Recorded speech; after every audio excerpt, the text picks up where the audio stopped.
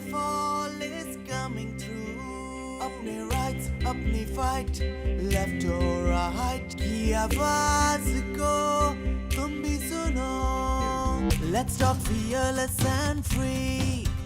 फिर गूंजे अपनी unity.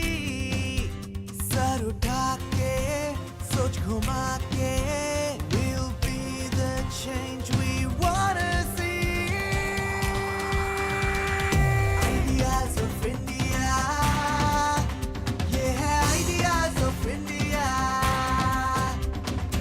Ideas of India. Yeah, ideas of India.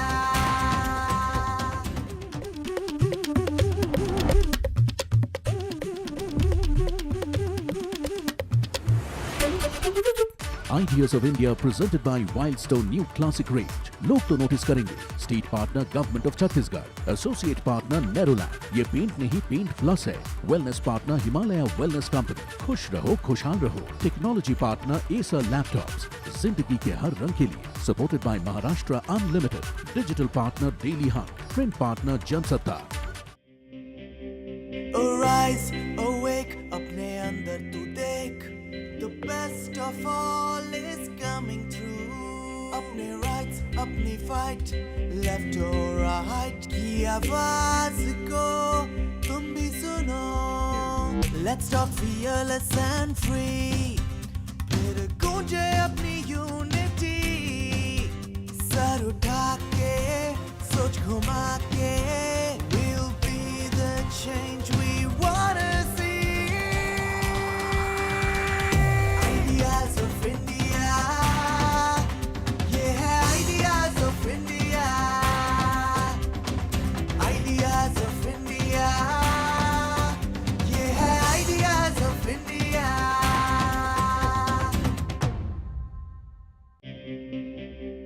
Arise, awake, अपने अंदर तू देख. The best of all is coming through. अपने rights, अपनी fight, left or right की आवाज को तुम भी सुनो. Let's talk fearless and free. फिर गूंजे अपनी unity. सोच घुमा के, we'll be the change we wanna see.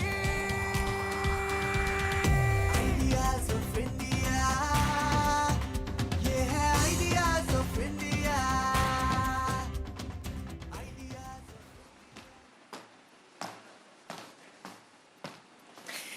Namaskar, ladies and gentlemen, and a very warm welcome. On behalf of the ABP network, it is my absolute privilege to greet you all at this unique platform for an exchange of forward-looking, constructive ideas. India, at the verge of completing 75 years of independence, stands at a very unique juncture today, where we not only need to celebrate the glories and achievements of the past years, but also reflect upon the goals that remain unfinished. And even more importantly, we need to build the path that will take us, all of us, forward and make our country thrive. Now, as we start our conversations today, the one question I want you to think about is, what is India? Really, what is India? Yes, it is our motherland, but there is no single, straight, uncomplicated answer to that question, because India is not one, but the ideas of India are many. And those ideas are exactly what we will be focusing on today and tomorrow. We'd like to take a moment here to thank our partners for this event: presenter, Wildstone; state partner, Government of Chhattisgarh; associate partner, Nerolac Paints; wellness partner, Himalaya Wellness Company; technology partner, Acer Laptops; supported by Maharashtra Tourism; print partner, Jansatta; digital partner, Daily Hunt; OOH partner, Apar Advertisers. Ladies and gentlemen, a round of applause for our partners. We really appreciate your support. To start off proceedings for the first edition of this annual summit, I'd now like to invite on stage ABP Network CEO Avinash Pandey for the inaugural address. Welcome, Avinash.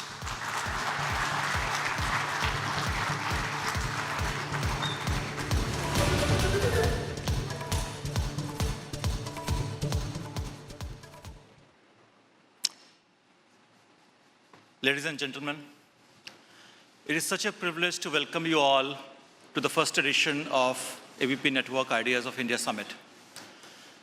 We could not have chosen a better year to launch this meeting of some of the finest minds in India and elsewhere. It is the 75th year of India's independence and 100 years of ABP Group. What a great occasion to look back and look forward. It is also a year in which we have already had a third wave of COVID, the threat of a third world war, and what an eventful election in 5 states of our country. Internationally, we are witnessing the decline of American exceptionalism, the rise of Chinese economy, the emergence of Russia's Tsarist dreams, and a curious space race between global billionaires. We are living in the age of uncertainty and anxiety, but also unprecedented prosperity coupled with philanthropy. COVID-19, an extraordinary degree of climate change, and a series of political upheavals across the world have shaken our faith in the things we held so true. The end of history, as we say it, is near. Communism, fascism, and has been conquered. The world was not free to embrace liberal democracy and the market economy. Well, we all know of how that turned out. We are at the moment of our history where everything is contested. In many ways, that is as it should be. The hallmark of an ancient continuing civilization that we are, a young, raucous democracy that we have become, is the debate about ideas. These ideas can range from sustainable development to economic growth, cultural inheritance, to online education, social equity, and index of happiness. At ABP Network, we believe what India believes in. That is a dialogue of decency, an exchange of arguments, in what our one Prime Minister famously said, that there should be Adan Pradan. Well, while we believe in numbers, but we also believe in doing the right thing. We don't only go by TRPs, but by touching people's heart.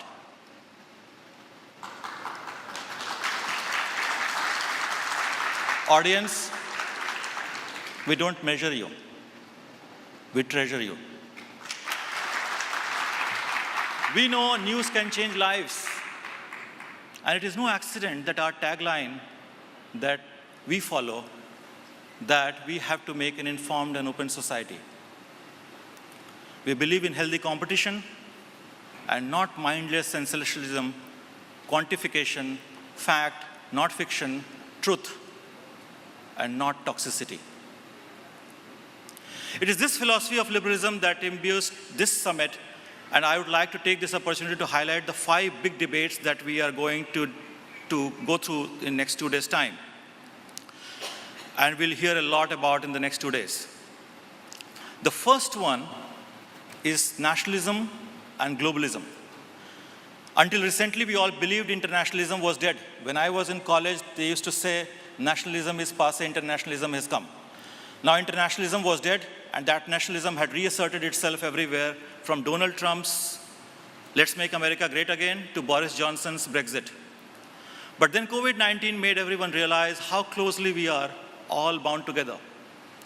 Looking beyond national borders is the only way we'll be able to solve other global problems, issues, whether it is related to digitization, climate change, artificial intelligence, or economic inequality.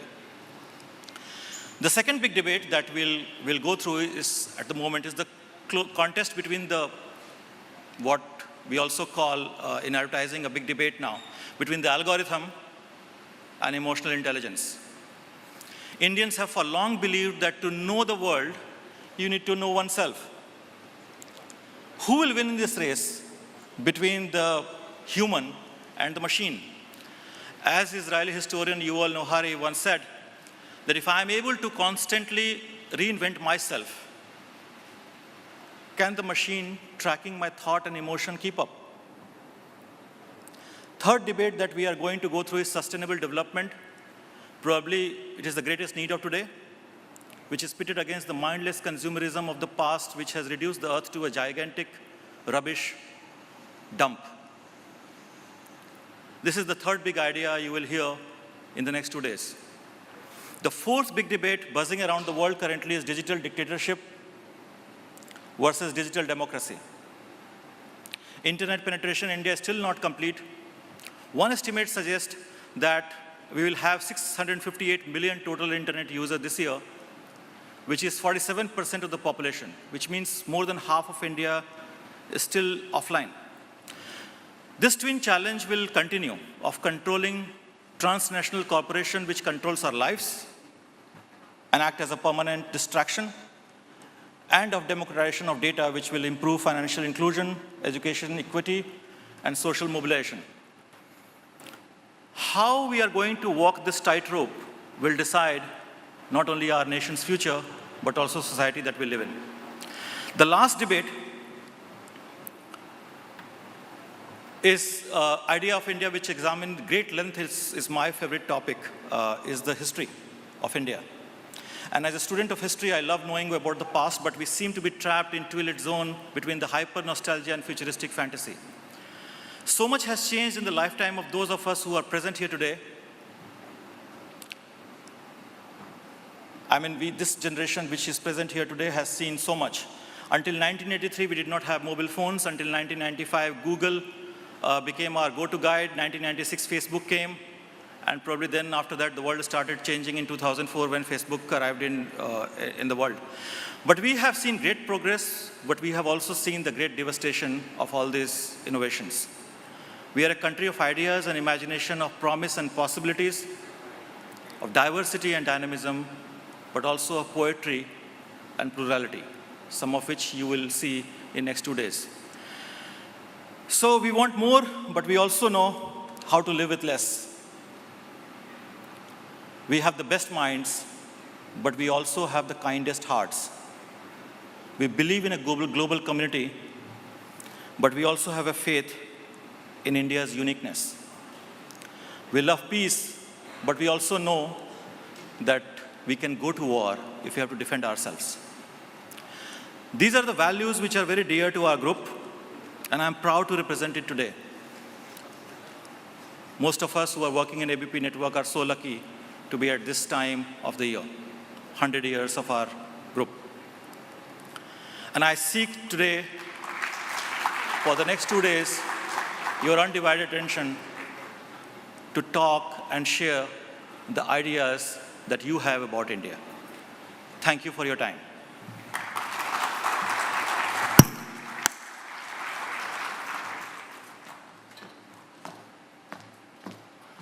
Thank you very much indeed for those words. And I think we picked up a life lesson there. Let's develop an attitude where we don't measure, but we treasure. Well, that's certainly a life lesson. Now, ladies and gentlemen, all good things really start by invoking the blessings of higher powers. And today we want to pay a tribute to our motherland. She has nurtured us, nourished us, and protected us.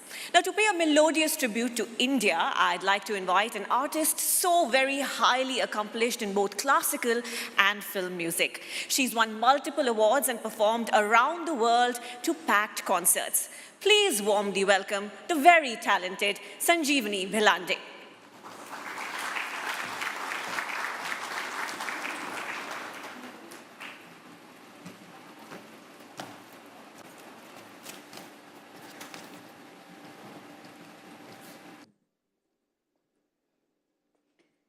नमस्कार। भारतीयता के गौरव में बंकिम चंद्र चट्टोपाध्याय जी का लिखा हुआ गीत प्रस्तुत करने जा रही हूँ, भारत रत्न लता जी का गाया हुआ, जिसमें बहुत खूबसूरत वर्णन है भारत माता का।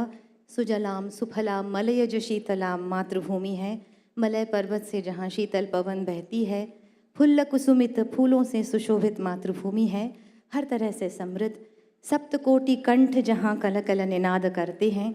जब ये गीत लिखा गया तब 7 कोटि भारतीय थे, अब शतकोटि भारतीय हैं, विश्व के हर कोने में हैं और अपनी मातृभूमि से बेहद प्यार करते हैं, उसकी रक्षा के लिए हमेशा तैयार रहते हैं। द्विसप्त कोटि भुजैर्धृत खर करवाले हो जाते हैं, दोनों भुजाओं में शस्त्र लेकर द्विसप्त कोटि हो जाते हैं। इतने सारे भारतीय जब हैं तब कौन है जो इस धरती को अबला कहता है? अबला कैनो माँ ऐतो बोले, सुहासिनीम सुमधुर भाषिणी मातृभूमि हैं। कई भाषाएं हैं, सारी मधुर हैं। सुखधाम वरदाम मातृभूमि है, हमें सुख देती है, वरदान देती है, आशीष देती है और सबसे ज़्यादा हमें हमारी पहचान देती है। भारतवर्ष में जन्म पाना बहुत भाग्य की बात होती है। 5000 वर्ष के सांस्कृतिक परंपरा से घड़कर जीन्स हमें मिलते हैं। भारतीयता अनमोल है। विश्व में हम कहीं भी जाते हैं, हमारी भारतीयता हमारे साथ जाती है, फिर चाहे वो नमस्ते हो, साड़ी हो, चूड़ी हो, बिंदी हो या फिर लता जी की आवाज़ हो। तो आइए इस ideas of India summit ABP network के इस कार्यक्रम की शुरुआत भारतीयता को वंदन करके करती हूँ। वंदे मातरम।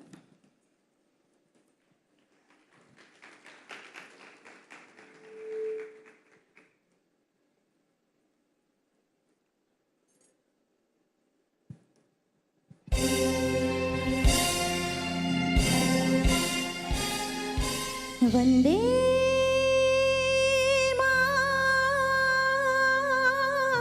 मातरम।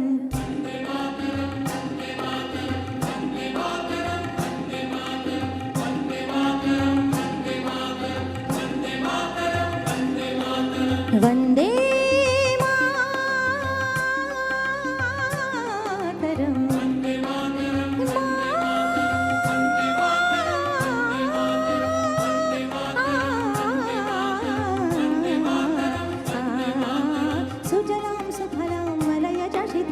सस्य श्यामलां मातरं वन्दे, हे सुजलां सुफलां मलयजशीतलां सस्य श्यामलां मातरं वन्दे, हे मातरं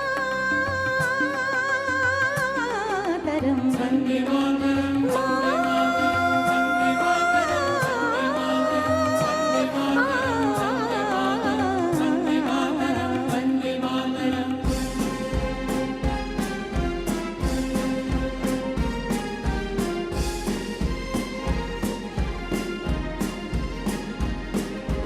शुभ्रज्योत्स्नां पुलकितयामिनीं कुल्लकुसुमितदलशोभिनीं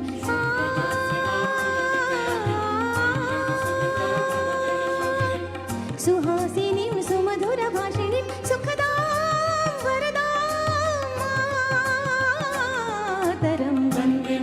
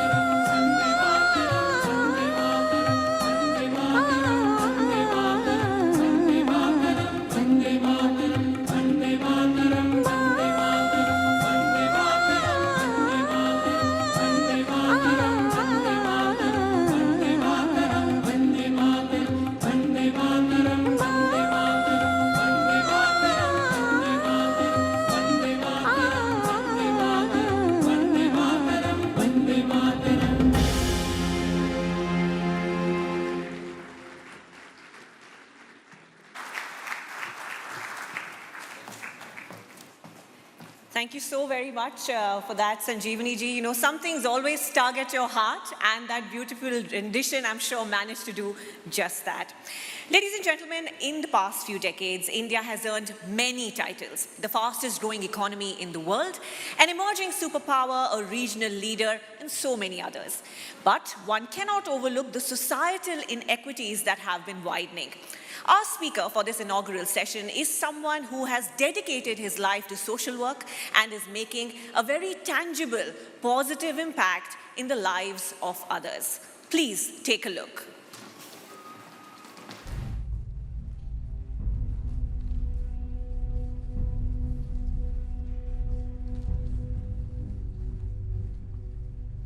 The Nobel Peace Prize for 2014 is to be awarded to Kailash Satyarthi for their struggle against suppression of young people and children.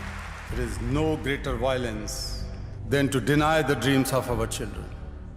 I refuse to accept that the laws and constitutions are unable to protect our children. Today is the time for every child to have the right to life. I refuse to accept that the shackles of slavery can ever be more stronger than the quest for freedom. I refuse to accept here.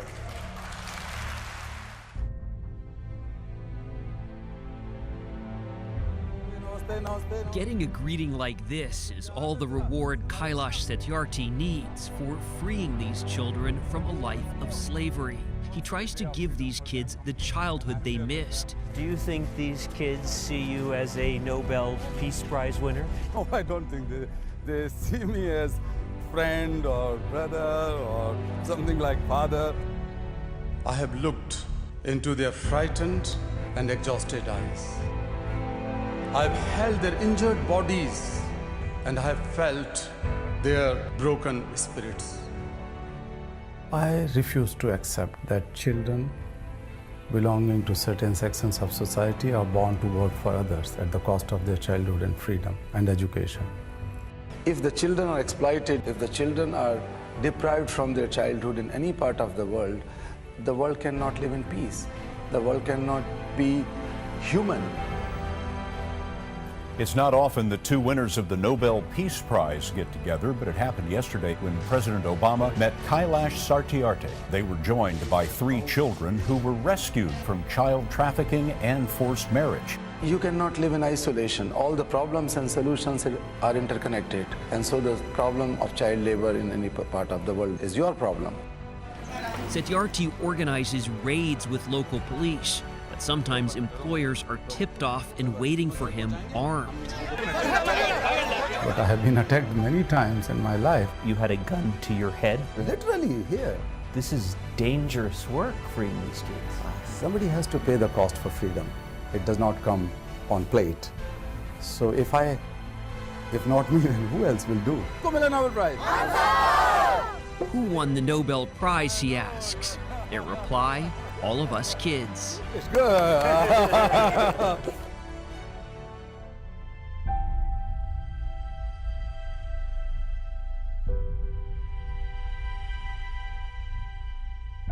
Every single minute matters. Every single child matters. Every single childhood matters.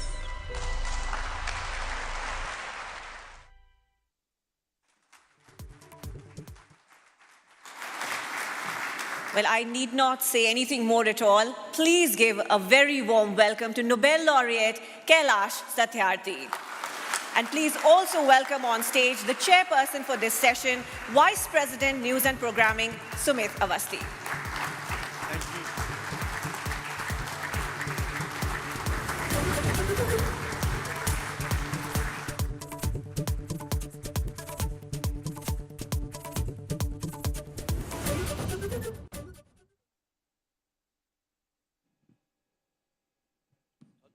बिल्कुल जोरदार तालियों के साथ एक बार फिर welcome करिए।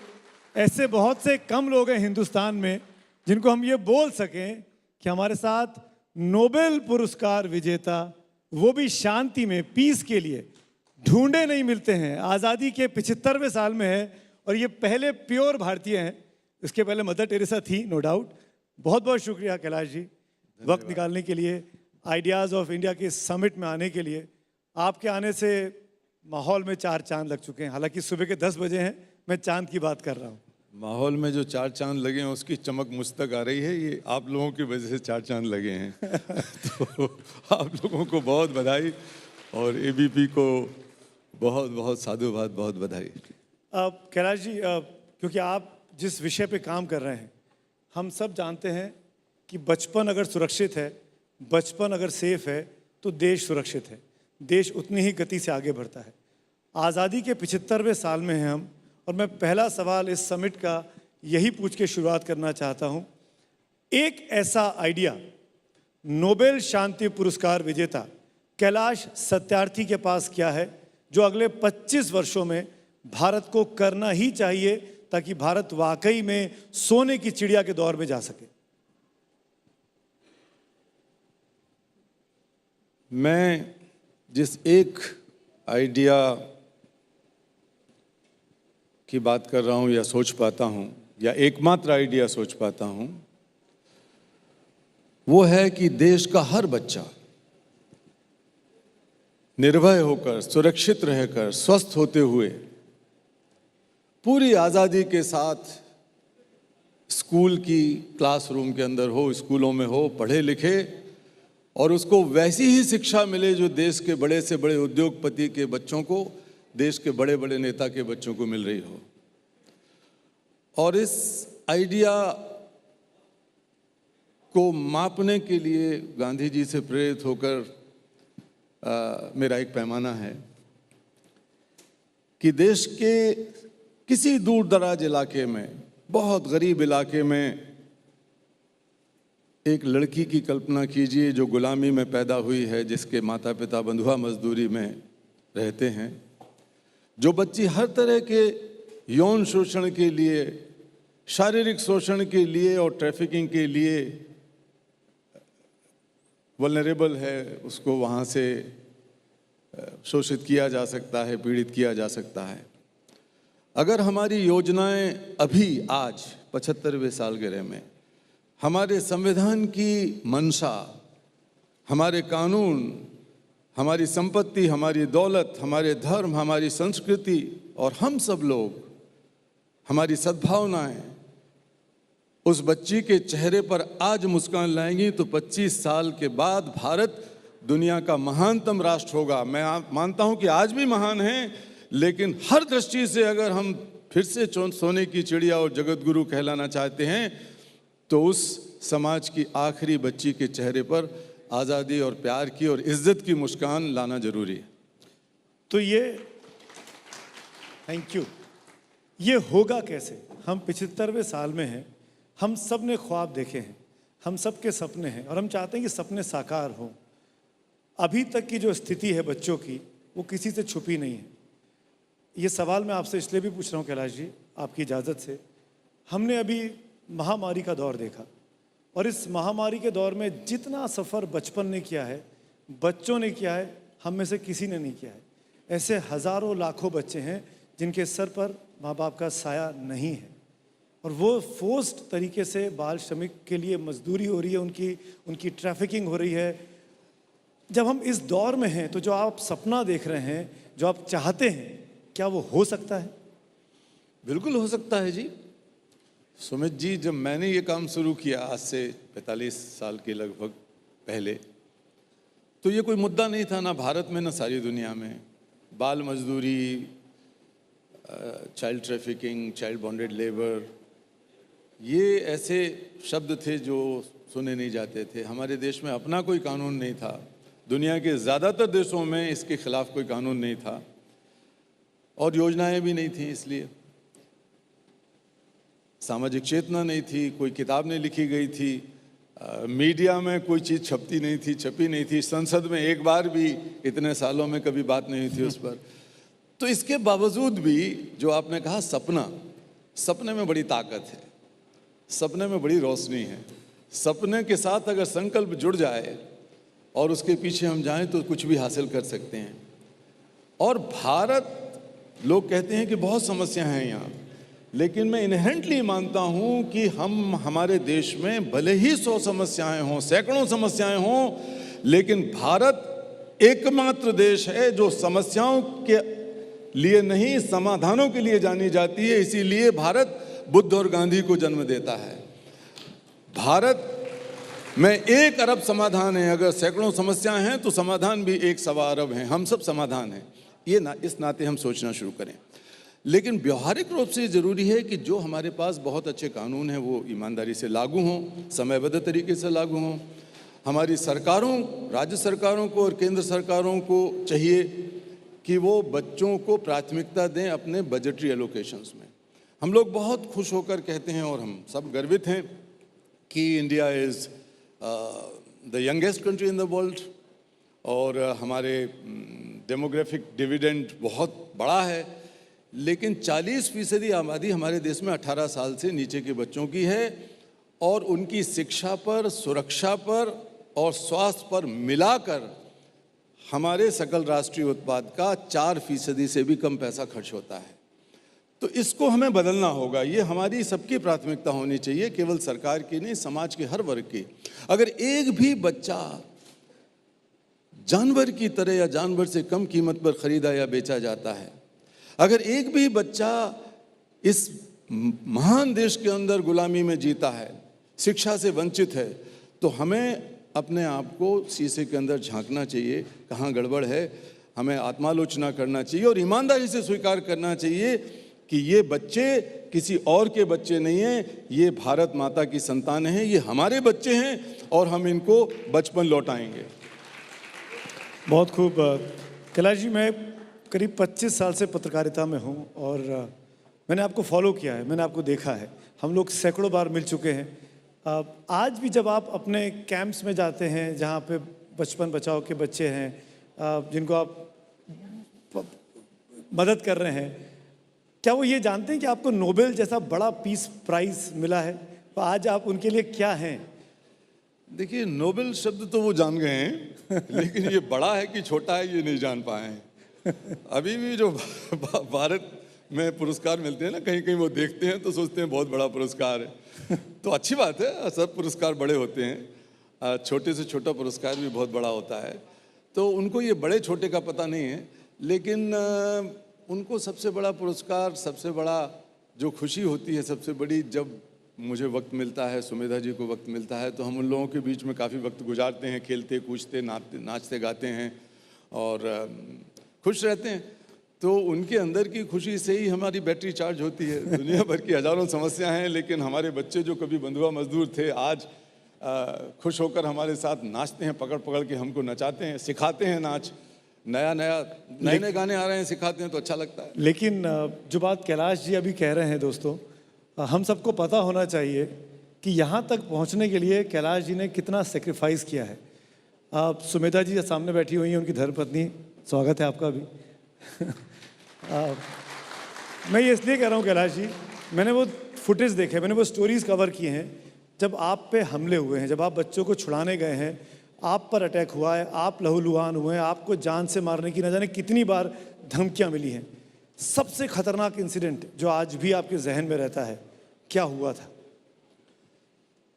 देखिए, खतरनाक तो बहुत सारे इंसिडेंट हुए हैं, लेकिन सबसे ज़्यादा पीड़ादायक वो क्षण था जब सर्वोच्च न्यायालय के एक फैसले को लागू कराने के लिए हम लोग जद्दोजहद कर रहे थे फरीदाबाद के पास के पत्थर खदानों में, और एक कार्यक्रम, एक बड़ा प्रदर्शन करने वाले थे। तब अचानक हमारे साथियों पर हमला हुआ और एक साथी की वहाँ हत्या हो गई, शहीद हो गया वो धूमदास। मैं जब वहाँ पहुँचा, वो पहले से जमा हो गए थे खदानों में, तो बहुत बुरी हालत में खून से लथपथ पड़ा हुआ था वो। फिर भी मुझे यकीन नहीं हो रहा था कि इस तरह उसकी हत्या हो जाएगी। खदान माफिया के लोगों ने हत्या कर दी थी। ये बात 1985 की है।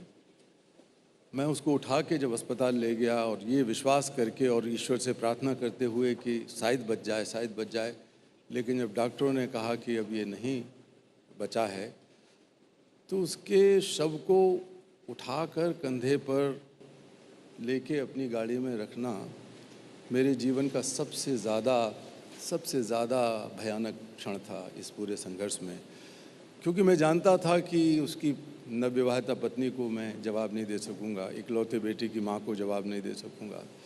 और पहली बार शायद मैं परमात्मा को इस बात के लिए भी कोस रहा था कि धूमदास की जगह मैं क्यों नहीं हुआ।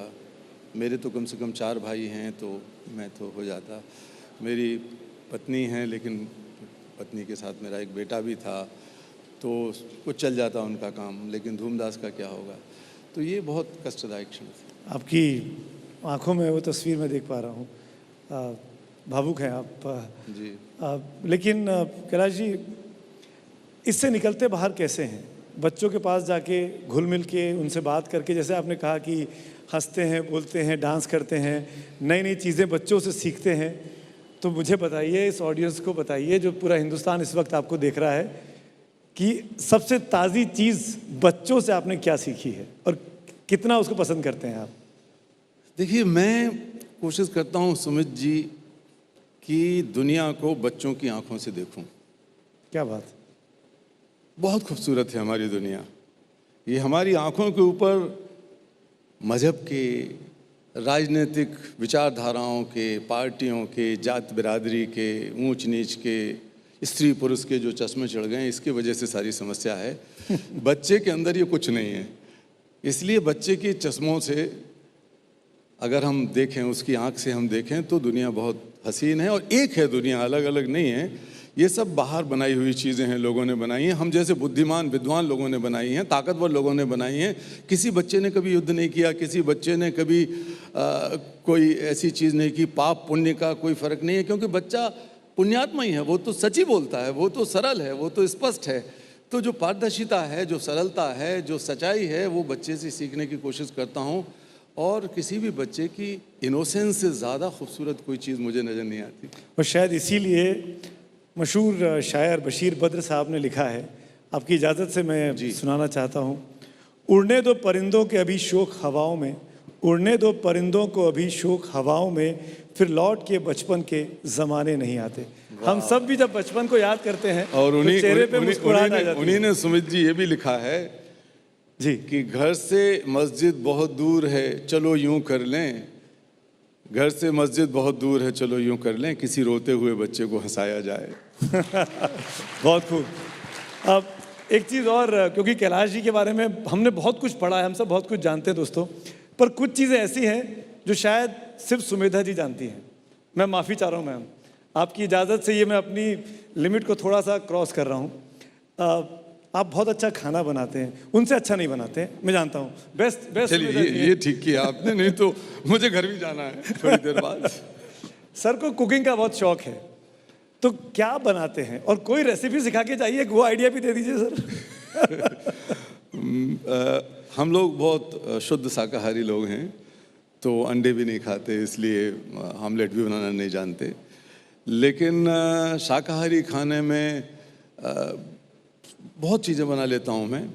और सुमेधा जी जिसकी तारीफ़ करती हैं, मेरे बच्चे तो सब चीज़ों की तारीफ़ करते हैं, लेकिन सुमेधा जी जिसकी तारीफ़ करती हैं, शादी से पहले मैंने उनको बना के खिला दिया था। हो सकता है कि उससे भी थोड़ा बूस्ट मिला हो उनके फैसले को। तो वो भरमा टमाटर जो है, टमाटर की रेसिपी, टमाटर के अंदर सारा एक छेद करके और उसके अंदर पनीर और अच्छी चीज़ें भर के, कई तरह के मसाले मिला के, और कुछ ड्राई फ्रूट भी डाल सकते हैं। तो वो जो बनाता हूँ मैं, और उसकी ग्रेवी, तो वो उनको सबसे अच्छी लगती है, इसलिए उसी ग्रेवी के बारे में मैंने बताया और उसी डिश के बारे में बताया। तो उसी से आपका दिल जीता। लेकिन कैलाश जी, ये सब बातें तो ठीक है, जब तक आप मुझे खिलाएंगे नहीं, मुझे कैसे पता लगेगा बच्चा बना? मैं आपको आमंत्रित करता हूँ और इसे कहते हैं अगर आप नहीं आए, सार्वजनिक तौर पर मैं सुमित जी को आमंत्रित करता हूँ कि मैं उनको वही रेसिपी खिलाऊंगा और इसके अलावा 3-4 और बनाऊंगा शाकाहारी खाना, और नहीं आए तो आपकी जिम्मेवारी। नहीं, मैं पक्का आऊँगा, आप बुला के तो देखिए। एक चीज़ और जानना चाहूँगा कैलाश जी, अब थोड़े से संजीदा विषय पर चलना चाह रहा हूँ वापस। अब नई शिक्षा नीति की बात हो रही है, सरकार एक 5+3+3+4 की बात कर रही है अब, और कह रही है कि अपनी मातृभाषा में पढ़ना चाहिए। इस नई शिक्षा, क्योंकि आपने बच्चों के लिए बोला कि शिक्षा की ज़रूरत है, इस नई शिक्षा नीति से कितनी मददगार अपने सपनों की हो सकते हैं जो हमको 25 साल के बाद हिंदुस्तान देखना है? मुझे लगता है कि ये नई शिक्षा नीति बहुत अच्छी है और बहुत सारे जो पुराने बायस थे, पुराने फ्रेमवर्क थे सोचने के और शिक्षा पद्धतियों के, उनसे आज़ादी देती है ये। और निश्चित तौर पर इससे बच्चों को स्वाभाविक रूप से विकसित होने का मौका मिलेगा। तो इसको लागू करने से फ़ायदा होगा आपको? निश्चित इसको लागू करने से फ़ायदा होगा और बच्चे ज़्यादा सीख पाएंगे उससे। कैलाश, अब ये भी मैं आपसे जानना चाहता हूँ, हमने अमूमन सत्यार्थी सरनेम सुना नहीं है, आपने सरनेम अपना छोड़ा, तो वो क्यों छोड़ा और उसकी वजह क्या थी, वो क्या जिद थी? वो मैं एक ब्राह्मण परिवार में पैदा हुआ जहाँ मेरे माता पिता भाई वगैरह सब छुआछूत मानते थे और मुझे बचपन से ही ये लगता था कि ये बात 60 साल पुरानी है, तो और ज़्यादा बुरी हालत थी। अब तो इतना नहीं है असर उसका, लेकिन पहले था। तो मैं गांधी जी से प्रभावित हुआ छुआछूत के खिलाफ, और जब मेरी उम्र 15 साल की थी तो मैंने कुछ नेताओं के भाषण सुने और बहुत बड़ी बड़ी बातें उन करते थे मेरे शहर विदिशा में। तो मेरे मन में आया कि एक भोज रखा जाए जिसमें जो मेहतरानी कहलाने वाली हमारी दलित माताएं हैं, बहनें हैं, वो खाना आके पकाएं, और ये नेता जो गांधीवादी हैं, गांधी जी की बात करते हैं, यही सबसे आगे रहेंगे क्योंकि ये तो पहले से ही क्रांति कर चुके हैं। मेरे मन में था ये, मैं नहीं जानता था कि कितना बड़ा फ़र्क है उनके बोलने में और करने में। तो मैंने एक भोज आयोजित किया अपने मित्रों के साथ। उस भोज में उन सबको बुलाया, उन्होंने हाँ कर दिया, लेकिन कोई आया नहीं। एक भी व्यक्ति हमारे उस खाने में नहीं आया जो खाना हमारी उन माताओं ने पकाया। बहुत दुख हुआ मुझे। गांधी जी की एक नए पार्क के सामने हमने एक बैठ के ये रखा था। मैं गांधी जी की मूर्ति के बगल में खड़ा था और मैं सोच रहा था कि कितना मजाक, कितना भद्दा मजाक है, गांधी जी के नाम पर बड़ी बड़ी बातें लोग करते हैं। ये बात अब सोचिए कि 50 साल पुरानी है। तो बहुत दुख में रोने लगा मैं। तभी मेरे, और खिचड़ी बनी हुई रखी थी, बनाई हुई, तभी एक माँ ने, जिसको लोग अछूत समझते थे, मेरे पीठ पर हाथ रख के कहा, बेटा तू क्यों रोकता है, तूने तो जो कर दिया वो हम सोच भी नहीं सकते, किसी ने किया नहीं, ये सब बातें करते हैं लोग, खाना खा बेटा। तो मैंने खाना उठा के खाया। घर आया तो पंडितों ने और सब लोग हमारे बैठे हुए थे, रिश्तेदार, जान पहचान के लोग, कहा कि इसको अब परिवार को देश जाति निकाला दे दो, या इनको जाना पड़ेगा हरिद्वार, वहाँ पर मुंडन करा के और गंगा स्नान और 101 ब्राह्मणों का भोज। तो मैं और फ्यूरियस हो उठा, मुझे बहुत और गुस्सा आ गया। मैंने कहा मैं ये नहीं करूँगा, चाहे घर छोड़ दूँ। तो अंत में फैसला हुआ कि इस लड़के को एक अलग कमरा दे दो और ये अछूत की तरह रहेगा। तो मैं कई वर्षों तक वहाँ रहा, एक कमरे में अलग से, और मेरी माँ रोती थी जब वो बाहर से मुझे अंदर खाना डालती थी या पानी भेजती थी। लेकिन मैंने भी बहुत कठोरता से अपने दिल को मजबूत किया, और तब मैंने सोचा कि ये मुझे जाति से क्या निकालेंगे, मैं ही अपने जीवन से ये जाति पाति सांप्रदायिकता का ये सब छुआछूत जीवन भर के लिए निकाल देता हूँ। और उसकी सरल शुरुआत थी कि मैं अपना नाम बदल के और उपनाम रख लूँ नया। तो सत्यार्थी नाम मैंने रख लिया। क्या बात, इंस्पिरेशनल स्टोरी है, और ये हम सबको ज़रूर इस तरफ सोचना चाहिए। हम लोग पूरी उम्र काम करते हैं नाम पाने के लिए, शोहरत पाने के लिए, इनाम पाने के लिए, लेकिन कैलाश जी उन लोगों में से हैं दोस्तों जिनको दुनिया का सबसे बड़ा अवार्ड मिला, नोबेल पीस प्राइज़, और उन्होंने छोड़ दिया। आपको पता है कि नहीं? वो अवार्ड कैलाश जी ने अपने पास रखा नहीं है, उन्होंने डेडिकेट कर दिया है। ऐसा क्यों और किसके लिए? देखिए, मैं पहले से ये मानता था कि आप जब तक कुर्सी पे बैठे हैं तब तक तो ठीक है, लेकिन कुर्सी आपके अंदर बैठ जाए तो सारा पतन शुरू हो जाता है दिमाग में। इसी तरह जो मेडल है वो बाहर रहे तो अच्छा है, लेकिन आपके दिमाग में बैठ के जम जाए कोई भी पुरस्कार तो फिर बुरा हो जाता है। तिजोरी घर में रखी रहे ठीक है, दिमाग में भर जाए तिजोरी तो गड़बड़ है। तो जब ये हुआ तो पता लगा कि रविन्द्रनाथ टैगोर जी हमारे पहले, सब जानते हैं कि नोबेल लॉरिएट थे साहित्य के, और उनका पुरस्कार चोरी हो गया था, उनका मेडल। तो राष्ट्रपति जी से जब हम मिले, प्रणब मुखर्जी जी से, तो उन बहुत भावुक हो उठे। उन्होंने कहा कि भारत की धरती पर कोई एक नोबेल मेडल नहीं है, क्योंकि बाकी लोग तो सब विदेशी बन गए थे, तो ले गए अपने अपना जहाँ के थे। तो हमारे मन में आया कि ये मेडल राष्ट्र को समर्पित कर दिया जाए। तो हमने एक चिट्ठी लिख दी उनको, तो उन्हें भरोसा नहीं हुआ। और ऐसा कोई प्रेसिडेंट नहीं था पूरी दुनिया में किसी ने अपना नोबेल शांति पुरस्कार अपने राष्ट्र को समर्पित नहीं किया था। तो मैंने कहा कि ये तो भले ही ना किया हो, लेकिन कोई साधारण से साधारण भारतीय ये कर सकता है। मैं वो भारतीय हूँ और मैंने वो ले जाकर उनको सौंप दिया। और तब मैंने कहा कि देखिए, ये मेरे कारण नहीं है, जो भी मैं हूँ आज वो भारत की जनता के कारण हूँ। सुमित जी, आप जानते हैं कि आप जैसे पत्रकारों ने उस मुद्दे को हमारे साथ मिलकर उठाया, तो पत्रकारों का भी बहुत मैं कृतज्ञ हूँ, जिसके वजह से जो एक नॉन इशू था वो इशू बन पाया, जुडिशरी की वजह से, सबके वजह से।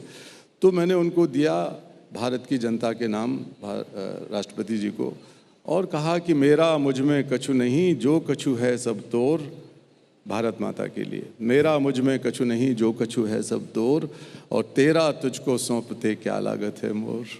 मैंने दे दिया।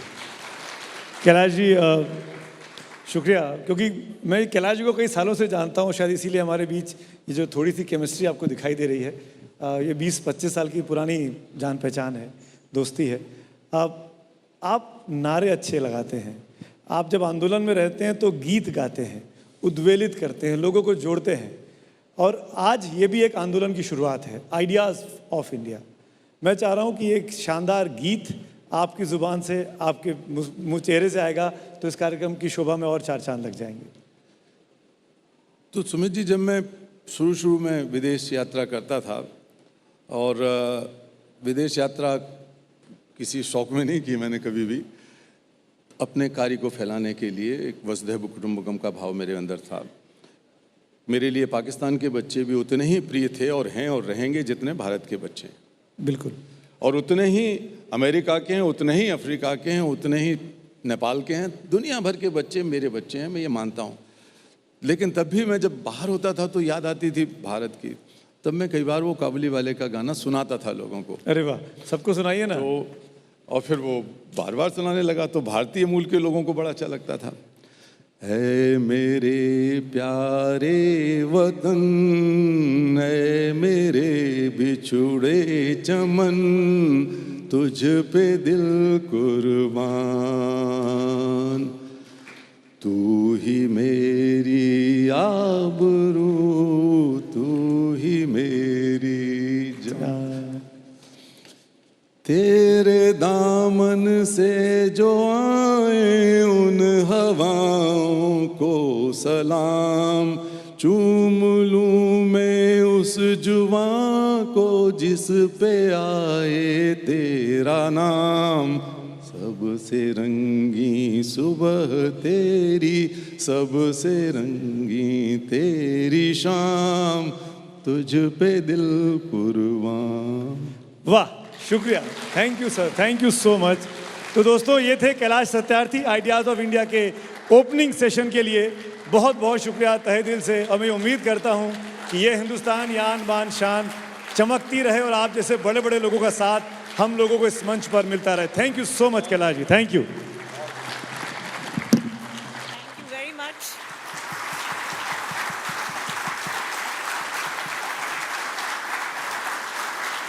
Thank you, Sumit. Kailash ji, आपसे रिक्वेस्ट करेंगे, please remain on stage. We'd like to present you with a small token of our gratitude for giving us time today.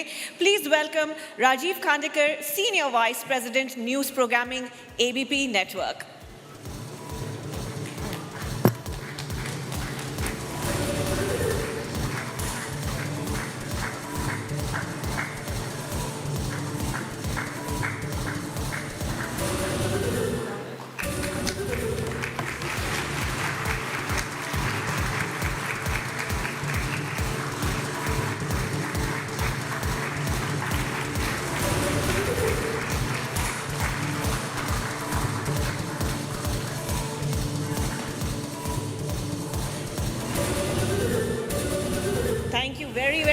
Kailash ji, जितने खूबसूरत आपके विचार हैं उतनी ही दिल को छूने वाली आपकी आवाज़ है. धन्यवाद. Thank you for giving us time. आपको छू लूं, मेरी आवाज़ ने आपको दिल को छू, हाथ मिला लूं आपसे. जी बिल्कुल. Thank you so much, sir, for giving us time.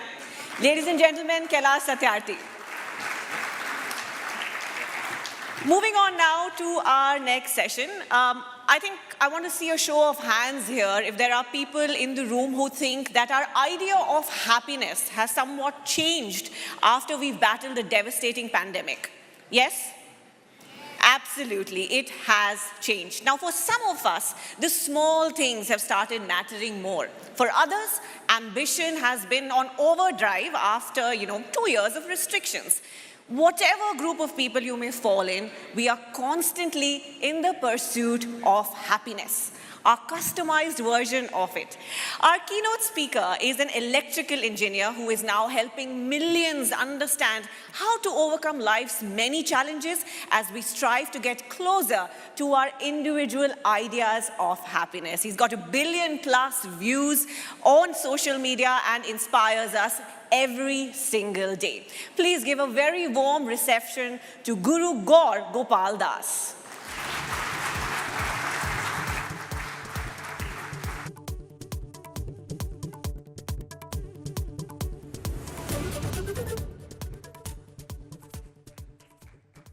Okay, good. Thank you. A very good morning to you, ladies and gentlemen. Doesn't look like you're very happy seeing me. A very good morning to you, ladies and gentlemen. We can do better, guys. A very good morning to you, ladies and gentlemen. Brilliant. That sounds brilliant. It's my great privilege, pleasure, and honor to be here this morning at this Ideas for India Conk Summit 2022. I, at the very outset, want to express my heartfelt gratitude to the ABP Network Group for giving me this opportunity to be a part of this fantastic summit and this conclave. So extremely grateful for being here with all of you this morning. And I'm sure you had a great session with Shri Kailash Satyarthi ji, and I'm sure you're going to have many more in today and tomorrow as well. This summit is organized on the occasion of Azadi Ka Amrit Mahotsav, the 75th year of independence for India. And I'm reminded of a very beautiful Sanskrit phrase that I often refer to, which is called Simhavalokanam. I remember I was in Mauritius and they took me to an adventure park and I was meant to be walking with lions there. And as I was walking with a lion, holding the tail of the lion in my hand, I saw a lion do something very interesting. The lion would look back every now and then. In Sanskrit, avalokan means glance and simha means a lion. Translated in English, simhavalokan means the glance of a lion. When the lion is moving ahead, moving forward, the lion constantly looks back. And when it looks back, it looks at where has it come? From where was it and how long has it come? What are the hurdles? What are the obstacles that it has overcome to reach where it is today? And then the lion keeps its eyes focused on where it is meant to reach from where it is now. 75 years of independence, and it's Simhavalokanam, looking back into the past to see where we were, where we are today, to look at what were the hurdles we have overcome, to see what has gone wrong, to see what has gone right, to repeat what has gone right, and refine what has gone right, to rectify what has gone wrong. And that's called Simhavalokanam. Well, Azadi Ka Amrit Mahotsav definitely deserves a celebration. But Azadi Ka Amrit Mahotsav also deserves deliberation. And if there's no deliberation along with celebration, we just live in those happy-go-lucky moments celebrating, say, oh, we did it, man. We have a whole future to come. And that's precisely what the idea of summits like this is. Celebrate what we've achieved, deliberate on what could have gone wrong, what is going wrong, and strategize for the future in whatever space we're talking about. Of course, the subject that I was asked to speak on is the pursuit of happiness. How many of you guys fly? Oh, I don't mean fly as a bird, as in fly on a plane. And how many of you guys can, with hand on your heart, say that the takeoff of the flight is not in our control at all? I was flying from Moscow, Russia to Ukraine, Kiev, not today. 2005. And I was flying on an airline called Aeroflot. What an airline, I must tell you. Tough competition to Air India, trust me. Of course, Air India today is a different equation. I come on board the flight, I settle myself down in the seat, and the stewardess comes up to me and says, "Welcome on board, sir, we guarantee takeoff." I said, "Landing, madam?" She said, "You're a monk, right? Pray." we can, with a hand on our heart, say that, well, the takeoff's not in our control. And what about the landing? The landing is not in our control as well. How many of you held the seat in front of you when the plane landed? Honestly. Most of us, as if it's going to save us. We've done it. The 3 biggest fears in the world today are your Wi-Fi signal is poor. Number 2 is your battery is dying. And number 3 is when you're watching Netflix, it's still loading, the Sudarshan Chakra, still buffering. But the 3 fears back in the day were, number 1 was the fear of public speaking. Number 2 was the fear of dying. And number 3 was the fear of flying. I guess that's why they call an airport a terminal, maybe. Possibly. Not too sure, possibly. Believe me, the takeoff and the landing of the journey is not in our control at all. Absolutely not in our control. And in between the takeoff and the landing is a lot of turbulence often. And funny enough, the turbulence is not in our control as well. Can you imagine 3 important aspects of the journey are absolutely beyond our control? The takeoff, the landing, and the turbulence. But what we do have in our control when we fly is the choices we make on board the flight. Nobody can control what you do whilst you're on the flight. Nobody can control. Nobody can program you for that. You have a free will. You have a choice. And you can choose.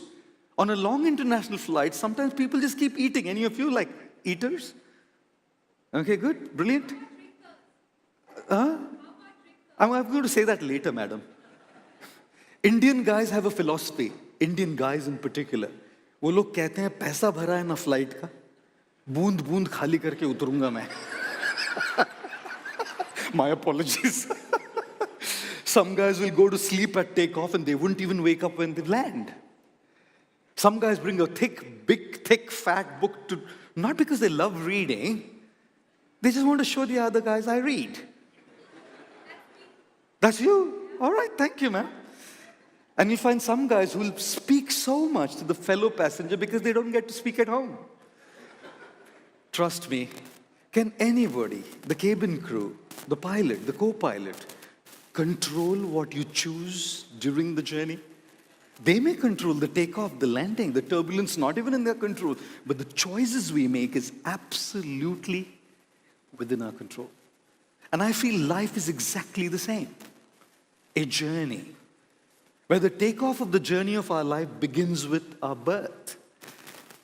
And the takeoff of the journey of our life is not in our control at all, is it?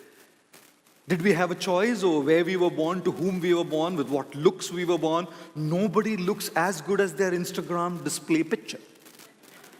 And nobody looks as ugly as their Aadhaar card picture. Just happens to be the truth. We didn't choose our looks, we didn't choose our parents, we didn't choose our socioeconomic status, we didn't choose the community we were going to be born in, we didn't choose the bloody city we were meant to be born in, we didn't choose the country we were meant to be born in, we didn't choose any of those things. The takeoff of the journey of our life was absolutely beyond our control. And the landing of the flight, which is represented by death, is not in our control as well unless we decide to emergency land our plane and take matters into our hands by attempting suicide. But otherwise, even death, landing, is not in our control in the natural course of events. And guess what, ladies and gentlemen? In between takeoff and landing, birth and death, there's a lot of turbulence. A lot of bloody turbulence that happens. A lot of upheavals that happen in our life. Personal upheavals, emotional upheavals, financial upheavals, social upheavals, political upheavals. So much going on in the world, so much going on in our lives, so much going on around us. And medical upheavals, if I might use that term, the pandemic. I mean, can you imagine, for the first time in the history of the world, we were told stay away from positive people. Whoever told us that? One of my friends comes up to me and says, in the last over 18, 20, whatever months, my hands have ended up consuming more alcohol through sanitizers than my liver did in my entire lifetime. Trust me, so many upheavals. There's always going to be a stimulus. There's always going to be a trigger. There's always going to be a cause. There's always going to be a reason to ruin your happiness, to ruin your joy, to ruin your peace. Every single day of our life, we're going to have triggers to keep us disturbed. While you're sitting here, you might receive a message which is going to disturb the entire day for you. Whilst you're sitting here, and looking at the markets and your stock prices and how your stocks are faring, you might get the most disturbing news that the stocks you invested in is going down, sinking down. Is there going to be a single day? Is there going to be a single day in our life that there won't be turbulence, there won't be triggers, there won't be stimuli, there won't be causes, there won't be reasons, there won't be issues, there won't be problems that we're going to go through? It's not going to be a single day, guys. इसलिए मैं कई बार कहता हूं, जिंदगी है ना जनाब, जिंदगी है ना जनाब, तकलीफ तो होगी ही, वरना मरने के बाद ना जलने का भी एहसास नहीं होता. Can't even figure out. मौत को लोग यूं ही बदनाम करते हैं जी. तकलीफ वैसे जिंदगी से है, मरने से नहीं. Once and done. Death once and done. Life every day. I was walking at Oxford Street in London, and there's a guy walking in front of me. He was wearing an incredible t-shirt. I love watching t-shirt slogans. They're funny sometimes. He's wearing a t-shirt and it said, "Do not disturb." And underneath in bold letters was written, "Already disturbed." Like, what do you disturb a disturbed guy? There's always going to be problems, issues, challenges, worries, anxieties, negativities. That's the kind of world we live in. Which is precisely when we talk about pursuit of happiness, we're talking about how can we effectively navigate through those problems. How can we effectively handle those issues? Problems happen. Happiness, you have to make it happen. Anger happens. Peace, you have to make it happen. Hatred happens. Love, you have to make it happen. Negativity happens. Positivity, you have to make it happen. Anxiety happens. Freedom from stress and anxiety, you have to make it happen. Guys, problems happen. Happiness, you have to make it happen. Happiness won't happen automatically. We will have to take the responsibility to choose happiness. People who are smiling doesn't mean that they're going through the best moments of their life. It's just that they've chosen to face it in the right spirit. People who seem to be happy, it's not that everything's going great in their lives. It's just that they have a very high TQ.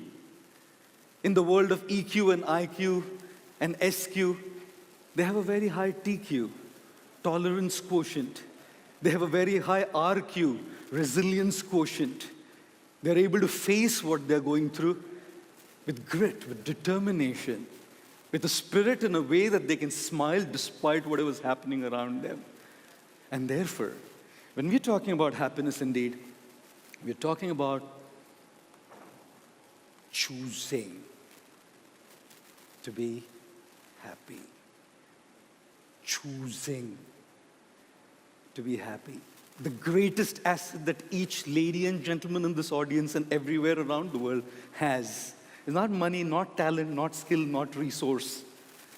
The greatest asset they have is their ability to choose. ability to choose and craft the kind of life that they want. We are sculptors of our life. We are architects of our life. No building, no structure happens automatically. Good structures are designed by good architects. Good sculptures are made by good sculptors. And good lives are designed by human beings who have an understanding of how to craft those lives effectively. Otherwise, well, another life led.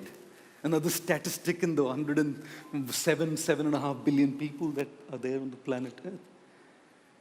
And which is why when we're talking about happiness, it is a very crucial principle to remember that we need to take collective and individual responsibility for being happy.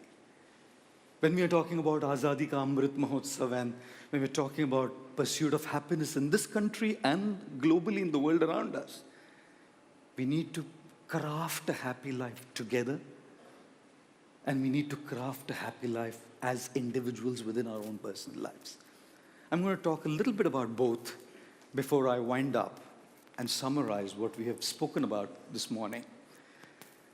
I remember I was in Los Angeles and a friend of mine from Denmark came up to me and handed me a book. It was a very interesting book. The book was called Happy as a Dane. Look it up if you like to ever. If you ever get a chance to pick up the book, it's called Happy as a Dane. And it's about 10 reasons why Danish people are the happiest in the world. And what I loved about the book was they didn't just put the responsibility of your happiness on you. Yes, it's my responsibility for sure. But it spoke about a collective responsibility of crafting a happy nation, a happy community, a happy society.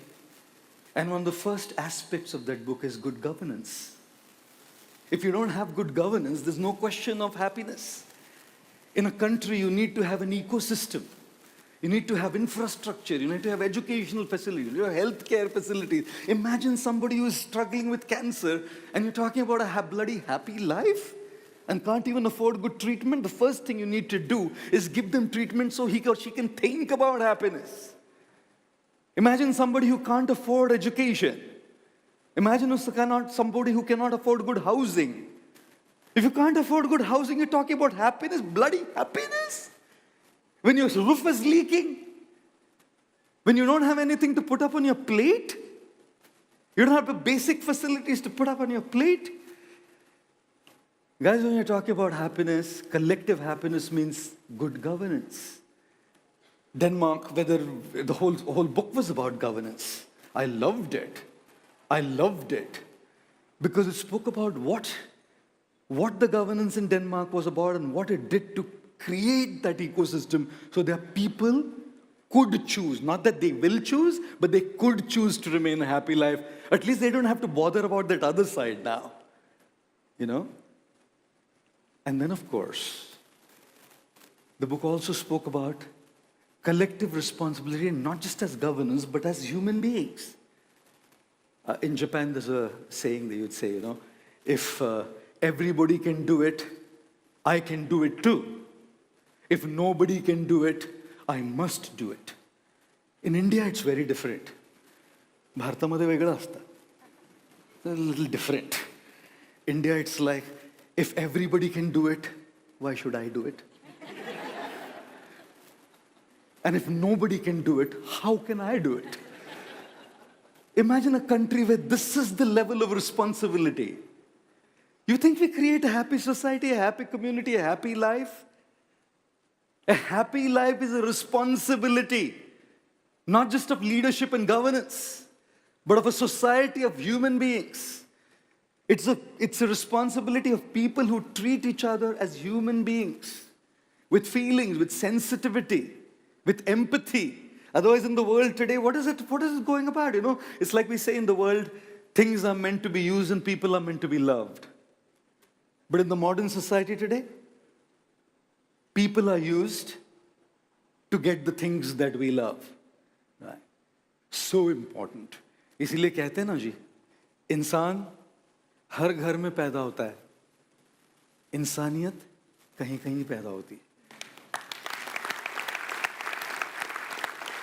आज हमें इंसानों की नहीं, इंसानियत की जरूरत है. Chuck out this religious stuff if we can't live by humanity. If we cannot, I really do not think it works. Humanity is an absolute crucial aspect. My time's up. I'm going up on stage back again. I'll get back to it in the Q&A. Whatever I left, don't worry. I'll inform you about whatever I was meant to. Oh, thank you. Thank you so very much. I walked into the audience, so I didn't see the monitor. Thank you very much for that. Oh, thank you. I think you're going to get a rousing reception when I ask everyone sitting who's happy right now after hearing him. Oh, thank you.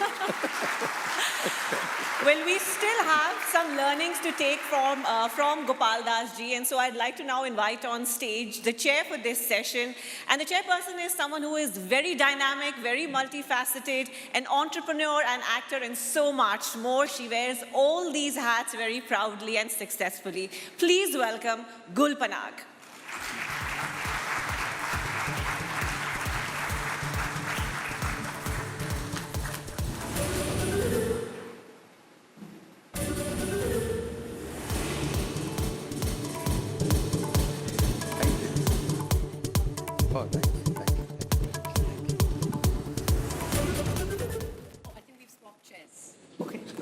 Because you came this way. I was standing there. My apologies. You came this way, so I just moved.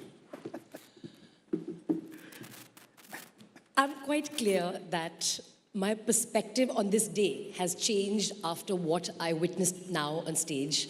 Thanks to you, Gopal Das ji, and also thanks to the little chat we had back in the room.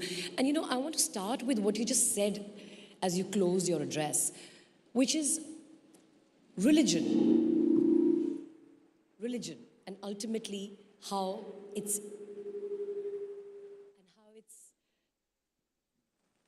do the mics matter? No, I don't think so. Okay. No, I think it's tuned that side.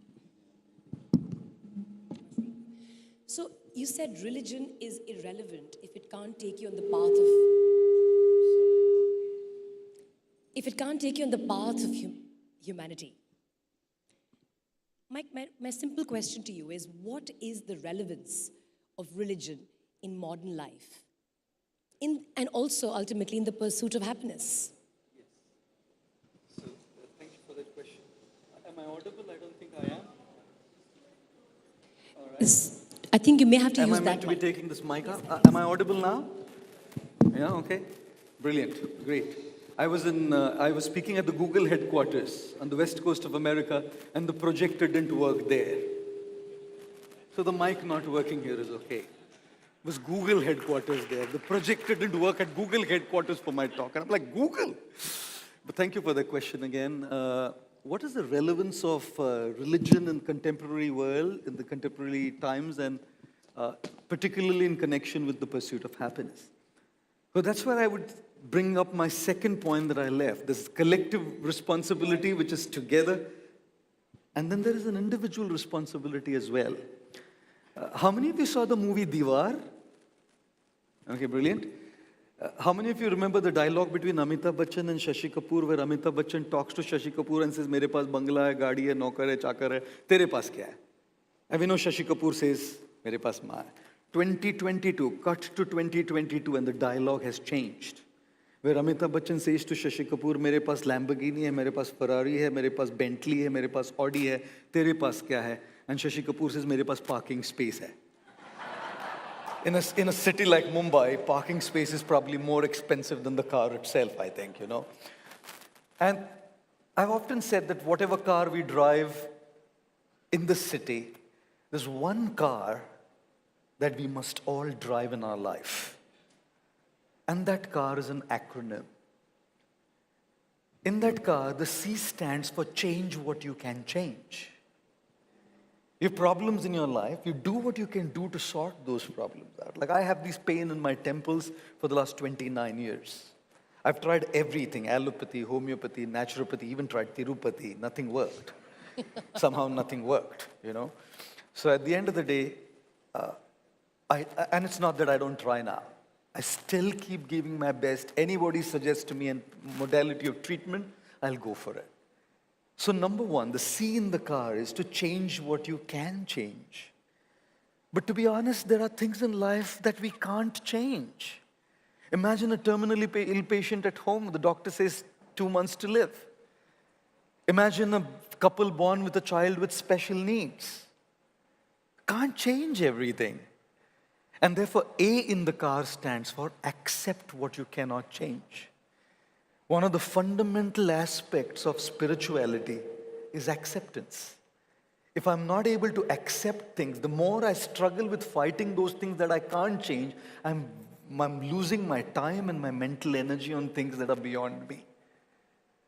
And therefore, to come to terms with the fact that this is how much I can change, but there are things that I can't, so the second aspect is acceptance. But there are also going to be things that are beyond my acceptance. I can't even accept them. Like I have a friend, and she got married, and in 6 months she found out her husband's gay. Now, I don't have any problem with anybody's particular sexual orientation. It's a very personal choice. But for her, to be in that relationship was extremely toxic. So then that brings us, she couldn't change it. He's hardwired. She couldn't accept it. That brings us to the third thing, which is the R in the car. And that R in the car is two things. The first aspect of R is to remove yourself from a situation that you can't accept. So for her, she didn't have any other resort, any other way out, but to remove herself out of that relationship. And she did. She did seek a divorce, and the divorce went through. But there are so many situations in our lives where you can't even remove yourself. There are people whom I know are working a job, and the bosses are like bloody toxic. But you can't get another opportunity. You're stuck there. You can't change the boss. He's who he is, or she is who she is. You can't accept them. You can't even remove. And there's so many such examples that could be given of a situation like that. Here, just an example of a toxic boss. And therefore, then the R stands for rise above what you cannot accept. I was in New York, and I was flying from New York to Chicago. Just the day before, me and my friend were walking. I live in Manhattan when I go to New York, and we were walking around, and we went to the One World Observatory, went up, and we watched it all. It was fantastic. We stood down at the massive building, humongous.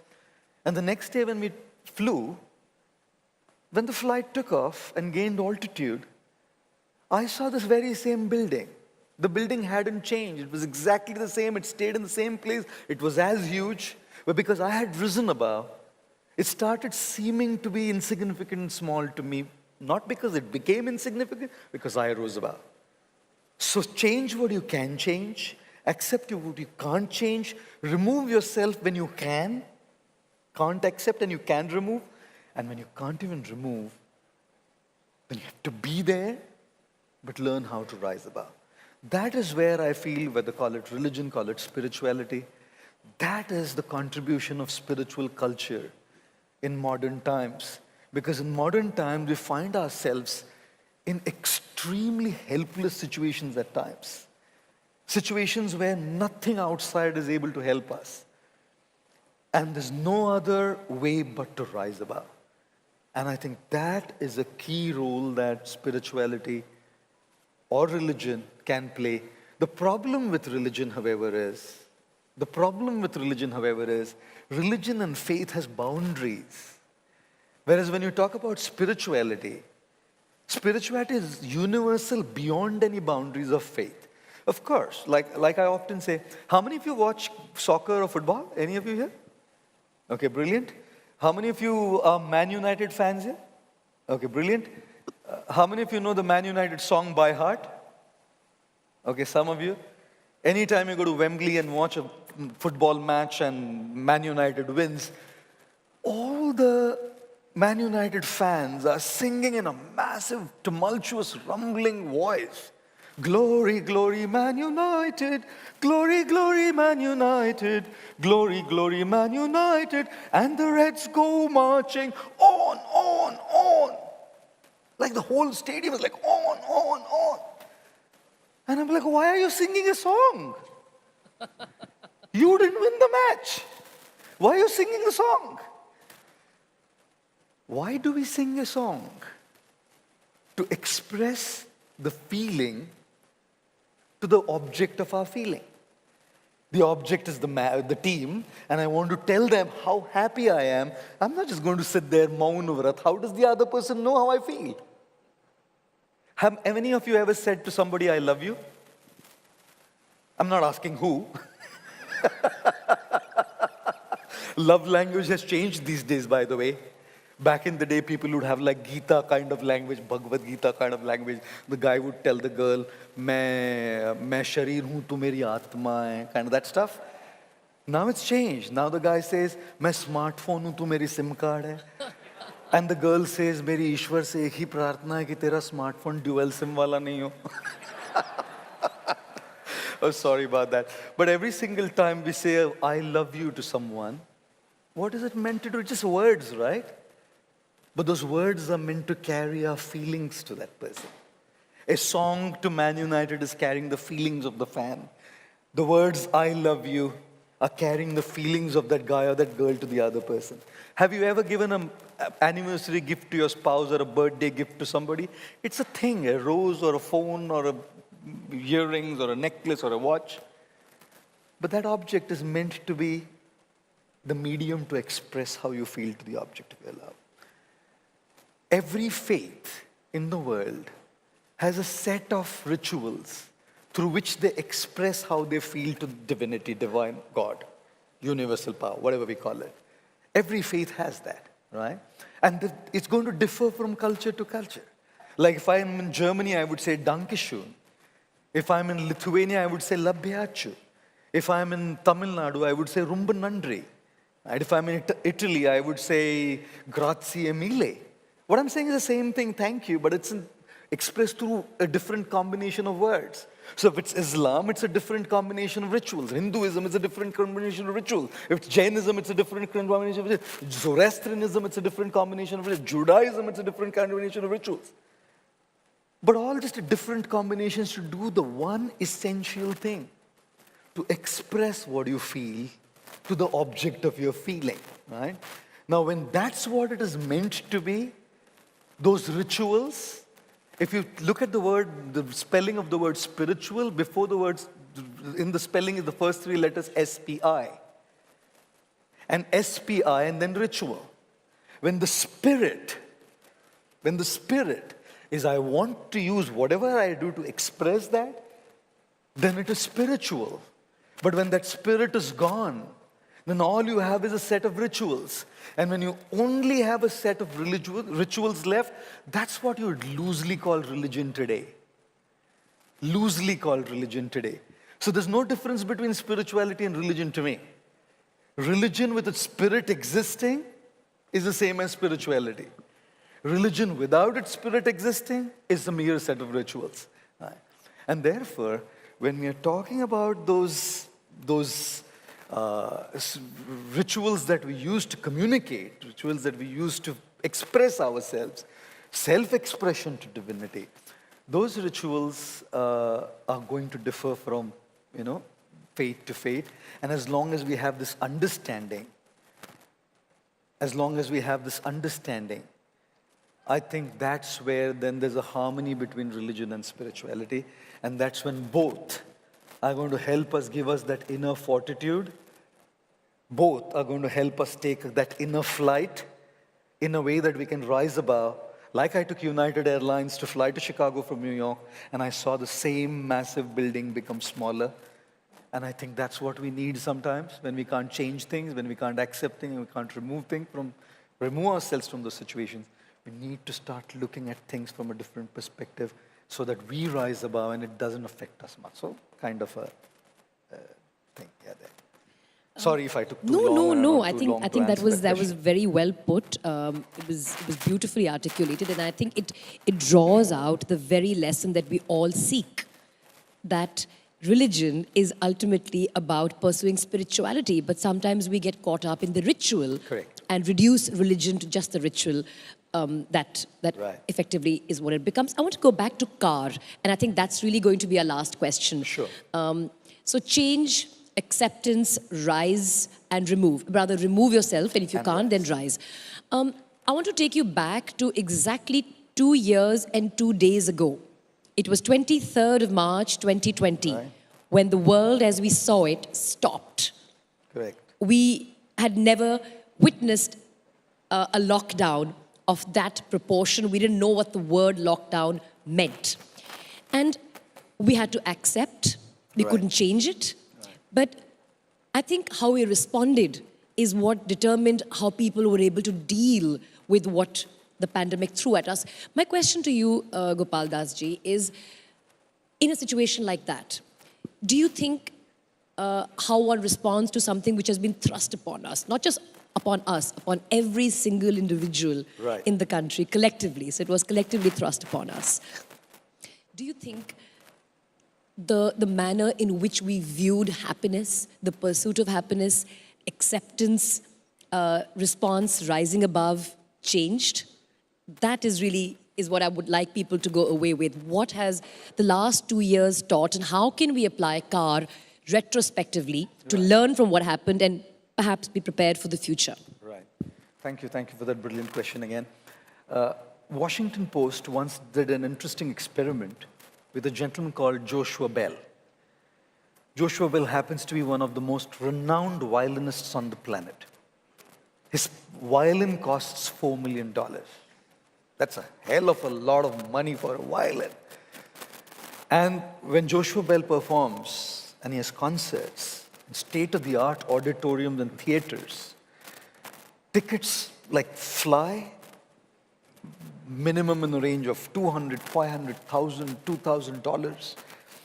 So Washington Post decided to have Joshua Bell change into like ordinary clothes, just put a hat on, and play violin, some of the masterpiece compositions in the world, in a subway.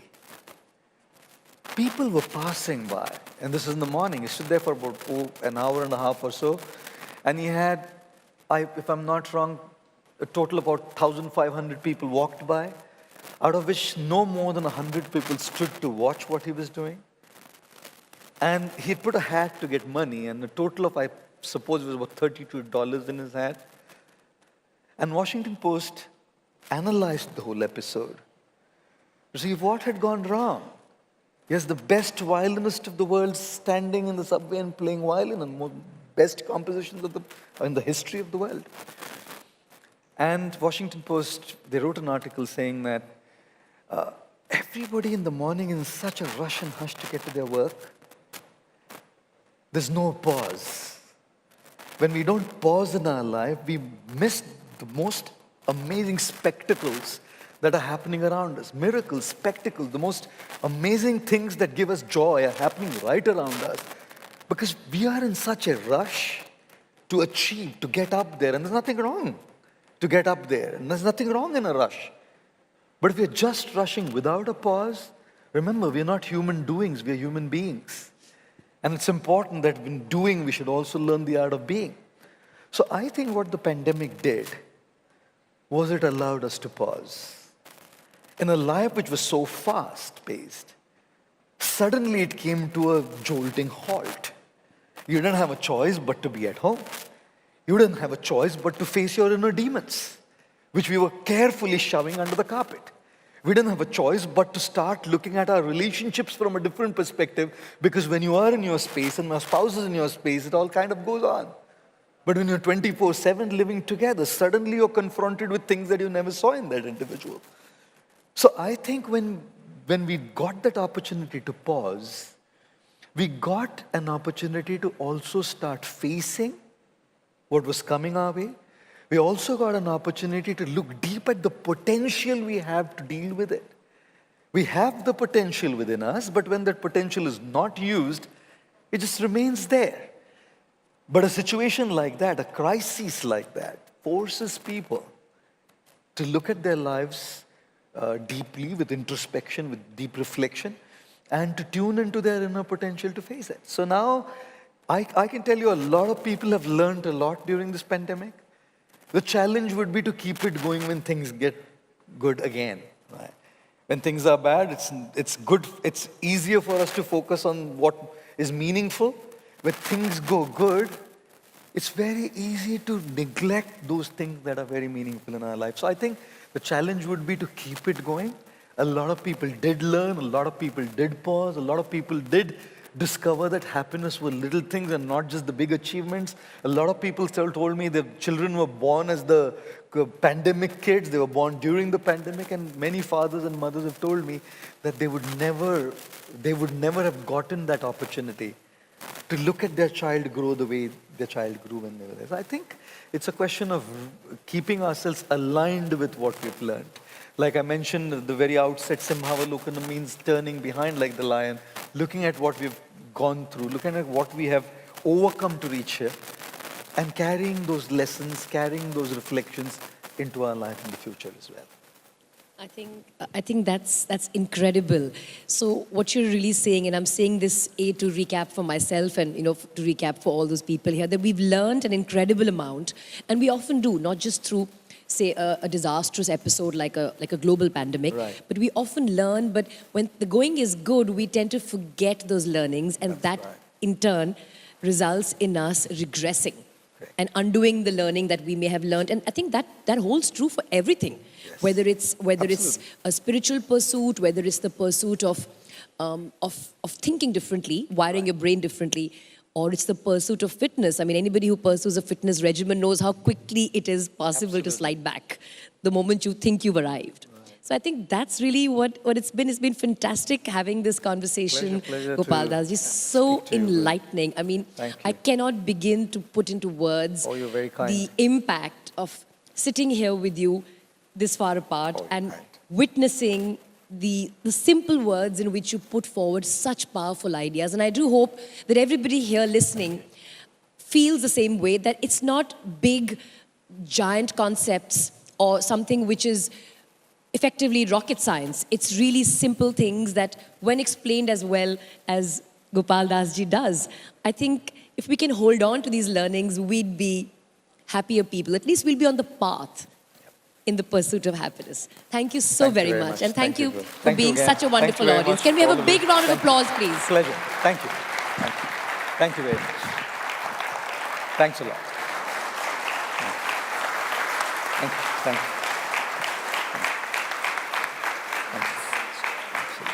Absolutely. Gopal Das ji, do stay with us on the stage as we now invite Shashi Sinha, Chairman of the IPG Group, to present a token of gratitude. May I request Mr. Shashi Sinha, Chairman of the IPG Group, to please join us. And Gul, thank you so very much for articulating those takeaways so well. And Gopal Das ji, you really have inspired us. And I think a lot of us will go away thinking that we need to choose our happiness every single day.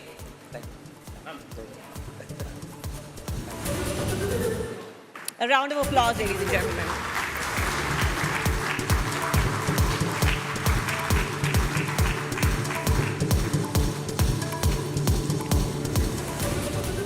Thank you so very much. Thank you, Gul. Ladies and gentlemen, we are now moving on to our next session. We often hear that there is no planet B. There really isn't one. Admittedly, nature is being harmed by humans at a much faster rate than we can actually make up for it. A report by Deloitte last year estimated that left unchecked, climate change will actually pose an even greater threat to lives and livelihoods, and the Indian economy could lose $35 trillion by 2070. Our next guest is someone who has proven that workable solutions to problems around sustainability don't need to cost a bomb. They don't always need deep pockets. They only need the intent, the determination, and innovation. I'd like you to give a very warm reception to Mr. Sonam Wangchuk, Innovator and Founding Director of Students' Educational and Cultural Movement of Ladakh. Welcome, Mr. Wangchuk, and once again, I'd like to invite the very articulate Gul Panag as the chair for this session.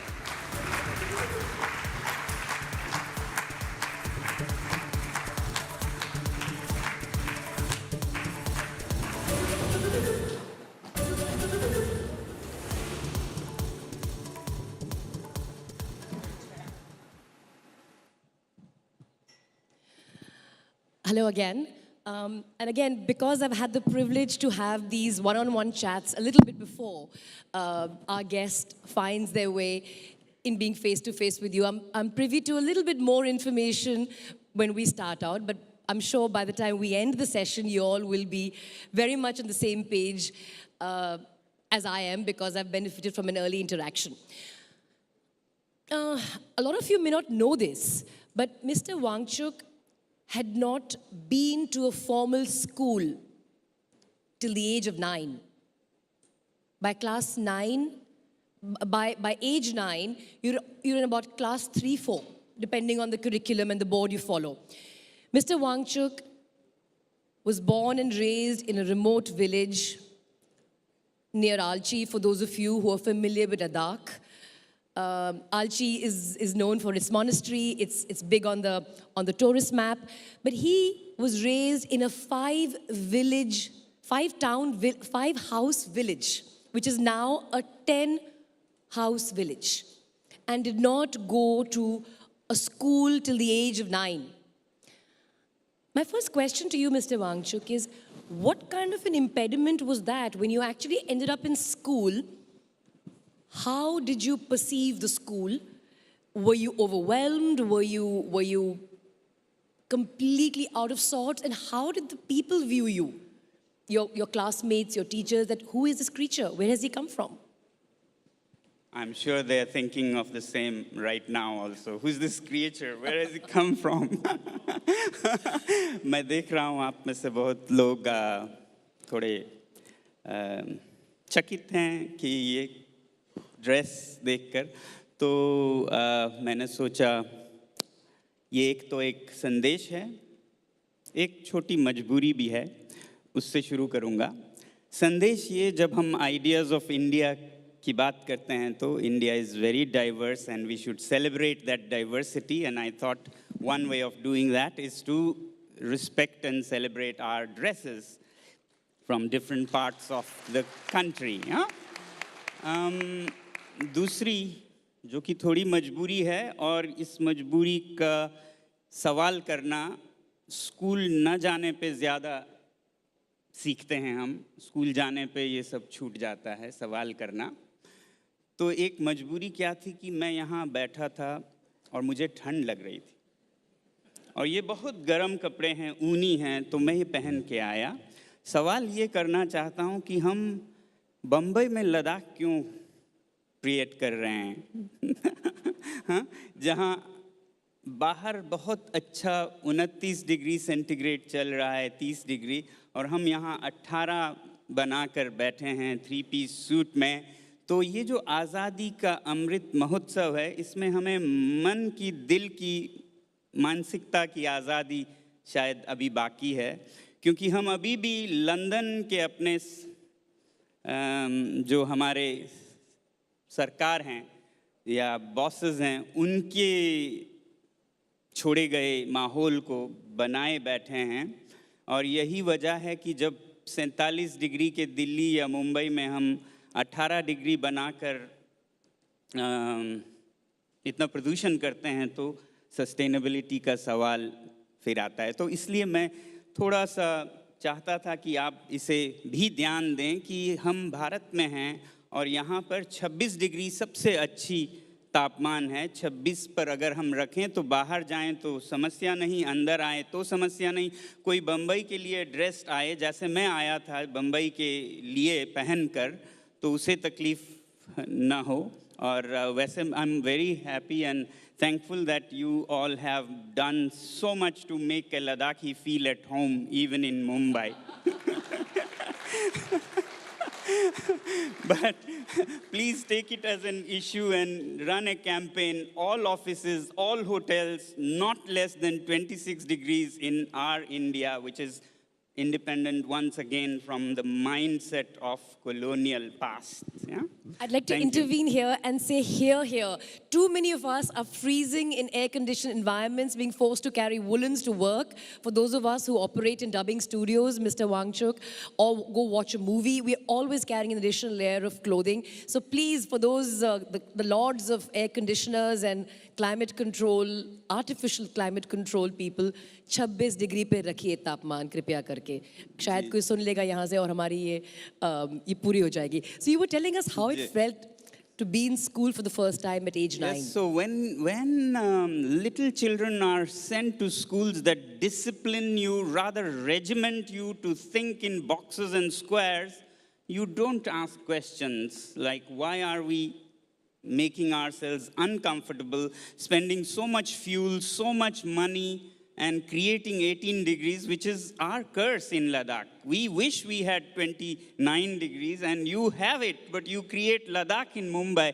So that questioning is what becomes a victim when you are schooled in the schools of the kind of schools that our children go. So luckily, very luckily, in retrospect, very luckily, I didn't have a school to go till 9 years of age, and that doesn't mean that we don't learn. You know, all these things of the phenomenon of nature, which is all in the books, whether it is science or maths, the best school is curiosity, you know, and not your big names in schools and the rich schools or so.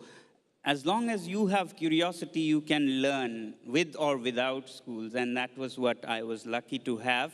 Thanks, I was nothing special. Every child is gifted with this great software of learning. If you want today's lingo, then the best learning software in the world is curiosity, and that is exactly what we kill in most of our schools. So for me, that was a great liberation not to have to go to a place that kills my curiosity, and the rest happens on its own. When you have curiosity, nothing can stop you from learning. If you don't have that, then the best of schools and best of teachers can't do much. So when I was finally brought to a school, actually it was the end of my happy learning. I had to struggle after that to learn, you know. So you could be learning from swimming in the Indus, climbing up the mountains and the apricot trees, and being on the farm, throwing seeds in the ground to see the roots go down and leaves unfurl without having to memorize L-E-A-F, leaf, and L-E-A-V-E-S, leaves, in an alien language that we don't even speak. I think you're being also very modest by not sharing that in the very first year that Mr. Wangchuk finally entered formal schooling, he went from class 1 to class 3 in 4 months, because he had learned so much conventionally from the conventional wisdom that comes as part of our indigenous culture. And you know, when we were talking about planting seeds and seeing the leaves come out, that is usually the age, you know, in class 1 and 2 that children are taught to experiment with germination. You put seeds and you put some pani and the green dal sprouts, and you learn that. He learned that firsthand at their farm at his village. You know, I want to just go away for 1 second. Well, I will add to that. The second great opportunity I had by not being in school was this great luxury which very few children get, to learn in mother tongue. So my mother taught me in my mother tongue, and that is a great foundation. आपकी मातृभाषा अगर मजबूत हो तो भाषाएं आपको 6 महीने लगते हैं. मुझे अंग्रेजी सीखने में कोई समय नहीं लगा, हिंदी सीखने में नहीं, फ्रेंच में नहीं. 6 महीने में भाषाएं सीख सका, क्योंकि मेरी मातृभाषा मेरी माँ ने बहुत मजबूत किया. तो मैं आज़ादी के अमृत महोत्सव पे कहना चाहता हूँ कि ये आज़ादी कब मिलेगी हमें, हमारे बच्चों को. ये एक बहुत ही महत्वपूर्ण बात मिस्टर वांगचुक ने की है. हमें एक तरीके से सिखाया जाता है कि हमें हमारी जो मदर टंग है, जो हमारी मातृभाषा है, उसमें सीखने की बजाय अंग्रेज़ी में सीखना चाहिए. क्यों आप पंजाब से होकर अंग्रेज़ी में साइंस और मैथ सीख रहे हैं? क्यों आप महाराष्ट्र से होकर, जब आपको मराठी में आपकी सारी बेसिक एजुकेशन होनी चाहिए, क्यों आपको सिखाया जा रहा है? और क्या हो रहा है कि उस लैंग्वेज बैरियर की वजह से बच्चे लैग करते हैं क्लासेस में. And I think mother tongue जिंदगी में लैग करते हैं, और मदर टंग में जो शिक्षा दी जाती है, अगर उस पर हम जोर दें, बाकी लैंग्वेजेस तो कभी भी एक्वायर की जा सकती हैं. पर क्यों हम एक हाइब्रिड मॉडल क्रिएट करने की कोशिश करते हैं कि अपनी लैंग्वेज को भी सीख लें, फिर बीच बीच में इंग्लिश में भी कर लें, फिर उन दोनों को हम मैरी करने के चक्कर में कहीं पिछड़ जाते हैं. So I think it's a very very important point you made there कि जो हमारी खुद की ज़ुबान है वो हमें नेचुरली आती है, उसमें सीखना बहुत आसान है हमारे लिए, चाहे वो भूगोल हो, चाहे वो इतिहास हो, चाहे वो साइंस हो, जो भी हो. और जब हम उसे अप्लाई करते हैं एक दूसरी लैंग्वेज में, वो लर्निंग प्रोसेस शायद स्लो हो जाता है. You know, Mr. Wangchuk and I have a small thing in common. इन्होंने अपनी काफ़ी फॉर्मल एजुकेशन जब इन्होंने शुरू की थी 9 साल की उम्र से, केंद्र विद्यालयों में की है. मेरी भी काफ़ी एजुकेशन केंद्र विद्यालय में हुई है. All KV students, anybody here, can you put your hands up? Okay, so very few, but केंद्र विद्यालय students. And मैंने 2 साल बिताए केंद्र विद्यालय ले में, लद्दाख में. और उस वक्त जब मैं वहाँ पढ़ रही थी, मेरे फादर आर्मी में थे, मुझे लद्दाख में बहुत घूमने का मौका मिला. और एक जो हमारी क्वार्टरली एक्सकर्जन हुआ करती थी, वो नुब्रा जाने की हुआ करती थी, खारदुंगला पास को क्रॉस करके नुब्रा जाने की. And we were talking yesterday, और इन्होंने मुझे एक बहुत इंटरेस्टिंग बात बताई जिसका ध्यान जो मेरे दिमाग में भी नहीं आ रही थी. और वो ये कि जब आप खारदुंगला क्रॉस करते हैं नुब्रा में डिसेंड करने के लिए, they used to be a metal bridge connecting two ends of a glacier 20 years ago. I mean, I began to go to Ladakh as a tourist sometime 20 years ago, every year after having, of course, lived there as a child. And वो जो bridge आज भी है, लेकिन it no longer connects two parts of a glacier. It's not even water anymore. There is nothing. It's just rubble and leftover eroded track of the glacier, and that's just in 20 years. Khardungla Pass, something we're all familiar with, it's the highest motorable pass in the world, etc., etc., etc. But climate change is real, and it's happening as we speak, and we were talking about this yesterday. And in fact, it was evidenced for the first time by the rest of the public in 2010, when Ladakh saw its first flash floods. Or what we thought were the first flash floods, and of course Mr. Wangchuk will tell us, it neither was the first flash flood, nor was it the last, and how it has now started a cycle of floods, cloudbursts and floods followed by droughts. So tell us about how this cycle has suddenly come out of nowhere, and how this, when you were talking to elders in your village, there was no memory of a cloudburst like this. So while we sit in an 18-degree hall in 30 or 40-degree Mumbai, or 2 days ago I was in Mongolia, it was minus 18 outside. It's not just us here. And I was sweating in the hotel at 27 degrees. Yeah? I don't know why we overdo, why Mongolia can't be happy with plus 18 of Mumbai, and Mumbai can't be happy with plus 27 of Mongolia. If they're happy there, why can't we be? I mean, I start doubting if human beings are rational animals. Maybe only the rational part needs to be taken off. The rest is fine. So, while we are doing this kind of ayashi, up there in places like Ladakh, glaciers are going away, and they are not going quietly. They are releasing, unleashing flash floods that wash away households, villages, farmlands. And yes, 2010 is what you may have heard, because roughly 1,000 lives were lost in that, and half of Leh was washed away. But I saw the first one in 2006, when I went and volunteered in this village called Phyang, where we have our alternative university now. Just as a volunteer, many families had lost their houses, farmlands, and even people. I asked, while helping them, an elder person, when was the last flash flood like this you have seen? And he started thinking and said, I've never seen one. I've only heard of such things from my ancestors or elders. And you know what? The next one was 2010. 4 years later, much bigger. And the next one was 2012. The next one was 2015. Another 2017. So the frequency has increased so much.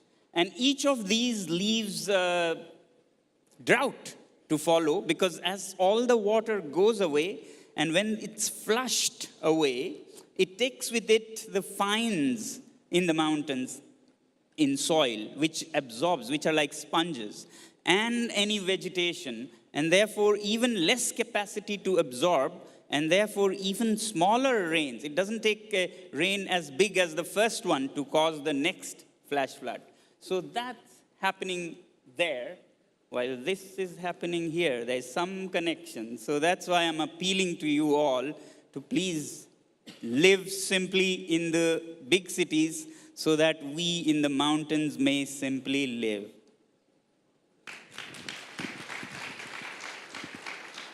I think that hits hard, that we should live simply in the cities so that the folks in the mountains who are actually at the forefront of climate change can just live. I think that really hurts you to the bone to realize that what we do could be impacting the lives of people who have nothing to do with these choices.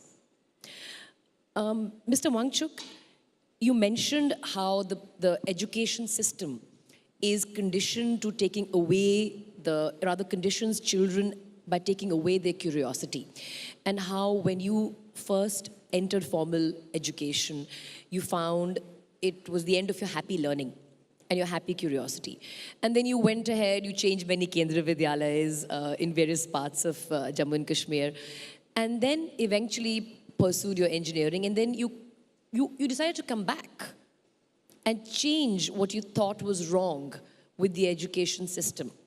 What did you do? What did you come back and do? And what motivated you to do that? I mean, it's so easy to pursue brighter careers and, like all of your colleagues from engineering college, go to the US and pursue big dreams.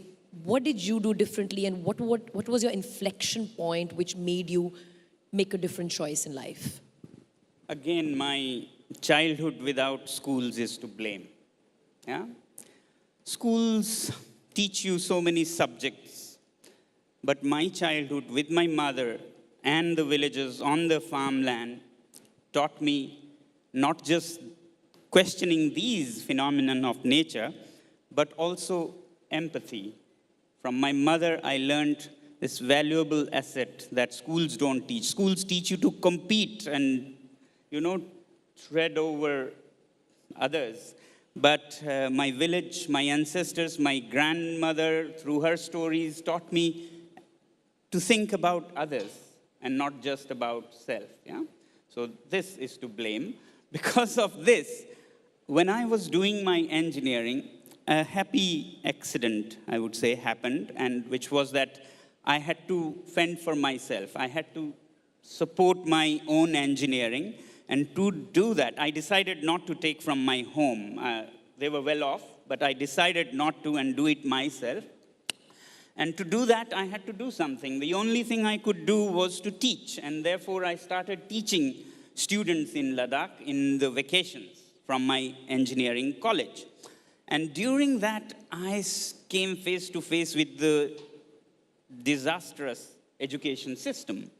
Perfectly bright Ladakhi children were failing at the rate of 95% every year in their 10th grade exams, which are like the passport to future. And nobody was questioning. They were all blaming the children. You're bad children. And I could see firsthand, they were so bright, so enthusiastic, so humble. What more could you ask from children? So there was something, I said, in the system. Because when 95% of the products fail in a car factory or a software firm, then it is the system that should be looked into. So that made me think that in life, it's not just about what I need, but also about what needs me.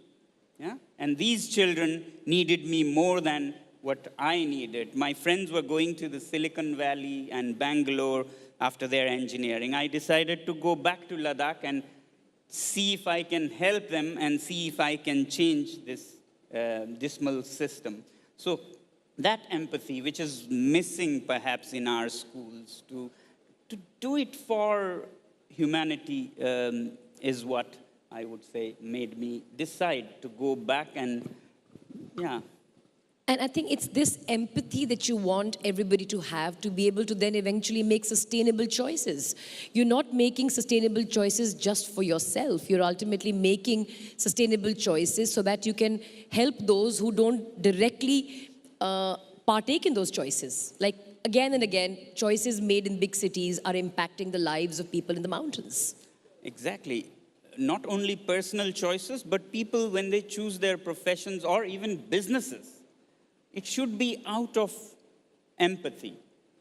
And this will help their businesses also. Businesses or ideas or startups that are rooted on empathetic understanding of people and actually solves a problem are going to be the best businesses even in their financial bottom line, you know. So this is missing. And that's why the foundation of, whether it is social or business entrepreneurship or any choices, if it is empathy, finally it makes everybody else happy, and that happiness then, you can't escape. So I did in fact go as far as saying that empathy is the foundation of sustainability.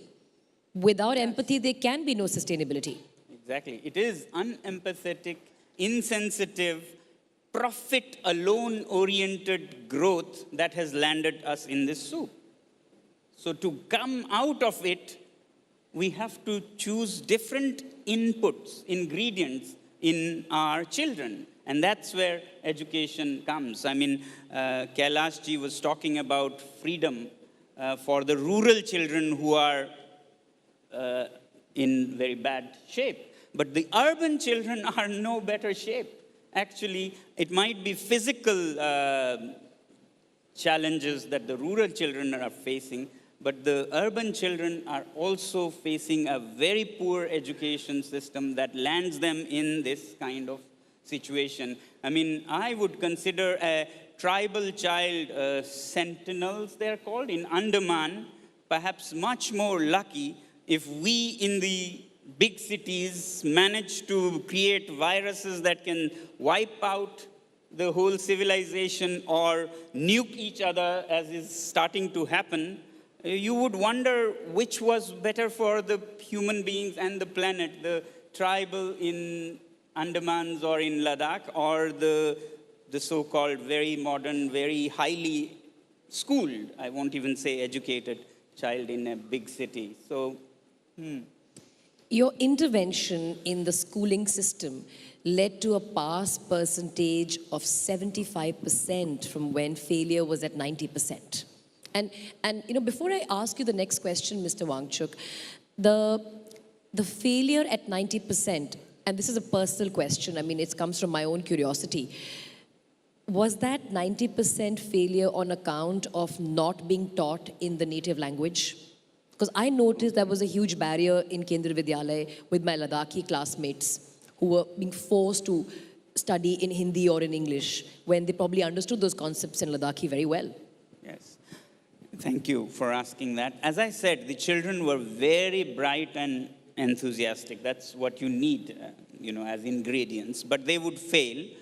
And I also wondered why they were failing. And then very soon I realized that nothing was their, playing field. They were made to play on a field that they didn't even understand. To begin with, in a language like Urdu, they would be taught at the age of 6 when they would have spoken only Ladakhi at home. And then suddenly in 8th grade, everything would turn into English. So such a nightmare of languages that only, if you could design for failure, you couldn't come up with a better design.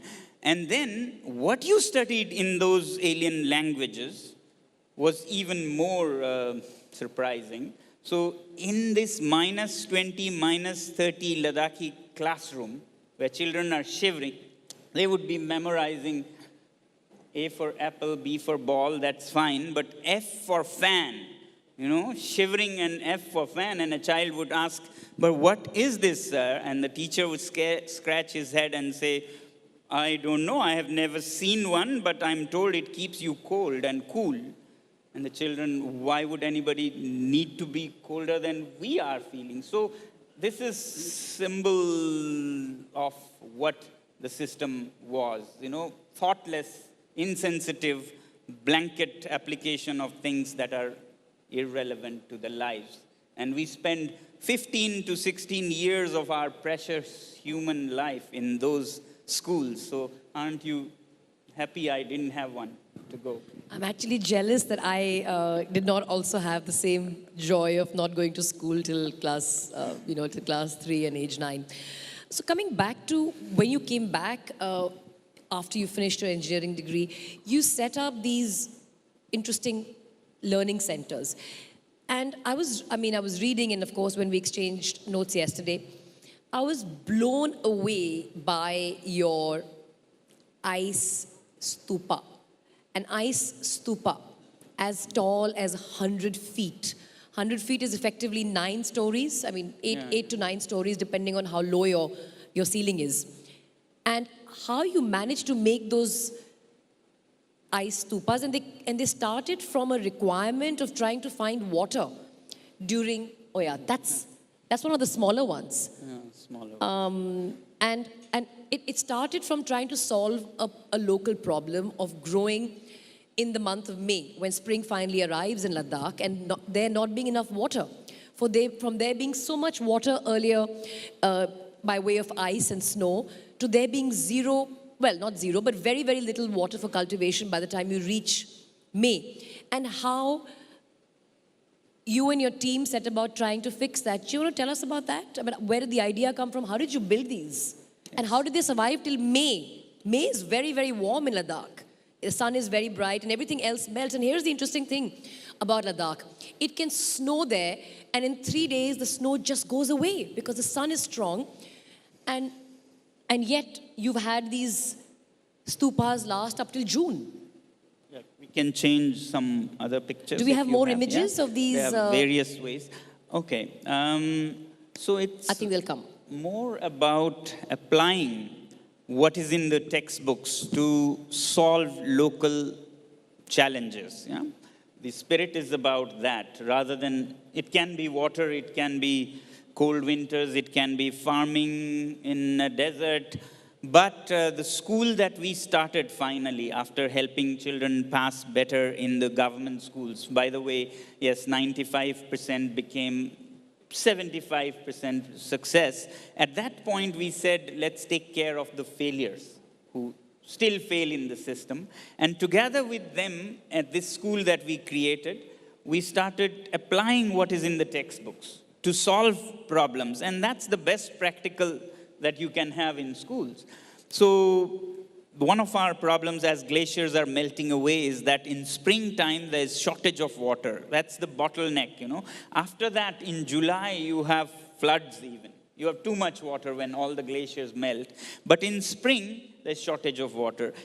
Yet in winter, there's some stream still flowing in winter. But that's when people don't need water, so what's the use? So the idea was to freeze the water when it is not used in January, February, and keep it frozen till May, June. Now that's easier said than done, because all the ice is gone by March end. So this is application of middle school geometry. In geometry, if you remember, there are shapes that have low surface area for the given volume. Shapes like, if you remember, spheres, hemispheres, cones. So we said, if we make our ice not flat, but in conical forms, then it will have low surface area for the sun to melt. Sun demands surface area. We don't give it. But farmers don't care about surface area. They want volume. So this has high volume, low surface area. Let's freeze it in this shape and then see how long it lasts. Now the next problem was, how do you make it 10 stories, 12 stories tall and without pumps? We didn't have resources nor the power in the mountains, but you learn to appreciate what you have and not mourn what you don't. We don't have money, we don't have pumps or power, but we have gravity, because mountains are all slopes, and slope means gravity. So use that as a resource. All it takes is put a pipe upstream, bring it down, and as you might remember, water always maintains its level. That's how masons do the leveling. So the water at inlet upslope and the water at outlet downstream will want to go to the same level. So there will be pressure in the pipe without power, without pollution. So to that, if you put a fountain, then it sprays water into the -20 air, which takes away its heat.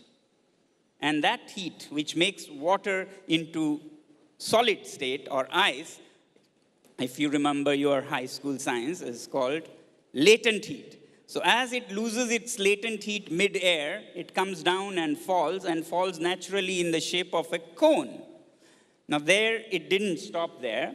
This is a prototype of an innovation that only an engineer could love. You know? In America, they say, he has a face only a mother could love. Means very ugly, huh? So this is a shape only an engineer could love. So we wanted to make it connect to the local people. So we said innovation should not stop in labs. It should link to society. And we saw conical white structures dotting the landscape of Ladakh, and you would remember, and they are called stupas or chortens. So we said, why not call it an ice stupa? So make a connect between the lab and the homes. And immediately it clicked. One of the most respected spiritual leaders of Ladakh, who is also the UN ambassador for mountain partnerships, His Holiness Chetsang Rinpoche, immediately took the idea and spread it, and it became a thing that people felt was from their traditions. So this was this blending of technology and tradition that I'm more proud of than just the conical structure that saves 10 million liters of water. I think we don't have the image we would like to show you here, which is essentially a really, really tall ice stupa with prayer flags all over, and it's absolutely beautiful. And I wish we could have showed you that, but it is there. So the prayer flags, we then to position it. Now here you put some marketing and branding into traditional societies. So we wanted to position it like stupas, and stupas often have prayer flags on them. So we put prayer flags. I wish they could show the picture of that. There are several pictures I gave you. So prayer flags, and we said to the villagers, so if we put the prayer flags, the ice will last longer in the summer. And we were not completely lying, because it's not a divine force that would do it, but partial shading and partial windbreak in the warm spring time would actually have an effect, but we were doing it on the first one to position it like one of the stupas. So that way it became an ice stupa, and I was most touched when I saw very elderly ladies prostrating in front of the ice stupas as a savior of not as much the divine, but of the climate change challenge. And of course, giving precious water for the crop. Another innovation that I want to talk about quickly is how you are heating. So those of you who've traveled to Ladakh in winter, temperatures drop to -20, -30 even. And heating inside is a function of these very traditional, inefficient, archaic things called bukharis, which are also very, very dangerous. I mean, there are lots of fire incidents as a result of the kerosene bukhari or the wooden bukhari. And how you used, again, not engineering level science, but high school level science to heat. I mean, it's absolutely mind-boggling. Yes, so another application of what is in the textbooks that bothers you in the exams, but they could do more than just bother you in the exams, was the chapter on heat in 9th grade. You know, it has conduction, convection, radiation, if you remember. Applying those and the plenty of sunshine that Ladakh has, we said, why only mourn about Ladakh not having trees on the mountains, oil in the ground? That's what most people used to do. Where are we? We don't even have oil in the ground to heat, nor trees on the mountains. But we said, how about the sun? We have more than anybody else on the planet, perhaps. 300 sunshine days. So why not make the most of it? And sure enough, using houses that would orient, first of all, towards the sun, the winter sun, which takes a little bit of geography from their textbooks, which talks about where the sun is in the winter on the northern hemisphere, which is the southern sky. So if you have really a grasp of your geography, it's a no-brainer to orient your house to the south, so that in winter it captures all the sun.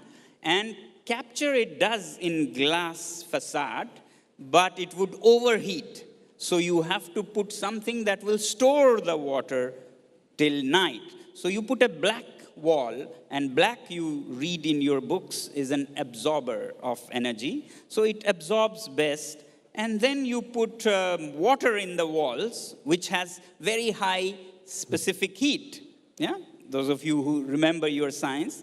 So water is an amazing battery. When it comes to heat, you don't need these lead acid, lithium ion, and all such mumbo jumbo. You need just water, which is the best battery you can have, and naturally so, and doesn't cause any pollution or anything. So you use water battery walls on the south that are put in black painted containers, and the sun hits that wall, absorbed by the water. It's kept till night, which is when you have cold. So day is fine. So at night, these walls radiate. The next, in heat, radiation comes. Similarly, in the day, convection of air happens, so that it takes the warmth of the black walls and delivers it to the room with air moving in currents, which is convection. So just simply using them, and of course some very meticulous designing and planning, gives you a house that stays at plus 18 to plus 25, 90% of the times in minus 20 Ladakh. Yeah? That's possible. It's time for my last question, but I do have a supplementary question to the last question. My last question is, what can the rest of India, I mean, we've talked about how empathy is critical to even contemplating sustainability. You have to first be empathetic and actively cultivate empathy, because it's no longer our default setting. And you have to actively cultivate empathy in order to start moving on the path to sustainability. And Ladakh has showed us the way in terms of how we can, in small bits, work around climate change and find ways through innovations like the ones you talked about to do that. So is there something India can learn from Ladakh, not just because of the resilience of the people for how they live and the extreme temperatures they have to face, but in terms of what they're doing for sustainability and how India can look forward in the next 25 years as we march towards 100 years of independence? What can we learn from Ladakh? And my supplementary question is, I'm sure everybody in this room knows that Amir Khan's character in 3 Idiots, when he goes back to Ladakh, is actually based on Mr. Sonam Wangchuk. So how many people have seen 3 Idiots here? So when Amir Khan cannot be reached and he's suddenly dropped off the radar, he's in Ladakh building these incredible inventions. That is the character inspired by the actual work that Mr. Wangchuk has done. So, on to my real question now. How did that make you feel? But more importantly, what can Ladakh teach the rest of India as we look forward? First of all, your last question, it made me feel very sad that people have to associate a person to a film character to understand them. And I'm sure there are so many wonderful people in your neighborhood. You will wait for some film to come out to celebrate them, to support them, and to understand them. So please don't do that. Please don't do that. Secondly, what India or the world can learn from Ladakh. What really saddens me when I come to big cities in India or elsewhere, but more so in India actually, is the gap between rich and poor. You know, we have perhaps the richest people in the world, and yet in the neighborhood we have people who are perhaps worse off than in any part of the world. I can't understand how we can hold our heads high when our younger sisters and brothers are in the, gutters. How can we sleep at night? So, nation is an extension of a family. How can a brother or a sister be proud of his wealth or her wealth when her very younger sister is being sold? We cannot. And therefore, perhaps we can learn that it doesn't take all this wealth to make us happy. In Ladakh, we don't have very rich, we don't have very poor, we have no beggars, we have no billionaires. And that's very important for a nation to be a happy nation. And mind you, when I say things like we should have an equitable society, etc., people think, okay, this is social mumbo jumbo. It doesn't work. But I want to tell you in your own terms, to the industrialists and to the big businessmen, in your own economics, there's a theory called the law of diminishing returns in economics, which says that when you buy your first pair of shoes, you get 100% satisfaction. Okay, amazing, because without those pair of shoes, you would be really suffering. But when you get your second pair of shoes, the satisfaction is diminishing. By the 10th and the 20th and the 40th pair of shoes, you hardly get any satisfaction, but you're just spending away buying and hoarding those and actually making a whole industry go around and belching smoke. And every time you take that pair of shoes from the showroom, another truck comes, delivers, another factory goes and causes what the planet has become. Now, that's law of diminishing returns. So therefore, you don't even get the value for your money. Now, what I want to add to that, and that could be a learning from Ladakh, is that how about being rich, buying that 30th and 40th pair of shoes still, but not for yourself. For the rest of our brothers and sisters who are running around without pairs of shoes, then you get that 440,000% satisfaction. And that's when India will become a truly liberated, equal nation.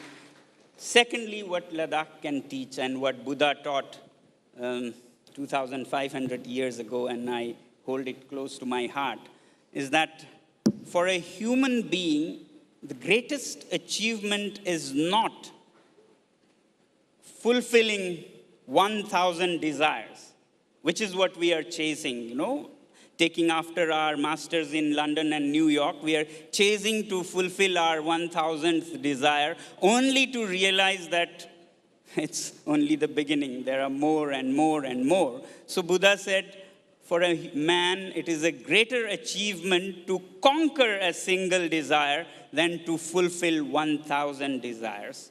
So therefore, this philosophy will make India Vishwaguru, not chasing them and fulfilling our 1,001st desire. So this, I would say. And finally, as I started, please live simply in the big cities so we can simply live in the mountains. We started a movement, a campaign, to appeal to young people in the cities. who are not happy with preachings and lectures and so on, we made a crowdfunding site called ilivesimply.org. This is a crowdfunding site where you don't have to part with your money, but it can give the planet more than what money can do. Money can't solve much, but if you make a pledge and contribute a pledge to change your lifestyle, for example, to turn your AC thermostat up to 26 degrees, or to walk instead of your car where possible, or to bicycle, or to take trains instead of aeroplanes, or to plant trees, then it converts it into equivalent dollars, and you can see how much you're contributing. So I want to be a billionaire in that kind of dollars, and help me do that. And thank you so much for those wonderful thoughts, and thank you all for being such an outstanding audience. Can we have a big round of applause, please, thank you. for Mr. Sonam Wangchuk. Thank you very much. Thank you.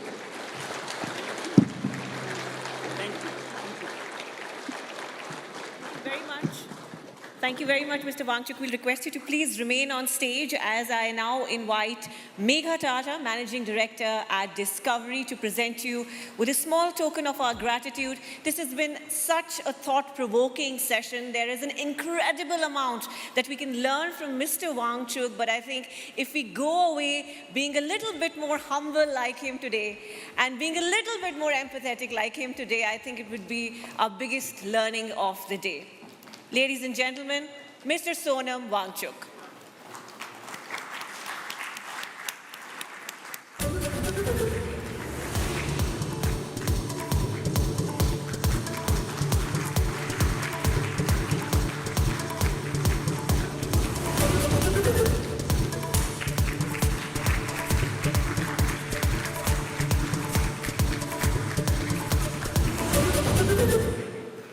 Thank you very much, Megha. Thank you, Mr. Wangchuk and Gul, for once again conducting a very thought-provoking session. Thank you, sir. Ladies and gentlemen, just a reminder for you all that later in the day we have several more thought-provoking and engaging sessions coming up. For example, actress Taapsee Pannu, Infosys founder Mr. Narayan Murthy, and Mr. Nitin Gadkari, the Minister of Road Transport and Highways, are some of our other esteemed guests who will be addressing us through the course of the day. And now, as we move on to our next session, just a quick observation. If you simply look at the sheer number of unicorns in India right now, we may actually forget they are supposed to be mythical creatures, but we seem to have them in abundance here in India. Indian startups have truly become the nucleus of innovation across sectors. India, of course, is also home to one of some of the world's oldest legacy businesses, where generation after generation has been part of the country's economic progress and prosperity. Now, whether it is startups or legacy businesses, both are so critical for the next chapter of India's economic advances. This session explores these contributions much further in detail. I'd first like to invite our moderator for this session, senior journalist Chetan Sharma. And we are going to be joined by two very, very special guests. Please welcome Vardhan Agarwal, Vice Chairman and Managing Director Designate, Emami Limited. Welcome, Mr. Agarwal. And also joining us is Kulin Shah, co-founder at Onsurity. Welcome, gentlemen.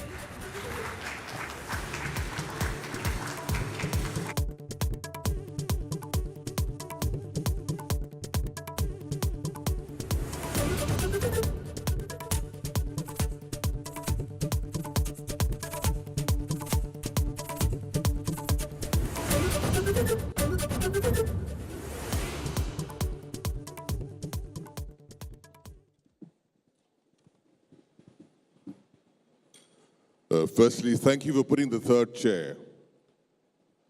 Else I thought I'd have to stand up for 40 minutes. Thank you for the applause.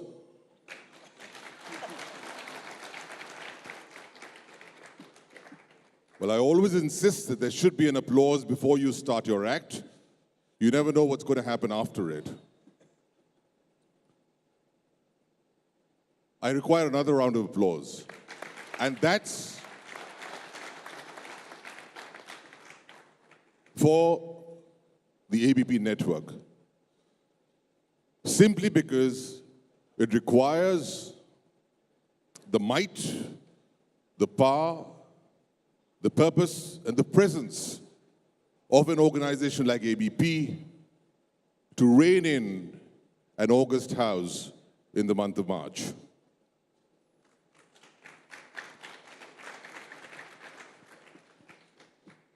One of the typical things of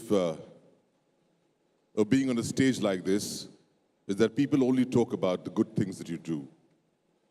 They forget about a lot of the not so good things that you have to go through before coming to the good things. And that's the most relevant part of being an entrepreneur. The reason why only 2 out of 100 entrepreneurs actually succeed. So from the spirituality of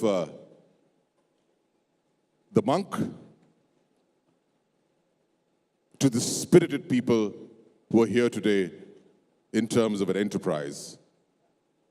Harsha Agarwal of Emami and Kulin Shah of Onsurity. Thank you, gentlemen, for joining us. Well, the first things first, and that's your mic. I'll give you a minute, each of you, to introduce your organizations. Starting with you, Harsha. Thanks, Chetan. I am Vardhan Agarwal from Emami. Emami was started by 2 friends, my father, Mr. Radheshyam Agarwal, and his childhood friend, Mr. R.S. Goenka, in the late 70s, you know, when maybe entrepreneurship was not so much looked upon, as they were in job. They started this company, and now Emami is a well-diversified conglomerate with its interest in FMCG, edible oil, hospital, paper, retail, and real estate. I am involved in the FMCG part of the business and take care of the family interest there. The FMCG business, Emami Limited, consists of some of the leading brands like Jhandu, Fair and Handsome, Navratna, Boro Plus, Kesh King, Fast Relief. I am very happy to be part of this August gathering and look forward for this interesting chat. Thank you. We look forward to as well. What about you, Kulin? Hi, everyone. I'm Kulin Shah. First of all, I would like to ask all of you present out here, I'm sure you guys work with some or the other organization, or you're running an organization. How many of you do you know that you have a healthcare program that's given by your organization? Can you please raise your hand? And how many of you actually remember who your partner is? I don't see any fingers going up except for 1 or 2 people. And this is the problem that we are solving today. Today, Indian SMEs are not empowered when it comes to providing employee health benefits. And we are on a mission to democratize health benefits for the 63 million SMEs that are there in India today. We are Onsurity, and Onsurity is India's first and only self-serve employee healthcare benefit platform, which is now providing a comprehensive health benefit suite, including healthcare services and insurance, all in one small monthly subscription, like an OTC platform. And we work with about 2,000 companies today. So basically, by asking that question, you've ensured that you have about 200 customers. Yes, that's us.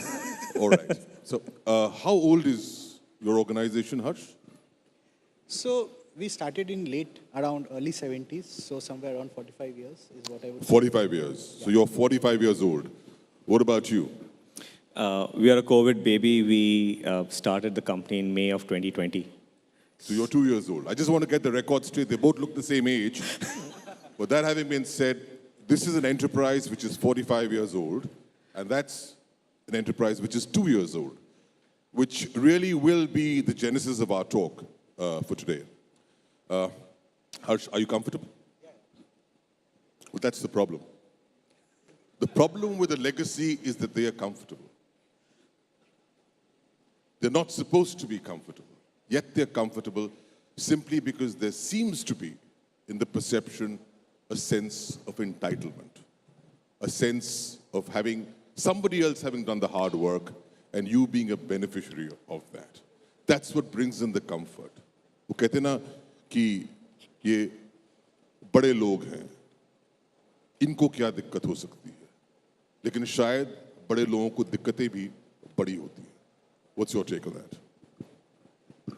See, yes, I totally agree with you. No organization, or I would say nobody as leaders, should enter into complacency. Because I think the times are changing, consumer needs are changing, and from that perspective, no organization can only remain in its past glory. I think it's very important for each of them to understand, to evaluate what is going to happen in future, how to embrace them, how to change, how to adapt. And in our organization, I think this motto is very clear that, again, we can't stay with the past. We always have to move forward. We always have to look forward towards the future. And I believe, adaptability is the most important theme, which I think companies like us who have been there for many years, who cannot just believe that, yes, now we are successful or now we are having good profit and hence we can continue or this situation is going to continue. So how do you push adaptability and change as an agenda in your company is something, which we do to ensure that, yes, though we are comfortable, but at the same time we are agile and we are changing to the needs, the needs of the time. I noticed, Kulin, you've been a very patient listener to what Harsh was saying. Yet, perhaps one gathers that patience is not the best virtue in case of a startup. I mean, they often say that if you actually become patient in a startup, you become a patient, right? Because you need a sense of unacceptance, a sense of energy all the time. You need that impatience to be able to keep doing things. Is that true? Absolutely, right. So, the topic that we are talking about, been thinking about it, and if you go to see, legacy actually is the mother of disruption, right? When actually someone gets impatient, someone starts questioning that why are we doing the way we are doing? Because most of the time we become numb, right? We become numb to norms. We become numb to the way we are doing things. We become numb to saying that this is okay, right? And I think that's the very cause where, say startups come in, or no, and I'm not saying only startups disrupt. I'm saying in big companies will disrupt, right? Because they want to be more than what they are already, right? And I think that's where I think being impatient is for the first time a good virtue to have, right? And this is where we've started feeling that even in an organization like ours, right, where insurance has been a 100-year-old or a 200-year-old concept, health has been a very, very old concept. I don't know how to date it back also. But how do you kind of, put these things together and tell people that there is more to what you're already doing today? So I think, yes, impatience is something that drives, disruption and keeps fueling it. And every now and then you'll start seeing things being done differently. It's also something that drives a television anchor, because I've got to cover 42 years of experience in 29 minutes. So obviously I have a time on hand. So I'm going to do this on a point basis, try to pick up aspects and elements. So the second element that comes to mind is a word called flexibility. Over your experience, Harsh, do you feel that in a legacy brand, flexibility is compromised? Because you have a system in place, you have people in place, you have a process in place. While that's good to have it in place, but sometimes it needs to be displaced. And that's where flexibility perhaps is warranted, and you may feel yourself short of it. Do you agree? Yes, Chetan, I think to an extent, yes. For a larger organization, a lot of things are at risk as well. And hence that fear of failure or doing something wrong which has a larger impact on the organization, which reduces the flexibility. And hence, it is important that without giving up flexibility, how organizations can adapt again to this changing need. So it's not that, in a larger organization, the processes are not needed. I think processes are very much needed for every organization. And the flexibility is not there, or it is restrained because of the processes which are there. But at the same time, you have to understand the needs, and then maybe why don't you adapt to it in maybe having a kind of a separate team system where if flexibility is what is needed, agility is what is needed, then you give that to those teams to ensure that the overall goals, the objectives to grow are met. On the other side of this, Kulin, you don't have a problem of flexibility. You're just 2 years young. But you could have the problem of over-flexibility, which essentially means at some level you may compromise on discipline. You may compromise on consistency, which is important. Just, there is this aspect that you need to change for the sake of changing at times. That's a pressure that comes to a lot of startups. And that's where over-flexibility perhaps becomes a nemesis. Have you ever faced that? Actually, no. Right. I think flexibility, agility is something that we thrive upon, right? And there's nothing like, and honestly, there's nothing like over-flexibility because you're always continuously experimenting, right? Yes, what gets sometimes, over by oversight is processes, right? Because you're so much challenging things all the time, right? That you want to kind of keep doing things in a different way. I think the biggest pressure that we would have today is not failure, but the biggest pressure would be, are we doing enough to kind of scale our product, right? I think with Harsha's organization, I think scale is not even a question, right? Harsh would just launch a product and I'm telling you there will be a line of people who are ready to buy it. But I think that's where startups need so much of flexibility, right? We need to keep doing testing, right? What's working, what's not working, what's working, what's not working. Keep optimizing and then kind of, keep going out there and making sure that we have the right formula. And so yeah, over flexibility, no. Flexibility is a boon for us because to be honest, we have nothing to lose. Right? The only thing we have to lose is our customers' trust. And that is the place where we don't compromise on flexibility. That's the place that is sacrosanct for us. Customer experience, right? Our brand promise to the customers, right? That is where we don't show any kind of flexibility, any kind of a compromise. But I think everything that is peripheral, which means that, hey, I need to go ahead and do something extra, right? Which means that if there is a customer who needs, and if a team member is not there, do I need to go? That's okay, right? We would land up at the place where the customer is and, help him out, right? So, yeah. It's really interesting because both of you mentioned the word fear, both of you mentioned the word failure, which perhaps is a lead-in for my next question. And that is this very aspect, Harsh, for you, the baggage aspect. Your decisions at times could emanate from preventing failure. The fear of failure. His decisions would come purely from the need to succeed, which allows him the ability to be slightly more futuristic, which allows you the ability to be slightly more conservative. But has it ever impacted your decisions? Do you feel that somewhere down the line, you need a little bit more of freedom? Yes, I would say yes, that fear of failure is always there. But at the same time, I think for any organization, they need to understand and learn that only with failure you learn.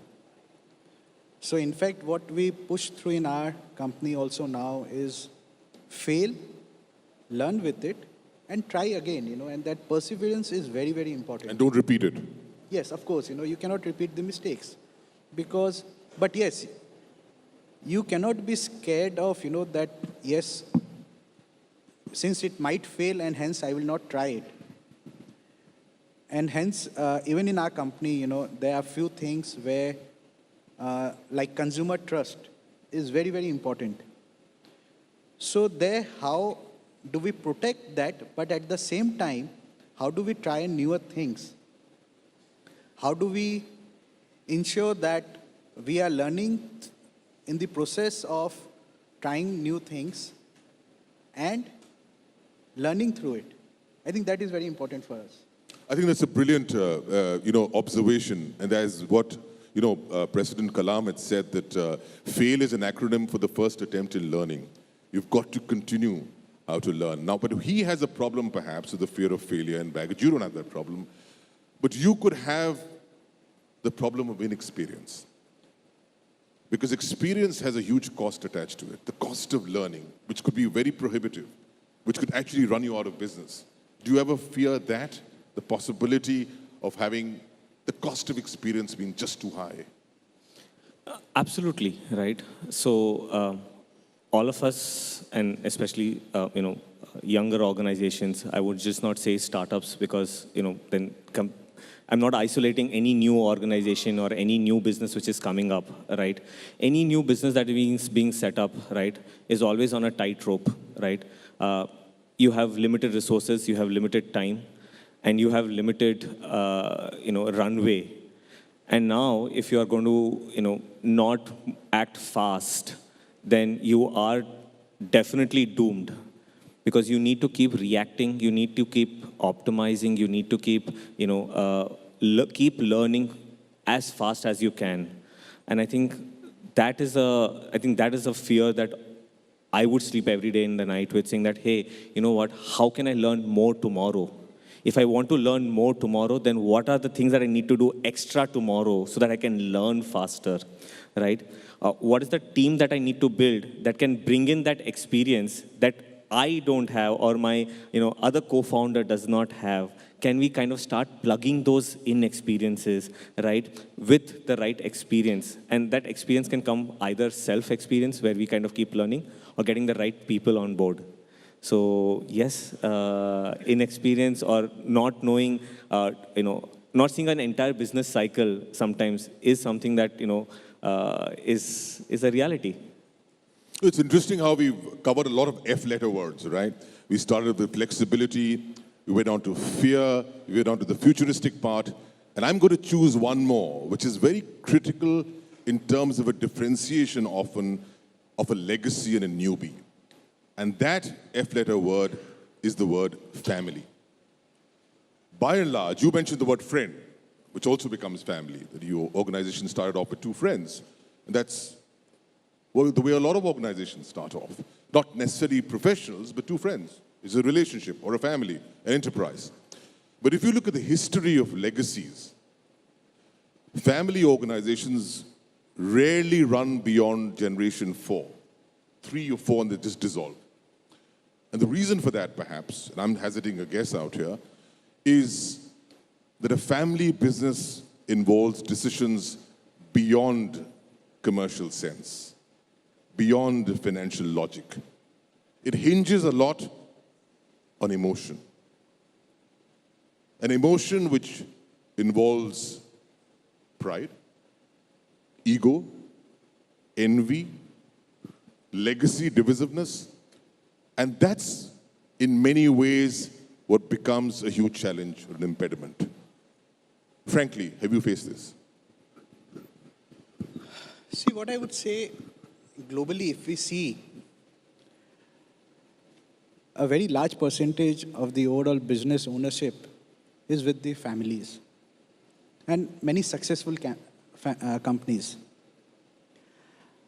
I think what the success lies behind is that you need to very clearly differentiate between ownership and management.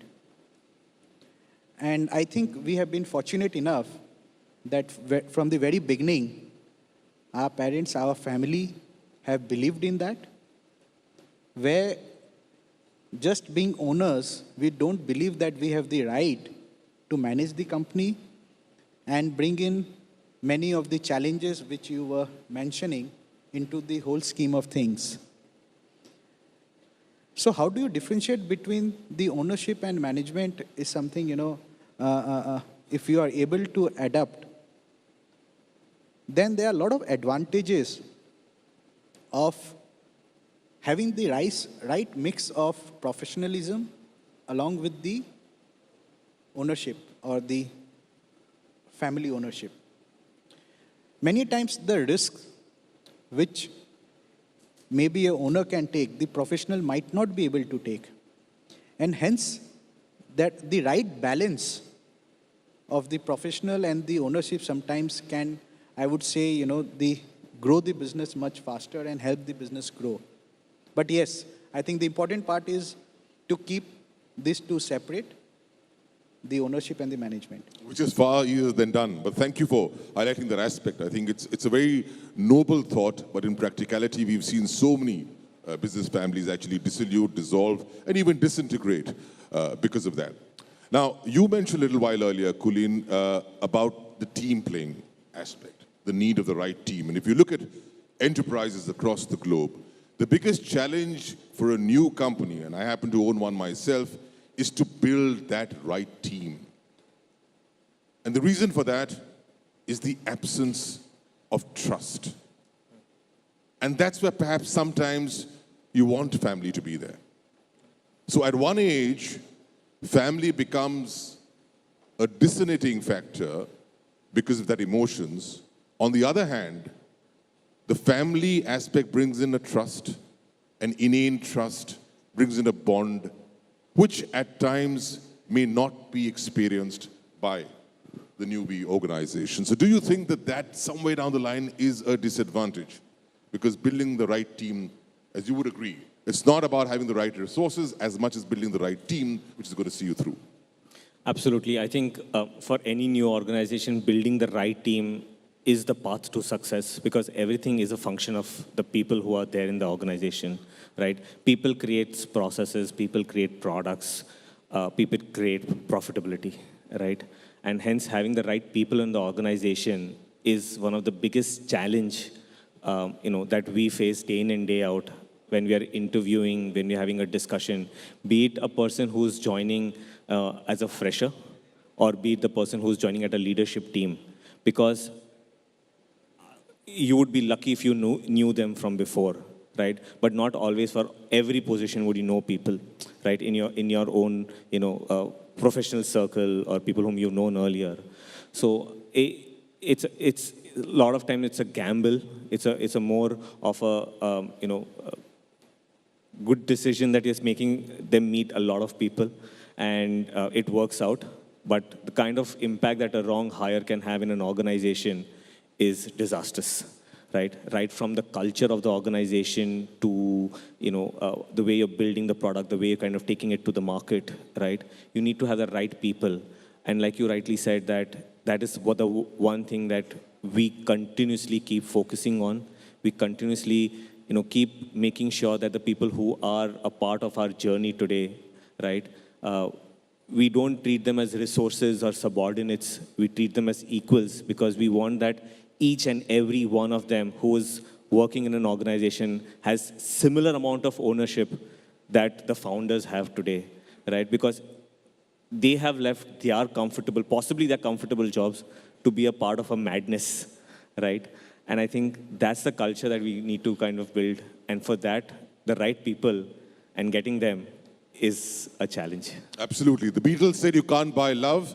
Well, today, the theory is you can't buy people. You've got to nurture love.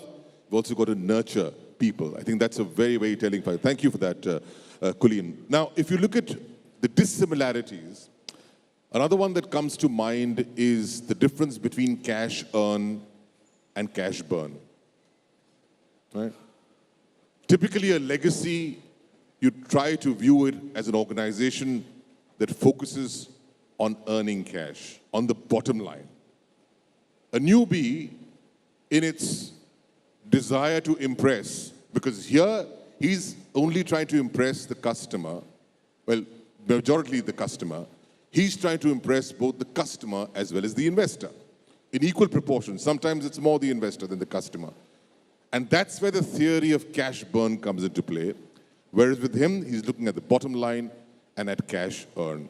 So I'm going to throw this question on to you because I feel you have a more challenging task on hand, dealing with two stakeholders out here. How much is the element of a cash burn to your advantage? How dissuasive it is for your progress? Because you can run out of cash. Absolutely. So, organizations, let us take two parts of newbies, like you kind of call them, right? One are which are bootstrapped and one which are funded by investors. I think bootstrap companies are completely conscious about, where they're kind of investing their money and how they're kind of, growing. And they choose to be sometimes bootstrap because saying that, hey, you know what, we don't mind taking sometimes a little bit of more time to kind of grow. But for companies which are invested into, which have capital, and I don't mean unlimited capital at disposal, but they have some capital to kind of grow fast. And I think, yes, in that, when you have capital, you are also having the expectation that how are you going to deploy that capital, right? I wouldn't call it cash burn because for the simple reason that every time that you're spending that money, right, is actually going behind growth. If you are actually investing it behind improving your product, right? Yes, are your revenues matching your cash burn? Not always, because you're a new organization. Sometimes you are spending money to create better experiences, which will pay off in the future, right? And hopefully someday, Onsurity also will be a 45-year-old organization, and we will be having a large, customer base also. I'll take you up on that in a while from now, but looking at bottom line perhaps is also a good strategy, simply, and it would have worked very well if you were doing that during COVID, because that's the way that you can actually conserve a lot of your business. Did you have that experience? Were you able to put that into practice? To me? Yeah. See, I think bottom line ultimately, or making profit, is the objective of all businesses, be it a legacy company or startup. I think what is only different is at what stage each of the company is. Maybe the startup is at an investment stage where they are more driving towards the growth. And for legacy company, obviously, it's both. Of course, they have to drive growth and, of course, they have to drive profit as well. So, in fact, yes, for any company, hence, profitability is important. Even for us, that has always been there, even during the COVID period. Yes, how do you ensure with so much of uncertainties, when suddenly COVID happened and, everything shut down. So where you didn't have any clue what's going to happen after 1 month. So yes, how do you ensure that many things didn't get disturbed? First of all, your employees. Second, yes, the overall performance of the company, etc. But yes, as a company, I think we could manage it well. And profit has grown only since then. Wonderful. I've got about 10 minutes left, so I'm going to pace things up a little bit. One different factor between, or perhaps between both of you in terms of a target is one needs to get wealthy, the other needs to stay wealthy. So I want a round of the house to understand or help me understand which do you think is more difficult, to get wealthy or to stay wealthy? How many of you feel that getting wealthy is more difficult than staying wealthy? Could you just raise your hand? All right, just a few people. How many of you feel staying wealthy is more difficult than getting wealthy?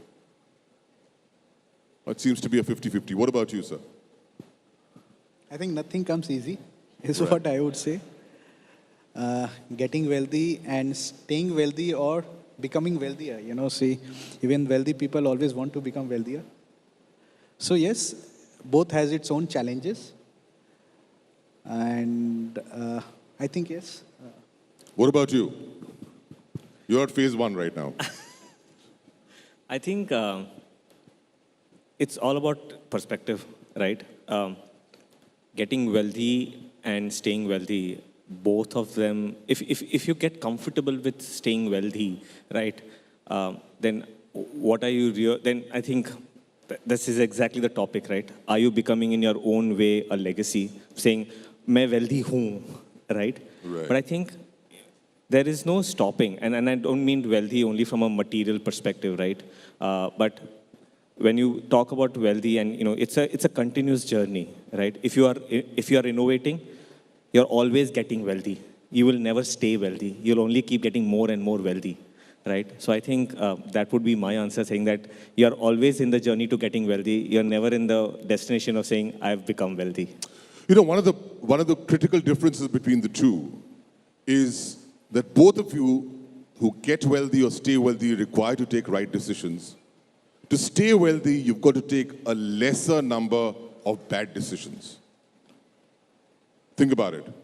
The lesser number of bad decisions you take, the wealthier you're able to stay. Okay, picking up the pace again. I'm going to take 5 elements, and I'm going to ask both of you on a scale of 1 to 5, where 5 means favorable and 1 is least favorable. How do you think India is for a legacy brand and for a startup? Starting with you, Harsh. Laws. 1 to 5. What number would you give it? 4. Means it's favorable. What about you? I think the kind of disruption that we're doing, I would put it at 3. 3. Number 2, policies, government policies. 4. Wow. 8. What about you? Actually, the kind of sector that we are in would definitely say 4. 4. 7. So 8 to 7. The third would be the society's mindset.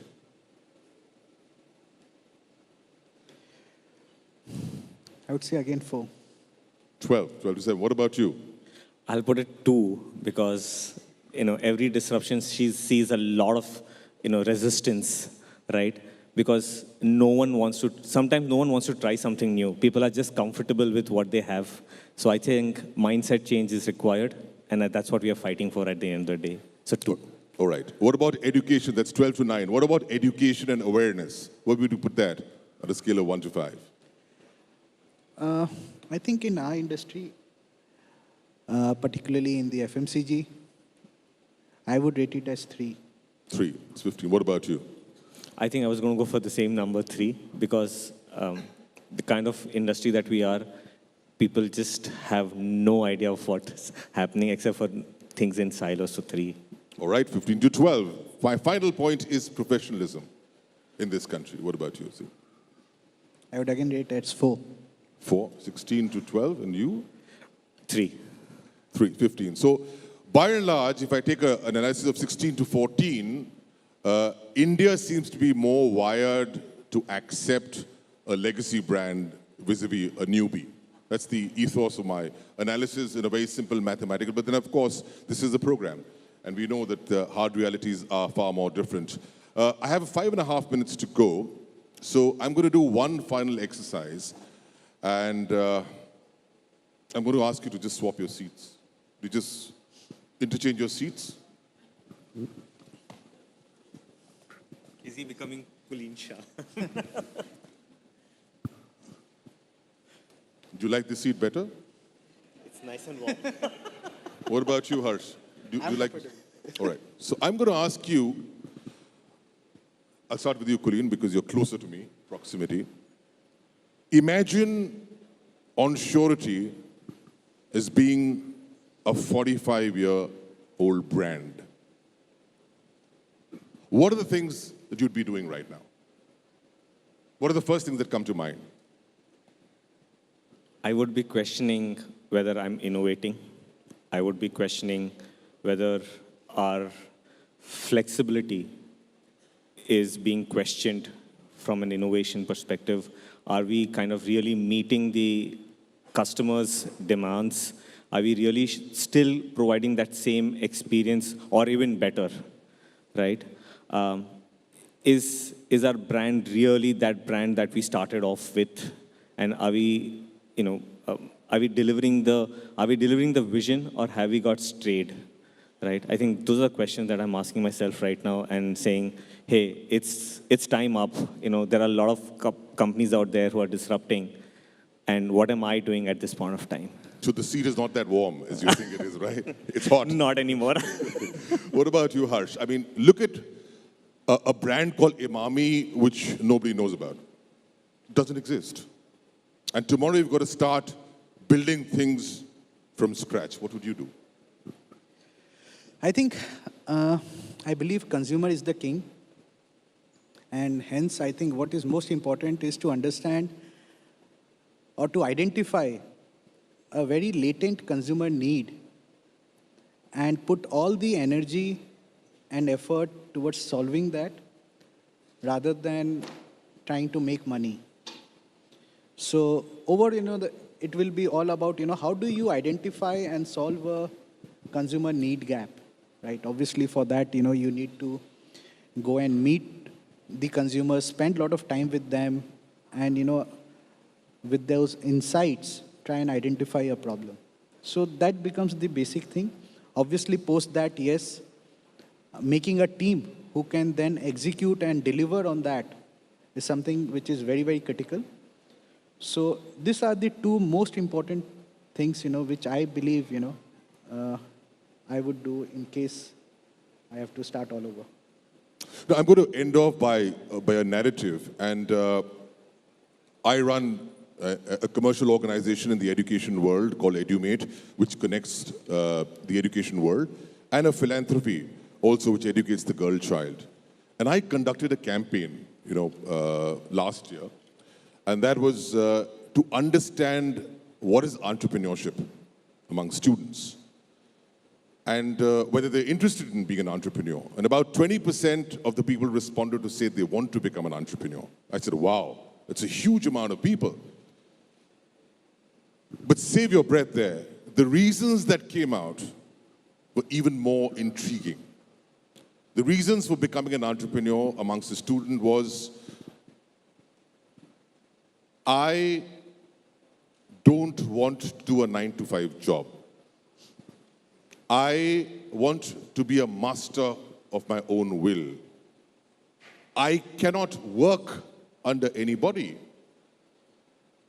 I am the son or the daughter of a businessman, so I have to do business. I am the daughter of a son of a government servant. I have to prove him wrong, so I need to do business. Those were the thoughts for entrepreneurship. Where do you think they went wrong? Where was the misdirection? And I tried to delve deep into it to understand.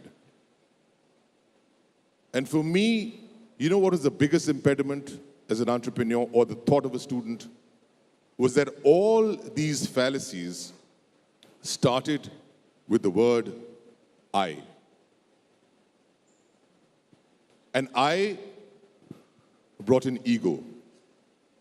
And if ego comes into play, you stop yearning. If you stop yearning, you stop learning. And if you stop learning, you stop earning. And the second facet of this word I was entrepreneurship has nothing to do with I. It has to do with you. Unless I'm able to observe you, look at your need, look at your pain point, what am I going to fulfill? And that's why I felt there was such a detachment in the word. When we studied at Harvard, they defined entrepreneurship as a relentless pursuit of an opportunity with resources beyond your control. And the operative words out here are relentless. You've got to be constant, consistent, committed. Resources are limited, which means you've got to be efficient all the time. And it's beyond your control, which means you've got to be creative at every single juncture. And that's why entrepreneurship is not just a difficult word to spell. It's not just a difficult word to pronounce. It's a very difficult word to experience, and it is an exceptionally difficult word to excel in. And that's why I require a round of applause for Kulin, Shah and Harsha Agarwal for being such splendid entrepreneurs as they are today. You know, Google has said that in half a decade from now, half the jobs in the world are going to be lost. They haven't told us which half, right? But it's because of that half which is missing in a country which houses the world's youngest population and the oldest of civilizations, that you will need job seekers in a far less number that you have as opposed to job creators. You need people who are going to create jobs, like these two gentlemen out here. Because job creation and entrepreneurship is not about profit. It's about creating value. It's about taking accountability of your own lives. It's about a mindset of making yourself responsible.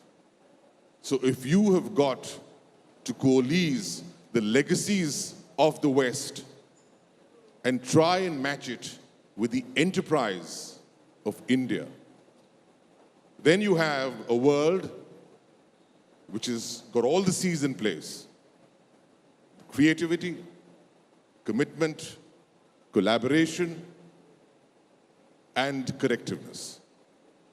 And that, ladies and gentlemen, makes the ideas of India. Thank you for being a very participative audience. Thank you for your time. Thank you, gentlemen.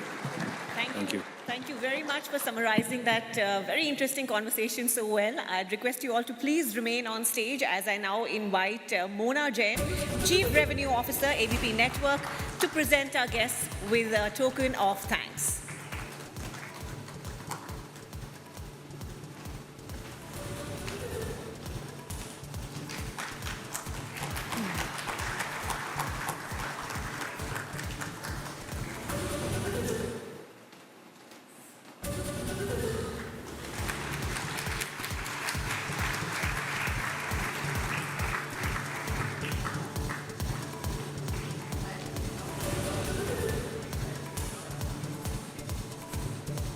Can the memento be brought forward, please?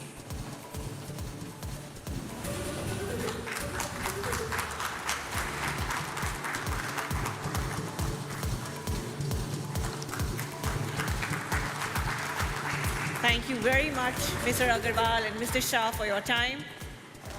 Thank you, Mona, for doing the honors, and thank you, Chetanji, for conducting that lovely conversation for us.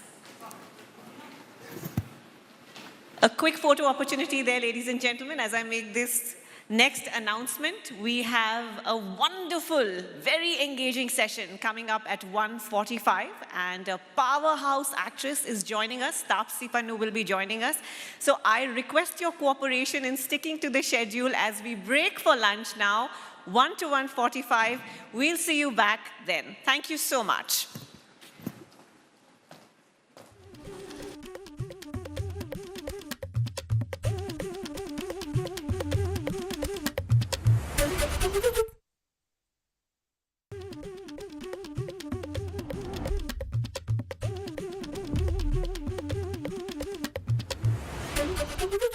Ideas of India presented by Wildstone New Classic Range. लोग तो notice करेंगे. State partner Government of Chhattisgarh. Associate partner Nerolac. ये paint नहीं paint plus है. Wellness partner Himalaya Wellness Company. खुश रहो खुशहाल रहो. Technology partner Acer Laptops.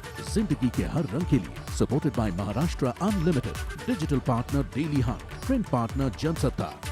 ऐसे बहुत से कम लोग हैं हिंदुस्तान में जिनको हम ये बोल सकें कि हमारे साथ नोबेल पुरस्कार विजेता, वो भी शांति में, पीस के लिए, ढूंढे नहीं मिलते हैं. आज़ादी के 75वें साल में है और ये पहले प्योर भारतीय हैं. इसके पहले मदर टेरेसा थी, नो डाउट. बहुत बहुत शुक्रिया कैलाश जी, वक्त निकालने के लिए, आइडियाज़ ऑफ इंडिया के समिट में आने के लिए. आपके आने से माहौल में 4 चांद लग चुके हैं. हालांकि सुबह के 10 बजे हैं, मैं चांद की बात कर रहा हूँ. माहौल में जो चार चांद लगे हैं उसकी चमक मुझ तक आ रही है, ये आप लोगों की वजह से चार चांद लगे हैं। तो आप लोगों को बहुत बधाई और एबीपी को बहुत बहुत साधुवाद, बहुत बधाई।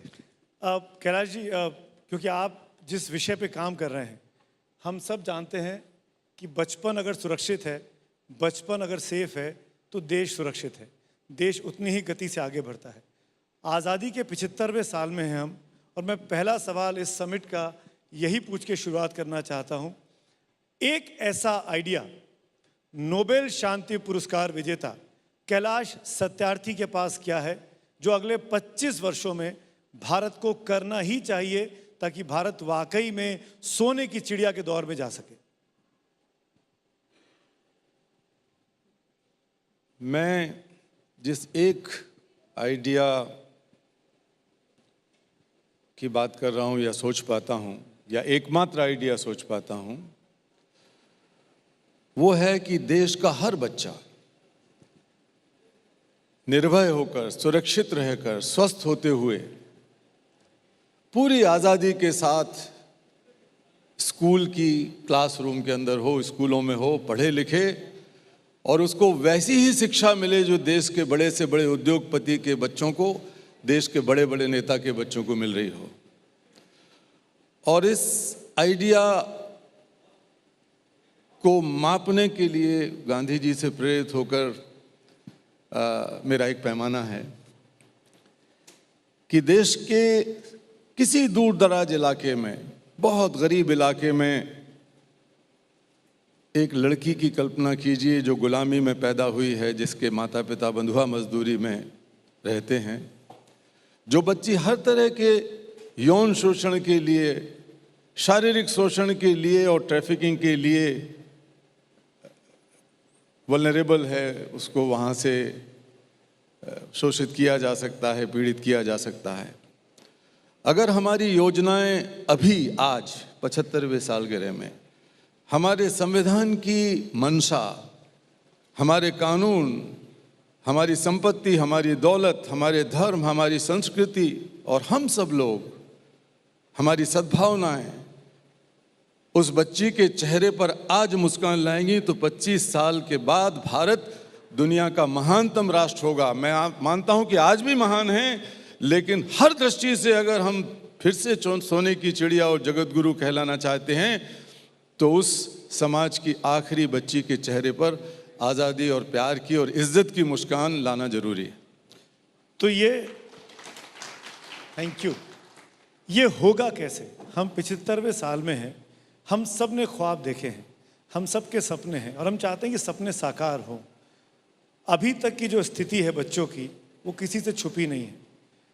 ये सवाल मैं आपसे इसलिए भी पूछ रहा हूँ कैलाश जी, आपकी इजाज़त से। हमने अभी महामारी का दौर देखा और इस महामारी के दौर में जितना सफ़र बचपन ने किया है, बच्चों ने किया है, हम में से किसी ने नहीं किया है। ऐसे हज़ारों लाखों बच्चे हैं जिनके सर पर माँ बाप का साया नहीं है और वो फोर्स्ड तरीके से बाल श्रमिक के लिए मजदूरी हो रही है, उनकी ट्रैफिकिंग हो रही है। जब हम इस दौर में हैं तो जो आप सपना देख रहे हैं, जो आप चाहते हैं, क्या वो हो सकता है? बिल्कुल हो सकता है जी। सुमित जी, जब मैंने ये काम शुरू किया आज से 45 साल के लगभग पहले, तो ये कोई मुद्दा नहीं था, ना भारत में ना सारी दुनिया में।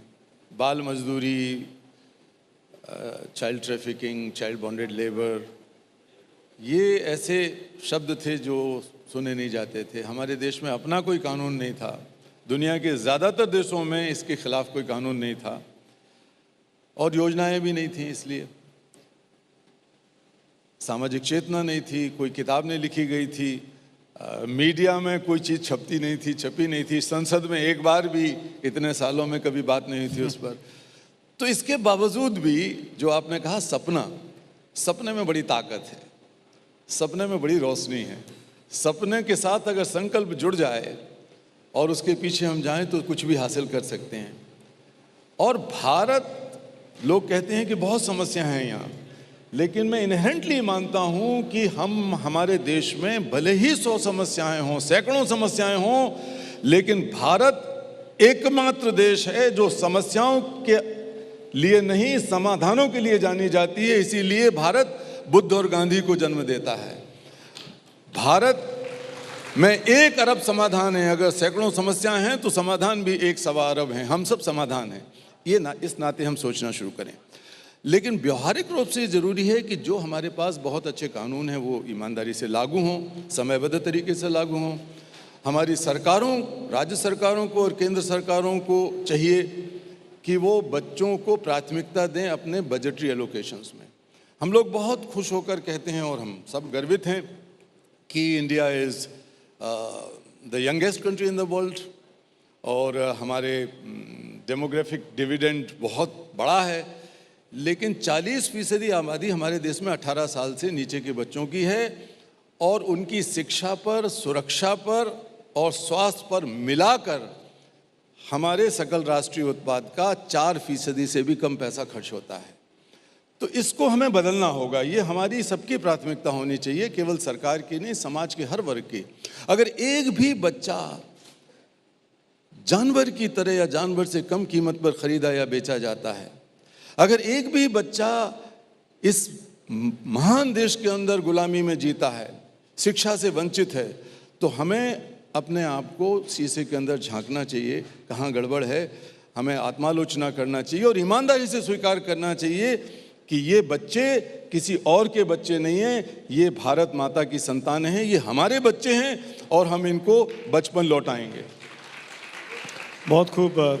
कैलाश जी, मैं करीब 25 साल से पत्रकारिता में हूँ और मैंने आपको फॉलो किया है, मैंने आपको देखा है। हम लोग सैकड़ों बार मिल चुके हैं। आज भी जब आप अपने कैंप्स में जाते हैं जहाँ पे बचपन बचाओ के बच्चे हैं, जिनको आप मदद कर रहे हैं, क्या वो ये जानते हैं कि आपको नोबेल जैसा बड़ा पीस प्राइज़ मिला है? तो आज आप उनके लिए क्या हैं? देखिए, नोबेल शब्द तो वो जान गए हैं लेकिन ये बड़ा है कि छोटा है ये नहीं जान पाए हैं। अभी भी जो भारत में पुरस्कार मिलते हैं ना, कहीं कहीं वो देखते हैं तो सोचते हैं बहुत बड़ा पुरस्कार है। तो अच्छी बात है, सब पुरस्कार बड़े होते हैं, छोटे से छोटा पुरस्कार भी बहुत बड़ा होता है। तो उनको ये बड़े छोटे का पता नहीं है, लेकिन उनको सबसे बड़ा पुरस्कार, सबसे बड़ा जो खुशी होती है, सबसे बड़ी, जब मुझे वक्त मिलता है, सुमेधा जी को वक्त मिलता है, तो हम उन लोगों के बीच में काफ़ी वक्त गुजारते हैं, खेलते कूदते नाचते गाते हैं और खुश रहते हैं। तो उनके अंदर की खुशी से ही हमारी बैटरी चार्ज होती है। दुनिया भर की हज़ारों समस्याएं हैं, लेकिन हमारे बच्चे जो कभी बंधुआ मजदूर थे, आज खुश होकर हमारे साथ नाचते हैं, पकड़ पकड़ के हमको नचाते हैं, सिखाते हैं नाच, नए गाने आ रहे हैं, सिखाते हैं, तो अच्छा लगता है। लेकिन जो बात कैलाश जी अभी कह रहे हैं दोस्तों, हम सबको पता होना चाहिए कि यहाँ तक पहुँचने के लिए कैलाश जी ने कितना सेक्रीफाइस किया है। आप सुमेधा जी सामने बैठी हुई हैं, उनकी धर्मपत्नी, स्वागत है आपका भी। मैं ये इसलिए कह रहा हूँ कैलाश जी, मैंने वो फुटेज देखे, मैंने वो स्टोरीज कवर किए हैं जब आप पे हमले हुए हैं, जब आप बच्चों को छुड़ाने गए हैं, आप पर अटैक हुआ है, आप लहूलुहान हुए हैं, आपको जान से मारने की न जाने कितनी बार धमकियाँ मिली हैं। सबसे खतरनाक इंसिडेंट जो आज भी आपके जहन में रहता है, क्या हुआ था? देखिए, खतरनाक तो बहुत सारे इंसिडेंट हुए हैं, लेकिन सबसे ज़्यादा पीड़ादायक वो क्षण था जब सर्वोच्च न्यायालय के एक फैसले को लागू कराने के लिए हम लोग जद्दोजहद कर रहे थे फरीदाबाद के पास के पत्थर खदानों में, और एक कार्यक्रम, एक बड़ा प्रदर्शन करने वाले थे। तब अचानक हमारे साथियों पर हमला हुआ और एक साथी की वहाँ हत्या हो गई, शहीद हो गया वो धूमदास। मैं जब वहाँ पहुँचा, वो पहले से जमा हो गए थे खदानों में, तो बहुत बुरी हालत में खून से लथपथ पड़ा हुआ था वो। फिर भी मुझे यकीन नहीं हो रहा था कि इस तरह उसकी हत्या हो जाएगी। खदान माफिया के लोगों ने हत्या कर दी थी। ये बात 1985 की है। मैं उसको उठा के जब अस्पताल ले गया और ये विश्वास करके और ईश्वर से प्रार्थना करते हुए कि शायद बच जाए, शायद बच जाए, लेकिन जब डॉक्टरों ने कहा कि अब ये नहीं बचा है, तो उसके शव को उठाकर कंधे पर लेके अपनी गाड़ी में रखना मेरे जीवन का सबसे ज़्यादा भयानक क्षण था इस पूरे संघर्ष में, क्योंकि मैं जानता था कि उसकी नवविवाहिता पत्नी को मैं जवाब नहीं दे सकूंगा, इकलौते बेटे की माँ को जवाब नहीं दे सकूंगा।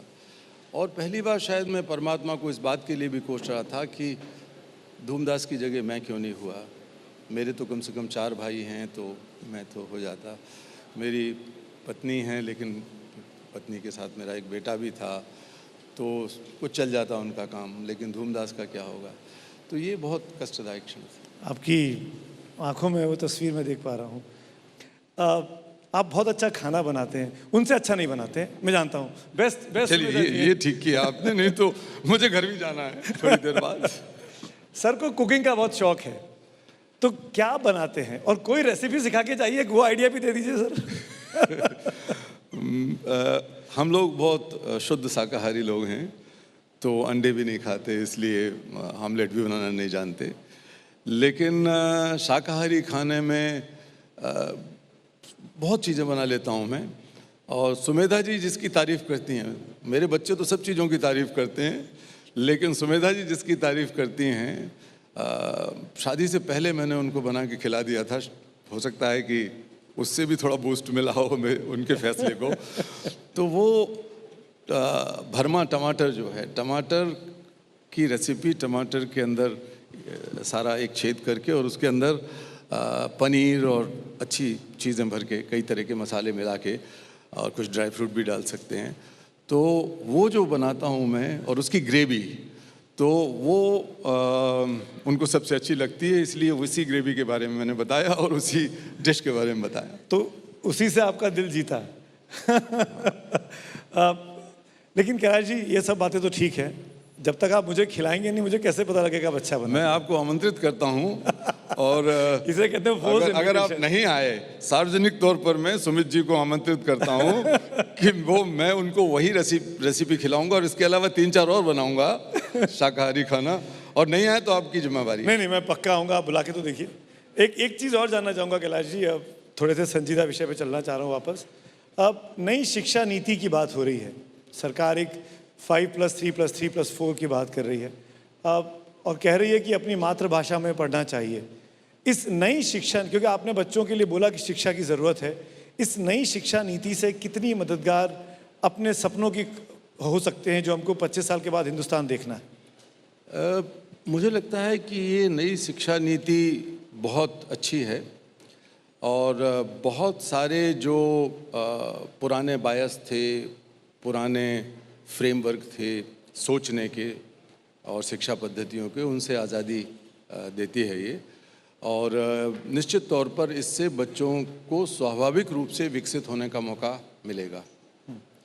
तो इसको लागू करने से फ़ायदा होगा आपको? निश्चित इसको लागू करने से फ़ायदा होगा, और बच्चे ज़्यादा सीख पाएंगे उससे।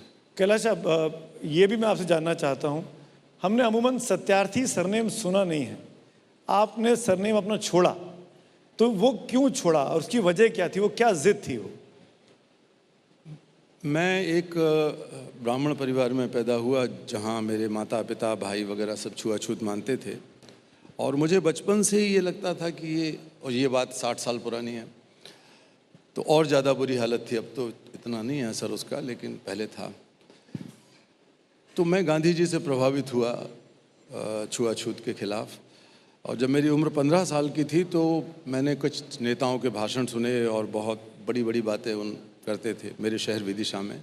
तो मेरे मन में आया कि एक भोज रखा जाए जिसमें जो मेहतरानी कहलाने वाली हमारी दलित माताएं हैं, बहनें हैं, वो खाना आके पकाएं, और ये नेता जो गांधीवादी हैं, गांधी जी की बात करते हैं, यही सबसे आगे रहेंगे, क्योंकि ये तो पहले से ही क्रांति कर चुके हैं। मेरे मन में था ये, मैं नहीं जानता था कि कितना बड़ा फ़र्क है उनके बोलने में और करने में।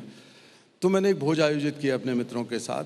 उस भोज में उन सबको बुलाया, उन्होंने हाँ कर दिया, लेकिन कोई आया नहीं। एक भी व्यक्ति हमारे उस खाने में नहीं आया जो खाना हमारी उन माताओं ने पकाया। बहुत दुख हुआ मुझे। गांधी जी के एक नए पार्क के सामने हमने एक बैठ के ये रखा था।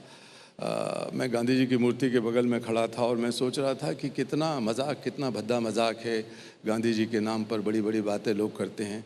ये बात अब सोचिए कि 50 साल पुरानी है। तो बहुत दुख में रोने लगा मैं। तभी मेरे, और खिचड़ी बनी हुई रखी थी, बनाई हुई, तभी एक माँ ने, जिसको लोग अछूत समझते थे, मेरे पीठ पर हाथ रख के कहा, बेटा तू क्यों रोकता है, तूने तो जो कर दिया वो हम सोच भी नहीं सकते, किसी ने किया नहीं, ये सब बातें करते हैं लोग, खाना खा बेटा। तो मैंने खाना उठा के खाया। घर आया तो पंडितों ने और सब लोग हमारे बैठे हुए थे, रिश्तेदार जान पहचान के लोग, कहा कि इसको अब परिवार को देश जाति निकाला दे दो, या इनको जाना पड़ेगा हरिद्वार, वहाँ पर मुंडन करा के और गंगा स्नान और 101 ब्राह्मणों का भोज।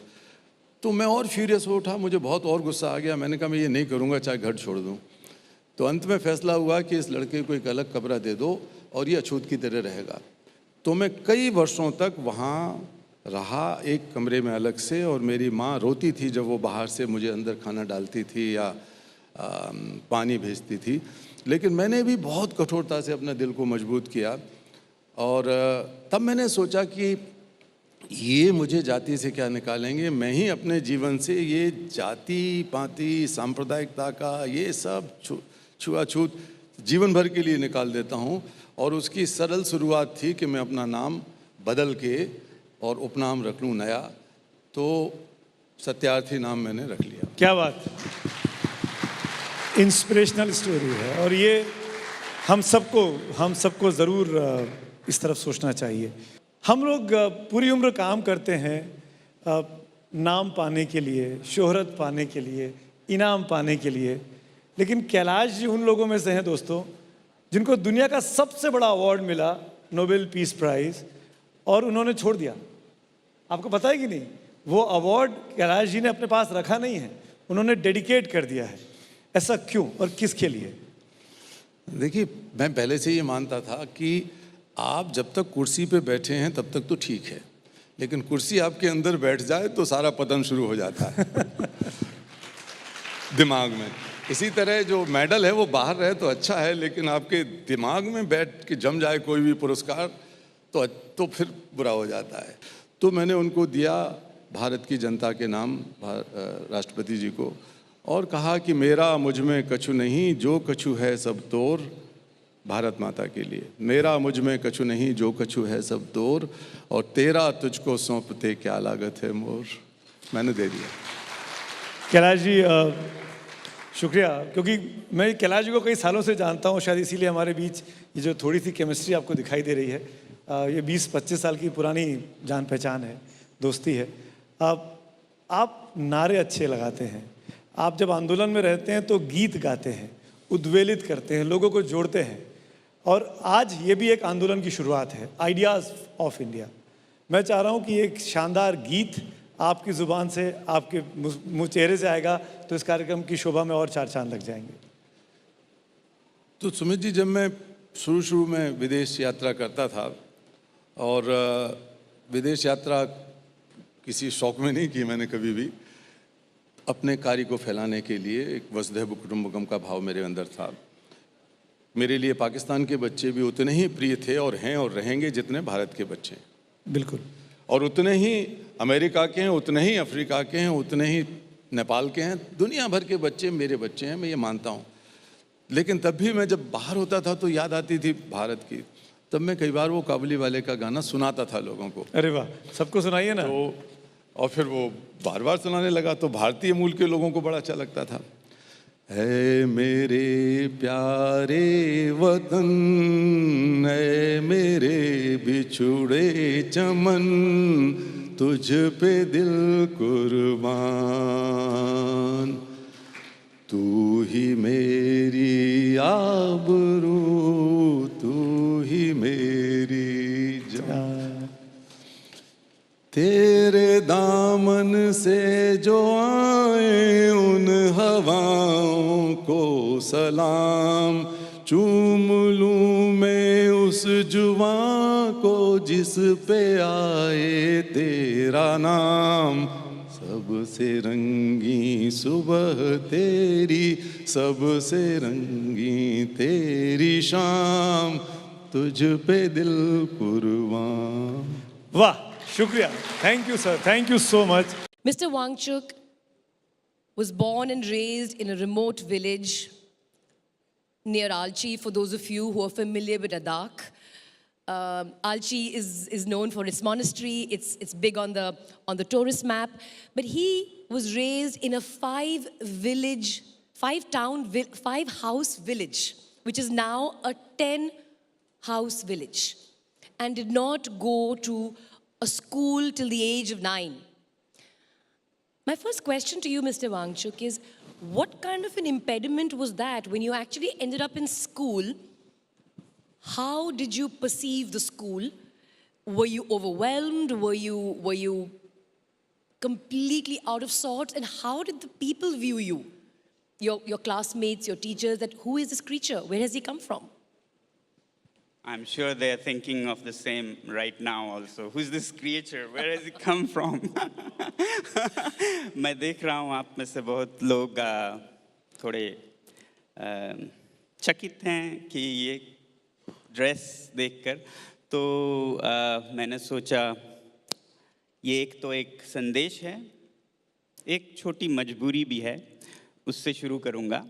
संदेश ये, जब हम आइडियाज़ ऑफ इंडिया की बात करते हैं तो India is very diverse and we should celebrate that diversity, and I thought one way of doing that is to respect and celebrate our dresses from different parts of the country.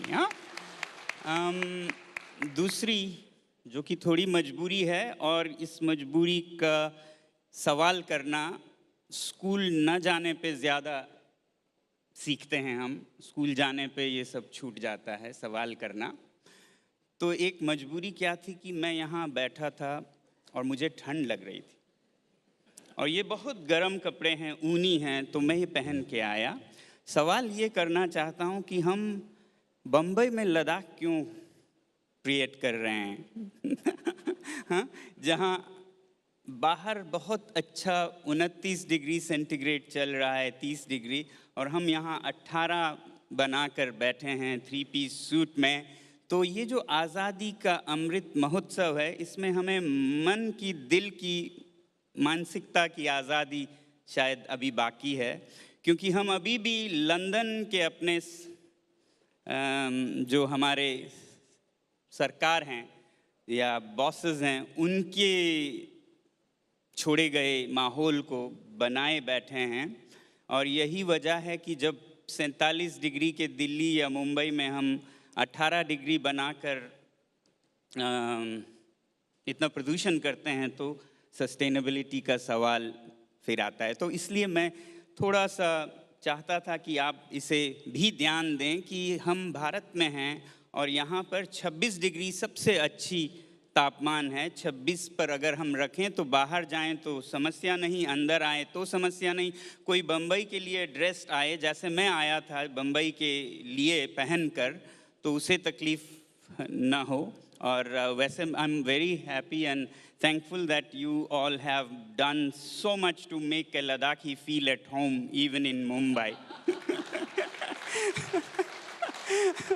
But please take it as an issue and run a campaign. All offices, all hotels, not less than 26 degrees in our India, which is independent once again from the mindset of colonial past. Yeah? You were telling us how it felt to be in school for the first time at age 9. Yes, so when little children are sent to schools that discipline you, rather regiment you to think in boxes and squares, you don't ask questions like, why are we making ourselves uncomfortable, spending so much fuel, so much money, and creating 18 degrees, which is our curse in Ladakh. We wish we had 29 degrees, and you have it, but you create Ladakh in Mumbai. So that questioning is what becomes a victim when you are schooled in the schools of the kind of schools that our children go. So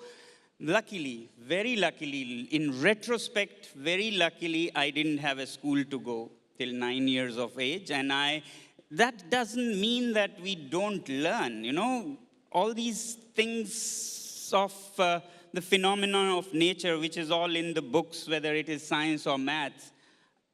The best school is curiosity, you know, and not your big names in schools and the rich schools or so.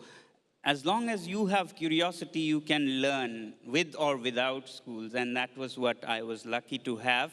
Thanks, I was nothing special. Every child is gifted with this great software of learning. If you want today's lingo, then the best learning software in the world is curiosity. And that is exactly what we kill in most of our schools. So for me, that was a great liberation, not to have to go to a place that kills my curiosity, and the rest happens on its own. When you have curiosity, nothing can stop you from learning. If you don't have that, then the best of schools and best of teachers can't do much. So when I was finally brought to a school, actually it was the end of my happy learning. I had to struggle after that to learn, So you could be learning from swimming in the Indus, climbing up the mountains and the apricot trees, and being on the farm, throwing seeds in the ground to see the roots go down and leaves unfurl without having to memorize L-E-A-F, leaf,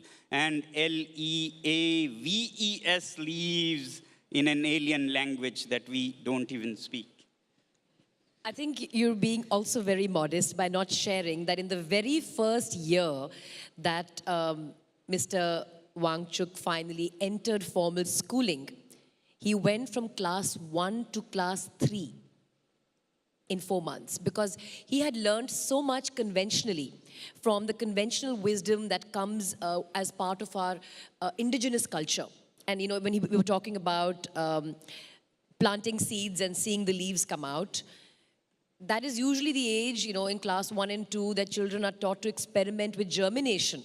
You put seeds and you put some pani and the green dal sprouts, and you learn that. He learned that firsthand at their farm and at his village. I want to just go away for 1 second. Well, I will add to that. The second great opportunity I had by not being in school was this great luxury which very few children get, to learn in mother tongue. So my mother taught me in my mother tongue, and that is a great foundation. आपकी मातृभाषा अगर मजबूत हो तो भाषाएं आपको 6 महीने लगते हैं. मुझे अंग्रेजी सीखने में कोई समय नहीं लगा, हिंदी सीखने में नहीं, फ्रेंच में नहीं. 6 महीने में भाषाएं सीख सका, क्योंकि मेरी मातृभाषा मेरी माँ ने बहुत मजबूत किया. तो मैं आज़ादी के अमृत महोत्सव पे कहना चाहता हूँ कि ये आज़ादी कब मिलेगी हमें. Climate change is real and it's happening as we speak, and we were talking about this yesterday. And in fact, it was evidenced for the first time by the rest of the public in 2010 when Ladakh saw its first flash floods, or what we thought were the first flash floods. And of course, Mr. Wangchuk will tell us, it neither was the first flash flood, nor was it the last, and how it has now started a cycle of floods, cloudbursts and floods followed by droughts. So tell us about how this cycle has suddenly come out of nowhere, and how this, when you were talking to elders in your village, there was no memory of a cloudburst like this. So while we sit in an 18-degree hall in 30 or 40-degree Mumbai, or 2 days ago I was in Mongolia, it was minus 18 outside. It's not just us here. And I was sweating in the hotel at 27 degrees. Yeah? I don't know why we overdo, why Mongolia can't be happy with plus 18 of Mumbai, and Mumbai can't be happy with plus 27 of Mongolia. If they're happy there, why can't we be? I mean, I start doubting if human beings are rational animals. Maybe only the rational part needs to be taken off. The rest is fine. So, while we are doing this kind of ayashi, up there in places like Ladakh, glaciers are going away, and they are not going quietly. They are releasing, unleashing flash floods that wash away households, villages, farmlands. And yes, 2010 is what you may have heard, because roughly 1,000 lives were lost in that, and half of Leh was washed away. But I saw the first one in 2006 when I went and volunteered in this village called Phyang, where we have our alternative university now. Just as a volunteer, many families who had lost their houses, farmlands, and even people, I asked, while helping them, an elder person, when was the last flash flood like this you have seen? And he started thinking and said, I have never seen one. I've only heard of such things from my ancestors or elders. And you know what? The next one was 2010. 4 years later, much bigger. And the next one was 2012. The next one was 2015. Another 2017. So the frequency has increased so much. And each of these leaves drought to follow, because as all the water goes away, and when it's flushed away, it takes with it the fines in the mountains, in soil, which absorbs, which are like sponges, and any vegetation, and therefore even less capacity to absorb, and therefore even smaller rains. It doesn't take a rain as big as the first one to cause the next flash flood. So that's happening there, while this is happening here. There's some connection. So that's why I'm appealing to you all to please live simply in the big cities so that we in the mountains may simply live. When you first entered formal education, you found it was the end of your happy learning and your happy curiosity. And then you went ahead, you changed many Kendra Vidyalayas in various parts of Jammu and Kashmir, and then eventually pursued your engineering, and then you decided to come back and change what you thought was wrong with the education system. What did you do? What did you come back and do? And what motivated you to do that? I mean, it's so easy to pursue brighter careers and, like all of your colleagues from engineering college, go to the US and pursue big dreams. What did you do differently, and what was your inflection point which made you make a different choice in life? Again, my childhood without schools is to blame. Yeah? Schools teach you so many subjects, but my childhood with my mother and the villagers on the farmland taught me not just questioning these phenomena of nature, but also empathy. From my mother, I learned this valuable asset that schools don't teach. Schools teach you to compete and, tread over others. But my village, my ancestors, my grandmother, through her stories, taught me to think about others and not just about self. Yeah? So this is to blame. Because of this, when I was doing my engineering, a happy accident, I would say, happened, and which was that I had to fend for myself. I had to support my own engineering. And to do that, I decided not to take from my home. They were well off, but I decided not to and do it myself. And to do that, I had to do something. The only thing I could do was to teach. And therefore, I started teaching students in Ladakh in the vacations from my engineering college. And during that, I came face to face with the disastrous education system. Perfectly bright Ladakhi children were failing at the rate of 95% every year in their 10th grade exams, which are like the passport to future. And nobody was questioning. They were all blaming the children. You're bad children. And I could see firsthand, they were so bright, so enthusiastic, so humble. What more could you ask from children? So there was something, I said, in the system. Because when 95% of the products fail in a car factory or a software firm, then it is the system that should be looked into. So that made me think that in life, it's not just about what I need, but also about what needs me. Yeah? And these children needed me more than what I needed. My friends were going to the Silicon Valley and Bangalore after their engineering. I decided to go back to Ladakh and see if I can help them and see if I can change this dismal system.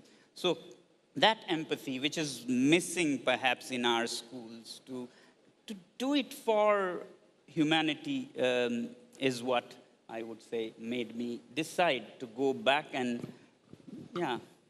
And I think it's this empathy that you want everybody to have to be able to then eventually make sustainable choices. You're not making sustainable choices just for yourself. You're ultimately making sustainable choices so that you can help those who don't directly partake in those choices. Like, again and again, choices made in big cities are impacting the lives of people in the mountains. Exactly. Not only personal choices, but people when they choose their professions or even businesses. It should be out of empathy.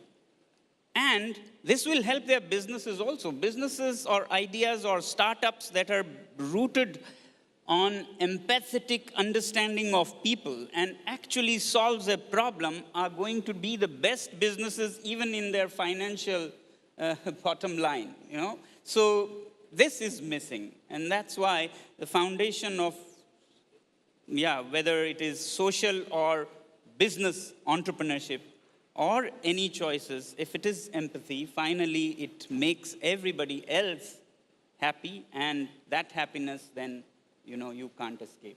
So I did in fact go as far as saying that empathy is the foundation of sustainability. Without empathy, there can be no sustainability.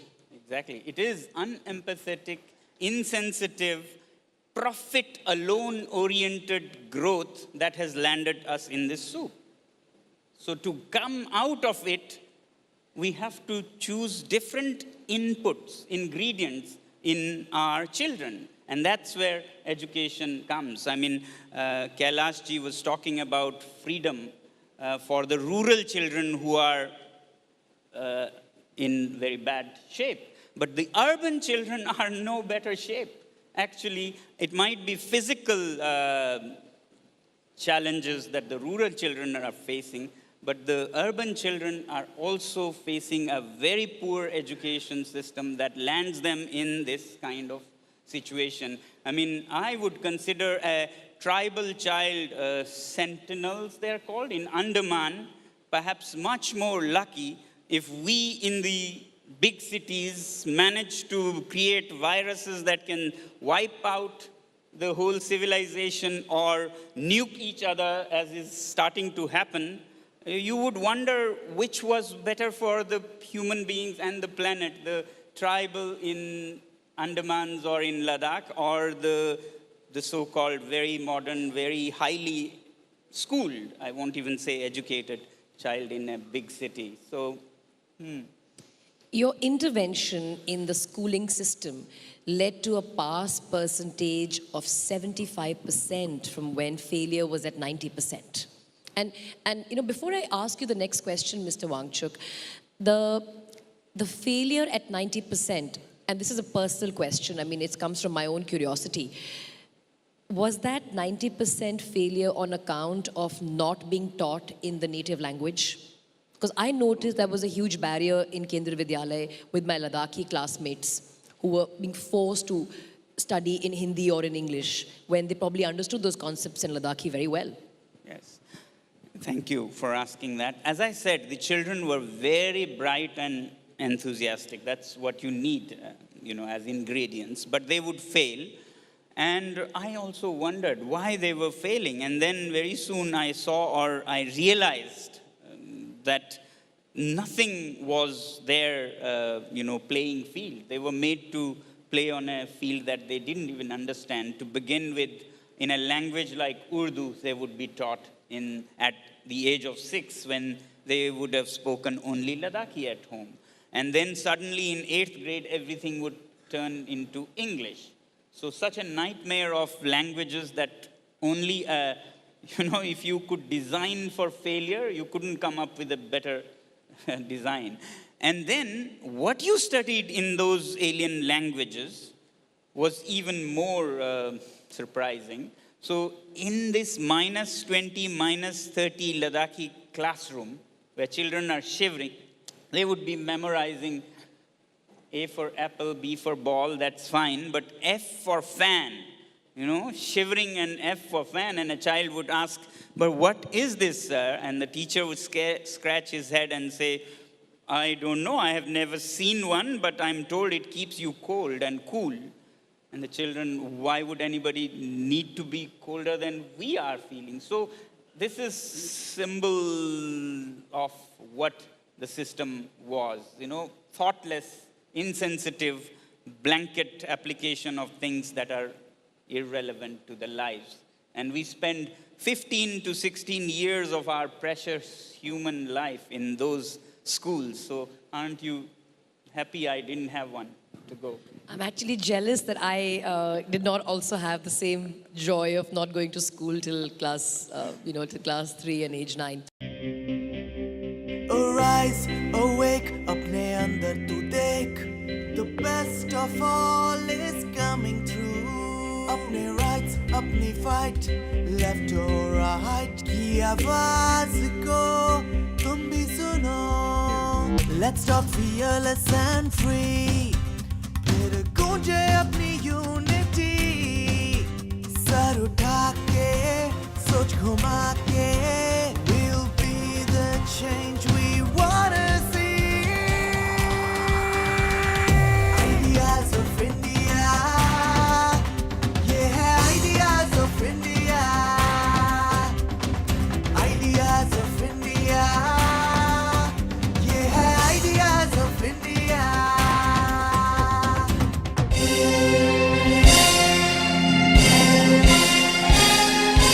वंदे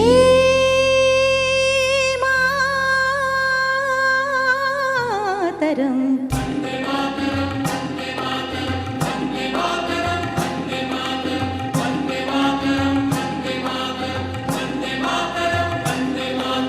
वंदे मातरम.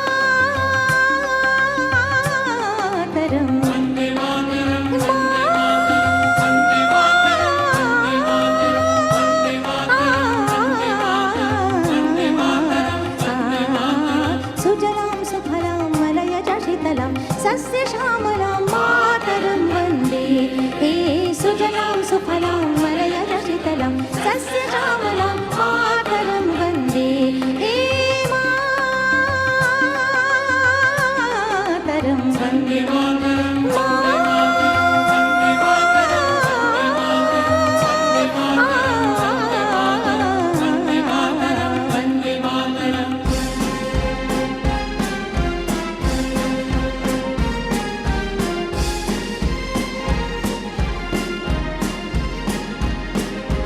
शुभ्रज्योत्स्नां पुलकितयामिनीं फुल्लकुसुमितधवदलशोभिनीं.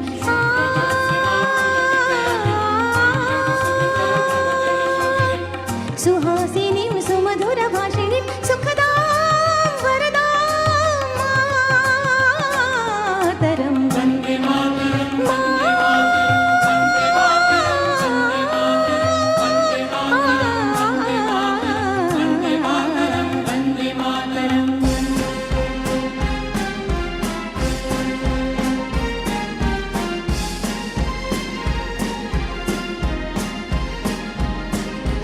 सप्तकोटिकण्ठ करकलनिनादकरले त्रिसप्तकोटि भुजन्दिता करकरवाले. सप्तकोटिकण्ठ करकलनिनादकरले त्रिसप्तकोटि भुजन्दिता करकरवाले. अवलकनुमतवाले बहुबलधरणिं नमामि तरणिं रिपुदलवर्णिं मातरं वन्दे. हे मातरं वन्दे.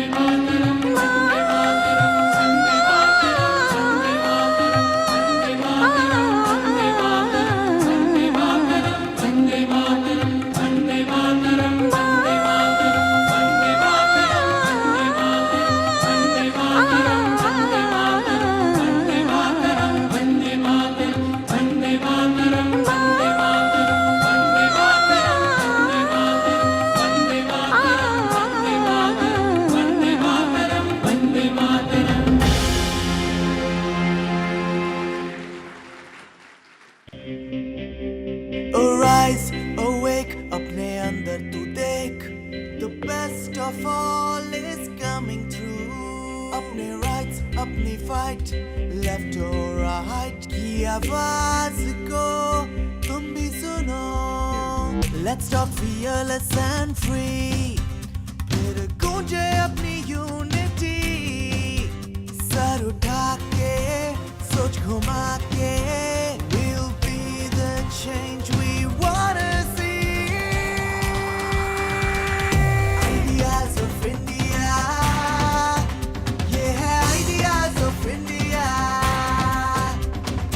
Ideas of India, yeah, ideas of India. Arise, awake, अपने अंदर तू देख. The best of all is coming through. अपने rights, अपनी fight, left or right की आवाज को तुम भी सुनो. Let's talk fearless and free. फिर गूंजे अपनी unity. सर उठा के, सोच घुमा के, we'll be the change we wanna see. Ideas of India, yeah, ideas of India. Ideas of India, yeah, ideas of India.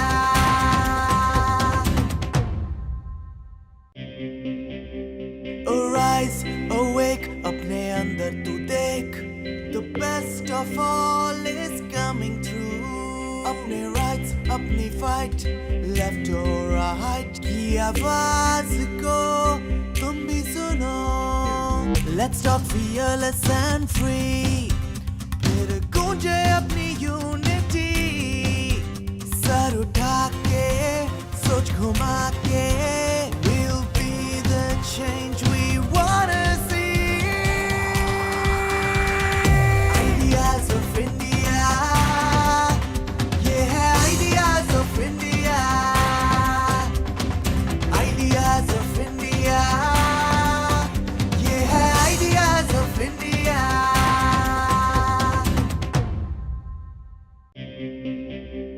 Arise, awake, अपने अंदर तू देख. The best of all is coming through. अपने rights, अपनी fight, left or right की आवाज को तुम भी सुनो. Let's talk fearless and free. फिर गूंजे अपनी unity. सर उठा के, सोच घुमा के, we'll be the change we wanna see. Ideas of India.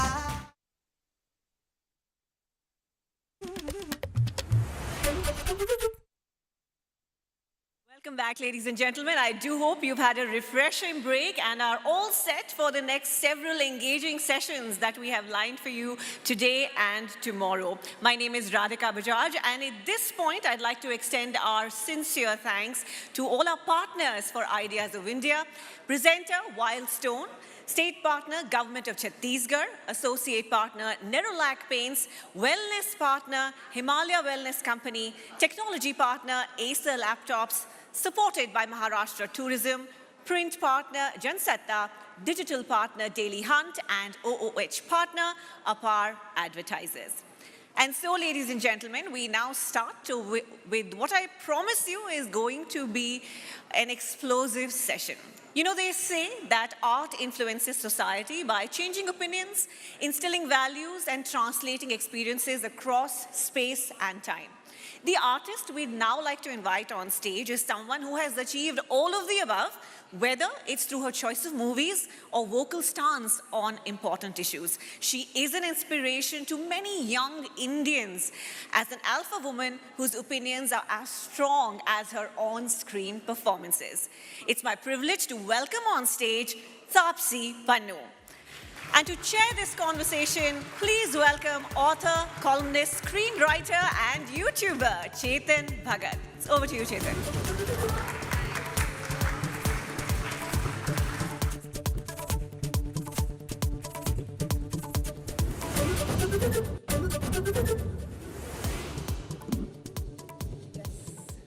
Okay, hi everybody. Hi Taapsee. Hi, good evening. नहीं, good morning. क्या time चल रहा है यार? I'm sorry, I'm jet lagged a little bit somewhere. It's around 2 o'clock in India. So I don't good know afternoon. which time zone you're from. I have a very, very interesting session name. I was like stumped, and I actually asked you who put this name. alpha female. And then, so why have you been... I was just so glad they called me for alpha. I was like, really? Yeah, I will come if that's the topic. It is a is it a compliment? I take it as a compliment. Okay.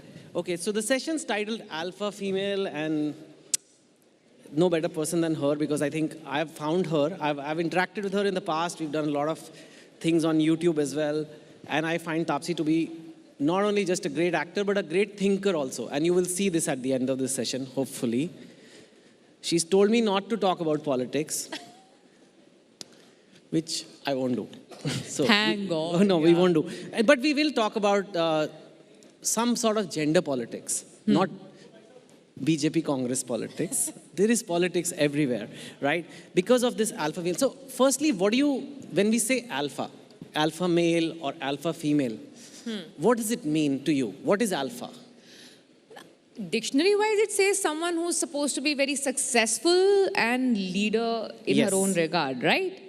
So that is what the definition was in my head always. And then when movies came in and we only saw alpha male there, alpha female was not really displayed or shown off much. So it took me a time when I had to read the definition back and understand, so what is alpha female, so that I can understand that what should I bring in new, what is missing that I feel I should bring in. And hence, the definition had to be revisited. And then it still holds the ground for me. It has to be someone who's not just successful, but leader in her own regard. Yes. So, I mean, it's words like power, success, leadership, decisive, risk-taking. These are what they call alpha traits. Traditionally, it's in the jungle, like the chimpanzee who's an alpha will get all the females.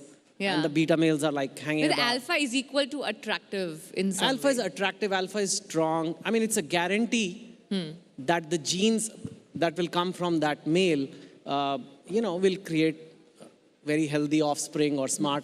I mean, it's basically a nature's tool to do that. Alpha female, honestly, why it's hard to find a definition sometimes is because it's a relatively new term. Why it's also interesting to me is whenever you say he's an alpha male, so he's very successful, he's the CEO, he makes so much money, it's very attractive. But is an alpha female more intimidating than attractive, or is it attractive? It's so attractive that it's intimidating.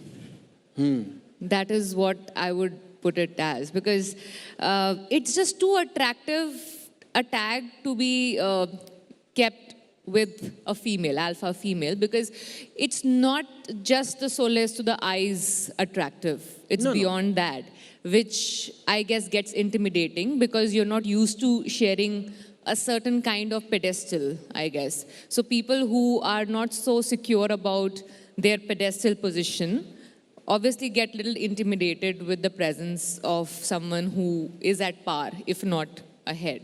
Yeah. No, and I don't want to refer to my own works, but one of the books I wrote, One Indian Girl, I remember I wrote the book because I used to be in banking, and there was this girl who called her mother excited after bonus day. In investment banking, you can get very good bonuses. And she called her mother and said, "Hey mom, I made 3 crores this year." And the first thing the mother said was, "Ab tere se shaadi kaun karega?" Whereas if a boy had made that call, it would be a moment of celebration. It would be like, boys, wow, what a catch he is in the marriage market. He makes 3 crores a year. But when a woman makes 3 crores a year, the first reaction is, "Ab tere liye ladka kaise dhoondu?" So in that case, it gets intimidating. Is it true? I mean, is it societal or is it biological? Actually, I want your views that this thing that men are seen as success objects. If women are objectified in physical beauty, men are also objectified as success. Like whenever somebody is looking for a guy, to पूछते हैं करता क्या है, कमाता कितना है. These questions are asked for men more than women. But when we talk of an alpha woman, is that something that women are even expected to do, or is seen as something people want in women as much? I don't know who to feel worse for, the man or the woman in this regard, because why the onus of some tangible success always rests on the shoulders of a man. And you agree with that? Yeah, it does. You know, there a couple of times when people ask me about the struggle of making it in Mumbai, making it in this industry, and of course there is struggle, but you know, if I compare it with the struggle of some boys who come from some other towns, smaller towns, and come here, the onus of making money to be able to feed a family or to be able to have a family is so much more on the man, which is obviously unfair because it's not equal. I mean, you can both run the family, if not the man or the woman. That's where we want to eventually reach, but if you're not there, that's why the whole tangible success responsibility rests on the shoulder of a man, not the woman. It's more, for women, it's like the bonus. मतलब अगर मिल गया success, tangible success, it's like, wow, okay, ठीक है, bonus है, but that was not really needed. Yes. It's a mandatory thing for the man. So that's why I said I don't know who to feel worse for, because the pressure is different, but on both the genders. Of course it's there. And thank you for acknowledging that men also face some pressure, because normally that's not what we hear so much. What made you chase success though, then? I have this, since childhood, I always wanted to be self-sufficient in my life. I did, as a kid, when I was told, okay, you'll not be given pocket money because, you know, hame nahi pata, you might just misuse it. We want to, like, you know, control the child's expenses. So I said, okay, fine, I'll earn my own money. And that's why I started working when I was doing my college.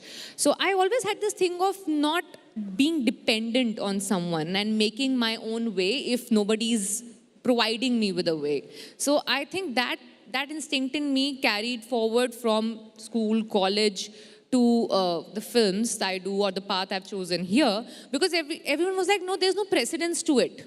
So this will not happen. So I'm like, but I want it like that. At max, what will happen? I'll fail. I'll learn something. I'll change my direction, and then I'll maneuver my way through. But don't tell me that, you know, it can't happen. You can't attempt it. Don't tell me that. So that thing of just finding my own way by myself, being independent enough, is something that drove me to do the kind of stuff I've been doing since school, college, and even now. So it all started with no pocket money, basically. Yeah, if you have the memory, that's the... What was your mom so worried about? क्या करते आप pocket money के साथ? I don't know. They were like, I don't know, पता नहीं क्या खरीदेंगे और क्या, मतलब, what will she get into? I don't know. It's a typical problem that Delhi parents, Delhi child's parents have, कि पता नहीं क्या करेंगे बच्चे पैसे के साथ. And now you're a gender icon. I mean, from what you tell me, it's just something, a very humble need that I should be able to pay my own bills. Yeah, just handle my own life by myself. But now you are seen as this alpha female and, you know, icon for women and telling the men that we can also do it. Is that a role you wanted? You know, I subconsciously didn't think that this will end up becoming the recall value people have for me. But I somehow feel like that has been the instinct always, right? So now I hear a lot of people who come to me saying, you know, I want my kid, like a girl child, to become like you, because I don't want her to, you know, be the oversensitive, dependent person. I want her to take control of her own life and be very nonchalant about it. So that's been a very common thing I've been hearing from a lot of parents who have these younger girl child and coming up to me and saying that. So that, I feel, is very beautiful. It's more than any compliment an actor can get about the performances or, you know, क्या अच्छी film थी, आपने अच्छी acting करी. No, I would want my girl child to be as independent as you are. Yeah. So that's... And it's great that you are, I honestly feel like you're one of the few who not only has done very well, but you've also spoken very well about these things. And you say it in a very balanced way. Yeah. I like it, that you don't say that सारी गलती आदमियों की है. No, it's not. I mean, I think bicycle has two tires. There's always a balance that's required to move ahead. Obviously, we have to push ourselves, but little support didn't harm anyone. Yeah, in fact, I saw some of your tweets, you had shared that you're not looking at work ki, I want to be the highest paid actress. Yeah, no. कुछ हैं? I have two middle class needs. आपकी तो मैंने देखा कोई A+, B+, C+ भी security नहीं है. नहीं सर, मैं उसके लिए पैसे दे रही हूँ ना. नहीं मतलब Because actually all that is also one way to look at it, but you are not looking at it. I mean, आपको लगता है कि I don't have a bodyguard also, and that amazes a lot of people. I don't understand why. I mean, I can take care of my own body. All right. But somebody with a lot of bodyguards keeps talking about you a lot. Yeah, she loves me a lot. And I have a theory for that. क्यों? पहली बात if you get to know, tell me also. I'll tell you. That's the biggest mystery of my life.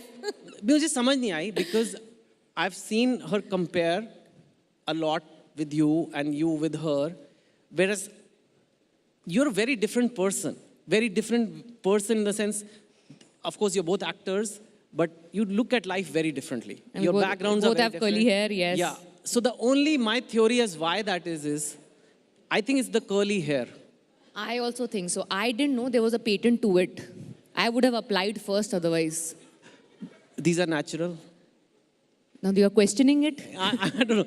I don't know. My father also had curly hair. They are natural. I can prove it. Let the DNA test. Okay. But does that bother you? Because some of the things, again, we are not going to discuss any individual. I'm not going to even take her name. But, and she is talented in her own way. Nobody knows. Nobody knows who we are talking about. Okay, but certain comments were mean-spirited. And we don't have to repeat those comments. But they were mean-spirited about you. Not just about you, about your work, about the kind... Yeah, so did that bother you? Did that shock you? Did you feel amused? What was it? So there are two sides to this. First, in the beginning, it was shocking because when you put someone at a pedestal in your head thinking, okay, this person is someone to look up to, you know, for someone like me who came from the kind of background I come from and trying to make my mark in the industry and whatever you may call it. So you look at someone who's made it and think, okay, you know, wow, we would like, that's somewhere good. So you used to, at one point, she was your hero. Yeah, I mean, you look up to that person, you know, in certain regards. So... And when it comes from there and you least expect it because you don't think you've done something to receive that, you feel a little disappointed. कुछ किया था आपने कोई ऐसे? Yeah, मुझे भी नहीं पता यार. I really don't know. And I have exhausted all the possibilities in my head. So I have now given up on it. But the disappointment or the shock was because I had kept her at a pedestal in my head. That's the reason of disappointment. Not the kind of words that were used against me. I'll tell you why. Simple, I don't take myself too seriously. And you can't survive in this industry peacefully if you take yourself too seriously because the kind of things we hear about ourselves on daily basis, if I start taking it seriously, I don't think I will have a sane mind anymore. So you cannot take yourself too seriously. You should take your work seriously, but not yourself. So there's a difference to it. Okay, that's nice. कभी आपने सोचा कि वो Z+ security पार करके जाके पूछो नहीं यार दीदी प्रॉब्लम क्या है? इतनी हिम्मत और औकात नहीं है मेरी. Okay. This moving on from that topic. Only because this film is so big right now. Let's talk about Kashmir Files. Since you are also in the industry, and I think there are two aspects to it. One is what the film is about, the Kashmiri Pandit, so we can talk about it a little bit. And the second aspect, which is not being discussed as much, it's a very small film. Like budget-wise. And it has done phenomenally well. It's being compared to Bahubali and Gadar in terms of box office. So that is just a spectacular achievement. And what does that, and people said that post-COVID, people are not going to go to movies, everybody's going to watch Netflix and Prime now, all this. But this movie has like just broken all those assumptions. Let's talk about that first, then we'll talk about the But that's true, whatever you're saying. I mean, since the time theaters opened, I think when it was still 50%, I saw Badhai Do, and after that I haven't seen any film because I was busy shooting. But I really see the numbers and I am more of an optimistic person, so I see the glass half full most of the times. Whatever might be the reason, however it happened, the fact is it happened. And the numbers that it shown, I remember texting to one of my producers saying, so this proves that you don't have to get scared about how big your film is. If it's good, people will watch it. So I am actually looking at it from the point of view which you just mentioned, that if the small film like that can create those kind of numbers, it can't be a bad film. You can question the intentions of people, you can question the means and all of that, that's subjective. Please do that. You have a right to have an opinion. But the fact that it is good, that's why eventually it's lasting that long. It can't be a bad film for it to last that long. And that's the truth of the matter. And that's a fact. You have to live with it. Yeah. Do you think it's also done very well because it talks about things which are not considered, I don't know, polite or, you know, it's very scary. I'm telling you as a writer, I've written columns and I've written a column in Kashmir Files also, which will come now this week, and I'm literally scared about it because it is very scary to talk about any Hindu concern in India because you are immediately branded. See, the moment I said the word Hindu, a lot of people immediately start thinking Sangi hai.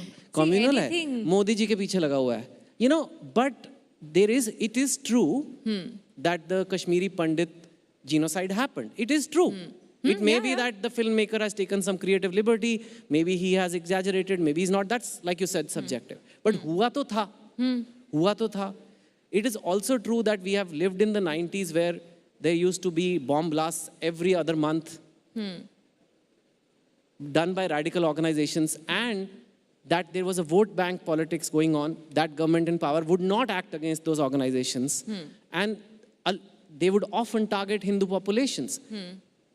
Well, Now, तो ये बोल नहीं सकते, बोलोगे तो बोलेंगे, like, you know, but this film said it, and it said it in an engaging, interesting way, in an entertaining way also maybe. So maybe that's why it's done well? Or do you think that is there, or you don't feel that? No, that definitely, it just evokes the emotional side in a lot of people. And hence, it helps them to connect and receive a film in a certain way, which is totally subjective and is right. There is no film under the sun that has had 100% approval from the 100% audience, and it will differ film to film. So it's okay. It doesn't, see, today you talk about anything regarding religion, it will raise an eyebrow. You talk about any religion for that matter. The moment the religion word comes in, people will start judging you even before you've completed your sentence.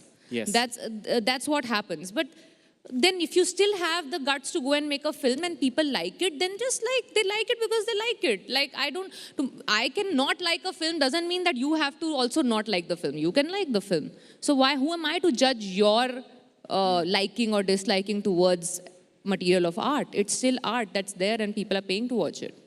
But there are people, plenty of respected people who have said it's a propaganda film, it's a communal film, it's a biased film, it's a political... It is their opinion, and they have the right to have that opinion. Okay. Let's agree to disagree. That's the problem that we are facing right now. Why don't we agree to disagree? There's so many things that you might do and say, which I don't approve of, but doesn't mean that I can't sit and chat with you, right? We can agree to disagree. Let's settle at that. Okay, that's good. I agree with that. But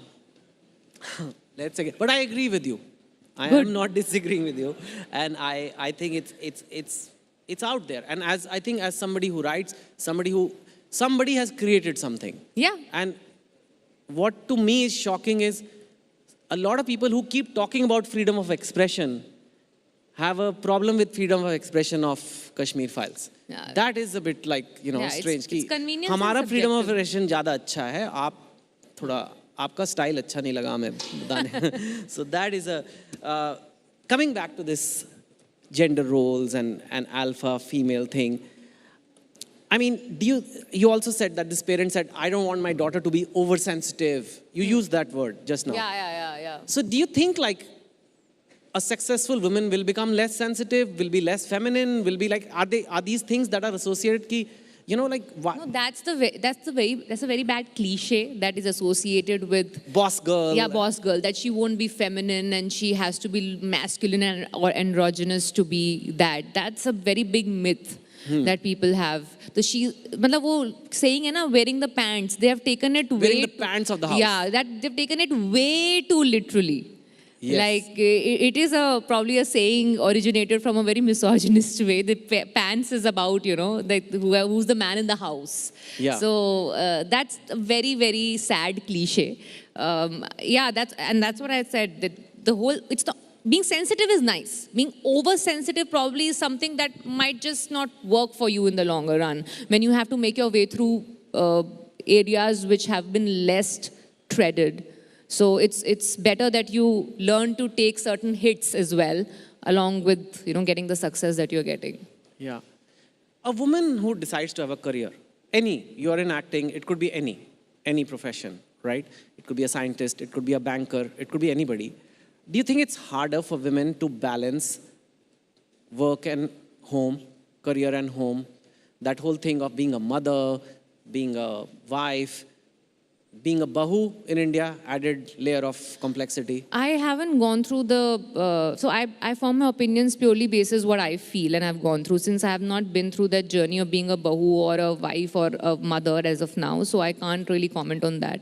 I'll tell you what is difficult is, if you receive success, then people question you, the means of how she received this success can never be obviously on her credentials. So just elaborate that. Yeah, because it's like, okay, she's reached here, because she's a woman, she got it relatively easy. Or she got like quicker means of reaching the success because she's a woman. So there's a problem if she's successful. If she's not successful, then they're like, obviously, yeah, the top posts can't be handled by her because, she's a woman, she has other things also in life to manage. So either way nahi jamta hai. So I don't understand ke matlab fir what exactly are we supposed to do? So that's a bigger trouble than anything else. To judge her, if she's successful, then you judge the means of getting successful. If she's not successful, then you just judge her, yeah, because she has so many other gender roles to play.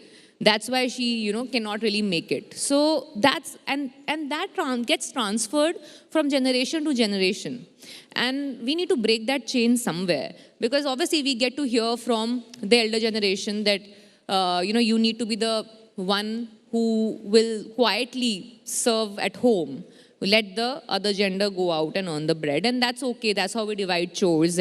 But then your work is not considered work enough, which is probably a 24-hour job that you're not really paid for. So that's not work enough. So that is where the perception of what you do is not significant enough keeps trickling down from generation to generation and ends up staying in your head that, okay, you are not supposed to just work. Work is not your thing, basically. So that chain needs to be broken somewhere. So when you suggest it's a chain passed down the generations, I mean, is it societal beliefs and culture that is causing this, that men have to do this and women have to do this at home? Or is some of it also the biological instinct that, like for example, a father may find it, everybody's different, we cannot generalize, but men may say, okay, I'll go to office Monday to Saturday, I'll just go there, work and come and meet my kids on the weekend, that's fine. Whereas for a mother, when she goes to work, she's constantly thinking about her kids. Kya ho raha hoga? Is this a societal thing? Ki bhai, you are expected, you're a woman, you better be a good mother. Or is it biological too? It's biological to an extent that we have a side that constantly thinks about back home. But we have a mind that can maneuver and make it work. I mean, give her the liberty, give her the credit of the fact that if she wants to work, she will figure out her other ways and means to handle what is happening back home. You don't decide for her. Yeah? So it's that's how biologically, it's just that she has a mind that's there. She's not thinking that ghar pe your husband is there, na, he'll take care of it. Like the other way it happens. When when the man goes out to work, it's like, yeah, the woman is there, she'll take care of it. It doesn't really happen the other way around. But she makes sure that she has her ways and means sorted to take care of what happens. And then, obviously, it's society-wise, it trickles down that you are supposed to be the one taking the back seat. I'll give you an example I know. One of the extended family members I know, the man and the woman both used to work, and the woman went out of the city to work because she didn't get the job that she expected out of her credentials to get. She got it outside the city. So she moved. And she moved in the sense like she used to come back home in weekends to meet the kids. And kids were under 10, both of them. So for a few months it worked. But after that, it became a big family issue. that you can't be far away. The man is also working, but his workplace is closer. But Papa की touring job हो सकती है. Yeah, mummy की touring job. No, but he's not able to handle it well enough. So he wants the woman to be at home more than him. And she did take a back seat. She gave up the job, and she's been doing this for, and I've tried to have that conversation with her so many times, but I've never got a sensible answer. The maximum answer that comes to me is, yeah, someone had to take a back seat. So, you know, she was told by everyone around that she should take a break. So she decided to take a break. This example, which is general, is the burden of compliance. Yeah, is the burden of being submissive on women? So it's so strange, you know, that something that I relate with, not just as a woman, but also as an actor, our lives are governed by the perception of people around, more than what we would want to do. So as a woman also, you're always looking for validation, regardless you're an actor or not. As a woman, you're always thinking of how will people around perceive me as a woman. I'm a good woman or not a good woman. So I'm always trying to get that validation from the outside than thinking of what I really want to do. Same thing as an actor would do, right? Regardless of gender. So that's one thing where we are very badly stuck as a female. You plan to settle down, get married, have kids. Yeah, hopefully, Lots yes. of kids. And right now you're doing very well. Okay, we'll ask that. Yeah. Settling down. I'm so used to these terminologies. It's a good thing. I will tell you. Let's talk about settling down after this for sure. Okay. But I'm running around. He wants me to stop running around. No. Settle down. You're very busy. Yeah. I know that for a fact. I had to get you for a Zoom call once and it took a month to plan it. You're very busy, which is great. Right? You're doing great work. Have you thought about how it's going to all come out, or you'll just let things fall into place? The whole marriage, kids, work. I genuinely don't have a plan for it. Though yes, I want to get married. I want to have kids, however it would happen. But I have no solid planning done for it, because life is what happens when you're busy making plans. Whatever plans I made 2 years back, COVID came and spoiled it all. So I've stopped making long-term plans now. But yes, eventually I would want to go in that direction as well. So will that mean lesser work, or you'll be more selective about your work? Or that's independent of my work, because my work selectiveness or non-selectiveness comes from which stage I am in my career. So there's a certain kind of films that I would do when I'm beginning my career, and then a certain kind of films I would want to do when I want to solidify my position or an image or a stand in the industry. And then there are certain kind of films that I want to do to push the envelope. And then there are films that you do where you know that now I will only do this kind of stuff for me to just enjoy the work I'm doing. Okay, great. Yeah. Let's talk about settling down. Because it's actually something I talk about in my talks, motivational talks as well. Settling down is a purely Indian term. You will not find it in any other country. That let's settle down, they don't talk like this. They may say get a job, whatever, but they don't say settle down. Only we say. And I'll tell you where the word settle comes from. Settle ho jao. In our school, we did an experiment, sedimentation, in which you take mud and mix it in the water. And then you wait for it and the mud settles down. And when you make the diagram, you call it settle. That's what settle. That means do not move, nothing changes, no more risk taking, super predictable. The exact opposite of entrepreneurship, the exact opposite of what leads to growth and all. But the aim somehow is settle ho jao. So that's why I wanted to ask her that. And when you look at matrimonial ads, it's not me. So just because I'm reporting the news, it doesn't mean I support the news. ABP News knows this well. Jo ho raha hai, wo ho raha hai. If you open matrimonial ads, everybody wants a well-settled boy. Not just settled. Well-settled hona chahiye. And girls, they want homely. I am still trying to figure out what is non-homely girl. What is a homely girl? It is there in our ads. They want homely. You asking me? Are you homely? This is a very funny thing. I love my home, if that's what homely means. I love to be at my home. Yeah, I mean, if that's what homely means. Homely is euphemism for submissive.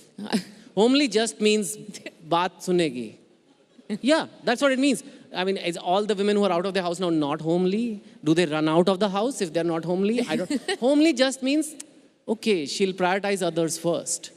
That's what it is. And it's there in our ads. I don't know. I don't need... See, settle or homely, all these definitions, I probably form my own. For me, settle is, as you gave the example of that mud settling, probably that mud has so much of strength and power that it doesn't need to run around and find position. It is settled, it is settled down and now happily instructing whatever she wants to instruct in the world that is around. Yeah. I look at it like a settlement.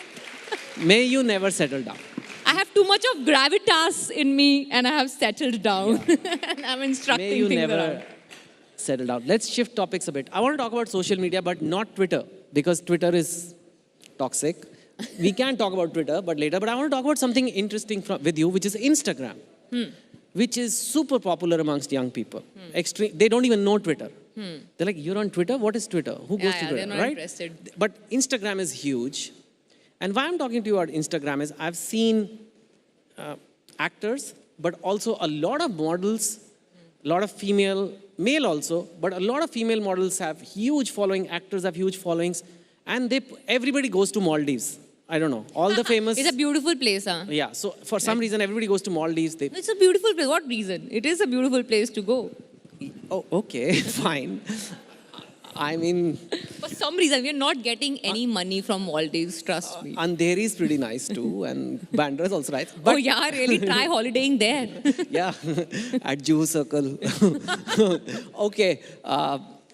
No, the point is that a lot of the images that are put of women, the bodies are very like super slim and super and I have tried to do a diet. Maybe it's just me, but it is very hard to get that flat stomach, man. You want my gym routine or my no, diet I don't want routine? your gym routine. The question is, a lot of these young girls, boys, are looking at these images and it is creating perceptions of beauty in their head. While at the same time, film actors and models are, in a way, symbols of physical excellence. Because they look beautiful, they are fit, and I'm all for that. But let's say a girl who's a little overweight or who doesn't have super sharp features or doesn't have such nice hair, is that, okay, is that something, they've just said, please, you can have some audience questions, so it's great, guys. Please think of questions, raise your hands, I'll come to you. They've not said anything, ye kya pooch rahe ho? Don't ask this. No, it says, please open the floor for questions from audience, can keep some extra time for that, if that's okay with you. Okay, so, is that something that is real, like a girl who's 12, 13, she's not seeing Instagram of scientists. She's not seeing, female entrepreneurs so much on Instagram. She, for whatever reason, she's seeing this beauty. So the girl, I'm wondering if a young girl will grow up and say, this is what I need to be. I don't need to be a scientist or a professor or a banker or, I don't know, whatever other job, or a businesswoman. How do you view that? This constant posting of perfection, physical perfection. See, first of all, Instagram is a visual medium. Okay, so whatever visually looks good to you, you double tap it, right? And I don't call it the fault of an actor or a model or a public figure who has good body. It's not that person's fault that he or she has such good body, and they work really hard on it, as you know, they work really hard on it. It's not easy to get that body, and they would want to flaunt it. So I wouldn't really blame that person for it.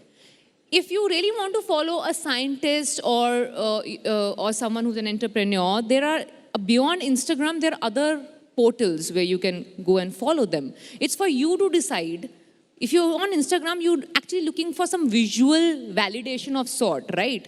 You're not looking at, you're not on LinkedIn or you're not on like other portals, right? So you go there if you would want to. It's okay if you would want to see them. Now, if you think that is beauty, if you think that's the best, that's something that's there in your head and you need to tweak it to understand that this is not the ultimate goal in life. So that's something that you need to work on yourself. You can't blame the actor or the model or the public figure that why is she posting, I mean, I've worked really hard on it, I will post. What's wrong? And why the onus of doing the right for the society ends up falling on the shoulders of an actor only? भाई वो कुछ अच्छा करे तो problem, बुरा करे तो problem है ही है. So हम बहुत थक चुके हैं यार.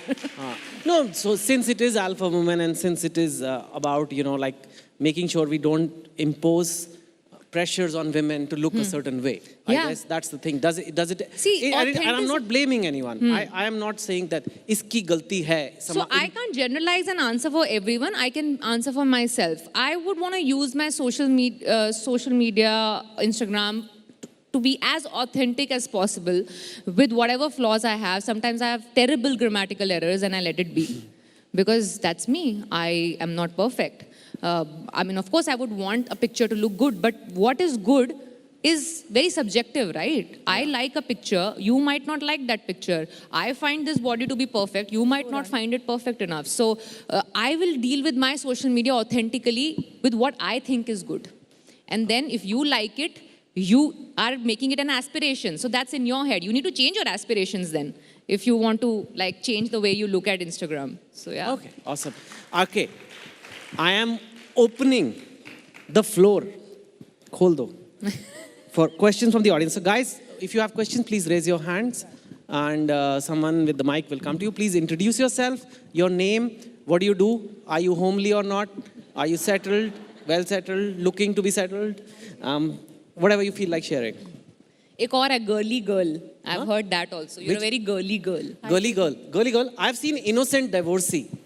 Can you hear me? Have you seen Innocent Divorcee? That is damn cool. Okay. As opposed to Guilty Divorcee. I'm well settled, mother of two, anchor with ABP News. So Taapsee, my question to you is that because the topic is alpha female, I want to know, are you an alpha female because of the roles that you have done, or you do consider yourself an alpha female in social setting as well? I realized this alpha female tag only lately that it's getting associated with me. I did not plan my career in films basis getting this tag eventually. And it was very organic with the person I am, the mind I have. I started choosing these kind of films that were very close to my real identity, the kind of person I am, the way I think. And that is why this tag that I got eventually was the result of, you know, so the person I am chose the kind of films I do, which eventually gave me the tag that I got. So it's together. So it's the films I've chosen are not some very strong career moves, most of them. They were just coming out of my instinct and gut feeling when probably there were a lot of people who said that why would you want to do this? This is not really the ideal film or the role to take up. And I till date keep hearing that with a lot of films I do. And there is my gut and instinct which has gotten me here and which has given me this tag. So I don't have to work extra hard to maintain this facade and then get a tag. So it has been a combination of both. Thank you. Hi, Taapsee. Hi. मैं शोभना Yadav ABP news के साथ anchor हूँ. मैं जानना चाहती हूँ कि तापसी पन्नू के लिए सफलता की क्या परिभाषा है? क्या साल में 20 फिल्में, 24 घंटे में 48 घंटे काम करना या अपनी पसंद का काम करना? सफलता की परिभाषा. दो चीज़ें बताऊंगी. एक, जब मुझे रेस्टोरेंट में जाके मेन्यू राइट से लेफ्ट ना देखना पड़े, और दूसरी चीज़ जब मुझे रात को 15 मिनट के अंदर अंदर एक अच्छी गहरी नींद आ जाए और 8 घंटे से पहले उठूँ ना. मेरे लिए बस यही है. ये दोनों चीज़ें अगर चल रही हैं तो मैं बहुत सक्सेसफुल हूँ. हाय तापसी, मेरा नाम मृत्युंजय है, मैं एबीपी न्यूज़ में रिपोर्टर हूँ. मेरा सवाल ये है कि क्या पॉलिटिकल आइडियोलॉजी पर बॉलीवुड बटा हुआ है? आज योगी आदित्यनाथ का शपथ विधि है, दूसरी बार मुख्यमंत्री बन रहे हैं. बहुत सारे बॉलीवुड के एक्टर, एक्ट्रेसेस, सेलिब्रिटी वहाँ पहुँचे हुए हैं, तो उनको एक टैग लगा दिया जाता है कि ये प्रो मोदी या प्रो गवर्नमेंट वाले हैं. और वहीं दूसरी तरफ कुछ ऐसे एक्टर, एक्ट्रेसेस हैं जो ट्विटर पर अपनी बात लिखते हैं, तो उनको एंटी गवर्नमेंट कहा जाता है. तो इसका असर क्या बॉलीवुड के कामकाज पर भी पड़ता है, और क्या वाकई में पॉलिटिकल आइडियोलॉजी पे आप लोग बटे हुए हैं? एक्चुअली मुझसे अगर पूछो ग्राउंड रियलिटी के, मतलब मेरे साथ मैं लास्ट कुछ सालों में अगर लोग मुझे पॉलिटिकली इंक्लाइंड किसी भी डायरेक्शन में मान रहे हैं, मुझे ऑन ग्राउंड कभी भी फील नहीं हुआ कि मुझे कोई पिक्चर मिली या मेरे से कोई छूटी इस वजह से. कितनी बारी ऐसा होता है कि जो वर्चुअल वर्ल्ड के अंदर दिखाने की कोशिश की जाती है कि क्योंकि ये एक सर्टन आइडियोलॉजी के हैं, इनके ऑपोजिंग आइडियोलॉजी वाले इनको सोशल मीडिया पे पुल डाउन कर रहे हैं। मेरी पिक्चर के कलेक्शन को बिल्कुल असर नहीं पड़ा उससे, ना ही मेरी पिक्चर की व्यूअरशिप को जब OTT पे रिलीज़ हुई उससे कोई फ़र्क पड़ा। वो तब भी हाईएस्ट व्यूड फिल्म थी पिछले साल की नेटफ्लिक्स की। सो ये सब जो होता है ना, ये एक फसाड, वर्चुअल वर्ल्ड में एक बड़ा वर्चुअल फसाड क्रिएट किया जाता है कि ये ऐसा हो रहा है, but ground reality film industry के अंदर मैंने तो एक्सपीरियंस नहीं करी है। अभी वो बाहर से वर्चुअल वर्ल्ड के अंदर ऐसे रिफ्लेक्ट हो रही है तो मुझे पता नहीं, वो ऐसा हो रही होगी तभी आप पूछ रहे हैं, बट इन रियलिटी मुझे तो ऐसा फील कभी नहीं हुआ है मतलब फिल्म इंडस्ट्री के अंदर। हाय, हाँ जी, हेलो हेलो। तापसी, फिल्मों की अगर हम बात लें तो ऐसे इंडस्ट्री में 5-6 टॉप एक्टर्स हैं जो जब फिल्म साइन करते हैं तो 70% प्रॉफिट ले लेते हैं या कोई 100 करोड़ रुपए चार्ज करता है। इंडस्ट्री में बार बार लगातार अब ये बात उठने लगी है, पहले ये बात नहीं होती थी, कि पे पैरिटी को लेकर जो बात है, कि जो डिफरेंस है, जो हीरोइन को पैसे मिलते हैं और हीरो को पैसे मिलते हैं, उसमें बहुत ज़मीन आसमान का फ़र्क है। सबसे पहली बात तो आप इसे किस तरह से देखते हैं? और इसी से जुड़ी दूसरी बात यह है कि ये भी एक सच है कि हिंदी फिल्म इंडस्ट्री जो है वो हीरो सेंट्रिक है। हीरो को देखने ज़्यादातर लोग जाते हैं और इसलिए हीरो को बहुत ज़्यादा पैसे दिए जाते हैं। तो ये दो एस्पेक्ट हैं, आपका टेक क्या है? ये दोनों इंटर रिलेटेड हैं और आप सही बोल रहे हो। और ये रीज़न इसके पीछे मुझे नहीं समझ में आ रहा है, क्योंकि मुझे समझ में आता है कि अगर बहुत ही गुड लुकिंग हीरो, मैचो हीरो है तो लड़कियां उनको देखना चाहती हैं, लड़के भी उन्हीं को देखना चाहते हैं। तो मुझे लग रहा है कि सारे के सारे एक हीरो को ही एस्पिरेशनल और वाओ तरीके से देखना चाहते हैं। जब हीरोइन सेम चीज़ करती है, हीरोइक चीज़ें करती है ऑन स्क्रीन, उसके लिए लोग वर्ड ऑफ माउथ का वेट करते हैं। सो ये जो सारी जो पे पैरिटी का इशू है वो सिर्फ बिजनेस तरीके से अगर देखा जाए तो कितने लोग आके बॉक्स ऑफिस पे टिकट खरीदते हैं उस पर डिपेंड करता है। इंडस्ट्री में ऐसा नहीं है कि वो ये सोचे कहते हैं अच्छा नहीं ये फीमेल है तो इसको कम ही देंगे। वो इसलिए वो सोचा जाता है क्योंकि द थिंग इज, एक बड़ी अजीब सी टर्म है जो इंडस्ट्री में यूज होती है, bums on the seat. So how many bums on the seat can you get? So it's a very weird term to use, yeah, but I mean technically to tell you, it's about how much audience can you attract at the opening of a film. That decides how much money can you actually ask for. So अब होता क्या है, अब hero driven film है, उसकी तो advance booking हो जाती है, वीकेंड कलेक्शन निकल जाता है। Weekend collection is because of the stardom that you have, that people want to go and watch you regardless of however the film is. Monday onwards, you get to know how good the film is. Then if it's really good, it will go on. Otherwise, it will crash. For a female, Monday से ही हमारी शुरू होती है, क्योंकि वो Friday, Saturday, Sunday लोग wait करते हैं, पहले वर्ड ऑफ माउथ सुन लेते हैं लोगों से, फिर जाएंगे। जिस दिन ऑडियंस ऐसे सोचना बंद करेगी, वो फीमेल ड्रिवन फिल्म को भी सेम तराजू में तोलेगी, उस दिन ये जो पे पैरिटी का इशू है ना इंडस्ट्री में वो खत्म हो जाएगा। It because it's business at the end of the day. So I have recently turn producer, I know exactly the maths, the arguments that go behind deciding money. It's all basis that opening weekend that you command as a star, nothing else. Taapsee, छोटी सी जुड़ी इसी से बात की, हाल ही में गंगूबाई, वैसे मैं एक बात बोल दूं, सारे नहीं हीरो के लिए पिक्चर देखने जाते हैं। मैं तो नहीं जाता, मैं तो हीरोइन देख के जाता हूं। वेरी नाइस चेतन। मैं तो चाहता हूं हीरो हो ही ना पिक्चर में। क्यों करना है? I wish there were more like you then. ऐसी किताबें लिखो ना चेतन, I wish किताबें भी लिखो जहाँ पे प्रोटैगनिस्ट हमेशा महिला हो। लड़के देखने के लिए पैसे कौन देता है? तो मेरी पिक्चर आ रही है, उसका ये है पोस्टर, ये आ रही है, अभी देख लेना, मैं देखती हूँ एडवांस बुकिंग में तुम बुक करोगे कि नहीं। ठीक है, बिल्कुल। तापसी, इसी से जुड़ा एक छोटा सा सवाल, हाल ही में आलिया भट्ट की फिल्म, संजय लीला भंसाली की फिल्म गंगूबाई काठियावाड़ी आई थी और उस फिल्म ने बहुत अच्छा बिजनेस किया और इसीलिए उस फिल्म का बिजनेस को बहुत अच्छा माना जा रहा है। क्योंकि एक हीरोइन लीड कर रही थी प्रोजेक्ट को। आपने भी कई ऐसी फिल्में दी हैं जहां आप लीड कर रही है। आपको लगता है ये बदल रहा है, अब धीरे धीरे ही सही इसमें बदलाव आ रहा है? ऑब्वियसली आ रहा है, वरना 8-10 साल पहले जब मैंने शुरू किया था इंडस्ट्री में काम करना, I would have never imagined कि ये दिन आएगा कि 8-10 साल बाद भी मैं प्रोटैगनिस्ट वाले रोल कर रही होंगी। क्योंकि बोला जाता था 6-7 साल से ज़्यादा सीजन नहीं लास्ट करता एक हीरोइन का, उसके बाद, you know, you have to move on to changing the roles of, you know, doing the supporting characters, or eventually just decide to walk out. The fact that I can still do, and there's so much more I know I can do, and people want more, such kind of scripts to be written and to watch them. OTT world की वजह से कह लो, या audience का exposure बढ़ चुका है उस वजह से कह लो. But it's totally different from 10 years back. So I can see that due credit where it's due. People are ready to watch films, but they still wait a lot for the word of mouth to happen.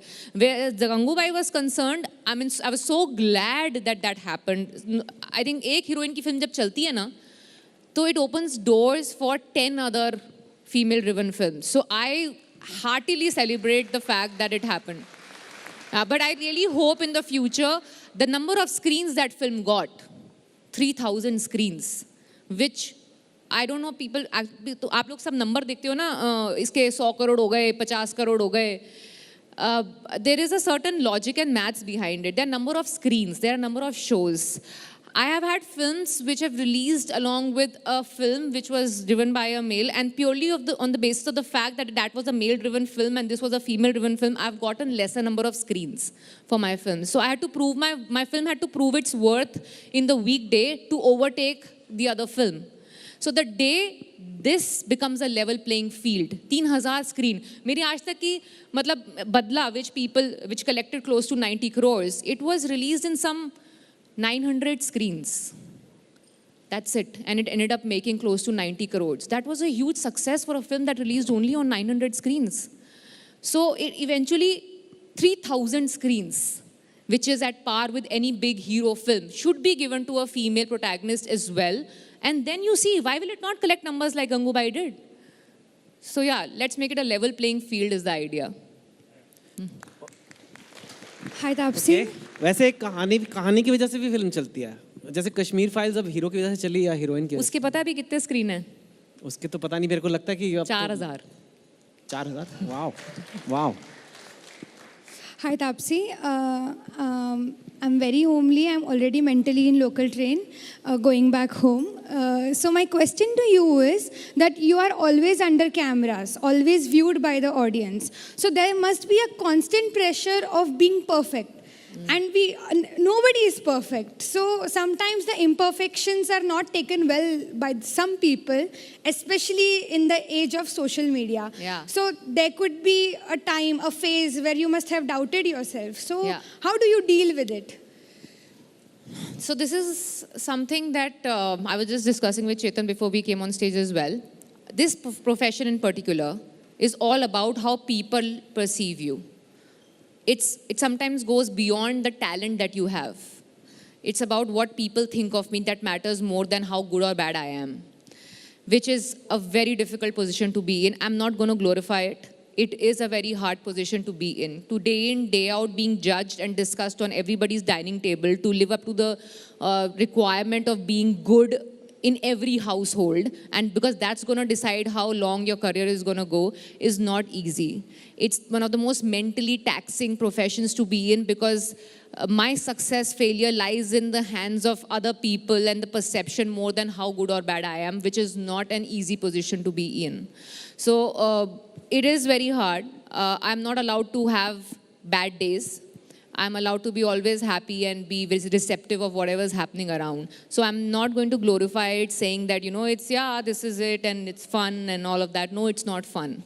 But that's the price I pay to be here today, to do the kind of work I do. These are the collaterals that come with my profession that I have embraced, along with the joy I get to be in front of the camera.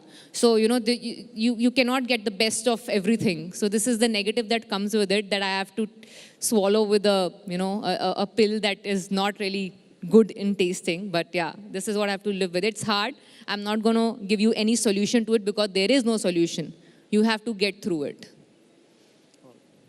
Sorry? Okay, I think I've been told many times that we are out of time. So thank you for coming. Thank you. And for being so open and candid. And all I would say is, you're not just an alpha female, because you're inspiration to males also. So you are an alpha human being. And thank you so much. Thank you. Thank you for having. Thank you, everyone. Thank you for being kind to me. Thank you. Thank you. Thank you. Thank you very much, Taapsee. Thank you, Chetan. Please do remain on stage. We'd like to present you with a small token of our gratitude for taking out time today. Please welcome, ladies and gentlemen, Vinod Pandey, Director of our Advertisers, and also Rama Paul, Marketing Head, ABP Network. Please join us on stage, Mr. Pandey and Ms. Paul. Taapsee, we'd like to thank you for this unfiltered conversation. Always refreshing to hear from you.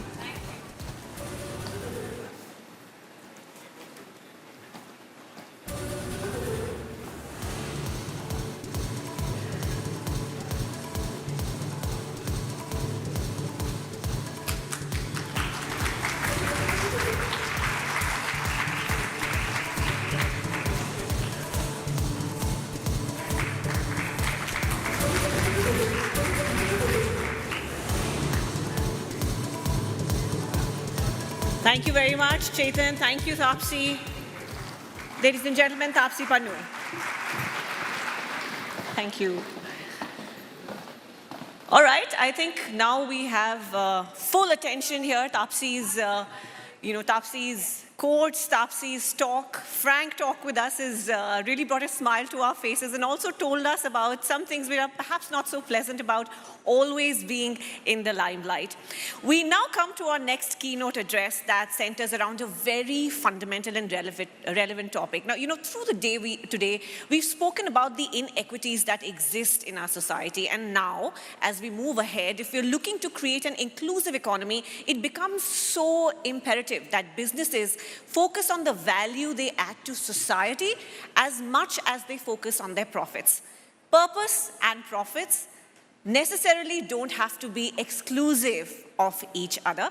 And perhaps there is time now to reinvent our approach towards this philosophy. I'd now like to extend a very warm welcome to our keynote speaker, Dr. Anish Shah, Managing Director and CEO, Mahindra & Mahindra. And to facilitate this address, please welcome Shankaraya, prominent journalist and author.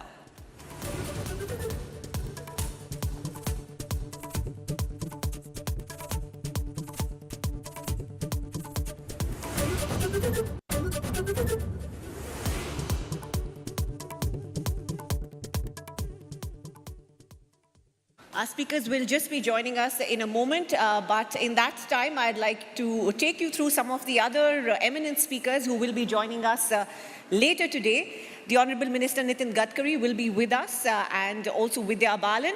For now, please put your hands together for Dr. Anish Shah and Shankaraya.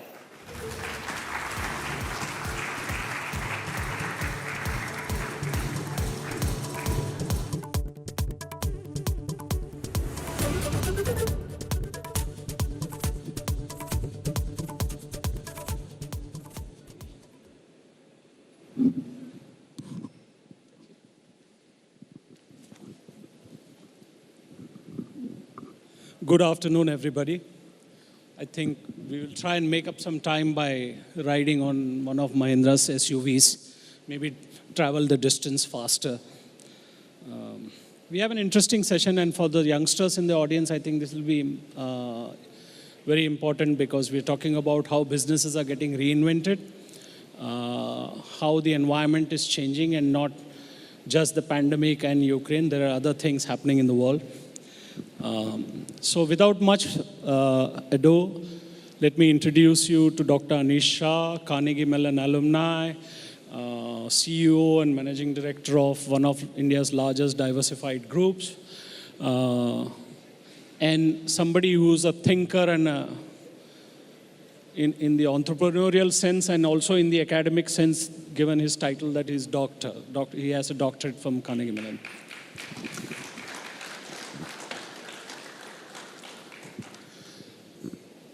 So, Dr. Shah, this title of the session is Reinventing Business, Purpose and Profit.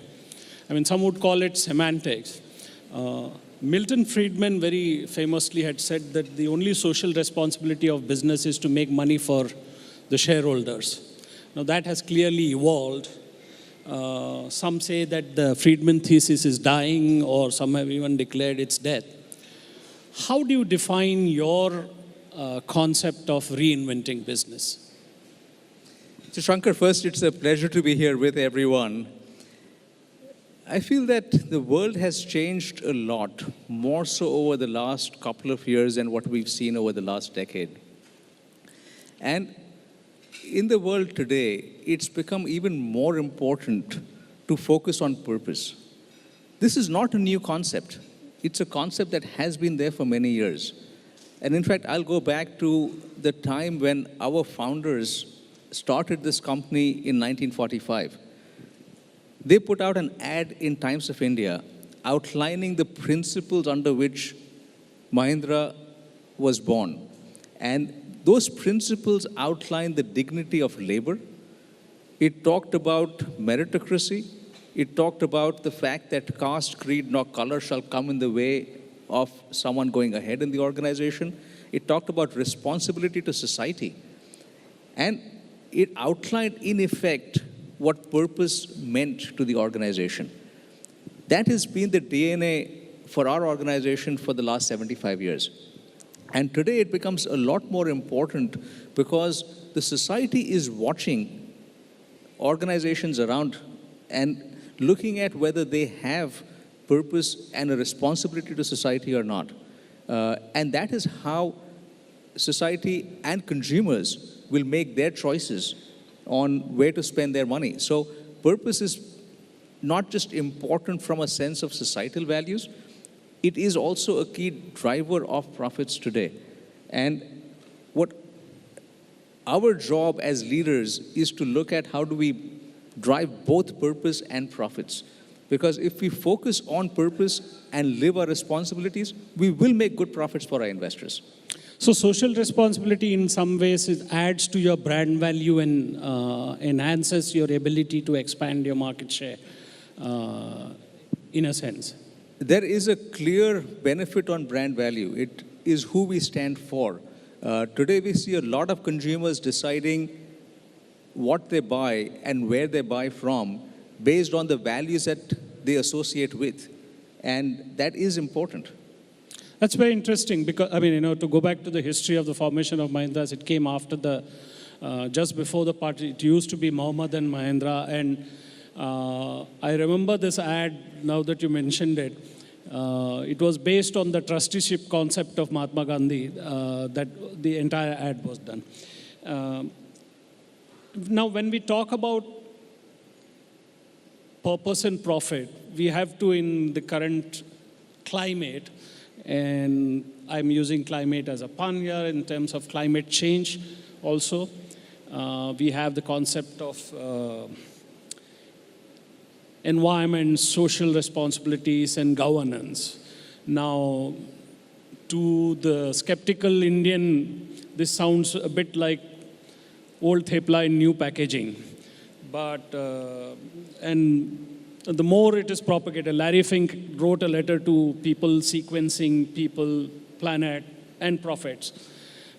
Is this doable? Is it real? Do you see this happening? Or is this one more attempt at repurposing? So the reality today is that world temperatures have risen by close to 1 degree. And if they go up by another ½ degree on average, it will cause a lot more natural disasters. We are already seeing many of them around the world. So climate change is not a topic that is an intellectual topic anymore. It is one that's real. And if we don't act on climate change today, then we will have failed.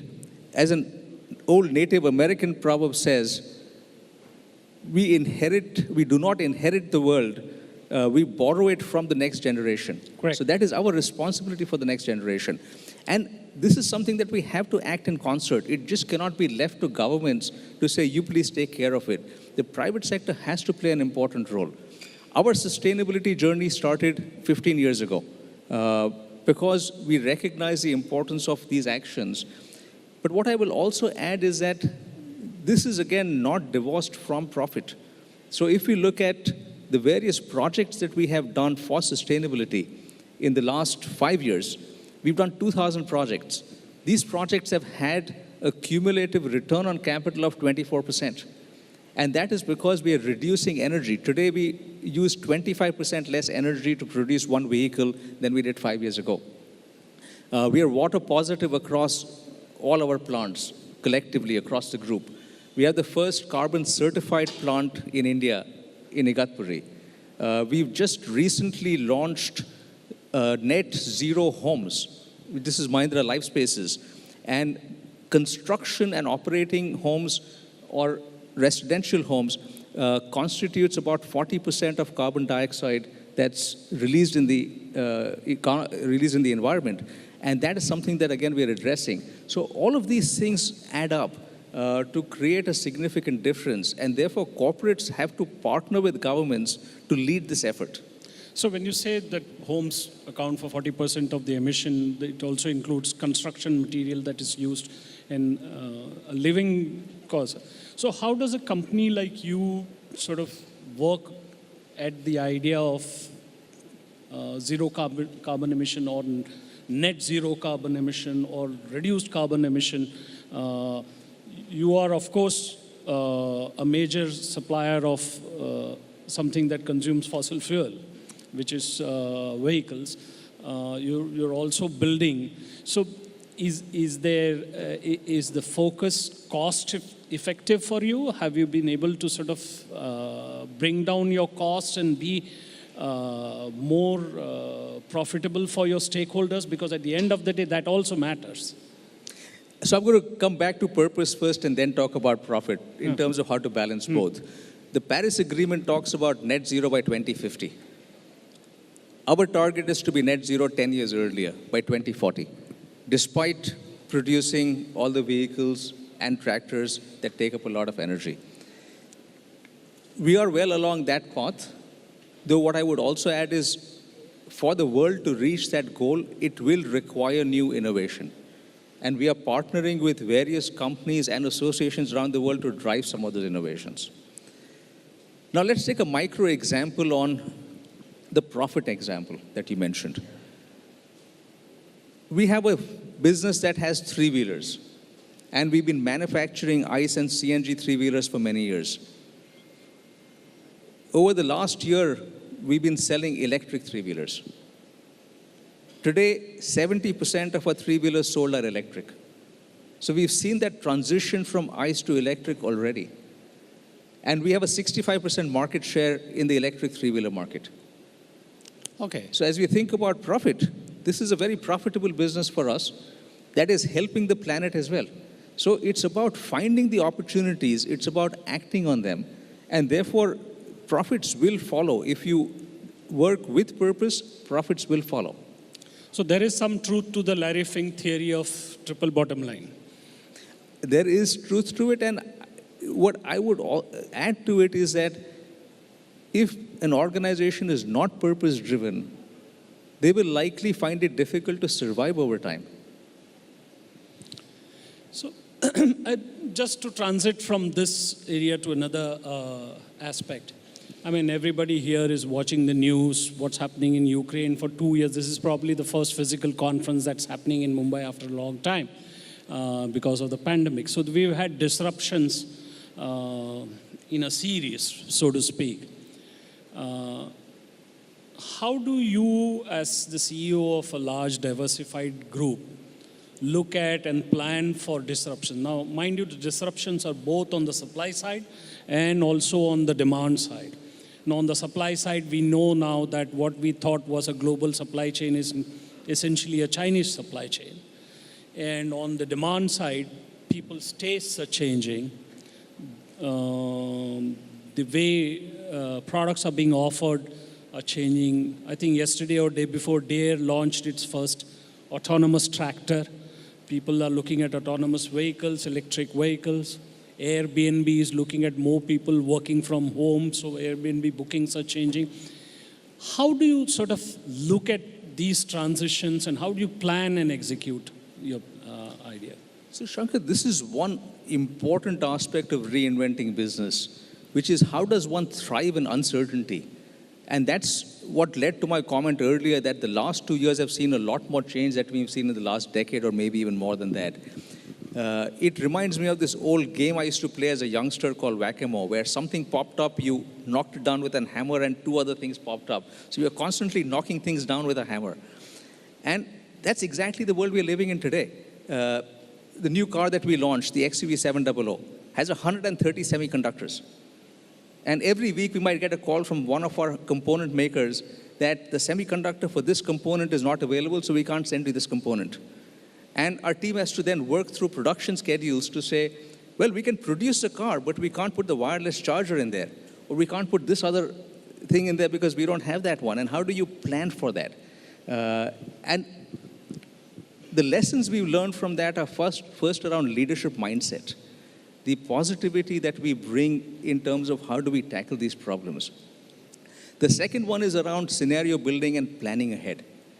Even as we look at Ukraine, we have built various scenarios around potential impact to commodities and start planning for things 3, 6, 9 months in advance and have plan B, C, and D laid out as well.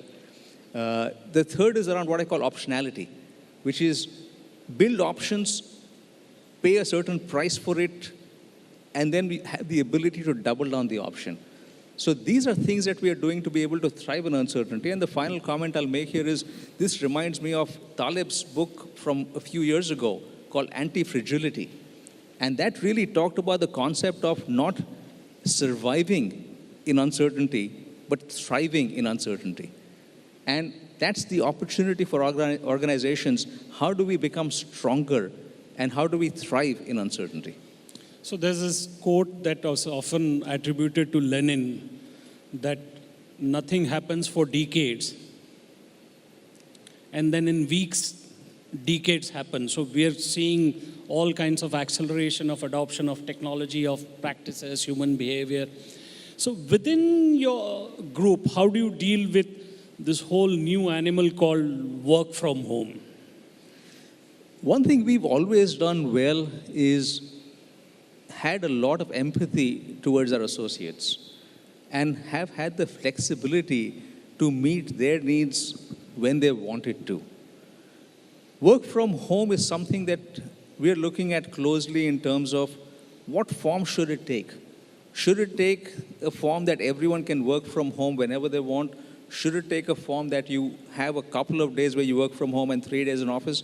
Because recognize the one important thing that's lost in there is the ability to create, to innovate, to be able to meet each other. I can get my work done for today by working from home or for the next week, but that's a transactional outcome. But if I really want to thrive in the organization, I need to build the relationships, because it's the relationships that's going to help me make the difficult actions done. And that's difficult to do to work from home. So that's part of what we're looking at right now. And the other aspect to that is fairness. Why should some people work from office and others work from home? So I don't have an answer to it today, but that's part of the discussion we're having internally, getting input from various others. And what we will come out with is some flexibility that allows people the balance. At the same time, that allows people the ability to collaborate, to build relationships, and to be able to get further in their careers, because that's important for everyone as well. In a business where, for particularly automotive design, engineering, and you have other businesses, Mahindra Tech, where collaboration is an essential aspect. So in the past 2 years, and now, this whole talent battle, I'm told in Bangalore, people are giving BMW 7 Series cars to hire people. So in this talent battle, how do you sort of engineer a structure where you can get collaboration? I met somebody this afternoon whose title was Chief People's Officer, which was an interesting aspect, take on what's happening in the human resource market. How do you get people to collaborate? Because you have a factory which requires physical presence, unless you have sort of automated it using the facilities of Instrumental or some such company, or you have Tech Mahindra where you can do construction requires physical presence. How do you sort of have the different pieces? I'm asking you this question as somebody who's heading a diversified group. I mean, you can't be possibly having the same set of solutions for all the entities. How do you engineer this? So that's exactly right. It cannot be the same set of solutions. Each entity has its individual problems and solutions. So what is done for Tech Mahindra will not necessarily be done for our auto business. So first it starts with empowerment. Each entity is free to make its own decisions around what it needs to do. What is common though is the culture and the values. And that is something that we closely guard. That culture is based on the foundation of values, and the behaviors that we want to propagate are being agile, bold, and collaborative. So the kind of people that we attract are ones who like the values and what Mahindra stands for. That in itself is a starting point to be able to get the right people into the organization. And then as I see the culture around them, that automatically gets them to start collaborating more, because that is feedback that is given to people regularly, saying, how good are you on this spectrum of being agile, bold, and collaborative? And that drives that behavior across. So I wanted to move a little towards you as the person rather than towards, I mean, you can't separate the CEO from the person, but I mean, this is more towards. So Mahindra is always known to sort of has a tradition of breaking traditions. When Anand Mahindra took over, he's a liberal arts fan who went to learn to make movies and came back to make tractors and jeeps, and SUVs came much later. You come from a background of finance, consulting, and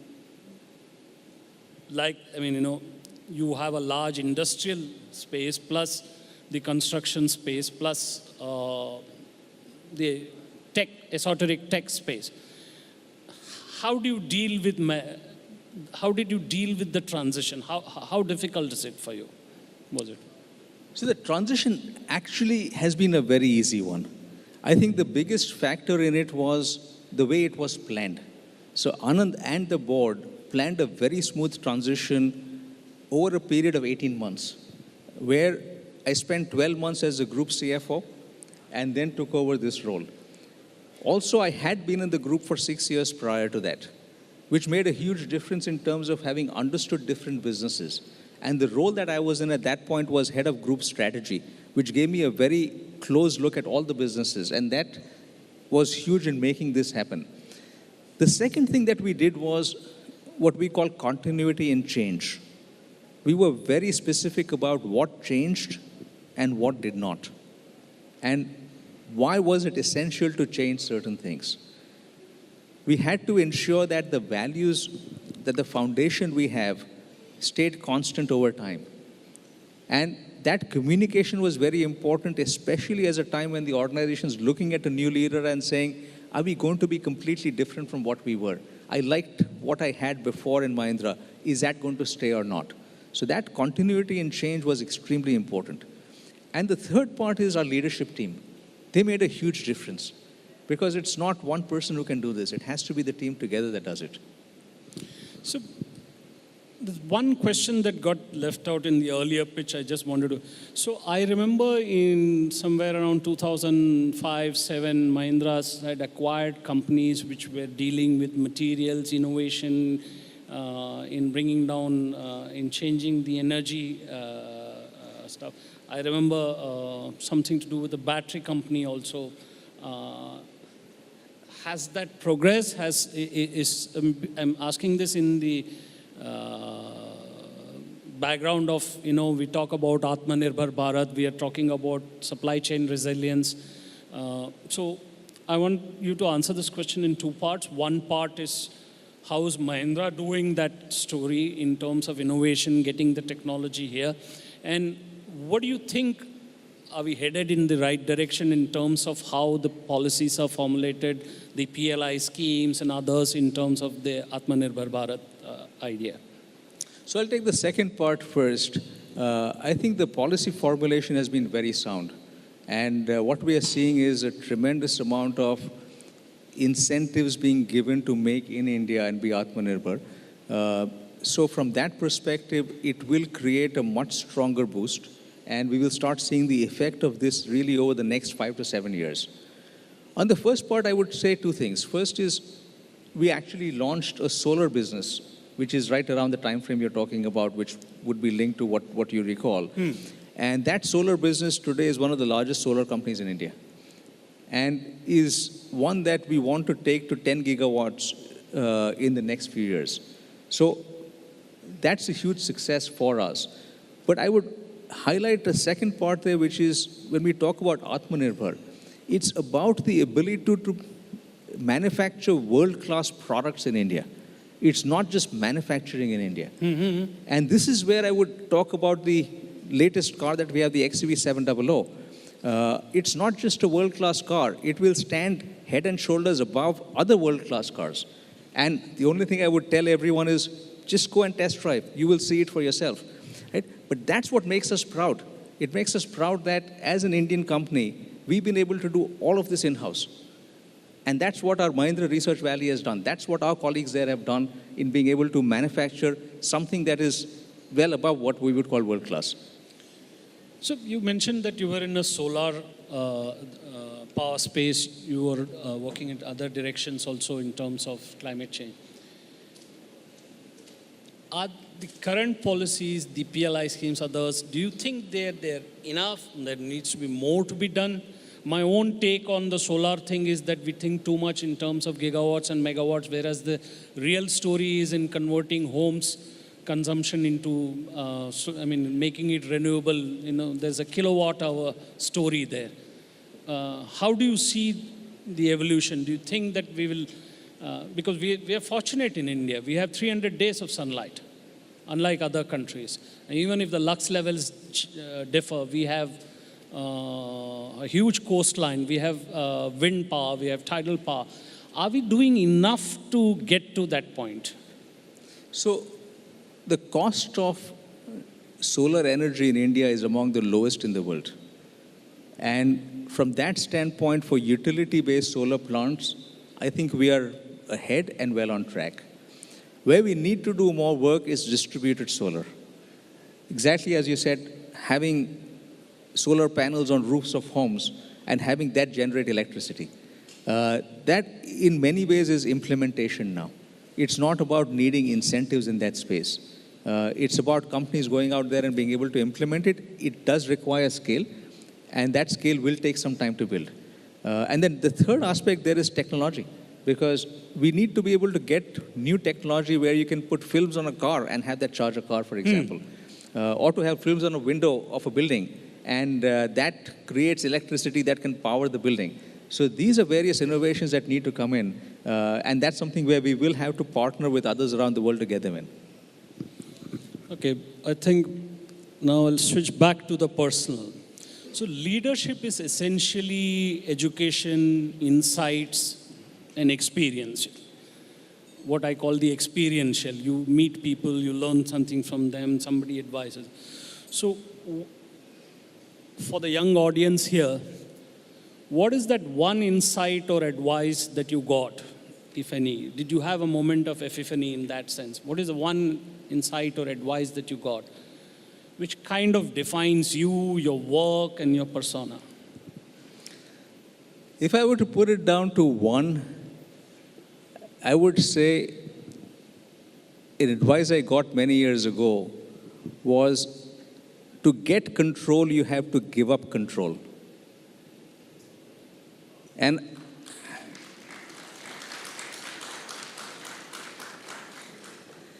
I must confess, I didn't understand this for a long time. Right? Because one always wants to control. But as I understood it over the years, it was about empowerment for leaders in your team. I must say my children contributed a lot to helping me understand this. Right? I have two sons, and after many fights with them, especially with the older one, I understood what it was to give up control and achieve a much better outcome. Have the trust So trust, empowerment, all of these things come in with that. And that develops a better relationship. Very difficult to do, but it's one that I found to be liberating in many ways. So you mentioned that it took you some time to sort of get a grasp of this. I remember this sometime in 1980s, my first boss, Ramnath Goenka, in pure Marwadi financial economic lesson said, आदमी 8 घंटों काम करे, ब्याज 24 घंटों काम करे. It took me some 5-7 years to understand what exactly he meant. So when did you get this advice of, it's a very interesting concept, to get control, you give up control. When did you get it? Was it somebody, a professor, a father, somebody who gave it to you? And how long did the transition take? So this was one of my bosses about 17 years ago. And at that point, I had just come in to run a fairly large business. And it was part of, in a sense, training, if I were to call it, as to how to run large businesses. And it did take me, I would say, a good maybe 7 to 10 years to really understand the full implication of it, because the first reaction always was, no, I must be in control. I must understand everything that's happening. And it takes time to be able to give that up. And once you've done that a few times, sometimes very gingerly, very gently, okay, I'm going to sort of give this up. I'm going to see closely what happens. But after you do that sometimes, and then you see, okay, this actually works. It works better. Then you feel more confident that, yes, you can do that more.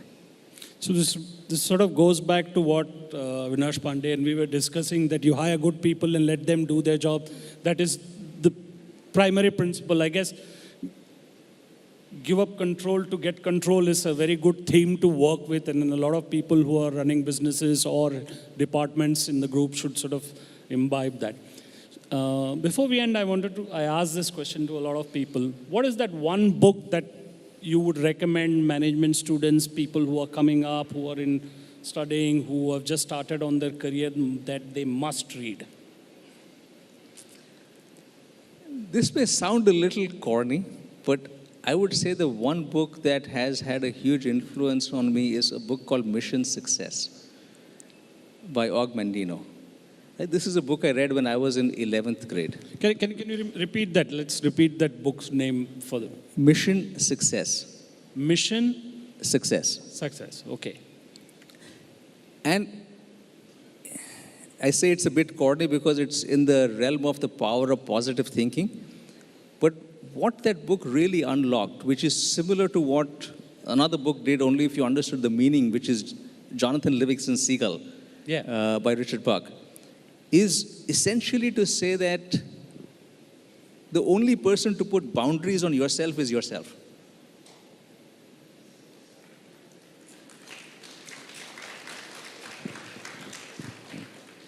So you're unlimited in your potential. So if you can envision something, then you will find a way to get there. And that's one book that I give to many friends and colleagues and juniors even today, because that's one that has had a dramatic impact for me at least. So finally, before I get called on time, and I know you have a hard stop to get somewhere, how does a CEO who's running a large group unwind? What's downtime like for you? Downtime for me is time with family. And this is one over the years. I would work very hard over the weekdays. I'd typically come home at 10, 11, often later than that. But weekends were with family. Even for my boys growing up, they had my calendar on Saturday and Sunday. Yes, sometimes I needed to work on Saturday and Sunday, but try to avoid that as much as possible. But they knew that they could decide what my activities were going to be. And for me, that's been the best downtime. Over the last year, it's been a little tougher to have the weekends. I try to get a day to myself, if not 2 days. But that, again, is family time, because that, to me, is the best way to recharge. No, my question extends beyond that. So what does Dr. Anish Shah do when he has, say, a couple of hours to spare? Does he click on Netflix, Amazon? Does he watch ABP News? We are all news junkies. Indians, I think, are the biggest news junkies in the whole world. you'll never find any Indian anywhere who does not know what's happening in some remote part of the world. So we are all news junkies. So what does Dr. Anish Shah do? Does he take off for a trek? Does he do sort of pick up the remote and switch on the TV, watch TV, or go out for a movie? What does Dr. Anish Shah do? Okay, so you may not like this answer, but as a family, we haven't watched television for the last 15 years, except for watching cricket. Right? News comes from various sources now.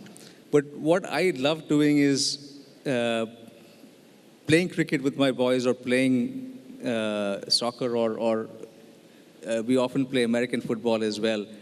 Love watching sports, love reading, just sitting and having a conversation with my wife. Traveling, not a 2-hour activity, but we make it a point at least twice a year to go out and travel as a family and spend some time. So these are the set of activities that I would have. You're not that unique in the sense that you don't watch TV. Most of the youngsters in the audience, they all watch on their mobile phones and devices. I think more news is consumed on devices and on portals than anyone else. My final question, what is the book that, what book are you reading just now? P.G. Wodehouse. Ah. Right, so I often will read P.G. Wodehouse for downtime. I think it's one of the best ways to relax. Business books, I've read many over the years, but I look at that more as sort of work rather than downtime. So I would talk about P.G. Wodehouse. Leave It to Smith is the one at this point. I'm currently reading a book by Sebastian Mallaby on power laws. It's the history of venture capitalists. If anybody who's into books, they should read this book. This is a brilliant book on how venture capital actually started in the East Coast about 40 years back. Great book to read. But thank you, Dr. Anish Shah, for your time and elaboration on what is a very difficult transition and a very difficult subject to sort of elaborate on. I think he deserves a big round of applause for the candid answers and for the clarity which he gave. Thank you. Thank you very much, Mr. Iyer, and thank you, Dr. Shah. Please do stay on stage. We'd now like to present you with a small token of our thanks. I'd like to invite Pushan Chakrabarti, Chief Financial Officer, to do the honors. Mr. Chakrabarti, please join us on stage. Dr. Shah, it's been so wonderful to listen to you today. Many takeaways from this enlightening conversation that give us an insight into his leadership style, but I think a lot of us will be thinking about that one line he said, we must learn how to give up control to get control. Thank you very much, Dr. Shah.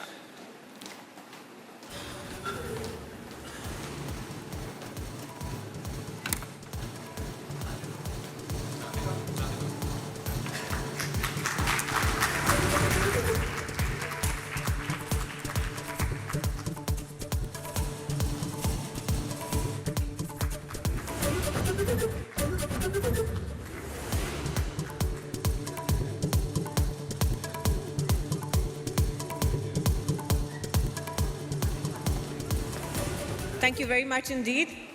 Thank you, Mr. Iyer. Thank you, Dr. Shah. Please, sir. Ladies and gentlemen, before we move to the next session, we'd like to acknowledge the support of our partners at Ideas of India. Once again, our thanks goes out to our presenting partner, Wildstone, state partner, Government of Chhattisgarh, associate partner, Nerolac Paints, wellness partner, Himalaya Wellness Company, technology partner, Acer Laptops, supported by Maharashtra Tourism, print partner, Jansatta, digital partner, Daily Hunt, OOH partner, Apar Advertisers. We thank all our partners for their continued support.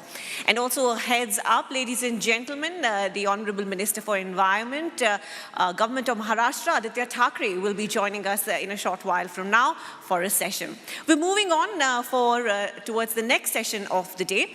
Now, India's push for Make in India started much before the pandemic actually began.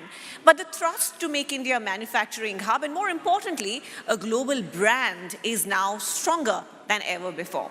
What does it take for an Indian company to stand out in a very competitive global market? How does an Indian company scale up to a global level? Those are some of the ideas we will be now discussing in our session.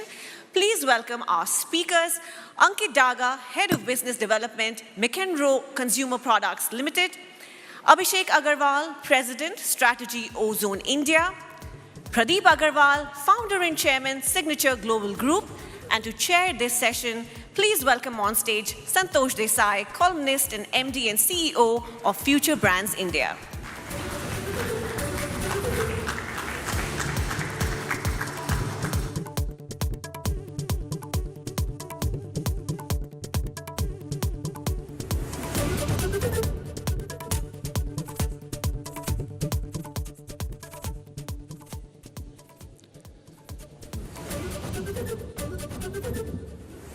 Thank you very much. So I think what we're going to do in the next half an hour or so is really to talk about, I have with me a wonderful panel, which we have three people who represent the spirit of Made in India. These are businesses that are homegrown, that have scaled up, and that have, become successful on the basis of understanding their immediate context. And I think what we are going to talk about is how we see this resurgence. I think one of the privileges of my job is that, I get to travel a lot across the country, and I get to speak to a lot of young people and get a sense of what is changing. And it's interesting, in India, being the kind of diverse and complex country it is, you see both kinds of things. You see things that don't change, some things that are familiar and unchanging. For instance, I see that the young still, particularly in the north of India, love the government job. And they love the stability that it represents, and there's a great kind of an interest in the government job. But on the other hand, on the completely opposite end of the spectrum, there is this tremendous rising interest in the idea of becoming an entrepreneur, in the idea of creating something. It could be something as small as your own YouTube channel, or it could be something which is building a really massive business. But you are seeing a tremendous resurgence of the idea of doing something and building something locally. And I think, of course, all these gentlemen today represent that spirit. But the question is, and that's the question that we are going to ask today. One, of course, we'll try and understand the changing context in India. But the other question that we will address is, what is the future for Indian businesses and Indian brands? Have they really scaled up, given the fact, if you think about it, most of the new businesses that you see in the last 10 years in India, they have not been built by multinationals. In the 80s and 90s, in fact, a large proportion of new ideas and new businesses came to us from multinationals. In the last 15 years, that has completely changed. And yet, have we really made a mark on the global stage? I think these are some of the questions that we are going to address with the help of this terrific panel. So let me begin with the youngest person that we have on our panel, Abhishek, who's all of 23 years of age, and therefore represents this new spirit perhaps better than anybody else. Abhishek, what is your sense of this new consumer? And how do you see this new consumers, and what do you think is changing when you look at it from the vantage point of your business? Thank you, sir. So for us, we see the new consumer being much more conscious about the quality of products that they're consuming. With the proliferation of cheap data, there is a lot of access to aspirational content, different brands, different qualities, right? So for us, we saw that the new consumer, especially accelerated by COVID, is much more conscious of the brands that they're buying, the qualities that they're buying, and they're also looking that the brands that they buy provide them with solutions. There has also been an increase in the kind of purchasing power that we see. So we're in the building materials space, in the architectural hardware and security solutions space. So here we see that consumers, especially homeowners, they really care about what they're putting into their homes, the kinds of brands that they're putting into homes. And we're seeing that tier 2, tier 3 markets are really booming. And that's where we're trying to go, where we're trying to connect with the end consumer in tier 2, tier 3 markets and provide them with end solutions. Ankit, Abhishek just mentioned the idea that, you're seeing this, the growth in the tier 2, tier 3 markets, the kind of so-called Bharat kind of markets. What is your experience and how do you see this really take shape? I think so. India, of late, from what we see, has been taking a lot of pride in being Indian. And, we've had multiple data points to suggest how the consumer has forced multiple brands, multiple agencies, even media houses to go vernacular, to reach out to them in their own language. This sort of confidence in the consumer has not been, emanating usually. And, when we remind ourselves of the 80s and 90s, we see a lot of mass brand communication. All of a sudden, the consumer now demands, has much more power than what the brands had. So it's forcing, and it's a very lovely journey for brands as well, to create for that individual niche, to create and talk to that individual niche. Because all of a sudden, we see that there's a lot of pride, there's a lot of amalgamation. And the other pointer that, comes to light is how India, after a long time, is uniting.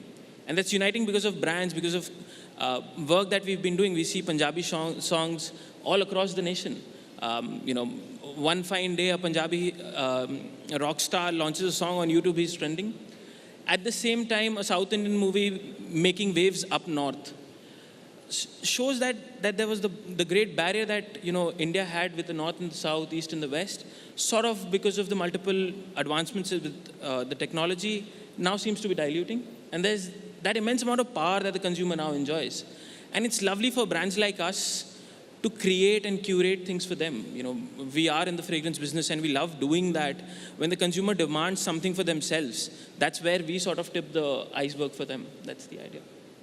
Pradeep, real estate is one of those sectors which really, is the heart. The housing need is something which is such a basic need. So from that perspective, how have you seen, what is your sense of how things are changing? What is really rising and what kind of aspirations are coming to the fore?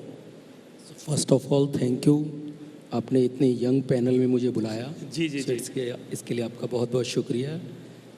Of course, ये जो decade अगले last अगर 7-8 साल की अगर हम बात करें जी, सो मुझे लगता है इंडिया के अंदर एक एनर्जी जनरेट हुई है. आप इसे किसी पॉलिटिकल एंगल से ना देखें, मुझे लगता है कि एक डिफरेंट इंडिया, न्यू इंडिया दिखाई दे रहा है. मैं रियल एस्टेट को बिलोंग करता हूं, तो मैंने देखा है कि पिछले 6-7 साल में जो रियल एस्टेट सेक्टर सबसे ज़्यादा कहीं ना कहीं किसी ना किसी एंगल से आप उसे कह सकते हैं कि बदनाम था, कि ये प्रॉब्लम है, बहुत सारे होम बायर्स को घर नहीं मिले. लेकिन जब से जो गवर्नमेंट है उसका माइंडसेट क्लियर रहा कि जो चीज़ें डिस्कस हो रही हैं वो मिलनी चाहिए कंज्यूमर को, तो उसने ऐसी पॉलिसी ड्राइव की. आप ये देखिए 2015 में मोदी जी ने अनाउंस किया हाउसिंग फॉर ऑल बाय 2022. एक होता है पॉलिसी का अनाउंसमेंट करना, एक होता है एग्जीक्यूट करना. कैन यू बिलीव कि 2021 तक ही लगभग 1,15,00,000 से भी ज़्यादा घरों को अप्रूवल मिल चुकी थी. लगभग 97 लाख घर ग्राउंडेड थे और लगभग 56 लाख घर लोगों को डिलीवर हो चुके थे. और उसके लिए पॉलिसीज़ बनाई गई प्रधानमंत्री आवास योजना जैसी, जिससे एक जो कॉमन मैन है, एक ऐसा पर्सन जिसकी हाउस होल्ड इनकम केवल 50,000 रुपये है, उसको कैसे कम से कम EMI में क्वालिटी घर प्रोवाइड कराए जा सके. रेगुलेटर इन प्लेस किया जिससे जो डेवलपर हैं वो राइट मैनर में इस काम को करें. तो मुझे लगता है कि ये पूरा का पूरा इकोसिस्टम जो है वो कहीं ना कहीं जब कोई एक इंडस्ट्री रन करती है तो उससे डराइव होने लगता है. जैसा अभिषेक ने अभी कहा कि वो भी होम फर्निशिंग ऐसी चीज़ों में काम कर रहे हैं। माइंडसेट चेंज हो गया है कि एक होता है कि केवल और केवल प्रॉफिटेबल बिजनेस पे काम करना, एक है क्वांटम बेस्ड बिजनेस पे काम करना और उससे अपने ब्रांड को बनाना।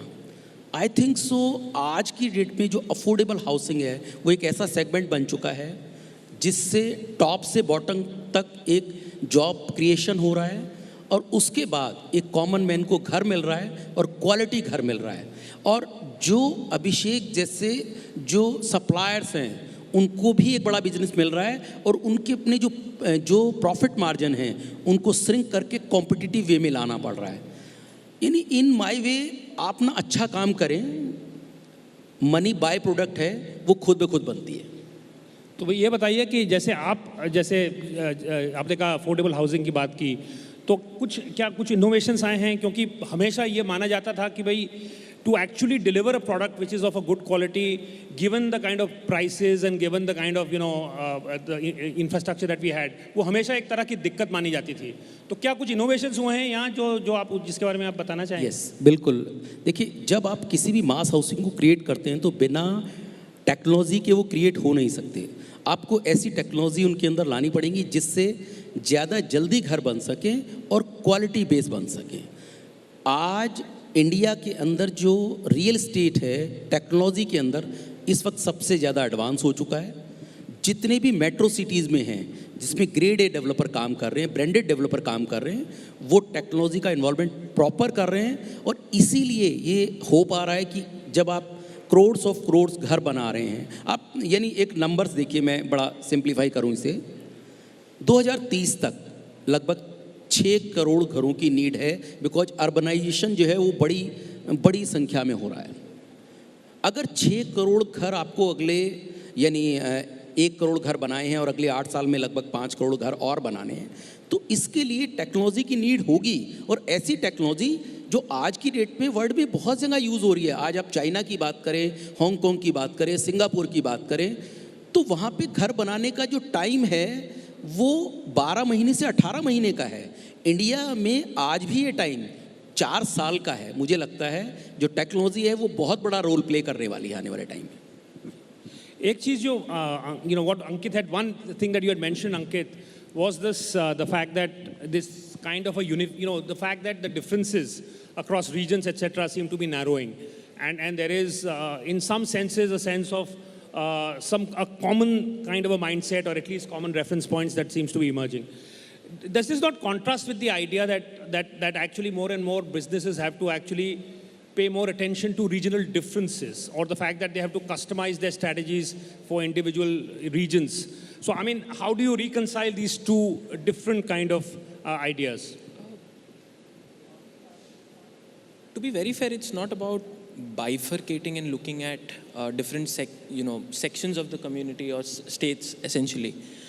It's more about creating relevance. The point of view that came across was the consumer now demanding more power from the brands back, whereas a national level television campaign would have worked essentially well for brands, or let's say a mass product at multiple lengths would have roamed across from Delhi to Kanyakumari per se. Each state and each preferences in tastes are now being catered by multiple brands. Yes, there are consumers who now take pride in wearing their, in speaking the language, in wearing their own custom clothes. So that is where the brands see an opportunity. It's not largely a force at hand also, because we are opportunistic people at the end of the day. And wherever we find that we are able to connect to the consumers, that's where we raise our hand saying that, hey, I'm here and I'm available for you. So that's the sort of mindset that comes in. There's a lot of confidence that the consumer now has in terms of speaking in vernacular, conversing in vernacular. Earlier, there would be sessions of, people wanting to learn English, people wanting to consume English. We still remember the era where newspapers would, it was a precedent to be able to read an English newspaper. But now it's a matter of pride that I still have my Hindi or a Bengali newspaper at my place. That's where the brands come into picture and state that, we want to raise our hand that, hey, we are here for the people who want to do that as well. Abhishek, what is your view on this? Yeah, so to echo Ankit, I think that as brands, we need to be conscious that a consumer is now asking the question, why should we care about you, right? Why? It's not necessarily enough to just supply a product, but what is the message that is there associated with your brand? And then additionally, yes, I think that the brands or consumers actually care about, their regional differences. Yes, there is more consumption across the board of multimedia, but you still care about what regionally your differences are. So as a strategy, we are also focusing on communications and products that can be specific to different regions within the country. Pradeep, हम जब बात कर रहे थे तो आपने ये mention किया था कि कोविड की वजह से काफ़ी चेंजेस आए थे और उसकी वजह से कुछ नई अपॉर्चुनिटीज़ भी दिख रही हैं, तो क्या आप किस तरह का कोविड की वजह से क्या चेंजेस आए हैं आप? ऑफ कोर्स, यानी रियल एस्टेट में अगर कोई चीज़ जान डालने वाली है तो वो कोविड है, ब्लेसिंग इन डिस्गाइज। आज आप देखिए, बिफोर कोविड जो सीन था, मैंने बहुत सारे लोगों को देखा जब वो घर के लिए डिसीजन लेते थे, सो वो कंपेयर कर रहे होते थे कि जो हाउसिंग यील्ड है वो नॉर्मली डराइव करती है 2.5% के नियर अबाउट, एंड मार्केट में जो अदर अपॉर्चुनिटी थी वो 8%, 9% और मोर देन 10%। सो नॉर्मली उसका माइंडसेट रहता था कि मैं जो अपनी इन्वेस्टमेंट है हायर यील्ड में इन्वेस्ट करूं और अपने लिए जो घर है वो मैं रेंट पे भी बियर कर सकता हूँ, माइट भी मैं जहाँ काम करता हूँ उसके सराउंडिंग ही ले लूँ, क्यों मुझे ज़रूरत है कि मैं एक घर परचेज़ करूँ। लेकिन आप देखिए कोविड ने क्या चेंज किया। जब कोविड की फर्स्ट वेव आई तो उस वक्त लोगों ने जो किराए के मकानों में थे उन लोगों ने पहली बार पूरा बिहेवियरल चेंज देखा अपने लैंडलॉर्ड के अंदर, कि क्योंकि यानी सिचुएशन बिल्कुल एंटायरली चेंज थी। जैसे ही कोविड की जो फर्स्ट बार अनलॉक होना शुरू हुआ, लोग घरों के ऊपर, यानी जबकि बहुत सारे वेबिनार्स में डिस्कस हो रहा था कि जॉब्स लॉस होगा बहुत सारा, कौन घर खरीदेगा, लेकिन real estate company like us बहुत डिफरेंट एक्सपीरियंस था कि जैसे ही अनलॉक होना शुरू हुआ लोग ऐसे घर खरीद रहे थे कि जैसे ये पता नहीं दोबारा मिलेंगे या नहीं मिलेंगे। तो उसका बेसिक रीज़न समझने की कोशिश की तो यही मिला कि सर जो हमने उस कोविड टाइम में फील किया है वो चीज़ अब हम समझ गए कि हमें छोटा या बड़ा कैसा भी हो एक घर हमारा ज़रूर होना चाहिए। और कहीं ना कहीं वो चीज़ ऐसे डराइव हुई कि आप लास्ट 3 साल की बात करें, 2 से 3 साल की, तो रियल एस्टेट जो है एंटायरली चेंज हो चुका है। Any other experiences that any one of you may have about how, and not just in the immediate short run, but do you see this in any way fundamentally changing anything at a consumer level? Yes, I think so. Yeah, please. I think so. A lot of value of work-life balance was learned. Value of quality of life was learned. People living in metropolitan cities essentially got a chance to go back to their homes that they called. They learned after a very long time, the urban India sort of learned what rural India was living through and the changes that it went through.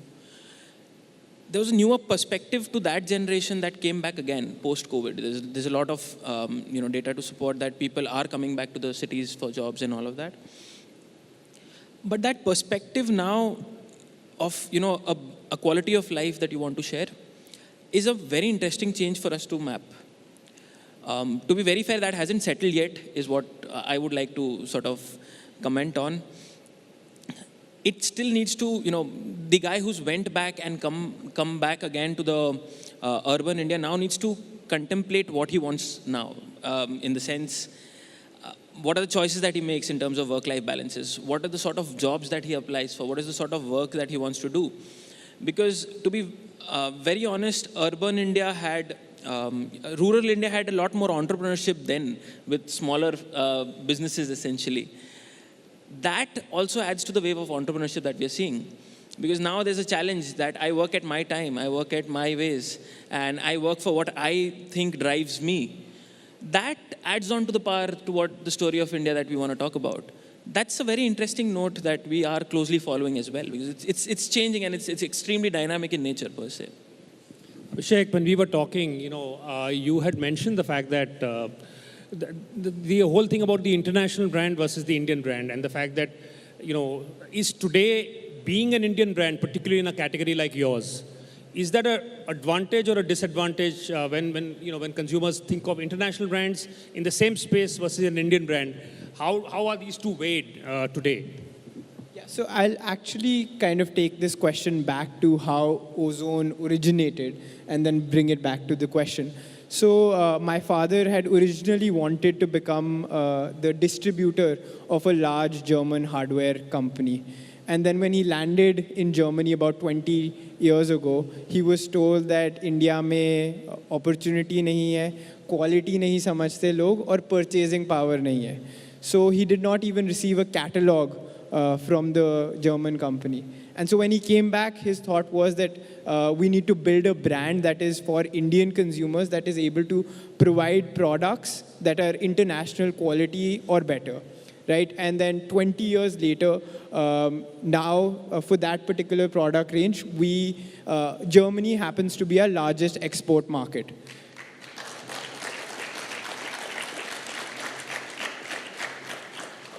So that is not just an evolution of ozone, but that's an evolution of brand India. It's the evolution of how India is being perceived at a global stage. It's not just about labor arbitrage or outsourcing anymore.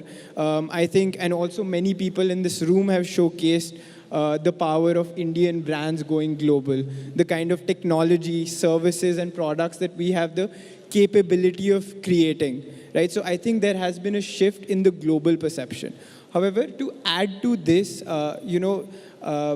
another illustration or example that we faced as ozone is that sometimes when we, within India, bid for government projects or big builder projects, there is a discount that is given to an Indian manufacturer. कि Indian manufacturer है तो पता नहीं quality सही होगी या service उस quality की मिलेगी versus a French or an Italian or a German manufacturer, right? So for the brand India to continue growing, it needs to start with each and every one of us in each and every one of our daily consumption habits. We need to put Indian brands and homegrown brands out there. We need to get it out of our minds that European hai to automatically superior hai, right? So once we start doing that in our daily life, right, that's when brand India will evolve. That's when we will continue growing in an international market. So that's well said, Abhishek, but let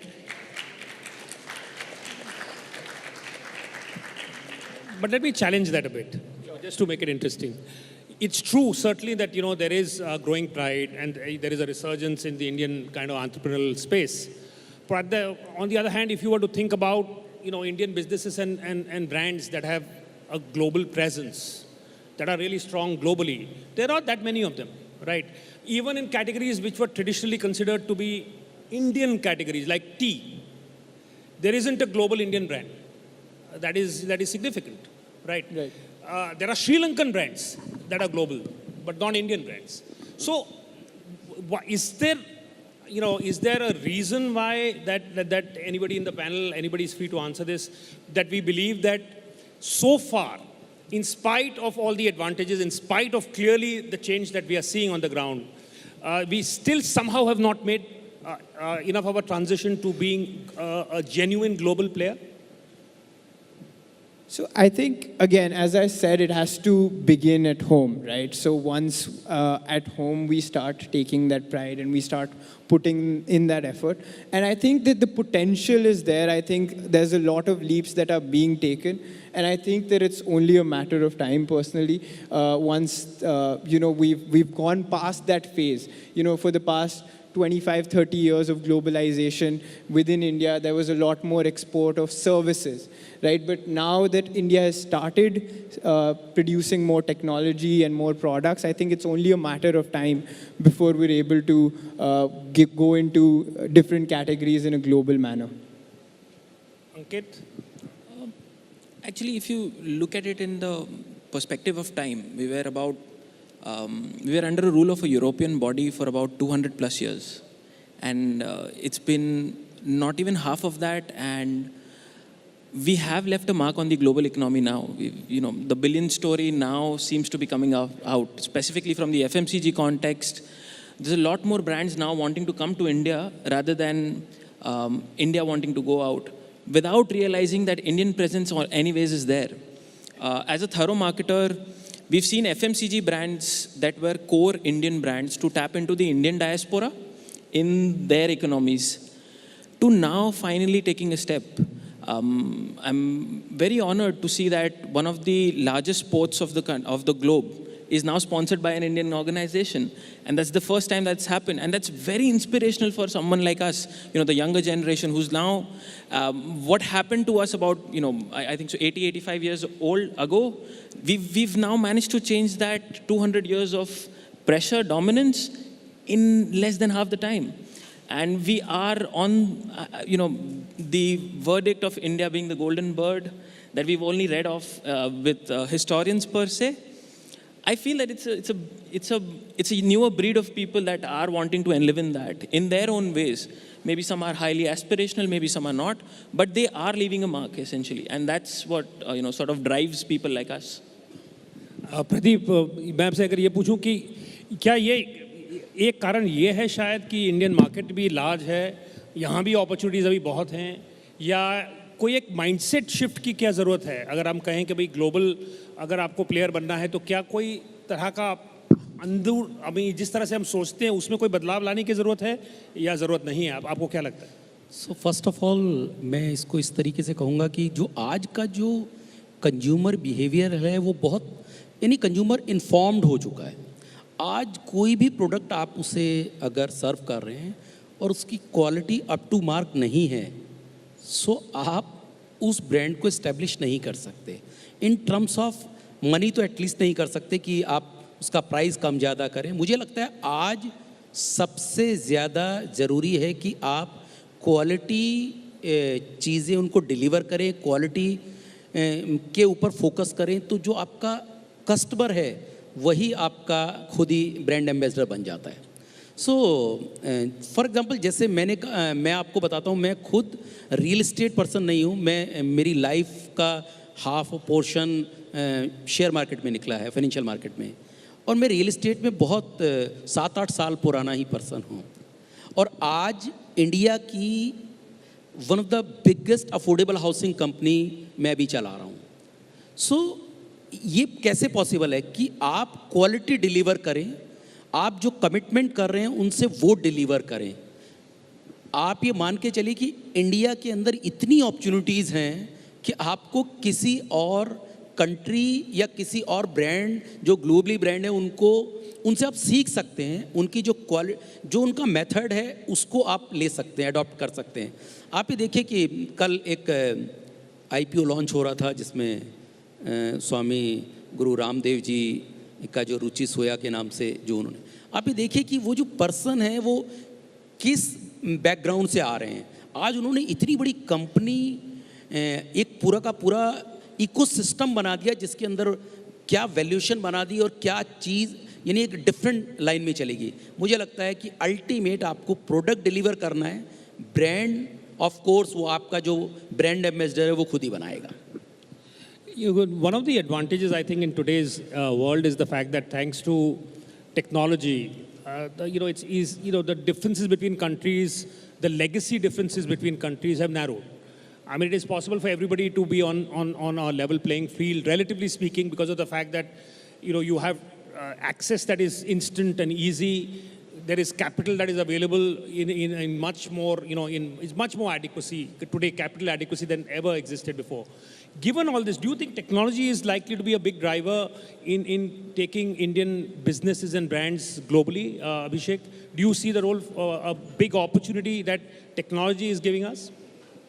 So I think technology is a great equalizer, right? It helps provide opportunities to people, and I think that's where it has the largest potential. I think end consumers are also looking for technology. I think there is a democratization of data, there's a democratization of opportunity that technology is able to provide, which then helps companies build products or services that are able to go global. Ankit, do you see this? I think technology is something that has reduced time lags. Gestation period per se has reduced because of technology. That has made us more impatient. That has made everyone more impatient in all senses. That gives us a unique opportunity to think more, maybe aspire to do more and do more faster. What has happened of late is capital no longer is a restraint in the economy, because there's free-flowing capital to throw at ideas that might click, that might not, but there's enough amount of risk appetite that the economy now has. Keeping that in mind, for a country like India to go global is much easier, because we now all of a sudden find ourselves at a much even pace, at a much, at a very good par or at arm's length to what earlier couldn't happen. Logistics times have shrunk. We've seen technology disrupt the logistic market in terms of the amount of time taken for products to reach from one shore to the other.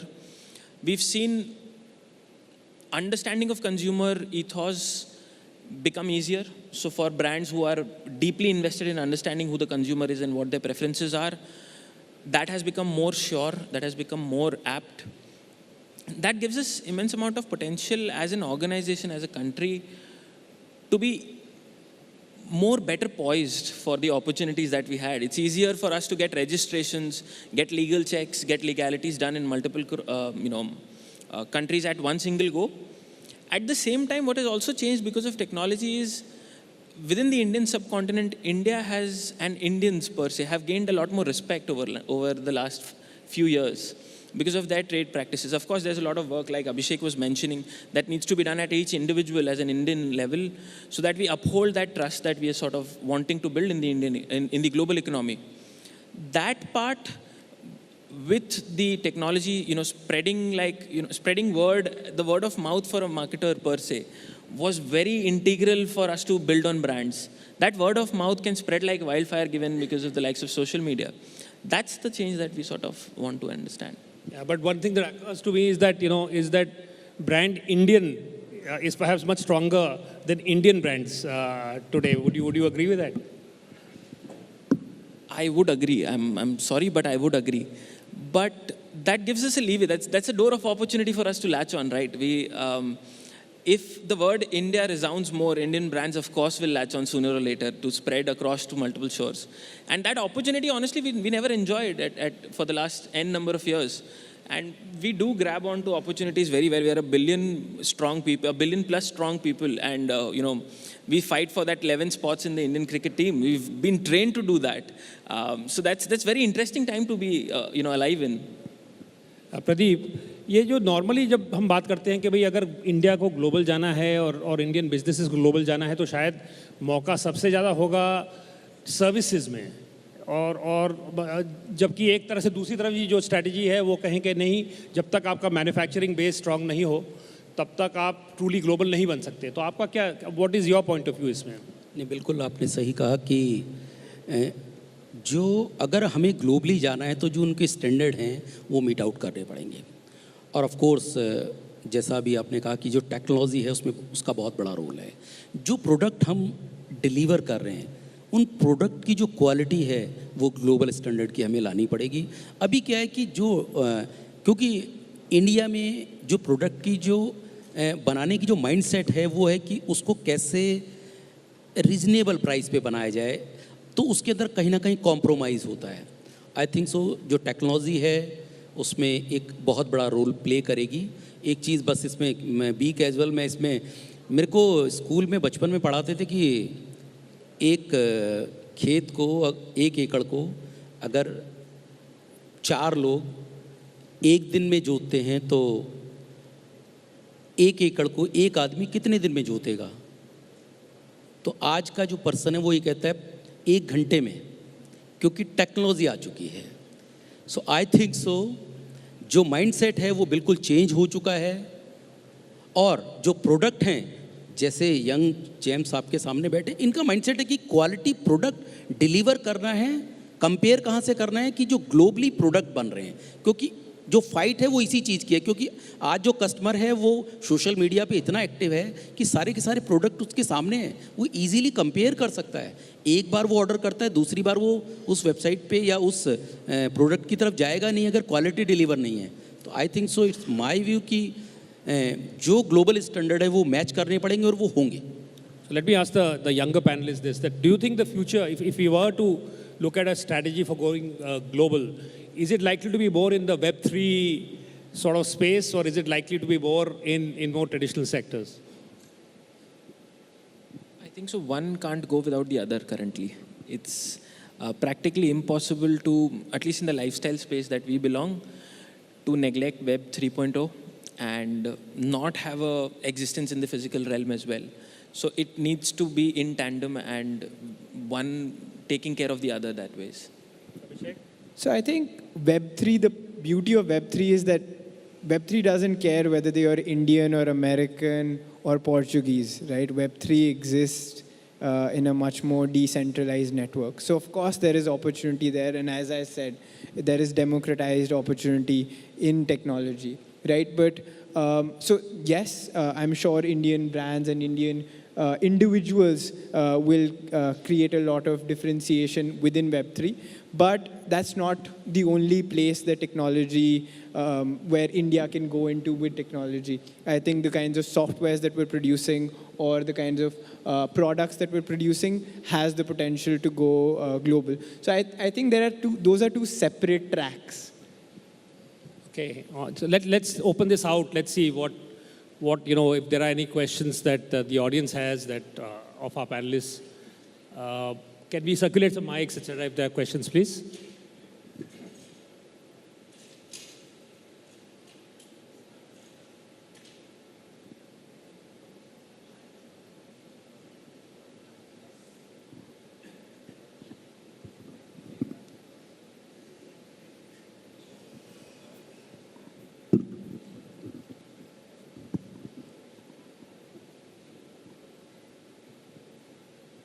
Some hands I can see.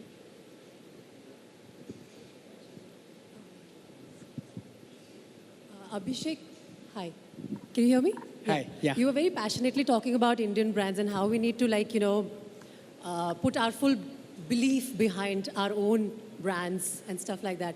But, it's also a fact that a lot of times we do get disappointed in terms of the quality when we start comparing. Do you think we are at that stage when we can compete in quality in most of the spheres? Your field of play may be different than a lot of other things that we might use in our daily usage.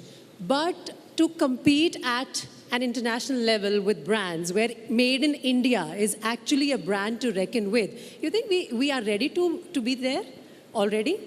So that's a fair point. My point was that, sometimes what happens is there's an automatic assumption that there may be a difference in quality due to an Indian manufacturer, right?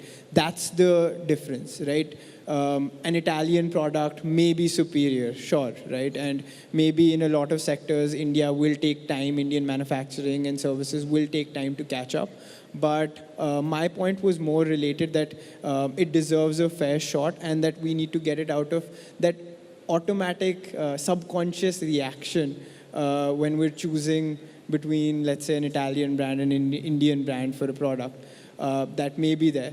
That is something that we need to look at. But in that sense, somebody has worked hard over decades to get to that Italian brand. And if I have the money to spend, frankly, would I not be, in the right frame of mind to compare that, okay, I'm getting in this much money an international brand and in this much money an Indian brand. So it's only, I think, legitimate that I compare and then I go for someone who's proved themselves over the years. That's why maybe you suffer from the assumption. Isn't that fair? Like from a consumer's point of view? Yeah, so I think that's perfectly fair to make that comparison and reach the conclusion that yes, there is a quality difference and I can afford it, and so I want to choose the Italian brand. My point is that we need to just be careful in the way that we're comparing and just be more broad-minded during that comparison journey. Hello, I have a question. Okay. you were into business, and see, everybody is earning in a very hard way. So why should I go for the brand just because that is Indian? I didn't catch that. I'm saying that when there is a choice, it's a global market, right? So when I'm choosing with my heart and money, then why will I go? Because it's not a movement which I'm going to sponsor. It's an open market. Then why will I choose Indian brand over? Because there are, even in the smallest, there are brands, definitely, they made very big in India. They proved themselves, they competed. But just because it's Indian brand, can you expect a consumer to buy it just because it's Indian and I'm an Indian? If I could take that one. One, there's an idea of giving back to the community that we are associated with. Not, of course, everybody, sort of partakes in that.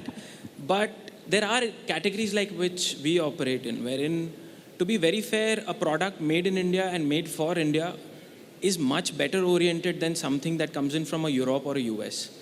The reasons is we do understand skin types, we do understand climatic conditions, we do understand what goes in our system in terms of food, because we deal in fragrances. Technically, any European fragrance is meant to last in about a 13, 14 degree as a temperature would be about a 2-hour game.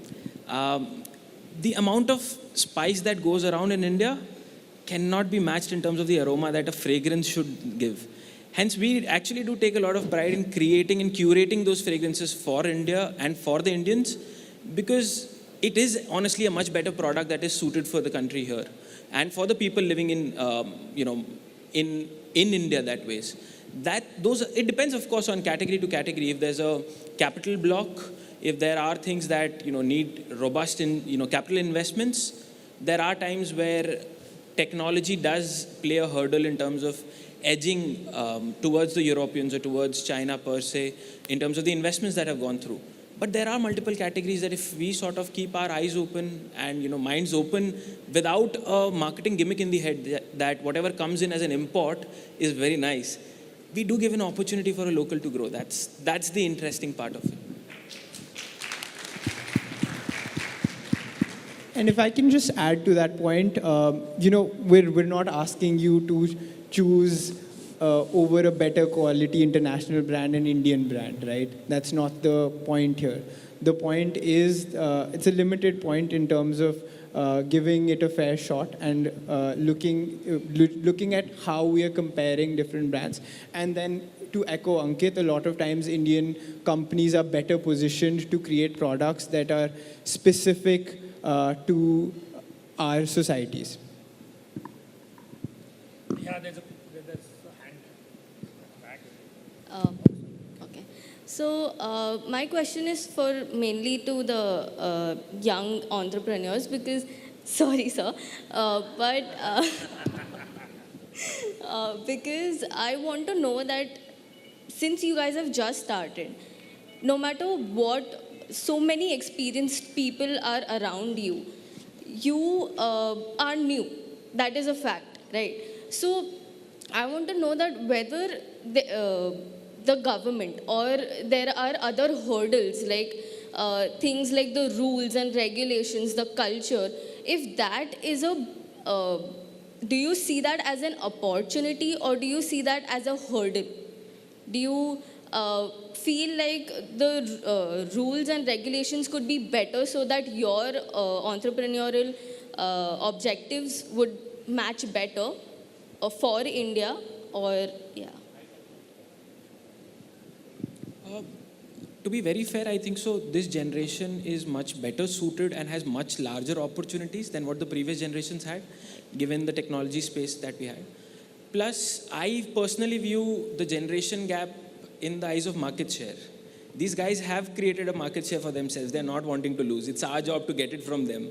So if I struggle for it, I get it. If somebody doesn't, it doesn't. But we definitely are much more opportune and we have a lot more opportunity given the technological space, given the education that has been imparted onto us and the exposure that social media and the likes of an Earning India has given us. We are in a much better fit than what the earlier generations were at any given point of time to take to grab all of the opportunity per se. I also think the barrier to entry has reduced, right? I personally have had the privilege to have a platform that I've joined on, but I think in general what I see is a lot of people my age starting out small businesses in very specific niches, solving problems for people of their own kind, right? And so the barrier of entries have reduced, and the kind of niches that are available have grown. Thank you. I think there was one hand there. That's the last question we can take. So if you can just go there, yes. Thank you for the opportunity. Going global means competing with the global brands in terms of quantity, quality, price. And while doing so, are we actually creating jobs in India? That's the question. Thank you. More jobs. So, in terms of real estate, I think so, कि ये जितनी भी opportunity create हो रही है इससे job जो India में है वो बहुत ह्यूज जॉब क्रिएशन होने वाला है। आने वाले 5-7 साल में आप देखेंगे कि एक बहुत बड़ा जॉब क्रिएशन इंडिया में ऑन द वे है। ऑफ कोर्स पूरा का पूरा इकोसिस्टम रन करने लगा है इस वक्त। जितनी भी चीज़ें आप देखें कहीं एक एनर्जी है इस सिस्टम में। आई थिंक सो मुझे लगता है कि एक जॉब क्रिएशन का बहुत बड़ा मॉडल आपको अगले कुछ सालों में नज़र आएगा। क्योंकि डिस्कशन हो रहा था क्वालिटी पे और कस्टमर की जो चॉइस है उसके ऊपर, तो मेरा उस पर यह कहना है कि कस्टमर इज़ किंग। सो उसको अल्टीमेट जो क्वालिटी है अगर हम ग्लोबल स्टैंडर्ड की देंगे तो ऑफ कोर्स हम उनसे कम्पीट कर पाएंगे। और जो हमारा इंडियन कंज्यूमर है वो कहीं ना कहीं सेंटिमेंटल है। मुझे लगता है कि अगर हम उनको क्वालिटी डिलीवर कर रहे हैं तो definitely they will vote us. With that, I think I will thank my panelists. We had the benefit of experience and the benefit of youth, and we heard a diversity of viewpoints, and the audience for raising some interesting questions. Thank you very much. Pleasure. Thank you.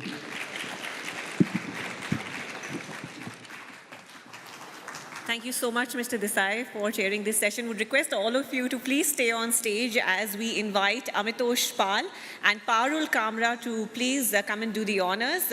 Both Amitosh and Parul are Director Sales at ABP Network.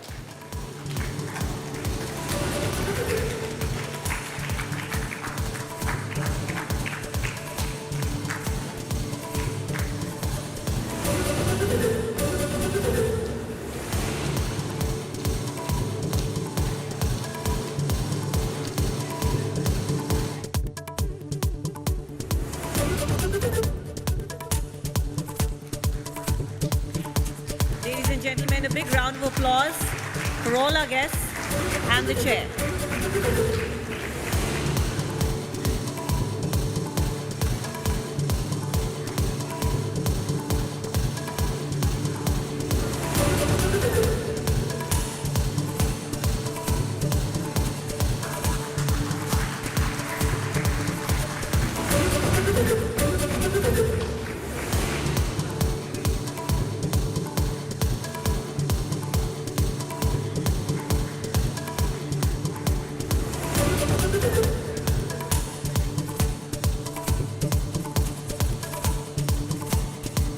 That's the youngest entrepreneur in all our panels today.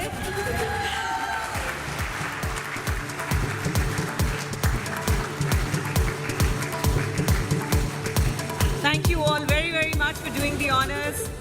To Mr. Desai and all our speakers, thank you for a wonderful session.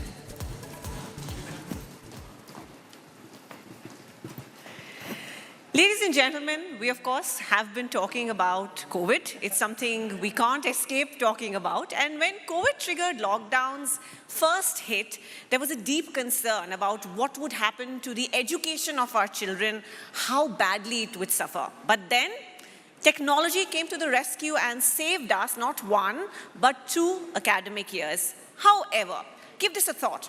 A conservative estimate suggests that nearly 30 million children did not have a digital device to access education online.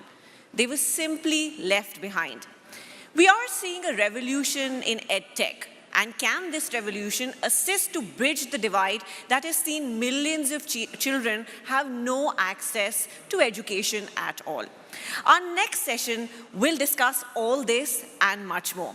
The chair for this session, once again, is author and columnist Chetan Bhagat. I'd like to invite him back on stage. And please also welcome our esteemed panelists with a big round of applause. Anand Kumar, founder, Super 30. Sumit Mehta, co-founder and CEO, Lead. And Falgun Kumpali, co-founder, Upgrad. Chetan, it's over to you.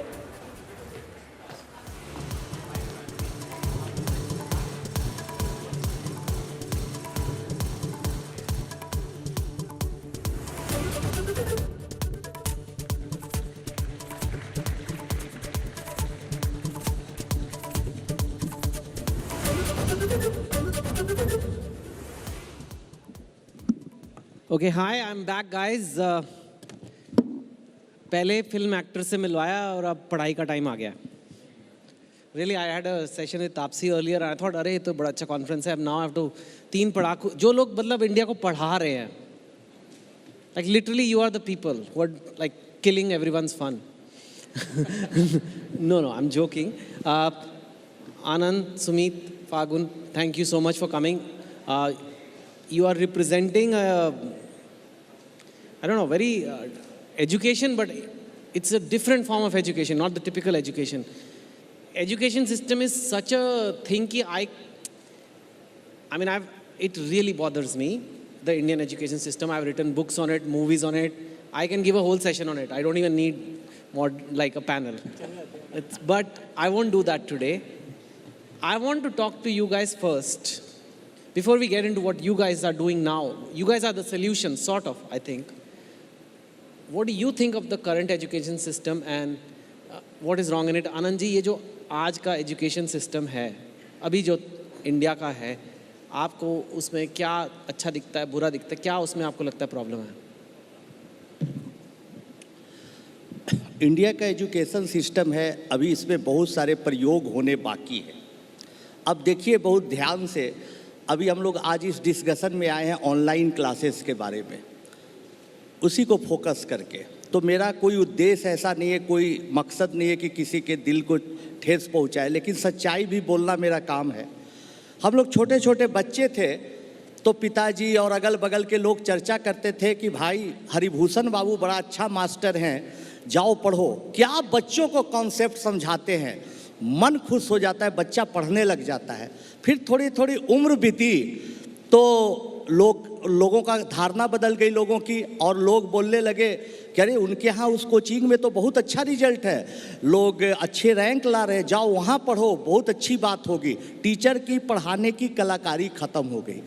अब तो और स्थिति बदल गई है. अब बोलते हैं अरे वो तो कंपनी बहुत बड़ी हो गई है, उनके पास हजारों करोड़ का इन्वेस्टमेंट है, बहुत ऐड है. तो धीरे धीरे जो एजुकेशन का प्राइवेट तौर पर लोग चला रहे हैं उसका स्वरूप बदल रहा है. इसमें बेचारा टीचर जो दिल से पढ़ाना चाह रहा है, वो जगह पाने के लिए जो उसमें छटपटाहट है उसको बताना मुश्किल हो रहा है. अब मुझे समझ आ रहा है कि ऋतिक रोशन ने आपके ऊपर पिक्चर कैसे करी. जो सुपर 30 पिक्चर जो ऋतिक रोशन है, आप जैसा बोलते हो मुझे समझ आ रहा है उसने कैसे करी. पर आपने ऋतिक मतलब आपने किस बेसिस पे लुक्स ऋतिक को लगा कि ये आपको ठीक दर्शा पाएंगे? ये सेपरेट क्वेश्चन है वैसे, ये मेरी पर्सनल क्यूरियोसिटी है. लुक्स वगैरह मैचिंग है आपके इसलिए?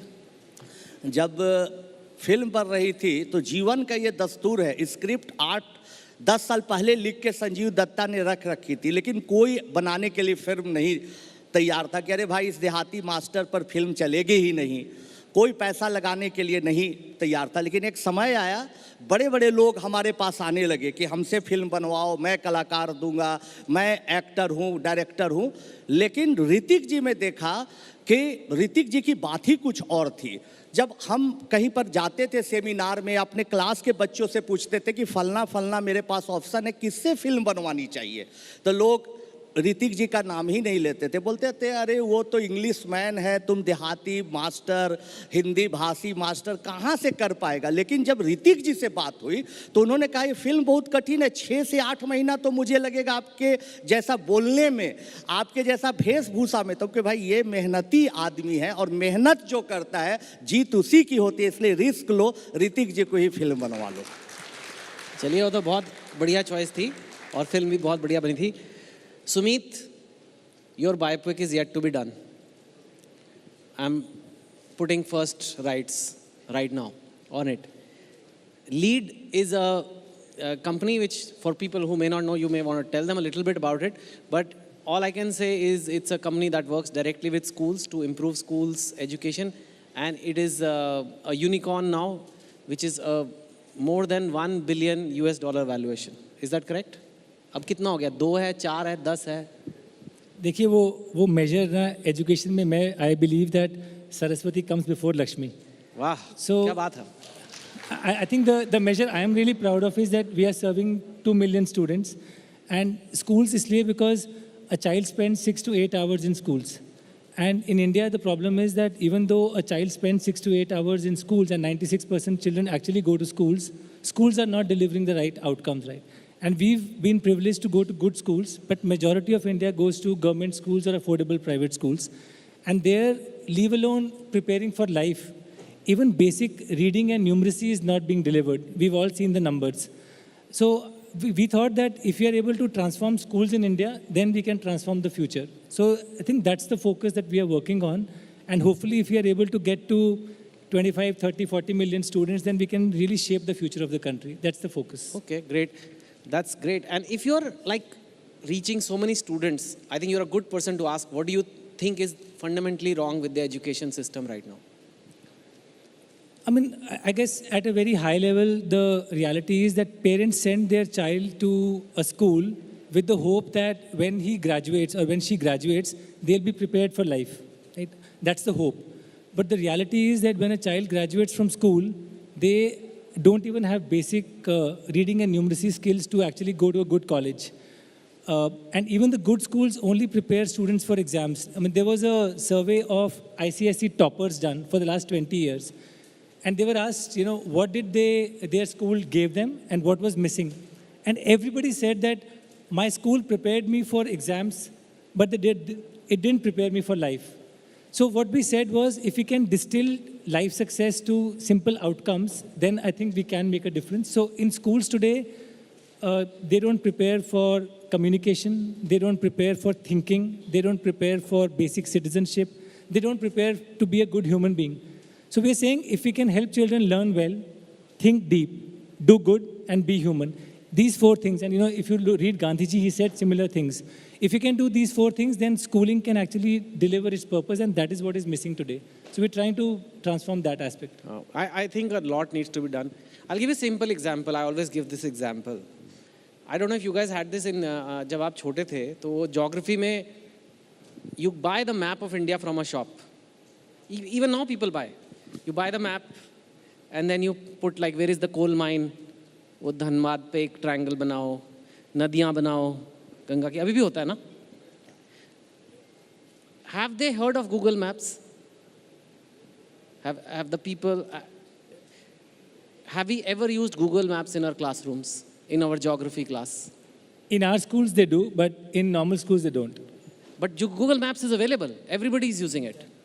You're using it when you book even an Uber or a Ola or a Zomato. When you're ordering biryani also you're using. But when you have to learn geography, you buy the map, print out, then uspe. So these are things that really like bother me because this is not a big investment. ऐसा नहीं कह रहा कि कुछ बहुत high tech करना चाहिए.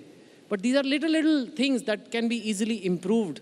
But we are still in this archaic system of drawing the nadis of India. Whereas literally now you have satellite views, you have this. I'll give you an example. In grade 3, we ask a child that when you are at home, take your father's phone and feed in your school's address and find the path to your school. That's their first introduction to a map.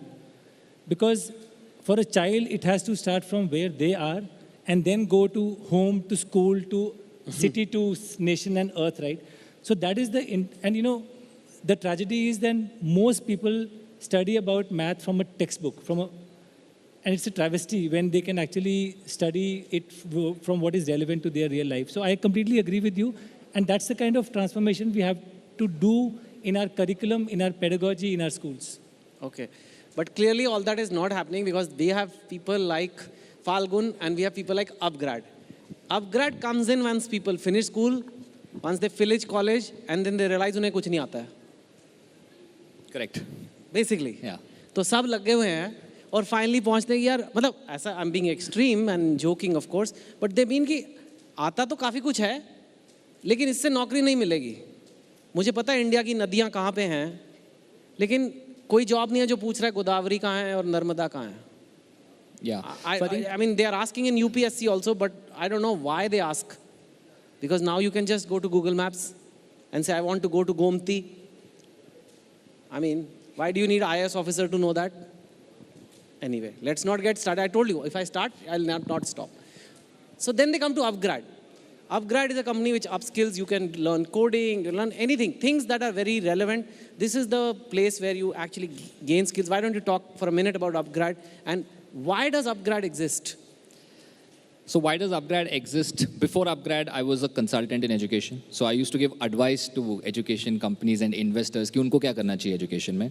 And I personally visited about 150 to 200 colleges, higher education colleges in India, and about 200 internationally, right? And we created as consultants this slide, which basically said that education is based on 3 pillars. The first is access, the second is affordability, and the third is quality. First, people need to have access. Second, once they get there, they should be able to afford that. And then once they afford it, they should get high quality outcomes. Globally, not just in India, you said you're frustrated with the Indian education system. I think we were frustrated with the global education system everywhere, that there is a lot of progress that can be made on all of these 3 fronts. And if you think about it, online and digital is extremely powerful because it can solve for all of those 3 problems at scale. So that's the idea for Upgrad when we said that, look, there are 2 key problems. The first is that we need to solve this problem at scale of access, affordability, and quality. And when you talk about those 3, to convert that to the language you just spoke, it's about 1, people having the relevant skills when they come out and are looking for a job opportunity. And second, what is relevant also changes very fast, especially in the current day and age. Not all of us, I don't know how many of us have the luxury to say, I'm putting my job on hold, my life on hold, and I'm going to do a 2-year degree or a 3-year degree, right? We don't have that luxury anymore. We need to be able to continuously learn throughout our life. And that's something that we wanted to enable with Upgrad, where we said, let's create something where people have access to high quality stuff. We can deliver that at scale and change the system, 1, to inculcate the right and relevant skills, but also give opportunity to people to continuously upskill so that they can keep that relevance going and contribute to the economy overall. Okay. Anand ji, एक बात बताइए, आपको लगता है कि भारत के लोगों को जो मध्यम वर्ग है, उन्हें पैसे खर्चना अच्छा लगता है? ज़्यादा नहीं ना. सड़क पे लोग भिंडी भी 2-2 रुपए बचाते हैं. लेकिन मेरी एक थ्योरी है, 3 चीज़ों के लिए आप देसी लोग, मतलब इंडियन लोगों की जेब से पैसे निकाल सकते हो.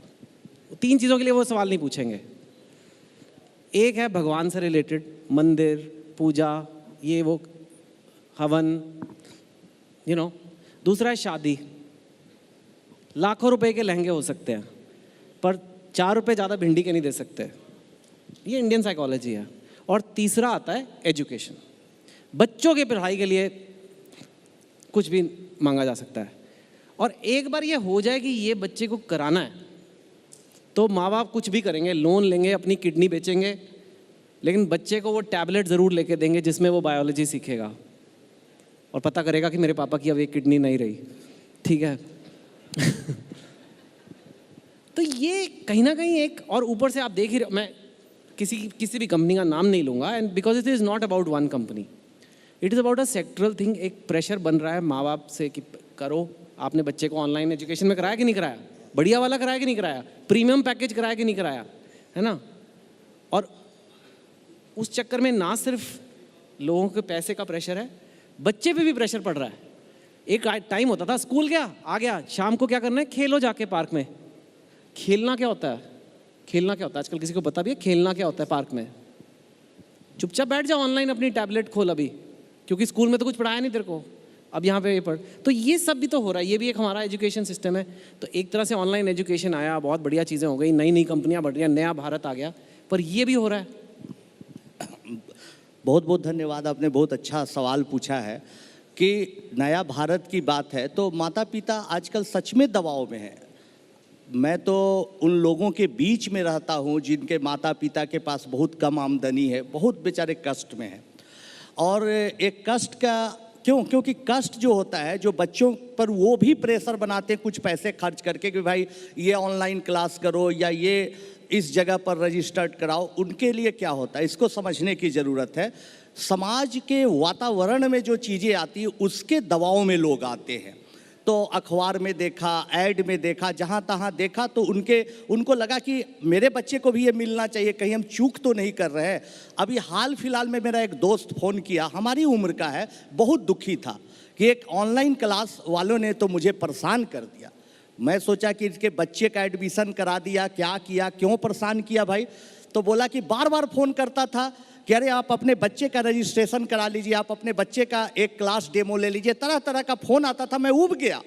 तो मैं पूछा कि यार पहले मेरी शादी तो कराओ, तब बच्चा पैदा होगा तो मैं रजिस्ट्रेशन कराऊंगा, पहले जानो तो कि मेरे बच्चे हैं भी या नहीं हैं। तो ये दबाव समाज पर पड़ रहा है।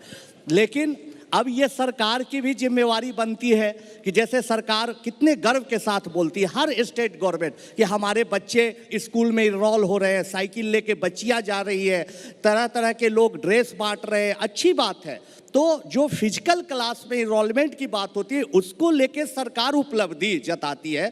तो अब सरकार की जिम्मेवारी होती है कि जैसे घर बनाने के लिए उसके पास योजना है, जो निर्धन परिवार के लोग हैं उनके लिए, नवोदय विद्यालय के लिए फंड है, तो टैबलेट बांटने के लिए हर जगह पर पहुँचे ऑनलाइन क्लास, इसके लिए भी सरकार को कुछ ना कुछ सोचना चाहिए। और ये नहीं कि ऑनलाइन केवल खाना पूर्ति हो, क्वालिटी एजुकेशन। और क्वालिटी एजुकेशन मेरे कहने का मतलब है कि आप कितना अच्छा पढ़ा रहे हैं ये कोई महत्वपूर्ण नहीं है, बच्चा कितना समझ रहा है, कितना उसका फायदा उठा रहा है, इस पर सरकार को ध्यान देना चाहिए।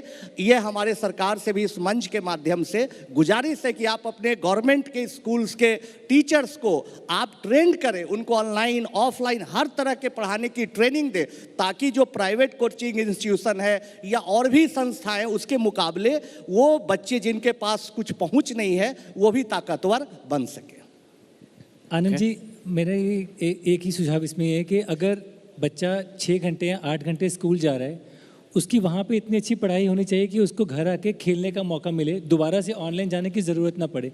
तो अगर हम अपने स्कूल्स को बेहतर बना दें तो फिर ये ऑनलाइन की ज़रूरत, बिकॉज ये सप्लीमेंटल है, ये बैंडेड है। बहुत अच्छी बात, क्या स्कूल में जाके बच्चे करते क्या है? अरे बहुत अच्छी बात है। आज इस बात से कोई नहीं झुठला सकता है, सब लोग बैठे हुए हैं, कि आज हमारे स्कूल में पूरे देश में कई जगह ऐसे हैं जिसको कोई स्पेलिंग नहीं टीचर को आ रहा है, कोई मैथमेटिक्स नहीं आ रहा है। तो आप समझिए कि उसको सुधार करने में कितने समय लग जाएगा। लेकिन एक अच्छा टीचर ऑनलाइन के माध्यम से, आपका टीचर उन बच्चों तक तो जल्दी पहुंच सकता है। तो हम पूरे टीचर्स के कम्युनिटी को ट्रेंड करेंगे, उसमें बदलाव लाएंगे, वो भी पैरेलल चलना चाहिए। लेकिन तत्काल रिलीफ के लिए जो 2 साल बच्चा कोरोना में जिसकी पढ़ाई छूट गई है, अगर गवर्नमेंट अच्छे अच्छे लोगों को जोड़कर बच्चों को तक सुलभ करती है शिक्षा, तो बहुत अच्छी बात होगी। मेरे कहने का मतलब ये है, आज ऑनलाइन फिजिकल क्लासेस को कोई नहीं इग्नोर कर सकता है, लेकिन ऑनलाइन क्लासेस एक बहुत बड़ा तंत्र है जिसका हम, आप, समाज, सोसाइटी और सरकार और देश के तमाम बच्चे फायदा उठा सकते हैं। And you believe that ideally schools should be enough? I think so. I also think, I think there are human development psychology says that till the age of 12, online doesn't work for students. Because, you know, the pain of getting the child to sit in front of screen itself is a major headache for parents. When a child is above 12 years, जिस तरह के students को आनंद जी पढ़ाते हैं या upgrade पढ़ाते हैं, they are self-directed, they can do online. But 12-14 साल से नीचे के बच्चों को physical classrooms में अच्छे teachers से ही proper योगदान मिलेगा। ऑनलाइन बैंडेड है, अगर उसको आप अच्छा बैंडेड बना सकें तो बहुत अच्छी बात है, but core schooling has to be improved for the future of our country. थोड़ा it is not just about school या online. 1 मिनट हम और टाइम ले गया, बिल्कुल, प्लीज। हम ऐसे बीच में रोक के डिबेट में कहीं बोलते नहीं, लेकिन बड़ा मजा आ रहा है इसलिए बोल रहे हैं। 12 साल, हाँ 12 साल के छोटे बच्चों को तो और इंगेज किया जा सकता है। जब बच्चा वीडियो गेम खेलता है तो उसको पेरेंट्स खींचते खींचते मोबाइल परेशान हो जाते हैं। आखिर वो वीडियो गेम में क्या बात होती है? वो जज्बा टीचिंग में क्यों नहीं म्यूजिक के साथ, कोई एनिमेशन के साथ जरूर पैदा किया जा सकता है। एक दिन मौका मिलेगा तो मैं आपको जरूर दिखाऊंगा। दूसरा ये भी है, मेरे ख्याल से आप चाहे स्कूल जितने बढ़िया कर लो, जो आप साइकोलॉजी की बात कर रहे हो, इंडियन पेरेंट्स की साइकोलॉजी ये है, या पूरे एशियन पेरेंट्स की, कि जितना बच्चे को घिसा जा सके। अगर पड़ोसी का बच्चा घिस रहा है तो मेरा और घिसेगा। इट डजंट मैटर स्कूल कितना बढ़िया था। गुप्ता जी का लड़का कर रहा है तो शर्मा जी का भी करेगा।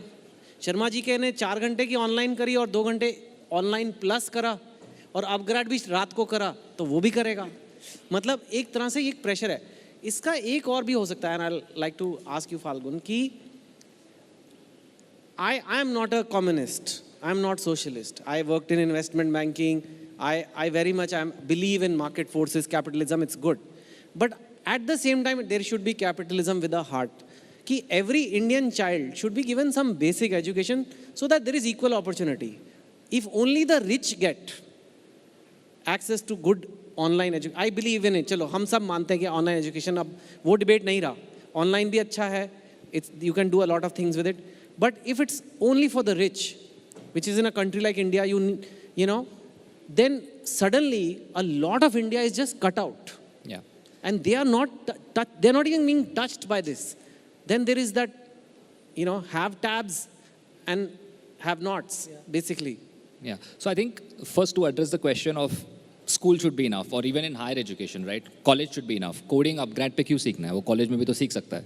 But I think, as I said, I visited these colleges, and one of them was in Noida, and I went and I asked people. They were sitting around and playing and having coffee, and I was like, "Which course? Computer science." I was like, "Computer lab कहाँ है?" नहीं है. Right? There was no computer lab, and that student was paying 10 lakh rupees to do a bachelor's in computer science. So the infrastructure, the faculty, the quality is so poor at most of the places that students feel the need. Obviously, there's that pressure element that you spoke about, but there is also just a lack of infrastructure, quality, and training, because of which people need this additional support. The second thing on tier 2, tier 3 penetration, I do agree that aaj ke din mein online is probably catering to, at least in our case, 80% come from tier 1, tier 2 cities, right?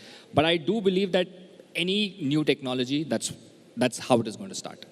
Telecom, automobiles, whatever else, it will start at the top of the pyramid, but eventually it will become much more democratized and it will go down. It is just a starting problem. And right now we are catering to, let's say, the top 20, 30%. But as things move forward, as hardware access improves, as access to Wi-Fi improves, access to internet improves, I think it will definitely go down. And if you think about it, that is the only solution. Physical infrastructure to scale there is so much harder than scaling digital infrastructure there. So the way to give them quality is actually invest in digital infrastructure and get digital infrastructure there, because to get physical infrastructure there is going to take us 10 times more time. So the only option is to get digital infrastructure there. Right now it is a problem, but it has started somewhere, and I am very optimistic that it will start going down very fast. All right. एक और मुझे बात बताइए. आप सब लोग लगे हुए हैं कि बच्चे को अच्छे से मैथ्स आ जाए, बच्चे को स्क्वायर रूट समझ आ जाए. चलिए आपने बना दिया कमाल का एक बॉक्स जिससे बच्चे को डांस करते करते स्क्वायर रूट समझ आ जाते हैं. मान लिया इंडिया के हर बच्चे स्क्वायर रूट्स में चैंपियन हो गए, सारे बच्चे मैथमेटिशियन बन गए. इतने सारे मैथमेटिशियन चाहिए किसको? कोई तो प्लम्बर बनेगा, कोई तो इलेक्ट्रिशियन बनेगा, कोई तो क्रेन ऑपरेटर बनेगा, कोई तो बुलडोज़र चलाएगा.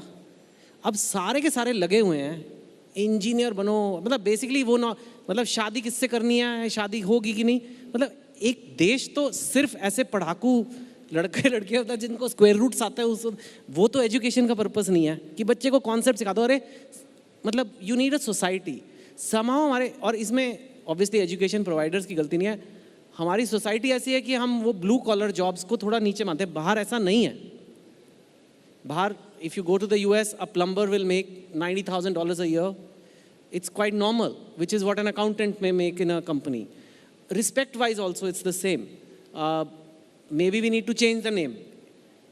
Plumber can be called, you know, I don't know, aqua issues or like, I don't know what is the thing. But that I find like सबको एक ही तरीके का करना है. सबको वही एंट्रेंस एग्जाम, वही कॉलेज में जाना है, सबको एक साइड बनना है, इतने सारे अकाउंटेंट, लॉयर, लेकिन हम करेंगे क्या? You know, so, and who's tackling that? Or is there no opportunity there? Is there no money to be made in making people these trades? See, I go to schools around the country and I interact with students. I think things are changing first and foremost. Like I was in a school in Andhra Pradesh last week and normal interaction, I was thinking, what do you want to be? So, of course, JEE and NEET is top. But now, because of media, a lot of people want to become entrepreneurs, civil services. And then there are people who basically want to take their fathers, you know, if it's a farmer, take it forward. If there's a trader, want to take it forward. Hamare time pe, it was either engineer or doctor. But now I think it is changing. But the other question that you're asking is a far deeper question where, you know, dignity of labor doesn't exist in our country. And the wages are so different that this aspiration that a plumber would be respected, there are deeper societal changes that are required for that to be achieved. And until then, I think there are so many students in our country who are coming from underprivileged families for whom education is the only ladder to get to, you know, economic ascendancy. So they want good jobs, they want entrepreneurship, and they want good wages. And I think 20, 30 years, that is the right thing for the country. Then we might get into a developed egalitarian society where what you are saying might be true. नहीं, ठीक बोला इन्होंने। दरअसल में क्या है ना कि चेतन भाई फिर एक अच्छा सवाल पूछे। क्या है कि लोग समझ रहे हैं कि भीड़ लग गई है डॉक्टर्स बनने के लिए, इंजीनियर बनने के लिए, इतना ज़रूरत क्या है, अब कोई प्लम्बर नहीं बनना चाह रहा है। तो एक जमाना था दोस्तों, जब एक बहुत बड़े साहब हुआ करते थे, आज से 40 साल पहले, 30 साल पहले तक, तो उनका ड्राइवर बहुत मेहनत करता था, उनका पैर हाथ भी दबा देता था, खिदमतदारी करता था और अपने घर जाता था तो बोलता था कि जानते हो बेटा, तुम जब बड़ा हो गए तो तुम्हारे लिए मैं काम कर रहा हूँ। तो बोले क्या काम कर रहे हैं पापा? तो मैं उनकी बहुत खिदमतदारी साहब की कर रहा हूँ, क्योंकि साहब का बेटा भी बड़ा होगा और जब वो बड़ा ऑफिसर बनेगा, बड़ा साहब बनेगा तो तुम्हें ड्राइवर में नौकरी दे देगा। लेकिन अब समय बदल गया है, गांव देहात में भी ड्राइवर सोचता क्या ये एक कट्ठा आखिरी जमीन भी बेच दो, लेकिन बाल बच्चे को अपना डॉक्टर और इंजीनियर बनाओ और इस साहब से बड़ा साहब बनाओ। ये जागरूकता देश में आई है, इसलिए अब प्लम्बर बनना कोई नहीं चाहता है। इसलिए नहीं कि काम छोटा है, उन लोगों का जो बेचारे हाशिए पर बैठे गरीब लोग थे उनका शोषण तो बहुत जमाने से हो रहा है। बेचारे प्लम्बर बनने के लिए, बिजली मिस्त्री बनने के लिए मजबूर थे, लेकिन उनमें भी उम्मीद जागी है। तो ये जो अभी बात इन्होंने कही कि अभी ये दौर चलेगा कि सब चाहेगा कि बहुत अच्छी जगह पर पहुंच जाए, और जब इक्वालिटी आ जाएगी तो सब काम बराबर हो जाएगा। जब अमीरों का भी बच्चा प्लम्बर बनने लगेगा मजबूरी से, जब अमीर का भी बच्चा तार और बिजली ठीक करेगा मजबूरी से, तो इक्वालिटी आ जाएगी और सब बराबर हो जाएगा, भेदभाव खत्म हो जाएगा। Your thoughts? I think there is sometimes, for example, what I have observed is that in the US, doing your undergrad education is a choice. People consciously decide as a 15-year-old, 16-year-old. Only 10% people in the US go to college. They say, I don't want to do it. I want to do vocational education. I want to do this. But in India, it's not an option. My option for my education only started at my master's level. Right? Undergrad तो करना ही है. It is not even an option. MA करा क्या, पर MA करवा क्यों रहे हैं? मतलब क्या सीखता है वो MA करके जो जिंदगी में उसके काम आ रहा है? तो I think in India, because of that parental thing, education is always about upward mobility, right? Especially higher education. In the journey of that upward mobility, given the parental dynamics involved in India or Asia, I think sometimes there is this too much hope, too much disappointment cycle that people go through before they settle, right? In the US or in other countries, right now it is not that much. People make a conscious, realistic choice around how they want to do it. I think it's an evolutionary journey. Right now, Indian parents are very aspirational, and that's great. And that's one of the reasons, as I said, they overinvest. There's too much hope. And associated with that sometimes, unfortunately, is too much disappointment before it settles down. But I don't think it's a behavioral change, and I think it's going to take time. Okay, good. Anand ji एक बात बताइए, अभी भी उन्होंने बोला, specially जहाँ से आप आते हैं, पर पूरे देश में ये है, सिर्फ आपके स्टेट में नहीं है, सरकारी नौकरी लोगों को एक बहुत पसंद है। PhD, PN की जॉब के लिए अप्लाई करें। एक तरह से हम कह रहे हैं अच्छी एजुकेशन दे, पढ़ाएंगे, सिखाएंगे, पर PN की जॉब के लिए PhD अवेलेबल है हमारे पास, तो मतलब क्या करेंगे सिखा के? मतलब तो मुझे ये बताइए, पहली बात तो सरकारी नौकरी के इतनी क्या मतलब प्यार है कि पीएचडी भी जा रहे हैं पीएन के रोल के लिए। मैं मजाक नहीं कर रहा, ये फैक्ट है, अखबार में आया हुआ है ये। और पता नहीं 200 पोस्ट के लिए 5 लाख एप्लीकेशन ऐसे हो रहा है। इतना अटैचमेंट क्यों है सरकारी नौकरी से? और ऐसे क्या ये सही है? मतलब आपको लगता है ऐसे देश आगे बढ़ेगा सब लोगों को अगर सरकारी नौकरी चाहिए आज भी 2022 में? This is not 1972। बहुत अच्छा सवाल ये भी पूछा आपने, बार बार बोलना पड़ रहा है क्योंकि अच्छा सवाल है इसलिए बड़ाई करना पड़ा। सरकारी नौकरी पर मुझे एक बात याद आ गई। आप लोग जानते ही होंगे हमारी कहानी को। जब कैम्ब्रिज यूनिवर्सिटी में एडमिशन मिला और पैसे के अभाव में नहीं गए तो हमारे पिताजी का देहांत हो गया। गवर्नमेंट जॉब था, पोस्टल डिपार्टमेंट में, वो लो पेड एम्प्लॉय थे। तो लोगों ने कहा कि बेटा उनके जगह पर जो अनुकंपा के आधार पर नौकरी मिल रही है कर लो। तो बोले नहीं, हम अपने मन का करेंगे, पढ़ाएंगे, मेरा टीचर बनने का सपना है, कैम्ब्रिज में नहीं, आईआईटी में नहीं तो पटना ही में करेंगे, ये सब बोलते थे। तो सब लोग सबसे ज़्यादा जानते हैं क्या डराता था कि अरे पिताजी की सरकारी नौकरी करोगे तो फायदा है, शादी होगी ना तो शादी के लिए कोई आएगा भी नहीं। शादी कौन करेगा तुमसे? पहले ये सोचो कि भैया शादी हो या ना हो इसकी कोई परवाह नहीं है, जो दिल में आएगा वो करेंगे। तो सरकारी नौकरी का क्रेज है क्योंकि वहाँ डिमोशन नहीं होता है। सरकारी नौकरी में क्या है कि वहाँ ऊपरी आमदनी का कॉन्सेप्ट बना हुआ रहता है। सरकारी नौकरी में क्या है कि कोरोना काल में कितनी की नौकरियाँ चल गई, सरकारी नौकरियाँ नहीं गई। तो आराम की नौकरी का एक कॉन्सेप्ट है, इसलिए ऐसा होता है। इसलिए जब सरकार भी कंपटीशन लाएगी, एक छोटा सा फील्ड टीचिंग का बता रहे हैं। एक स्कूल है जिसमें 26 मास्टर हैं। अब हर टीचर्स में कंपटीशन करवाएगी कि जो टीचर्स का फीडबैक अच्छा होगा, जिस सेक्शन का रिजल्ट अच्छा होगा, उसका हम लोग उन शिक्षकों का थोड़ा थोड़ा सैलरी बढ़ाएंगे, उनको सम्मानित करेंगे। तो देखिए उसमें भी कंपटीशन आ जाएगा और लोग डरने लगेंगे, अच्छा काम करेंगे। तो कंपटीशन की भावना उसमें नहीं है और सुरक्षा और इत्मीनान है। आज भी सरकारी, अभी 10 दिन पहले हमारी इतनी प्रसिद्धि हो जाने के बाद भी एक अभी गए एक सरकारी आदमी के यहाँ काम करने के, प्रणाम बड़ा बाबू, देखिए ऐसा ऐसा काम था। तो वे कि भाई काम करिए भाई थोड़ा सा। तो क्या मैं आपका नौकर हूँ, कैसे आप बात कर रहे हैं, चलिए यहाँ से। ऐसा बोलने वाले अभी भी लोग मिल जाते हैं सरकारी नौकरी में, लेकिन प्राइवेट नौकरी में ऐसा नहीं मिलते। तो सुरक्षा और आराम तलवी के चलते और पूरा माल भी कमाए, इसके लिए सरकारी नौकरी में जाना चाहते हैं। ओके, इन्होंने तो बताया कि क्यों चाहिए, but do you think we can become like this next super power? If हम सारे लोग ऐसे सरकार को गालियां देते रहते हैं, लेकिन नौकरी आती है सरकार की तो हम सब सरकार का हिस्सा ज़रूर बनना चाहते हैं। पर do you think it's a healthy thing? Do you think it's a sign of a more progressive India जब इतना क्रेज नहीं रहेगा? इन्होंने तो कहा क्रेज है। सो I think India is going to grow irrespective of the government, because the aspiration of the youth of India is not dependent on government. So I mean, I know government is still the largest employer, but the future of India does not depend on the government generating employment. The future of India depends on our youth creating employment and growing. So we have to stop, honestly, giving too much credit there. We have to focus on what is in our control. And I mean, the youth of India is already showing the number of new companies which have actually been set up and have grown. And now people are building in India for the world. That is the future, because we have to stop this whole scarcity mindset, which was the last century. In the new century, I think the youth doesn't think about constraints. The youth thinks about opportunity, and that is what is going to propel India, government or no government.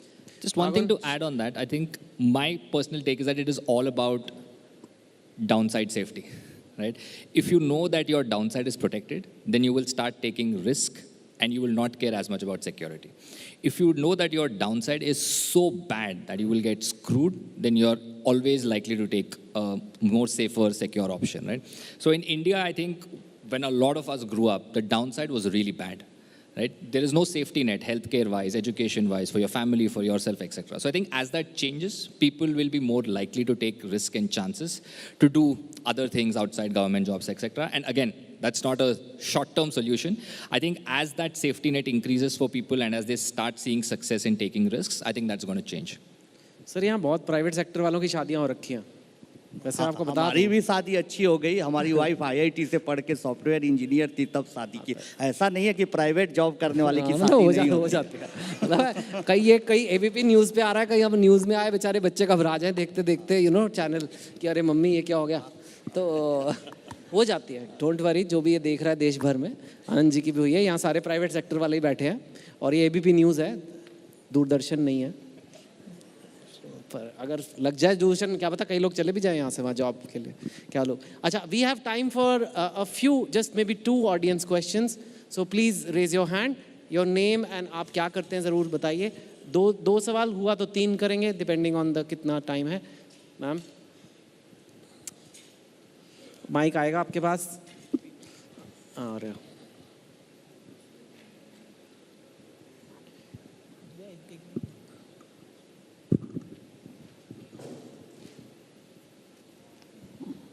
मैं आनंद जी, शोभना Yadav, ABP news में anchor हूँ। आपने सरकारी नौकरी की बड़ी अच्छी परिभाषा बताई, हंसने के लिए बहुत अच्छी भी है, लेकिन उसके पीछे का सच मुझे लगता है कि जनसंख्या है।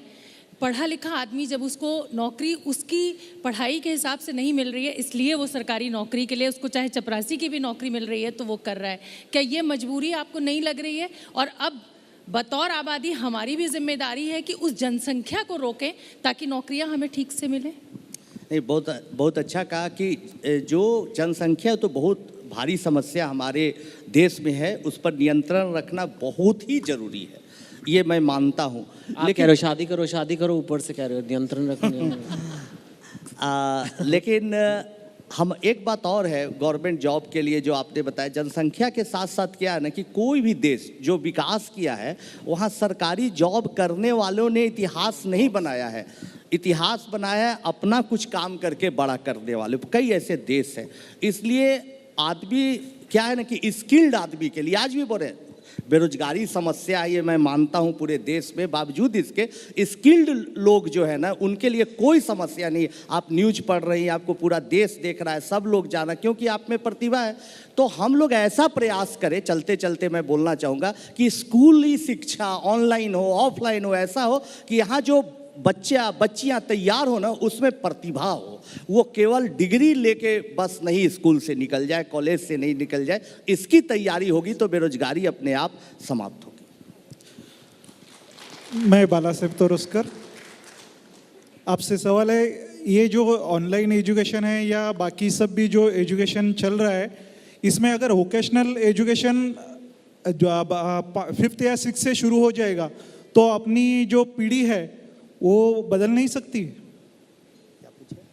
वोकेशनल एजुकेशन साथ में लाइक जैसे आप कह रहे हो ना फिजिक्स या ये कॉन्सेप्ट सब्जेक्ट्स पढ़ा रहे हैं, ऐसे वोकेशनल एजुकेशन भी अगर ऑनलाइन के लिए तो हर तरह का एजुकेशन चलना चाहिए। अभी चेतन भगत जी अपना कुछ क्लासेस चलाते हैं, कभी कभी मैं भी देख लेता हूँ यूट्यूब पर। तो हर तरह का अगर अच्छे शिक्षक है और वो चला रहे, अच्छा तबला सिखा रहे, कोई संगीत सिखा रहा है, कोई वोकेशनल कोर्स चला रहा है, सिखाने वाला अच्छा मास्टर रहेगा, अच्छे शिक्षक रहेंगे तो ज़रूर वो असर पैदा करने में सफल रहेगा। मेरा मानना ये टीचर पर डिपेंड करता है। मेरा नाम आशीष काटकर है। थोड़ा ऊंचा माइक पास रख के जरा ऊंचा बोलिए। मेरी आवाज़ आ रही है अब तक? Yes, thank you. कि हम लोग देख रहे हैं कि हर एक सेक्टर में पब्लिक प्राइवेट पार्टनरशिप का मॉडल कुछ सेक्टर में सक्सेसफुल है, फिर ये एजुकेशन के सेक्टर में हम लोग पब्लिक प्राइवेट पार्टनरशिप का मॉडल क्यों नहीं ला सकते? क्योंकि हम लोग देखते हैं कि बजट में फलाना करोड़ एजुकेशन के लिए डिवोट होता है, लेकिन खर्चा कहाँ पे होता पता नहीं। लेकिन ये जो पैनलिस्ट है, जो एक्सपर्ट्स है, उनको पता है कि एजुकेशन सेक्टर को किस तरह से चेंज किया जा सकता है। सो गवर्नमेंट और इस तरह के एक्सपर्ट साथ में हाथ मिला के एजुकेशन को क्यों बदल नहीं सकते? One of you, yeah, both of you. Public-private partnership, I mean, we have tried it in the past. The biggest issue in public-private partnership is that, especially in education, there is big gap of trust between the government and private, because Indians and India believe that education should be not for profit. So the moment anything which is public-private partnership comes up, everybody is scared because nobody wants to be caught and nobody wants to be questioned about whether there was any under-table dealings and stuff. So there is this massive lack of trust currently in public-private partnership, and unless that gets bridged, it's very difficult. To answer your question, of course, government will not be able to solve the problems of India. The idea of public-private partnership is the way to go. but we have to first bridge this gap of trust before we can do anything meaningful there. And just to add, I think public-private partnership mein, as Upgrad today, we work with public universities like Mumbai University, IIT Bombay, and we work with them very closely to help them with providing better access to a lot of people outside campus. So I think it has started, but as you rightly mentioned, I think the biggest problem is that the mindset is that education should not be for profit. Even today, a lot of regulations in various sectors say that it is not for profit, right? So that is where I think that needs to change a little bit. That mindset needs to change for that public-private partnership to work. And I think it has started. We are already working with multiple public institutions and the regulators to see how we can contribute. But I think, yeah, it is going to change soon. All right. I think that's all we have time for today. Thank you. बहुत ही बढ़िया discussion. Saraswati पहले आई आज लक्ष्मी से और मुझे कुछ सीखने को मिला. I think और सबको सीखने को मिला होगा. Thank you so much guys for coming. Please stay on the stage, I think. Thank you very much Chetan. बिल्कुल सही कहा आपने. बहुत ही इंटरेस्टिंग ये वार्तालाप हुआ है. और सोनम जी उधर बैठे हैं. हम सुबह आज एजुकेशन के बारे में उनसे भी बात कर रहे थे. और अगर आप चारों मिल जाएं एक कॉर्नर में एक कॉन्फ्रेंस कर लें, I am quite sure we will know that our children are in good hands if these are the educators that our children have. A big round of applause for all our speakers. And we'd like to now express our thanks to them. I'd like to invite Munish Atre, Senior Vice President Sales, ABP Network, and also Kaushik Roy from Reliance Industries to please present the mementos to our lovely guests.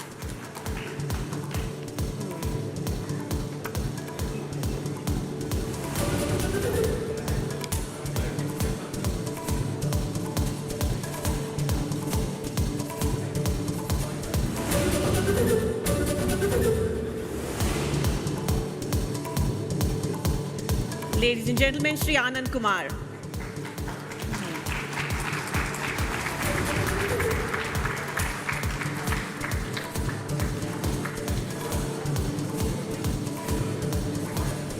Our gratitude also to Sumit Mehta.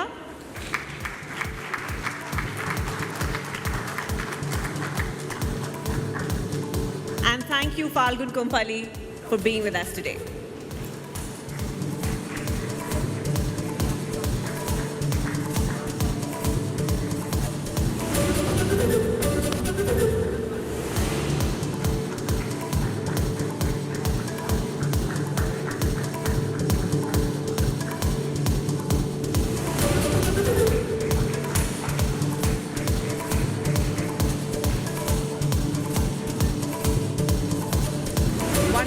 That's a beautiful photo op. Thank you very much, gentlemen.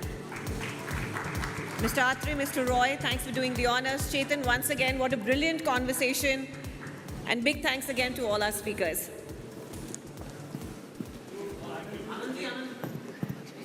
एक और picture, sir.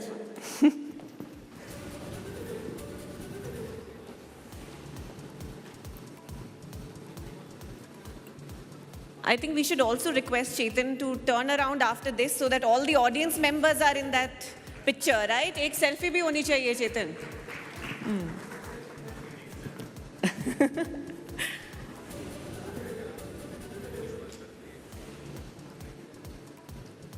All right, audience, you're in the frame.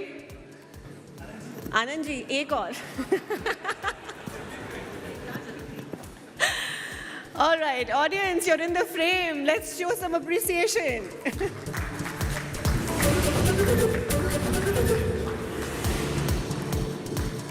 Wonderful. बहुत धन्यवाद आप सबका. Thank you very much. Chetan, we'll see you soon again. Thank you. Ladies and gentlemen, we're moving on to one of the most anticipated sessions of Ideas of India. We all know that technology has advanced very quickly and we can innovate with technology, whether it's as governments, businesses, or individuals. There is, of course, a massive opportunity still to be met when it comes to harnessing digital technologies to empower communities that actually need upliftment. In this very special session, our speaker is one of the world's most admired business leaders, someone who inspires not just for his entrepreneurial mettle, but also his very compassionate style of leadership. Please welcome Shri N.R. Narayan Murthy, founder and chairman emeritus, Infosys. Mr. Narayan Murthy could not join us at the venue, unfortunately, so he joins us virtually from Bengaluru. Sir will be addressing us, and then we will be inviting Mr. Iyer to put forth some questions to Mr. Narayan Murthy. But for the moment, it's over to him.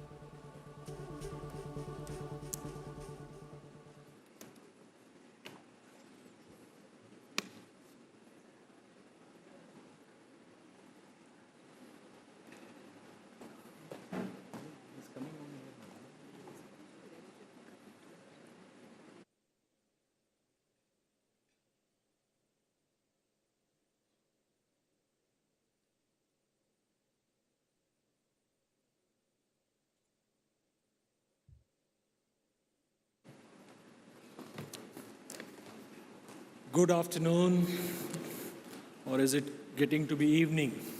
Good evening. While we wait for Mr. Narayan Murthy to join us, I must tell you an interesting story about Mr. Narayan Murthy.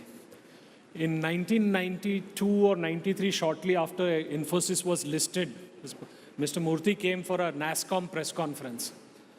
And he spoke about a wholly new concept called algorithmic thinking. Now in 92, 93, we didn't have Google, Yahoo, nothing. So people are wondering, what is this man talking about? What is algorithmic thinking? Now algorithmic thinking is how we search things, how we think about things, how we sequence things.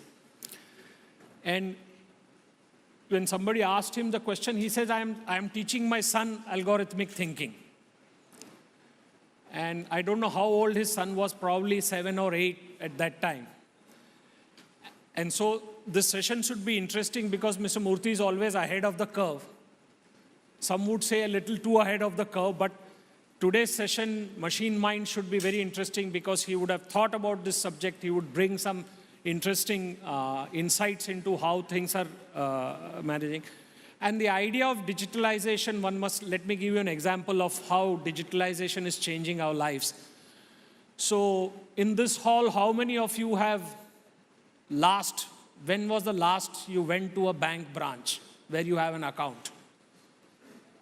Anybody went into a bank branch in the last month, 2 months, 3 months? You can raise your hand.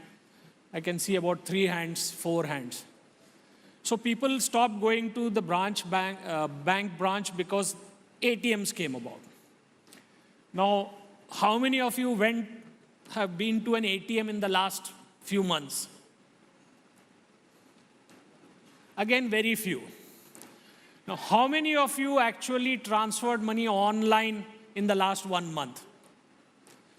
This is digitalization.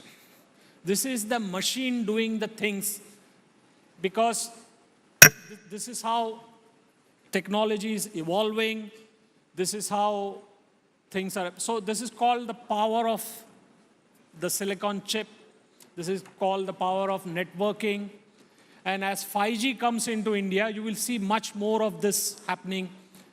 We could probably, in some time, have Mr. Murthy here in the form of a hologram addressing all of you. So I think maybe if we applaud once, Mr. Murthy might appear soon.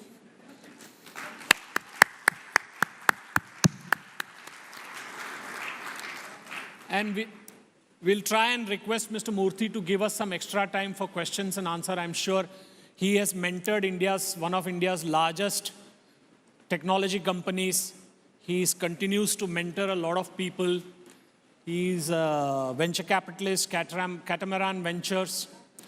And so we can always ask for some mentoring for the people in the hall who have some questions. Where are we on that?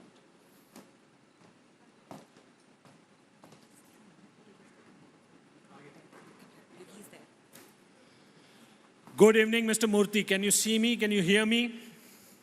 I can't see you, I can hear you. Okay, Mr. Murthy, I just told them a story about how in 1993 you introduced an audience of NASSCOM to algorithmic thinking. And I said that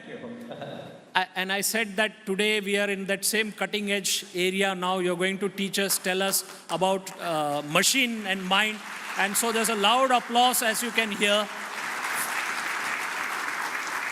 And I'm going to personally request you that to keep about 5 or 10 minutes at the end of your discourse, if I may call that. There are a lot of people in this room who would like some mentoring from you. They might have some questions. Well, Shankar, you've always been very kind to me. I'm very, very grateful. You have used big words. I don't know if I deserve them, but I will, with your permission, I will speak now. Okay. Thank you. Ladies and gentlemen, big round of applause for Mr. Murthy. Thank you.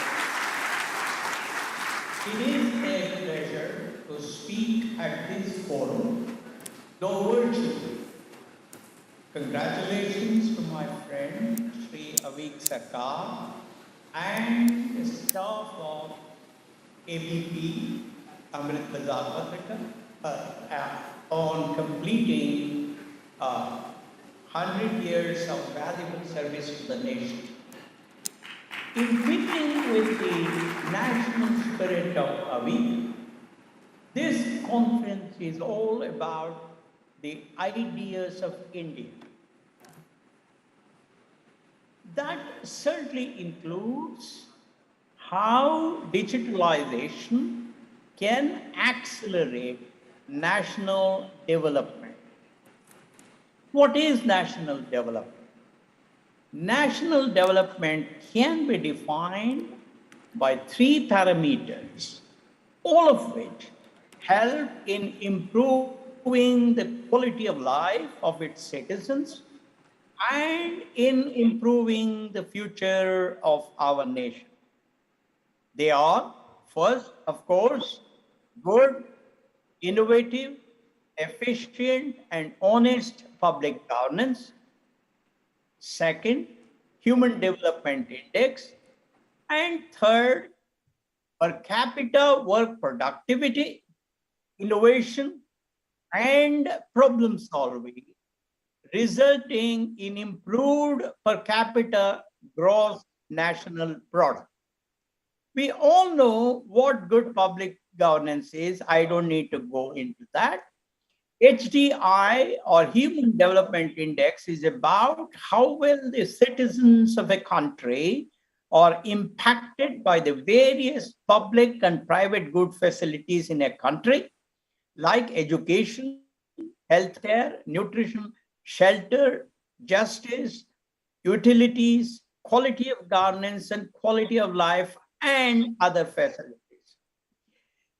In some way, high per capita GNP with a low Gini coefficient measures how well a citizen is empowered economically to lead a good quality of life for self and family, save enough money for a better retired life, and to move towards a higher level of HDI for himself or herself, as well as for his or her progenies.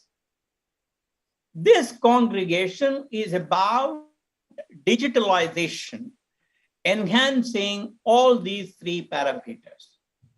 Because without digitalization, there cannot be a better India.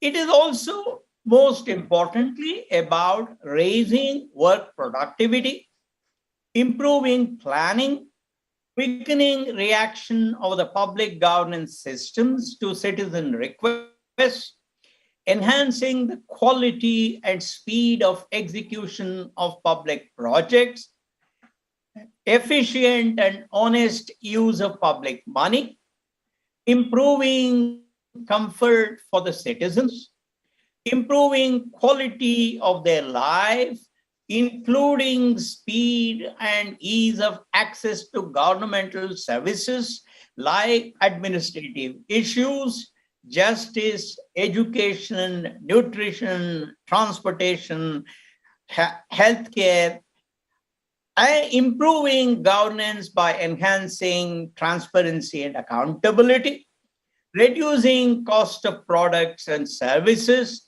and improving quality of goods and services for the citizens of our country.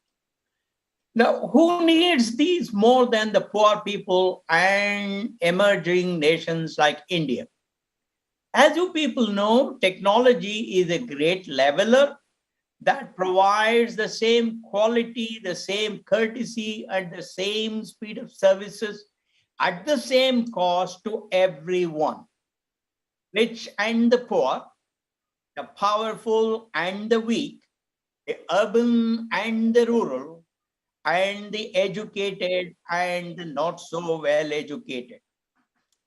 Technology enhances the confidence of the poor, the weak, and the disenfranchised in a nation. This conference is timely and much needed. So I will focus my talk on what we must do to make the power of digitalization ubiquitous in the public governance system in India. You will agree that public governance is the most important and the most impactful instrument that we have to make the life of our citizens better. What is digitalization?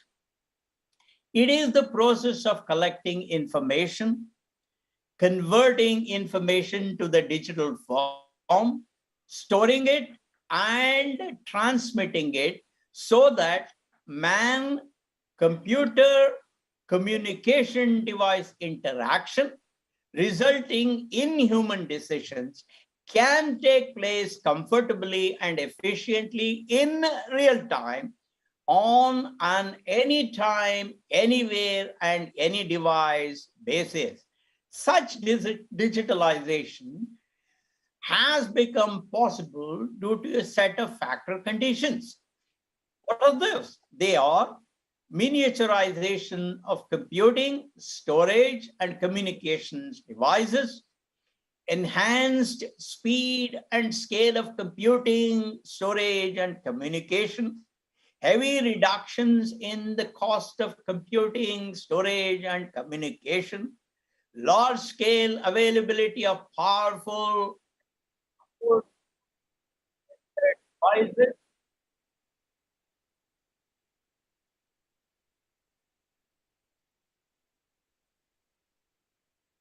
Can I go ahead?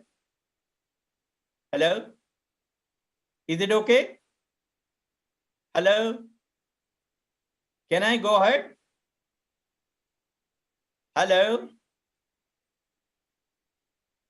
No, I'm not able to hear you. Is it okay? It's okay? Okay. Because something went bad. Okay. I said large-scale availability of powerful and affordable sensor devices, imaging devices, and video devices, advances in digital cryptography, and advances in software technology, enabling new paradigms like World Wide Web, cloud computing, Internet of Things, 5G communications, big data and analytics, artificial intelligence, machine learning, and blockchain, to name a few. This is not a technical forum, so therefore I will not go into details of these technologies. There is a fear whether these technologies will replace humans by machines. My own view is that these technologies, when used as assistive technologies, will indeed enhance job opportunities for our youngsters. The past data on computing automation supports this. Most developed nations embrace these technologies enthusiastically and reduced unemployment levels while scaling up their operations. India has done reasonably well in leveraging the power of digitalization. Today, our citizens have access to online retail, groceries, housing, insurance, education, entertainment, recruitment, social media, healthcare, and many other services. The results have not been, however, as spectacular in the digitalized services provided by the governments. However, there are examples of stunning results when the Indian government invited well-known technology policy experts and gave them full freedom. There are two wonderful examples of that, and they are Sri Sam's 512-line digital switch project in the 80s and the Aadhaar project in 2010, whatever it is, led by my former colleague, Sri Nandan Nilikani. As I said before, I believe that bringing the power of digitalization to the poorest citizen in the remotest village in India is what will truly herald our success in this initiative. Therefore, digitalization in public governance is the most important milestone of progress for our country. While there are many reasons for this not so satisfactory situation, I will focus on just a few major reasons and offer some suggestions to remedy them. The first requirement for making digitalization work for public governance in India is enhancing the readiness and the enthusiasm of the Indian software service companies to play a larger role in developing, maintaining, and upgrading digitalized systems for our government organizations and enhancing the readiness of the government for the successful deployment and adoption of digitalized systems. The Indian software services companies have had a stellar win-win record of developing information systems for public governance for developed countries like the UK, Australia, Canada, and the US, to name a few. From my own experience between 1981 and 2014 at Infosys, it is fair to say that most large Indian software services companies derived hardly 5 to 10% of their services revenue from the domestic market. The revenue from developing and maintaining public governance systems in India formed a small part of even this small number. I would also say that every project that Infosys took up for either a state government or for the central government during the time I was at Infosys ended up in a loss. I hope they have better experience now, and I'm sure. The best employees were reticent to be part of a government project. The middle-level managers were hesitant to allocate their best employees to such projects out of fear that these employees may leave the organization. The project managers were hesitant to manage a government project since the accounts receivable would mount and remain undiminished for an extended period, even after successfully completing the project. Indian software services companies have tried hard, I am told, but have not had as much success as they would like in helping our central and state governments leverage digitalization in a big way. By and large, the high-level Indian bureaucrats or second to none in the world in their aspiration, competence, enthusiasm, commitment, and hard work. But to bring the fruits of digitalization to our public governance systems on a large scale, the Indian software services companies will be required to undertake several large projects with many governmental organizations. These companies, that is the Indian software services companies, must learn to work with myriad bureaucrats at all levels. Therefore, the blessings, the enthusiasm, the readiness, the accountability, and the commitment of every one of our bureaucrats at every level is crucial for the success of digitalized projects in the public governance system. There are many reasons for this unsatisfactory situation. They are inadequate quality and inadequate training of software professionals deployed by the Indian software services companies, lack of incentives for these professionals to take up projects for governments in India, incomplete and inconsistent specifications, frequent changes and expansion of the scope in specifications midway through a project, unrealistic price expectations, unreasonable expectations for outcomes, discourteous treatment of professionals by the customers from, of the professionals from the vendor companies by the customers, lack of adequately trained professionals in the government to perform their role in a project,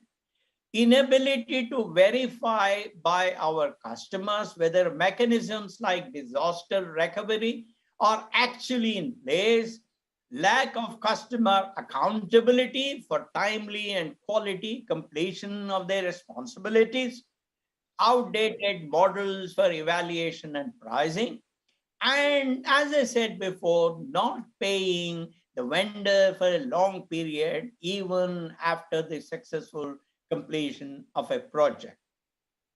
The young professionals at Infosys used to tell me when I was there that software services companies from other developing countries of South Asia and Africa have had similar experience in dealing with their own governments.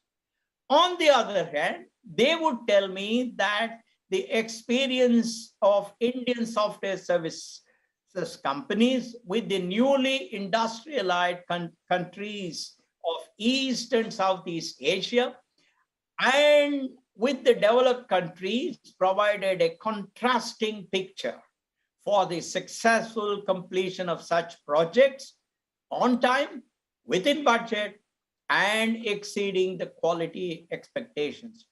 My younger colleagues would also tell me that customers of the public governance systems of these advanced economies showed the same level of enthusiasm, professionalism, commitment, accountability, response time, quality and productivity of work, competence, and reasonableness in working with the vendors as it happened with the private sector customers in these advanced economies.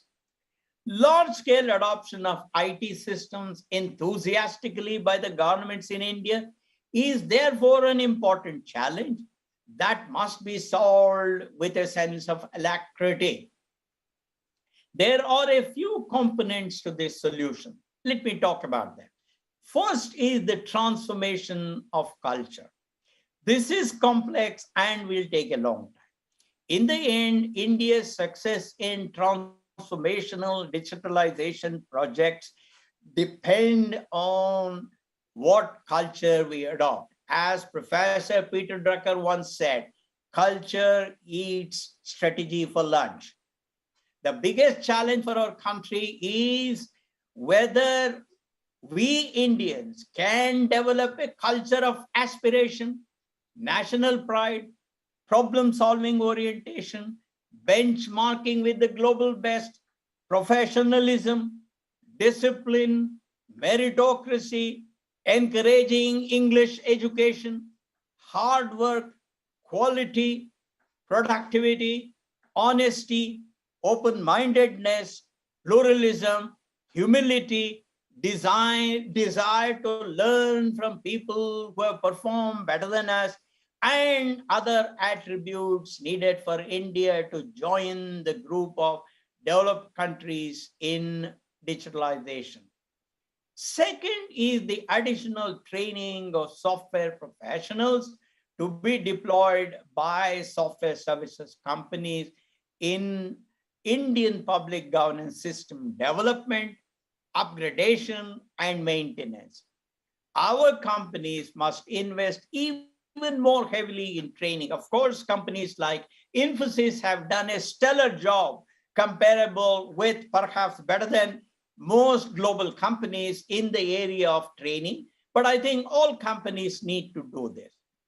Third is creating an incentive scheme for software professionals of our companies, that is the Indian software service companies, to participate more enthusiastically in public governance digitalization projects.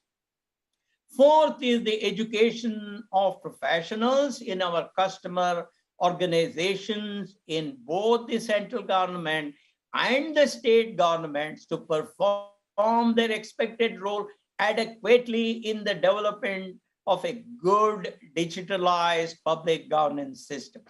This is an important challenge for both the governments and the industry. Fifth is the creation of a body of knowledge on the formal methodology of software development, upgradation, and maintenance of public governance systems adapted to the environment of Indian state and central governments. This is a supra-company issue.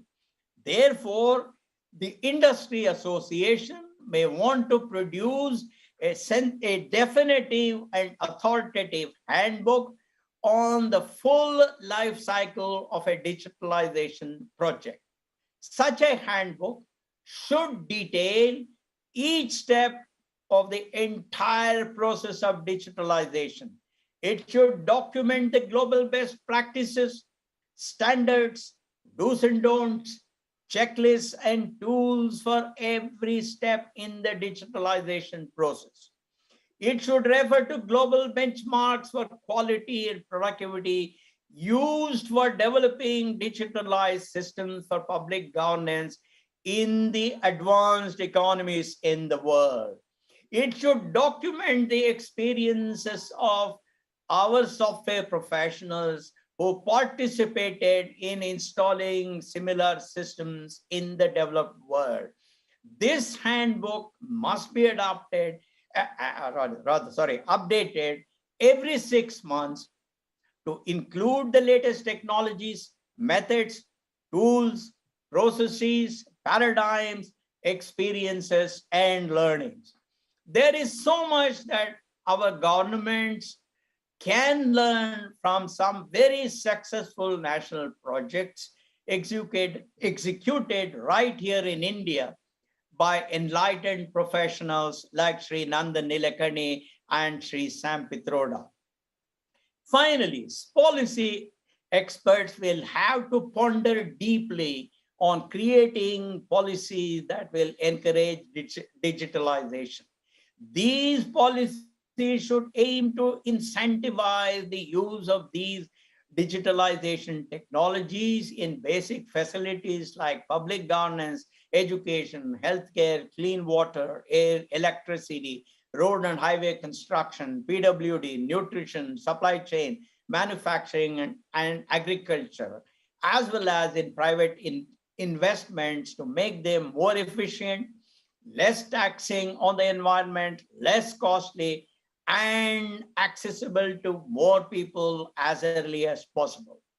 The policy should incentivize the development of talent for learning these technologies and developing applications. Applications will only be developed if the market market values them and pays for them adequately. If the government is the main customer, then speed of decision making, quick deployment, and timely payment to the entrepreneurs are essential.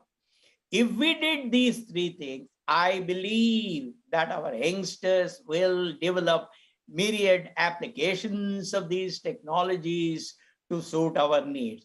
Once applications are available to make life more productive, more comfortable, healthier, and enjoyable, I have no doubt at all that India will embrace digitalization even more enthusiastically. Thank you very much.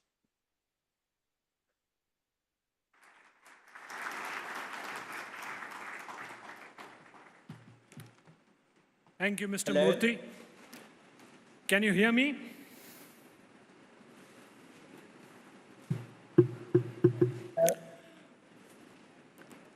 Can you hear me, Mr. Murthy?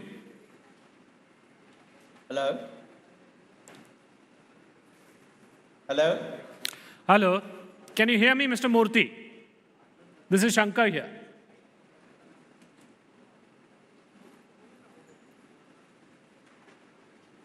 Hello? That was a super speech, Mr. Murthy. Can you hear me? I can hear you, Shankar. You have always been very kind to me. I remain grateful. If you pardon my usage of a word, I would say that this is an excellent manifesto for digitalizing governance in India. I know you would object to the use of the word manifesto, but I'm using it in a different context here. You know.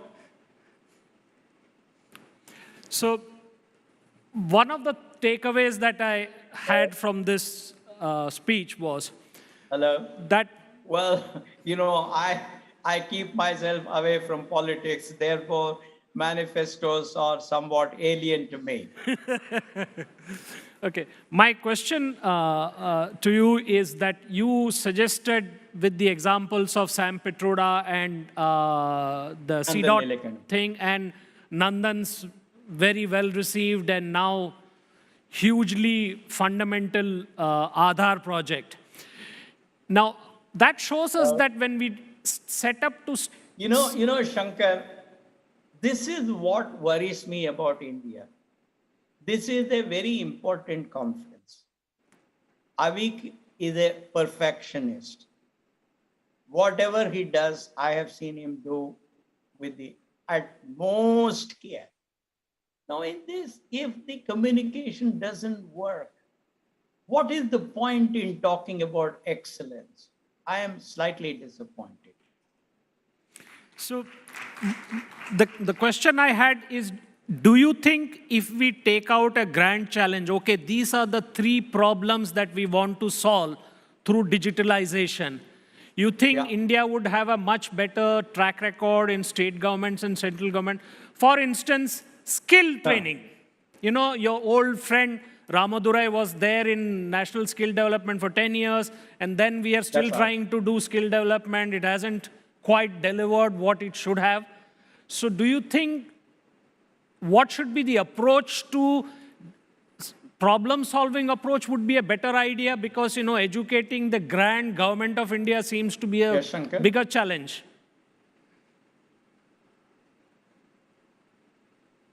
Shankar? Yeah, I can hear you.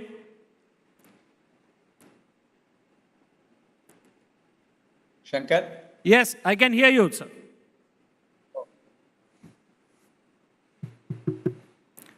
Mr. Murthy, I can hear you. The audience can hear you.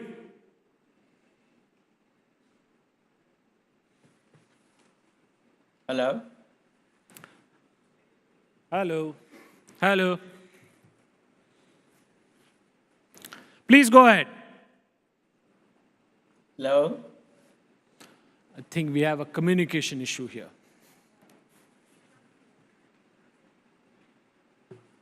Hello? Okay, I think we should end this session with a round of applause for Mr. Murthy. We are trying to reach out to him in another fashion.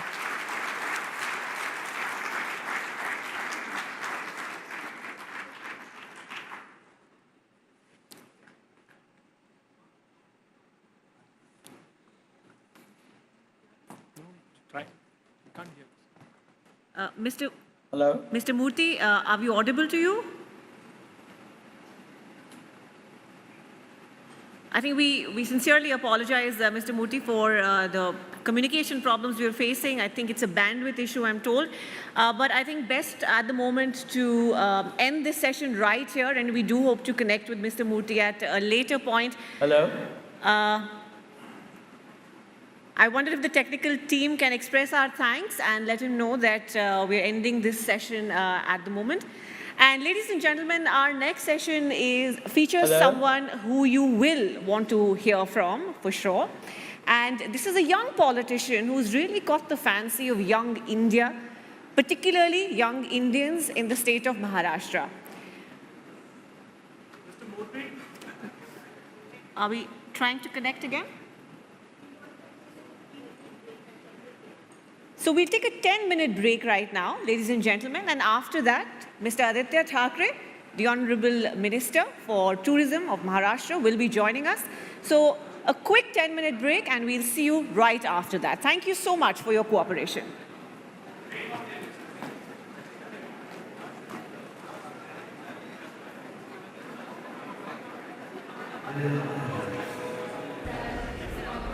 Marvelous. I'd say vibrant. It's the best. Diversity. It's unique. Big bag of different cultures. Unity. Diversity. India is an idea made up of billion open minds collaborating, coexisting. That's why ABP Network brings to you Ideas of India. From all those open minds who have the best ideas for India.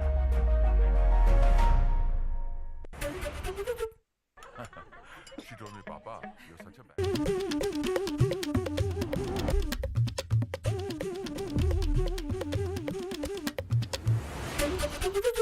Ideas of India presented by Wildstone New Classic Range.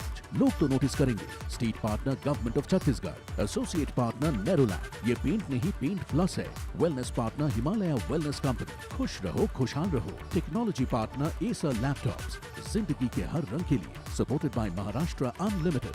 Digital partner Daily Hunt. Print partner Jansatta. Firstly, when we say alpha male or alpha female, what does it mean to you? What is alpha?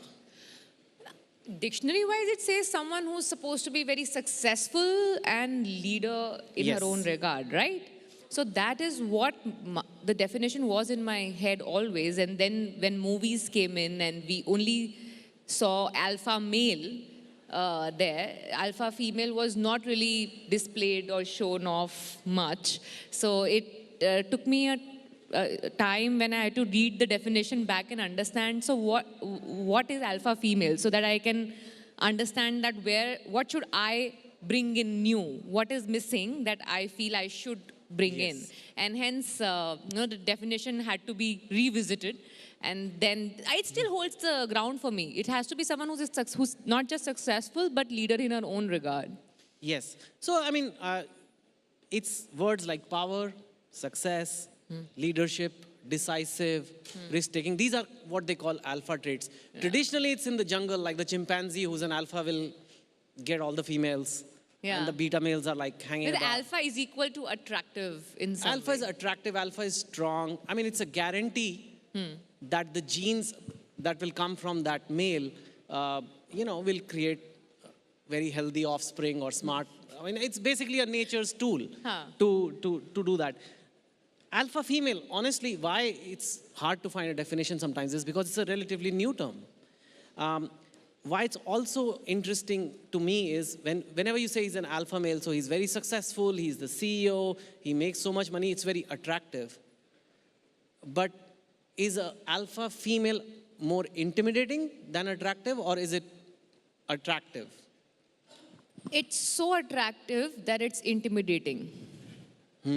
That is what I would put it as, because it's just too attractive a tag to be kept with a female, alpha female, because it's not just the solace to the eyes attractive. It's beyond that, which I guess gets intimidating because you're not used to sharing a certain kind of pedestal, I guess. So people who are not so secure about their pedestal position obviously get a little intimidated with the presence of someone who is at par, if not ahead. Yeah. No, and I don't want to refer to my own works, but one of the books I wrote, One Indian Girl, I remember I wrote the book because I used to be in banking and there was this girl who called her mother, excited after bonus day. In investment banking, you can get very good bonuses. And she called her mother and said, "Hey mom, I made 3 crores this year." And the first thing the mother said was, "Ab tere se shaadi kaun karega?" Whereas if a boy had made that call, it would be a moment of celebration. It will be like, boys, wow, what a catch he is in the marriage market. He makes 3 crores a year. But when a woman makes 3 crores a year, the first reaction is, "Ab tere liye ladka kaise dhoondun?" So in that case, it gets intimidating. Is it true? I mean, is it societal or is it biological? Actually, I want your views that this thing that men are seen as success objects. If women are objectified in physical beauty, men are also objectified as success. Like whenever somebody is looking for a guy, to पूछते हैं करता क्या है, कमाता कितना है. These questions are asked for men more than women.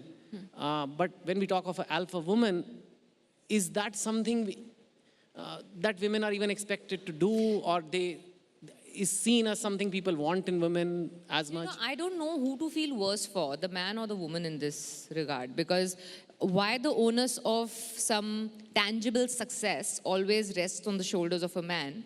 And you agree with that? Yeah, it does. It does. You know, there was a couple of times when people asked me about the struggle of making it in Mumbai, making it in this industry, and of course there is struggle, but you know, if I compare it with the struggle of some boys who come from some other towns, smaller towns, and come here, the onus of making money to be able to feed a family or to be able to have a family is so much more on the man, which is obviously unfair because it's not equal. I mean, you can both run the family, if not the man or the woman.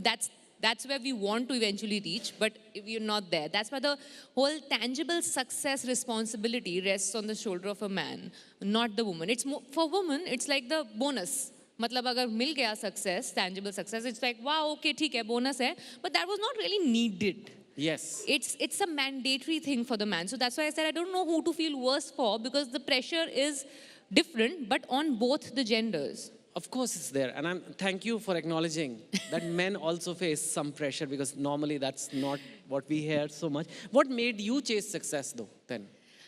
I have this, since childhood, I always wanted to be self-sufficient in my life. I did, as a kid, when I was told, okay, you'll not be given pocket money because, you know, hame nahi pata, you might just misuse it. We want to, like, you know, control the child's expenses. So I said, okay, fine, I'll earn my own money. And that's why I started working when I was doing my college. So I always had this thing of not being dependent on someone and making my own way if nobody's providing me with a way. So I think that instinct in me carried forward from school, college, to the films that I do or the path I've chosen here, because everyone was like, no, there's no precedence to it. So this will not happen. So I'm like, but I want it like that. At max, what will happen? I'll fail. I'll learn something. I'll change my direction, and then I'll maneuver my way through. But don't tell me that, you know, it can't happen. You can't attempt it. Don't tell me that. So that thing of just finding my own way by myself, being independent enough, is something that drove me to do the kind of stuff I've been doing since school, college, and even now. Let's talk about Kashmir Files. Since you're also in the industry, and I think there are two aspects to it. One is what the film is about, the Kashmiri Pandit, so we can talk about it a little bit. And the second aspect, which is not being discussed as much, it's a very small film, like budget-wise. And it has done phenomenally well. It's being compared to Bahubali and Gadar in terms of box office. So that is just a spectacular achievement. And what does that, and people said that post-COVID, people are not going to go to movies, everybody's going to watch Netflix and Prime now, all this. But this movie has like just broken all those assumptions.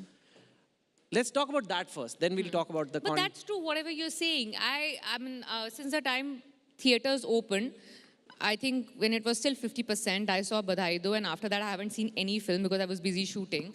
But I really see the numbers and I see the I am more of an optimistic person, so I see the glass half full most of the times. Whatever might be the reason, or however it happened, the fact is it happened. And the numbers that it shown, I remember texting to one of my producers saying, so this proves that you don't have to get scared about how big your film is. If it's good, people will watch it. So I am actually looking at it from the point of view which you just mentioned, that if the small film like that can create those kind of numbers, it can't be a bad film.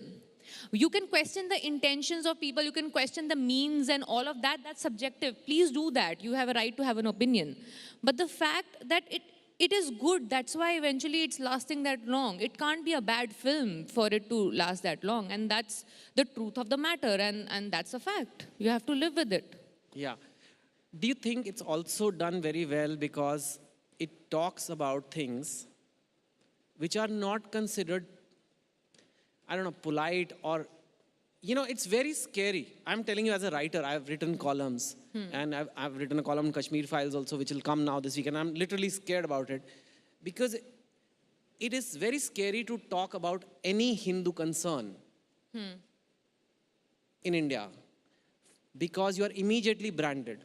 See, the moment I said the word Hindu, a lot of people immediately start thinking Sanghi hai. Communal hai. Modi ji ke piche laga hua hai. You know, but it is true that the Kashmiri Pandit genocide happened. It is true. It may be that the filmmaker has taken some creative liberty, maybe he has exaggerated, maybe he's not. That's, like you said, subjective. But hua to tha. Hua to tha. It is also true that we have lived in the 90s where there used to be bomb blasts every other month done by radical organizations, and that there was a vote bank politics going on. That government in power would not act against those organizations. And they would often target Hindu populations. Now, तो ये बोल नहीं सकते, बोलोगे तो बोलेंगे, like, you know, but this film said it, and it said it in an engaging, interesting way, in an entertaining way also maybe. So maybe that's why it's done well? Or do you think that is there, or you don't feel that? No, that definitely, it just evokes the emotional side in a lot of people. And hence, it helps them to connect and receive a film in a certain way, which is totally subjective and is right. There is no film under the sun that has had 100% approval from the 100% audience, and it will differ film to film. So it's okay. It doesn't, see, today you talk about anything regarding religion, it will raise an eyebrow. You talk about any religion for that matter. The moment the religion word comes in, people will start judging you even before you've completed your sentence. Yes. That's what happens. But then if you still have the guts to go and make a film and people like it, then just they like it because they like it. Like, I can not like a film doesn't mean that you have to also not like the film. You can like the film. So who am I to judge your liking or disliking towards material of art? It's still art that's there and people are paying to watch it. But there are people, plenty of respected people who have said it's a propaganda film, it's a communal film, it's a biased film, it's a political... It is their opinion, and they have the right to have that opinion. Okay. Let's agree to disagree.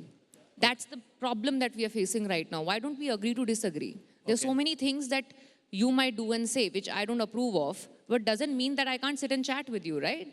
We can agree to disagree. Let's settle at that. Okay, that's good. I agree with that. But I agree with you. I am not disagreeing with you, and I think it's out there. And I think as somebody who writes, somebody has created something. Yeah. And what to me is shocking is a lot of people who keep talking about freedom of expression have a problem with freedom of expression of Kashmir Files. Yeah. That is a bit like, strange. It's convenient. हमारा freedom of expression ज़्यादा अच्छा है. आप थोड़ा आपका style अच्छा नहीं लगा हमें बताने. So that is coming back to this gender roles and alpha female thing. I mean, you also said that this parent said, I don't want my daughter to be oversensitive. You used that word just now. Yeah. So do you think like a successful woman will become less sensitive, will be less feminine, will be like, are these things that are associated ki You know, like why? No, that's a very bad cliche that is associated with Boss girl. Yeah, boss girl, that she won't be feminine and she has to be masculine or androgynous to be that. That's a very big myth that people have.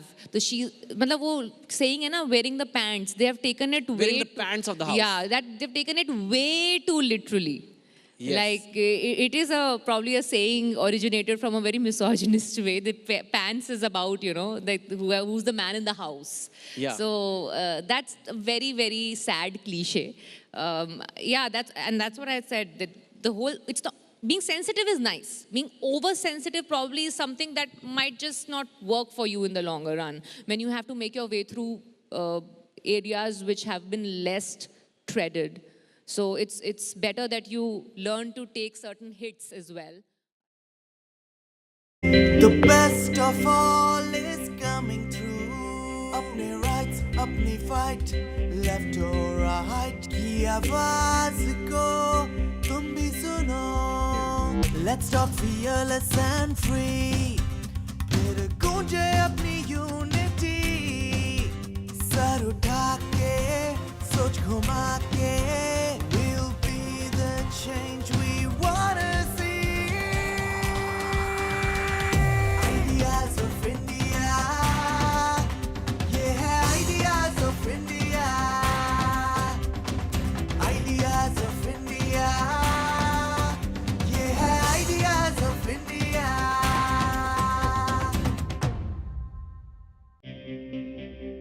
Arise, awake, apne andar tu dekh.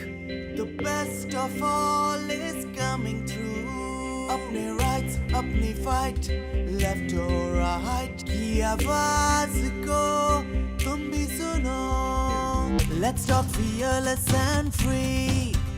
फिर गूंजे अपनी unity. Sir उठा के, सोच घुमा के. We'll be the change we wanna see. Ideas of India. Yeah, ideas of India. Ideas of India. Yeah, ideas of India.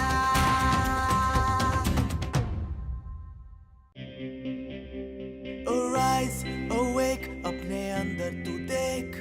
The best of all is coming through. Apne rights, apni fight, left or right, ki आवाज को तुम भी सुनो. Let's talk fearless and free. फिर गूंजे अपनी unity.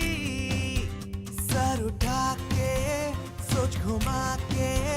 We'll be the change we wanna see. Ideas of India.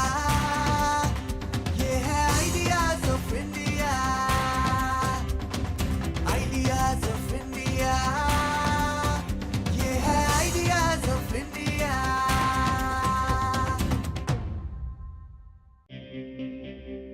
Arise, awake, apne andar tu dekh. The best of all is coming through. Apne rights, apni fight, left or right, ki आवाज को तुम भी सुनो. Let's talk fearless and free. फिर गूंजे अपनी unity. Sir उठा के, सोच घुमा के.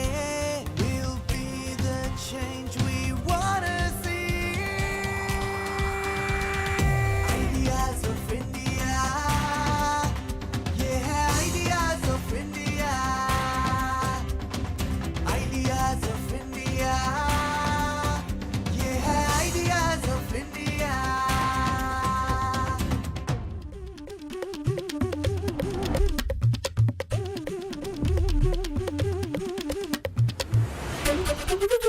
Ideas of India presented by Wildstone New Classic Range. लोग तो नोटिस करेंगे. State partner government of Chhattisgarh. Associate partner नेरोलैंड. ये पेंट नहीं पेंट प्लस है. Wellness partner Himalaya wellness company. खुश रहो खुशहाल रहो. Technology partner Acer laptops. जिंदगी के हर रंग के लिए. Supported by Maharashtra unlimited. Digital partner daily hunt. Print partner Jansatta. Arise, awake, apne andar all is coming through. अपने rights, अपनी fight, left or right, की आवाज को तुम भी सुनो. Let's talk fearless and free. फिर गूंजे अपनी unity. सर उठा के, सोच घुमा के, we'll be the change we wanna see. Ideas of India, yeah, ideas of India, ideas of India, yeah, ideas of India.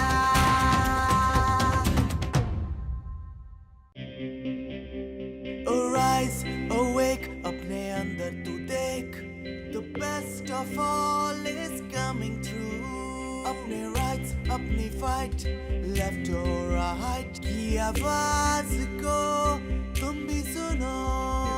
Let's talk fearless and free. फिर गूंजे अपनी unity. सर उठा के, सोच घुमा के, we'll be the change. With us now. More than 65% of India's population is under the age group of 35. But for the past 2 decades, the average age of the Lok Sabha MPs has always been above 50 years. There are very few notable younger politicians that are appealing to a very young India. Is their vision for India different? How do they plan to translate the dreams that Indian youth have for our country? Please warmly welcome our esteemed keynote speaker who will be addressing some of those points. Please welcome Mr. Aditya Thackeray, Honorable Minister for Tourism, Environment and Protocol, Government of Maharashtra, President Yuva Sena. To facilitate this session, please welcome our chair, ABP anchor Romana Isar Khan.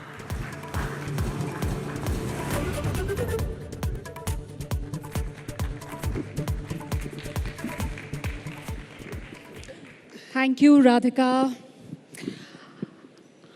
Aditya Thackeray, Uddhav सरकार में सबसे युवा मंत्री, ठाकरे परिवार से आने वाली वो शख्सियत जिन्होंने चुनावी राजनीति की अग्नि परीक्षा पार करके अपने लिए एक अलग लकीर खींची और अब जुट गए हैं अपने काम से अपनी पहचान बनाने में. जोरदार तालियां एक बार आदित्य ठाकरे के लिए.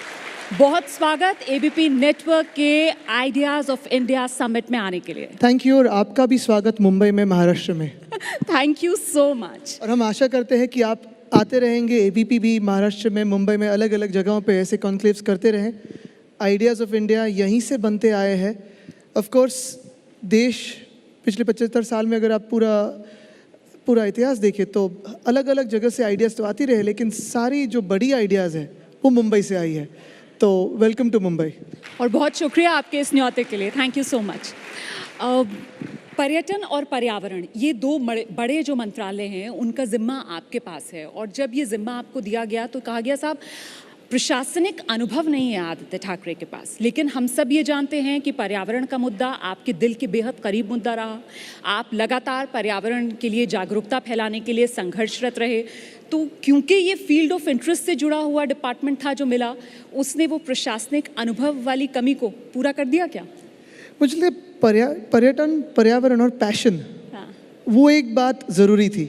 और अगर आप देखें तो आमतौर पे ऐसे होता है कि कभी कभी जब कैबिनेट बनती है तब पर्यावरण हो या पर्यटन हो, ऐसे दो पोर्टफोलियोज होते हैं कई राज्यों में जहाँ इस पे ज़्यादा फोकस होता नहीं है, तो इसको साइड के पोर्टफोलियोज कहे जाते हैं. और मेरा तीसरा जो पोर्टफोलियो राज्य शिष्टाचार प्रोटोकॉल वो भी काफ़ी अहम है, क्योंकि मुंबई में हमारे यहाँ ऑलमोस्ट लगभग 120 काउंसिल जनरल्स हैं, उनकी काउंसिलेट्स हैं, उनके मिशंस हैं. तो ये सारी चीज़ें महाराष्ट्र के लिए काफ़ी मायने रखते हैं. अगर आप देखें तो पर्यटन, हमारा राज्य ऐसे राज्य है जैसे हम महाराष्ट्र तो करके जानते ही है, लेकिन यहाँ बीचेस है, यहाँ सह्याद्री है, बायोडाइवर्सिटी है, स्पिरिचुअल टूरिज़्म है, हेरिटेज टूरिज़्म है. काफ़ी सारी चीज़ें ऐसे हैं जो देश और दुनिया को शायद ही पता हो. तो एक फोकस एरिया वो भी था. हम दुनिया भर में घूमते रहते हैं, देश भर में घूमते रहते हैं, यही सोचते हैं कि ये सारी चीज़ें अगर हम दुनिया के सामने लाएँ तो कैसे लाएँ. तो वो एक चीज़ मन में थी. और दूसरी यानी पर्यावरण काफ़ी एक अभी बड़ा मसला बन चुका है दुनिया में. यही नहीं तो दुनिया में अगर आप देखें तो हमने जब प्लास्टिक बैन की पहली बात की, सिंगल यूज डिस्पोजेबल प्लास्टिक की, 2017-18 साल था, शायद ही तब यूएन ने 18 में उन्होंने वो ईयर ऑफ प्लास्टिक कर दिया था और तभी से बात बड़े पैमाने में शुरू होगी। लेकिन अभी आप अगर देखें COP26 हो या फिर ग्लोबल समिट्स हो, हर जगह, और मैं ये भी देखता हूँ कि जो अनेक अन्य देशों के राष्ट्रपति आते हैं, प्रधानमंत्री महोदय आते हैं, तब पर्यावरण और पर्यटन दोनों की बातें उनके डेलीगेशन में होती ही है। तो अभी मैं समझता हूँ कि महाराष्ट्र के लिए तो ये दोनों पोर्टफोलियोज जो एक प्रायोरिटी लिस्ट पे आने चाहिए थे, वो हम एक थोड़ी मात्रा में ला चुके हैं। वो कोशिश जारी है। 26 का क्योंकि जिक्र कर दिया तो मुझे लगता है ये सवाल यहीं ले लेना चाहिए। बहुत से एक्सपर्ट्स का ये मानना था कि ग्लासगो में जो यूनाइटेड नेशंस क्लाइमेट चेंज की कॉन्फ्रेंस थी, वहाँ पर भारत सरकार की तरफ से जिस तरीके का टारगेट रखा गया वो बहुत ही एम्बिशियस है। आपको क्या लगता है, क्या भारत सरकार ने बहुत एम्बिशियस गोल अपने लिए सेट किया है या नहीं, वो रियलिस्टिक है, अचीवेबल है? इस पे मैं वहाँ था और जो कि इंडियन डेलीगेशन, अपना देश का डेलीगेशन भी था, मैं भी महाराष्ट्र को रिप्रेजेंट कर रहा था एज अ सब नेशनल गवर्नमेंट। तो काफ़ी बहस हो रही थी कि पूरे दुनिया 2050 की बात कर रही है, हम 2070 की बात कर रहे हैं, प्रधानमंत्री महोदय ने कहा कि 2070। तो ये भी बात चल रही थी कि ये थोड़ा लेट तो नहीं हो रहा है या ये जल्दी तो नहीं है, ये दोनों एंगल से बात चल रही थी। लेकिन मेरा ये मानना है कि अगर प्रधानमंत्री महोदय ने टारगेट सेट किया 2070 का, उन्होंने पूरे 100 करोड़ लोगों की बात करी है, पूरे भारत की बात करी है, उन्होंने पूरे देश के हर एक राज्य की यूनियन टेरिटरी की बात करी है। जो भी राज्य थोड़े एस्पिरेशनल राज्य हैं उनके लिए कार्बन फुटप्रिंट अभी काफ़ी अहम होता है, क्योंकि इंडस्ट्रियलाइजेशन, फिर एनर्जी रिसोर्सेज, ट्रांसपोर्टेशन।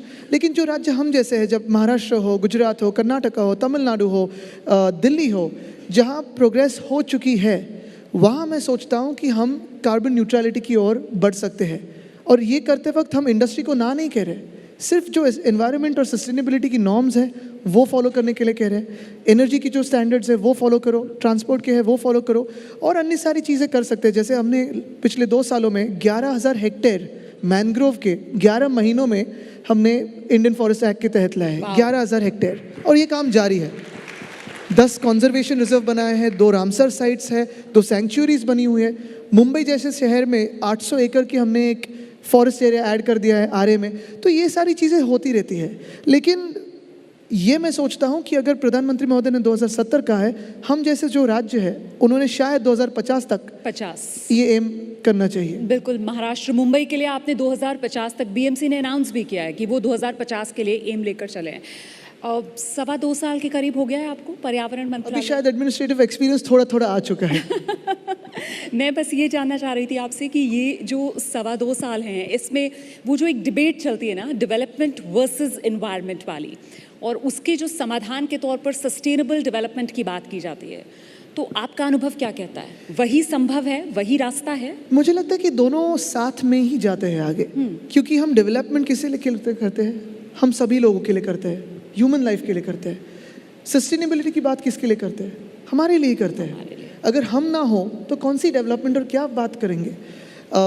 यही बात अगर आप सस्टेनेबल डेवलपमेंट की करें तो मुझे लगता है हमारा देश, हमारी दुनिया आगे जा सकती है। क्योंकि ऐसा नहीं है कि हम कोई किसी पे फेवर करे, दुनिया पे फेवर करे, हमारी प्रकृति पे फेवर करे, कि चलो पर्यावरण पे फेवर करे, कि हम अभी हमारी पृथ्वी को बचाने आए हैं। हमारे कई साल पहले, हज़ारों साल पहले डायनासोर्स हमारे यहाँ रहा करते थे, और उनको भी लगता था कि हमसे बड़ा कोई नहीं, हमसे भी ताकतवर कोई नहीं, हम जो कहे वही राज होगा, हम जो कहे वैसे ही होगा। और फिर 1 मिनट में सब नष्ट हो गया, लेकिन पृथ्वी तो चलती रही, और फिर हम आ गए। वैसे ही शायद हम भी मिट जाए कभी, लेकिन ये दुनिया तो चलती रहेगी, वसुंधरा चलती रहेगी। इसलिए मैं सोचता हूँ कि सस्टेनेबल डेवलपमेंट हो तो आगे बढ़ सकते हैं। अभी डेवलपमेंट और सस्टेनेबल डेवलपमेंट में फ़र्क क्या है?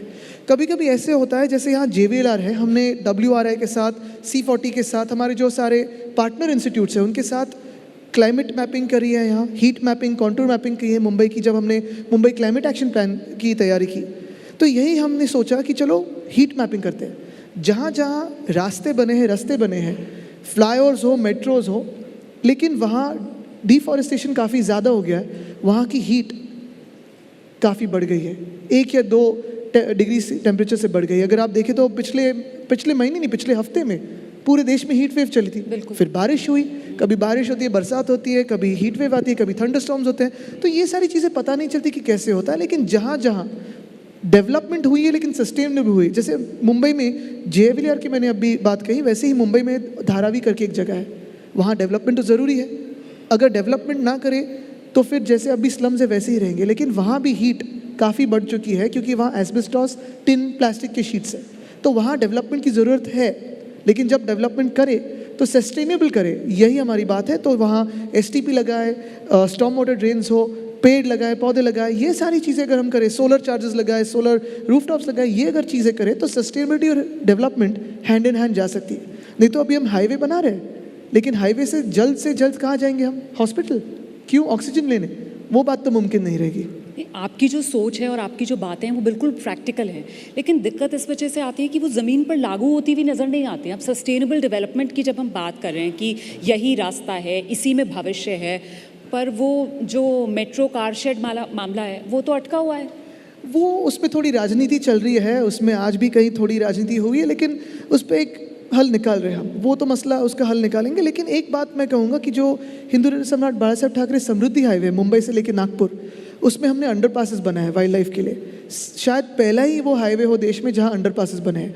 मैं थोड़ी सोच रहा था कि इसमें और क्या हम मोनेटाइज स्टेट के लिए कर सकते हैं, एनर्जी के हिसाब से कर सकते हैं, तो वहाँ 250 मेगावाट के हम सोलर प्लांट्स बैठा रहे हैं। तो शायद पहला ही हाईवे हो जहाँ साइड में हमने सोलर प्लांट्स की हम सोच रहे हैं। वैसे ही चार्जिंग स्टेशंस हो या फिर फ्लोटिंग सोलर पैनल्स हो मिडिल वेतना डैम पे, ये सारी चीज़ें कर रहे हैं। और जहाँ जहाँ मैंने कहा कि डेवलपमेंट हो रही है लेकिन सस्टेनेबल हो रही है, जब हमारी EV पॉलिसी 2021 आई, 2021 से लेकर 2022 तक 22,000 EVs पिछले साल में, एक साल में यहाँ लोगों ने बेची। और शायद ही 157% से ये जो जंप है रजिस्ट्रेशन में, पहली बार हमारे देश ने देखा है कि EVs में इतना जंप आ गया। बड़ी बात आप कह रहे हैं कि साहब सस्टेनेबल डेवलपमेंट संभव है, और वो जो मेट्रो कारशेड को लेकर आपकी सरकार की घेराबंदी होती है, दरअसल वो काम जो है वो सस्टेनेबल डेवलपमेंट की वजह से नहीं रुका हुआ है, वो राजनीति की वजह से अटका हुआ काम है। ठीक है, सस्टेनेबल पॉलिटिक्स भी एक चीज़ होती है, वो हमारे देश में अभी सब भूल गए हैं।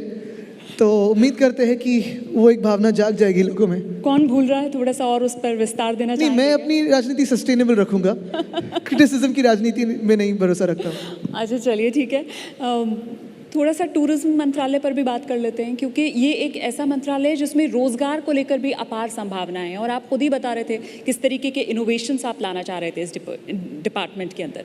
तो रोजगार के कुछ टारगेट्स भी आपने सेट किए, उन्हें भी अचीव कर पाया?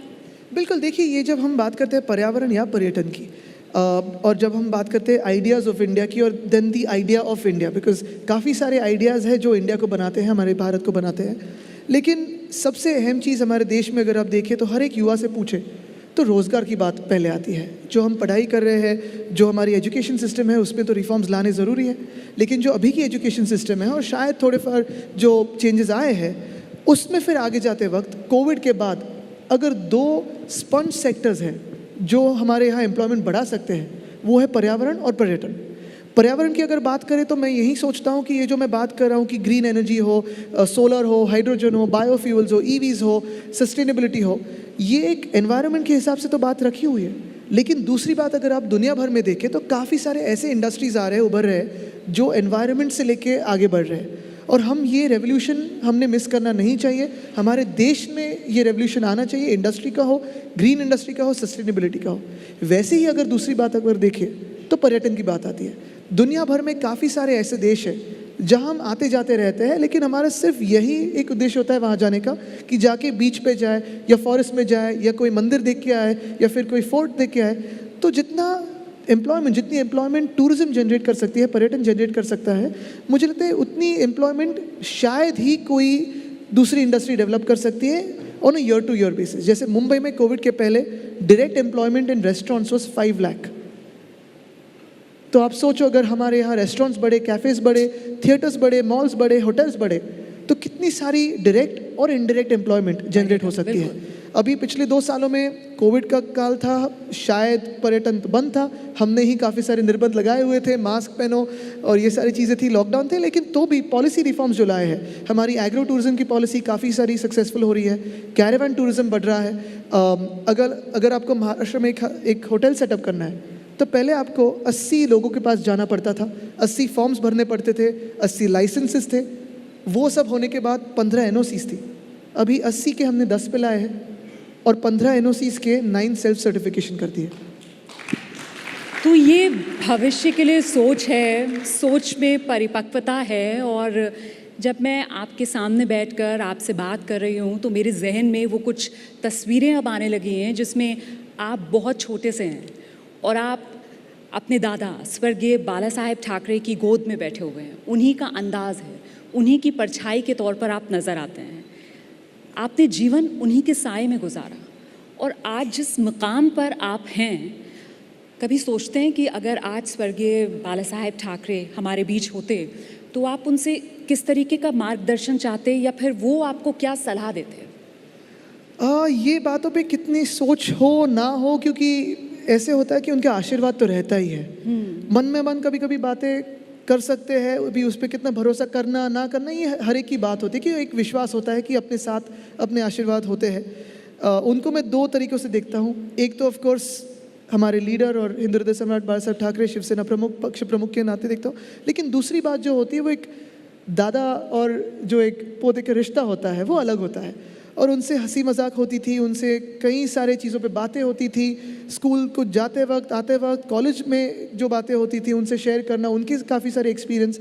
और जिन्होंने उनके साथ समय गुजारा है उनको पता है कि मैं उनके रूम में, उनके हॉल में काफ़ी सारे टाइम बैठता था और ऐसे ही बैठ के उनके साथ जो कोई गपशप कर रहा है वो बातें कभी कभी सुन लेता था। तो शायद ही हमारे सारे जो कज़न्स हैं, जो भाई बहन हैं, पॉलिटिक्स में मैं ही इंटरेस्टेड था। तो पता नहीं, लेकिन उनको एक तो ठीक लगता, सही लगता कि जो हम पर्यावरण कर रहे हैं, क्योंकि वो खुद, उनका भी ग्रीन थंब था। वो खुद जब करजत हमारे फार्म हाउस जाते थे या फिर हमारे टेरेस में मातोश्री में आते थे तो काफ़ी सारे प्लांट्स, बोनसाई हो या फिर कोई भी हो, खुद देखते थे, ट्रिमिंग करते थे और वो आर्टिस्टिक विजन से करते थे। सो एक अलग चीज़ वो है। आपकी जो विरासत है, आदत है, वो बहुत बड़ी है और आपसे बात करके मेरे ख्याल से मैं और जो दर्शक हैं हमारे वो ये महसूस कर पा रहे होंगे कि आप अपनी विरासत की उस जिम्मेदारी और जवाबदेही को भी समझते हैं।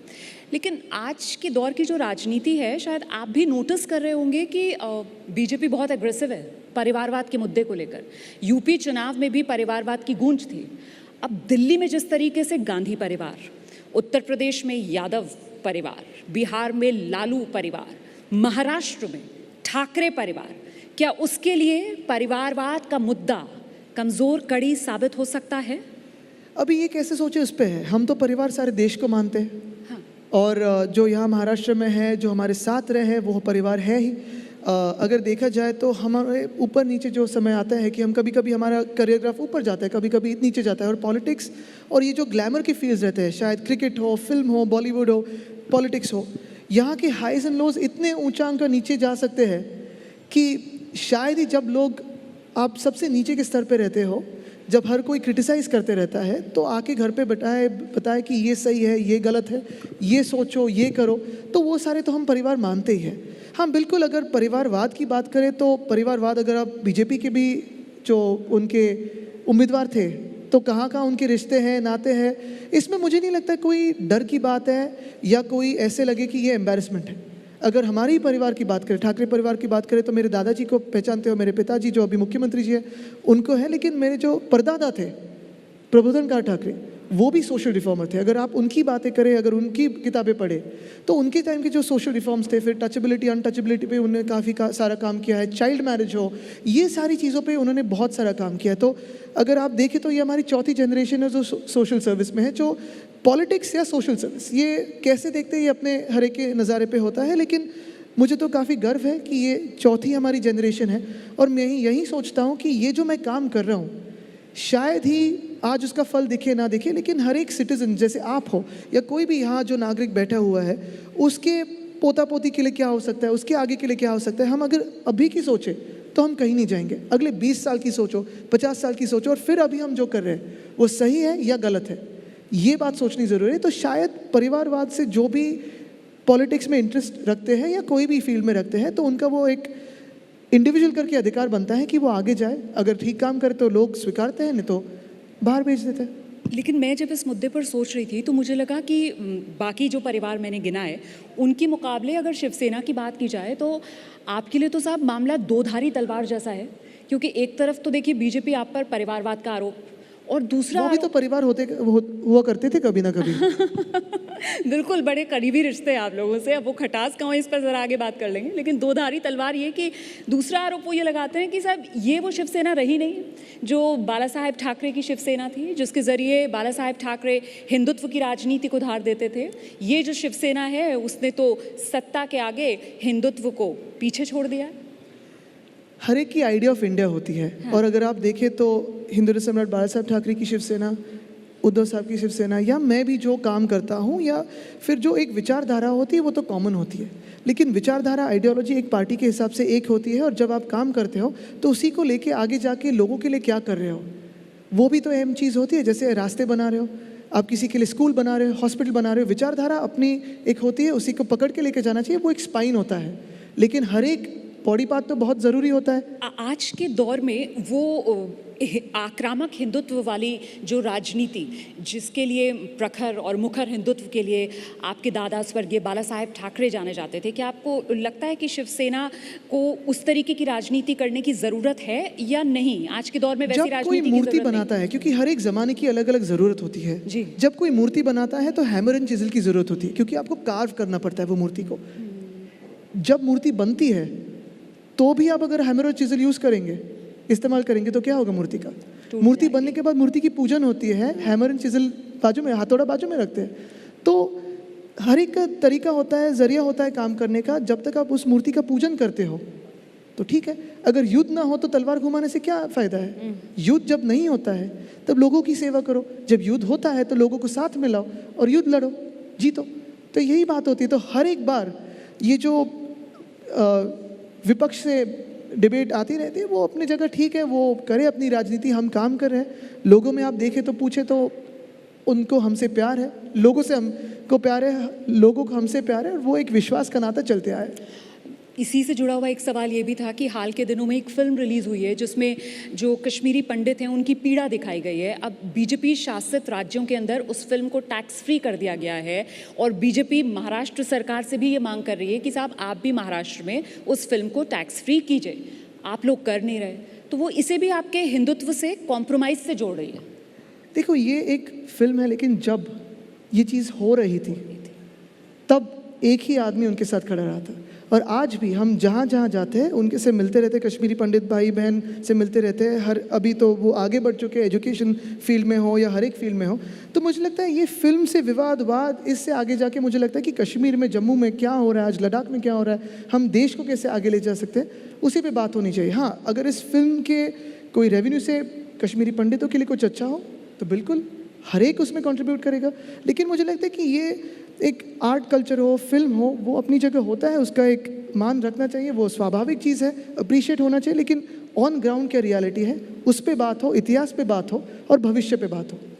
तो मतलब टैक्स फ्री करने की उसको कोई संभावना नहीं है महाराष्ट्र में? मुझे लगता है कि आप देख रहे हो, हर कोई जा रहा है, फिल्म देख रहा है। टैक्स फ्री कब होता है कि कुछ इंसेंटिव हो या फिर उसका कॉस्ट घट जाए, लेकिन हर कोई जा रहा है, देख रहा है, कोई निर्बंध नहीं है, और जाके अप्रिशिएट करे जो फिल्म बनी हुई। अच्छा, वैसे जब हम हिंदुत्व के मुद्दे पर हैं ही, तो बस इस मुद्दे पर एक और सवाल जो बनता है, क्योंकि अभी जब हम बात कर रहे हैं, महज कुछ समय पहले ही उत्तर प्रदेश देश का सबसे बड़ा सियासी प्रदेश है। वहाँ पर गेरुआ वस्त्र धारण किए योगी आदित्यनाथ ने बतौर मुख्यमंत्री दूसरे कार्यकाल की शपथ ली है। तो क्या आज के भारत की राजनीति में हिंदुत्व के सबसे बड़े प्रतीक योगी आदित्यनाथ हैं? ये सवाल हर एक का, जैसे मैंने कहा कि अलग अलग ओपिनियन हो सकते हैं, लेकिन हर एक स्टेट की एक ज़रूरत होती है और उसमें वो चुन के आए हैं, उनको हम शुभकामनाएं देते हैं। हमने भी वहाँ प्रचार किया था, लोगों ने उनको स्वीकारा है, तो उनको शुभकामनाएं। हिंदुत्व के पोस्टर बॉय जिस तौर पर बीजेपी योगी आदित्यनाथ को आगे रखती है, देश भर में उनको प्रचार के लिए भेजा जाता है, फायर ब्रांड हिंदू नेता, उसकी टक्कर में आज के दौर में आपको भारत में कोई नेता नजर आता है या योगी जैसा कोई नहीं? मुझे लगता है ये कैंपेनिंग की बातें होती है। अगर आप देखिए तो हर एक को पता है कि सबकी क्या क्या असलियत है और पक्ष किस जगह क्या करते रहता है। जिस जिस राज्यों में जो जो ज़रूरत है वैसे ही चुन के आते हैं। अगर कोई दूसरा आदमी या दूसरा पक्ष किसी दूसरे राज्य में जीत के आए तो वो क्या हिंदू नहीं है? अगर वो हिंदू धर्म से हो तो, या फिर कोई अन्य धर्म का हो तो उसकी क्या गलती है? मुझे लगता है यही बात है कि ये लोकतंत्र है। और अगर आइडिया ऑफ इंडिया देखिए तो हमारे हर एक राज्य में अलग अलग आइडियोलॉजीज बनते आई है, सोशो इकोनॉमिक थियरीज आती रही है। जैसे हम महाराष्ट्र कोऑपरेटिव साइड पे ज़्यादा है, गुजरात एंटरप्रेन्योर साइड पे ज़्यादा है, शायद ही कोई और राज्य हो वो थोड़ा लेफ्ट विंग ज़्यादा हो। तो ये अलग अलग राज्यों की बात होती है, लेकिन वहाँ के लोगों की दोष नहीं होता है। वहाँ जो लोगों को ज़रूरत लगती है वो वैसे चुनाव में वोट्स देते हैं, हर एक पार्टी कैंपेन करती है, अपना अपना एक मसला लेके आती है, कोई प्लैंक होता है, जो वचन देते हैं मुझे लगता है कि अंत में वही सारे वचन अगर पूरे करें तो वही जीत होगी, और मुझे लगता है वही राजनीति होनी चाहिए। तो ये हिंदुत्व आइकॉन जिस तरीके से बीजेपी योगी आदित्यनाथ को प्रमोट करती है, आप कह रहे हैं वो एक महज एक पॉलिटिकल गिमिक है? मैं उन पर टिप्पणी नहीं कर रहा हूँ। हाँ। मैं यही कह रहा हूँ कि शिवसेना के लिए हमारा हिंदुत्व यही है कि रघुकुल रीत सदा चली आए, प्राण जाए पर वचन न जाए। तो हम जो भी राजनीति में हर एक चुनाव में वचन देते हैं वो पूरे करते हैं, लोगों की सेवा करते हैं, और वो हमारा हिंदुत्व है। चलिए ठीक है। आपने अभी शुभकामनाएं भी दी योगी आदित्यनाथ को उनकी जीत पर। अच्छा, बीजेपी जो अभी 5 राज्यों के अंदर चुनाव हुए हैं उसमें 4 में जीती है, और बीजेपी की तरफ से कहा जा रहा है साहब ये डबल इंजन की जीत है। अब ऐसे में आइडियाज़ ऑफ इंडिया समिट में जब हम चर्चा कर रहे हैं तो 7 दशक पहले जब संविधान निर्माताओं ने जिस सोच के साथ शुरुआत की थी कि राज्य सहयोग करेंगे केंद्र का भारत के निर्माण के लिए, और केंद्र भी सहयोग करे राज्यों का। हाँ, कोऑपरेटिव फेडरलिज्म का जिक्र था, लेकिन यहाँ जब महाराष्ट्र में हम बैठे हुए हैं तो यहाँ तो सबसे ज़्यादा कन्फ्लिक्टिंग फेडरलिज्म नज़र आता है। ऐसा क्यों है? ये शायद गलत स्तर पे आप प्रश्न पूछ रहे हैं, शायद दिल्ली में जब आपकी कॉन्क्लेव हो तब आप पूछ सकेंगे। लेकिन एक चीज़ मैं यही कहूँगा कि कोविड के टाइम पे जो भी कोऑपरेशन ज़रूरी था वो मिला। अच्छा। और हाँ, कहीं 1-2 चीज़ें ऐसी थी जैसे ऑक्सीजन का था या कोई 1-2 चीज़ें थी, वहाँ थोड़े नोक-झोंक होते रहते हैं, और वो राजनीतिक नहीं है, वो एक पॉलिसी या एडमिनिस्ट्रेशन के होते रहते हैं। वो होना भी चाहिए, क्योंकि यानी ऑक्सीजन के बारे में महामारी में पूरा सहयोग मिला। पूरा महामारी में हर एक राज्य का, ऐसे नहीं था कि सिर्फ केंद्र और राज्य। हमें उड़ीसा ने भी हेल्प की, हमने किसी की हेल्प की, तो ये किसने किसकी हेल्प की ये ठीक नहीं रहेगा बताना, क्योंकि ये किसी पे कोई फेवर नहीं था, ये हर एक कोई दुनिया में हर एक की हेल्प कर रहा था। जब बात आती कोऑपरेटिव फेडरलिज्म की पॉलिटिकल टाइम पे, जैसे अभी ये मसला हो कार शेड का हो या काफ़ी सारी चीज़ें हो, उसमें थोड़ा अगर कोऑपरेटिव फेडरलिज्म राजनीति अलग रख के एडमिनिस्ट्रेशन चलाया जाए तो मुझे लगता है और बेहतर हो सकता है। अच्छा, अगर मैं गलत नहीं हूँ तो आप तो शायद फुटबॉल के भी शौकीन हैं। मैं फुटबॉल देखता हूँ, क्रिकेट खेलता हूँ। ठीक है। तो हर एक राजनीति की ये पॉलिसी होती है कि एक खेलते एक करते हैं। अपने सारे राज आप बताकर जा रहे हैं वैसे आइडियाज़ ऑफ इंडिया समिट में, बढ़िया है। मैंने जिक्र इसलिए किया क्योंकि अगर महाराष्ट्र सरकार और केंद्र सरकार के बीच की इस वक्त राजनीति को देखा जाए ना, तो बिल्कुल वो जिस तरीके से फुटबॉल के खेल में होता है ना, मैन टू मैन मार्किंग वाला हिसाब, तो वही शतरंज का सियासी खेल ऐसा लग रहा है कि आप में और केंद्र सरकार में खेला जा रहा है। आप लोग कहते हो साहब कि ईडी, सीबीआई जैसी एजेंसीज का केंद्र दुरुपयोग कर रहा है। अच्छा, वो कहते हैं साहब ये देखो Mumbai police, Maharashtra police, BMC ये हमारे खिलाफ बेजा इस्तेमाल कर रहे हैं। और मतलब बिल्कुल मार्क कर सकते हैं आप, इधर से एक नेता वर्सेस उधर से एक नेता, मैं नाम नहीं गिनाऊंगी। तो अब तो लेकिन कहा जा रहा है कि ये मामला आगे इतना बढ़ गया है कि आँच इसकी सीधे आपके परिवार तक पहुँच रही है। आपके मामा, उनकी संपत्ति ईडी जब्त कर रही है। ये मैंने पहले भी कहा है कि अभी ये सारी जो केंद्रीय यंत्रणा बन चुकी है, अगर आप पैटर्न देखें तो जहाँ जहाँ चुनाव आने हैं 6-8 महीनों पे हो, 1-2 महीनों पे हो, तो वो प्रचार का शुभारंभ ये केंद्रीय यंत्रणा करती है, जो सेंट्रल एजेंसीज हो। वो जाके पहले प्रचार शुरू कर देती है, फिर इनकी बदनामी की एक दौर शुरू होती है, फिर कोई और टीम आती है। तो ये सारी चीज़ें अपने फुटबॉल का गेम है, हाई एनर्जी गेम होना ही है, क्योंकि सेना है यहाँ, वहाँ बीजेपी है। तो ठीक है, अभी जैसे हाफ टाइम होगा फिर देखा जाएगा आगे कैसे होता है। लेकिन एक बात ज़रूरी है यहाँ कि एक कहीं ना कहीं रूल ऑफ लॉ होना ज़रूरी है। आज ये भी सोचना ज़रूरी है कि ये जो हम कर रहे हैं, केंद्रीय एजेंसीज हो या जो भी आप देखिए, तो जैसे एक बदनामी की राजनीति हो या फिर किसी को टारगेट करने की राजनीति हो, विंडिक्टिव पॉलिटिक्स जिसे हम कहते हैं, ये शायद ही पहले महाराष्ट्र में, मुझे नहीं लगता कभी पहले हुई है। अन्य राज्यों में भी इतनी गंदी राजनीति कभी नहीं थी। हमें ये सोचना है कि अगर आगे जाके हमें राजनीति को आगे लेके जाना है, आइडिया ऑफ इंडिया को सोचना है, किसी युवा को इस राजनीति में आना है, तो विपक्ष हो या फिर सत्ता का पक्ष हो, किसी भी पार्टी में जाना है तो वो किस मुकाम पे और क्या सोच के जाएगा कि मुझे क्या करना है।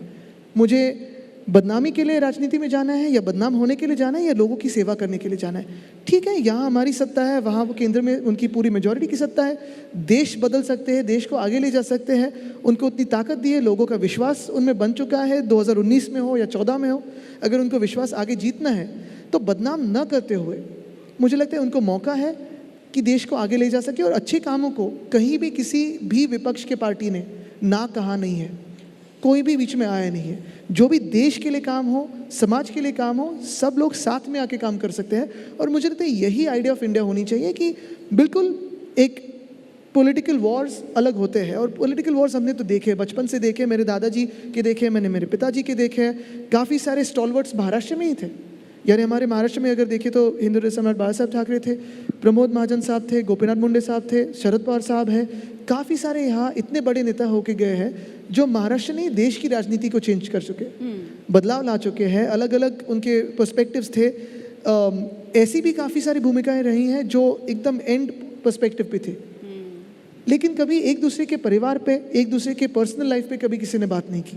तो ये राजनीति जो है, निम्न स्तर आप कह रहे हैं कि राजनीति में पहला कीचड़ उचारा जा रहा कभी है। नहीं देखा गया। ठीक है, आपने अभी जवाब देते हुए रूल ऑफ लॉ का भी जिक्र किया। आप यंग हैं, सोशल मीडिया पर एक्टिव रहते हैं, एक मैसेज है बहुत वायरल होता है, मुझे लगता है यहाँ जो ऑडियंस है उन्होंने भी वो ज़रूर पढ़ा होगा, आपने भी यकीनन वो मैसेज देखा होगा कि साहब कोई सरकारी कर्मचारी या सरकारी अगर अधिकारी है, अगर उस पर किसी तरीके का आरोप लगता है तो उसे निलंबित कर दिया जाता है, सुविधाएँ ख़त्म, सैलरी आधी, आरोप गंभीर तो सीधे बर्खास्त की। लेकिन अगर कोई नेता मंत्री है तो साहब उस पर कोई रूल ऑफ लॉ ही नहीं अप्लाई होता। अब आपकी सरकार में मंत्री बिल्कुल होता है, बिल्कुल होता है, लेकिन रूल ऑफ लॉ ने प्रूव करना चाहिए, because in the country you are not guilty till proven. और अगर केस जेन्युइन हो, आज भी मुख्यमंत्री महोदय ने कहा है जेन्युइन हो, चलो देखते हैं रूल ऑफ लॉ में क्या होता है। रूल ऑफ लॉ ने अगर प्रूव किया तो हम आगे जाके कार्रवाई करेंगे। लेकिन यही हम कह रहे हैं कि कोई भी किसी पे उठ के आरोप लगाए, आलोचना करे, बदनामी करे और फिर आप सोचे कि ये सरकार हम गिरा देंगे, तो वैसे महाराष्ट्र झुकने वाला नहीं है। आपको लगता है कि ये सारा जो केंद्र की तरफ से जिस तरीके से एजेंसियों के इस्तेमाल या आप जो बाकी काम कह रहे हैं, वो सब महाराष्ट्र सरकार को गिराने के लिए किया जा रहा है? देश में अन्य राज्यों में जहाँ विपक्ष की सरकारें हैं, आप देखें, तो ये जो विंडिक्टिव लेकिन ये तो आज की बात कर रहे हैं, कल की बात तो करना चाहिए। आइडियाज़ ऑफ इंडिया बात करें तो अच्छी बातों पे बात करते हैं। आइडियाज़ ऑफ इंडिया से ही हमने शुरुआत की थी और आपने एक भविष्य की सोच के साथ जिस तरीके से आज के दौर की राजनीति को भी आईना दिखाने का काम किया, और क्योंकि वक्त मेरे पास कम है, इजाज़त नहीं दे पा रहा है वो मुझसे आपसे और सवाल लेने के लिए, इसलिए मैंने आपको कि आगे के सोचे, आगे के सेशन के सोचे। बस मैं एक छोटा सा सवाल आपसे ज़रूर लेना चाहूँगी ऑन अ लाइटर नोट कि भाई आप ये ठीक है मुंबई में रहते हैं और यहाँ पर शोज़ होते हैं, बड़े डरावने हॉरर फिल्म्स भी बनती हैं, लेकिन आपको क्या शौक हो गया कि आप खतरों के खिलाड़ी बने हुए हैं? मतलब राजनीति के अंदर यंग, युवा एंड बैचलर, हाँ, ये जोखिम भरा टैग जो है वो कब तक लगाएंगे आप? नहीं, आप जवाब दीजिए, 0-0 की तरफ ध्यान मत दीजिए आप। ये आइडिया काफ़ी डेंजरस है और अगर घर पे ये टीवी शुरू होगा तो आइडिया ऑफ इंडिया थोड़ी बदल सकती है। तो घर पे मम्मी पापा भी देख रहे होंगे शो, हाँ? ऐसे उम्मीद करते कि नहीं देख रहे हैं। और ये काफ़ी सारे आसान सवाल आप पूछ रहे थे, मुझे लगता है उसी पे बात करते हैं। ये थोड़ी कठिनाइयों पे आप जा रहे हो, जटिल सवाल पूछ रहे हो, थोड़ा उसे अवॉइड कर देते हैं। बहुत बहुत शुक्रिया Aditya Thackeray, it was really lovely talking to you. और देखिए आदित्य ठाकरे शर्मीले से भी नजर आए, भविष्य की सोच भी उन्होंने दी, सियासत आज के दौर में किस तरीके की होनी चाहिए इसका भी एक खाका हमारे सामने रखा। बहुत बहुत शुक्रिया, thank you so much. Thank you very much, thank you very much Aditya ji for giving us time today. और कुछ मुश्किल सवाल ज़रूर आपकी तरफ आए हैं, बहुत आसानी से आपने उनका जवाब दिया है। We really appreciate that. Clearly a young leader who makes us feel that politics is for the country, for the people and not just for the individual. We'd like to express our thanks to Mr. Thackeray for being here today. May I now welcome on stage Rajesh Krishnamurthy, Business Director, Himalaya Wellness Company, to please present him with a memento.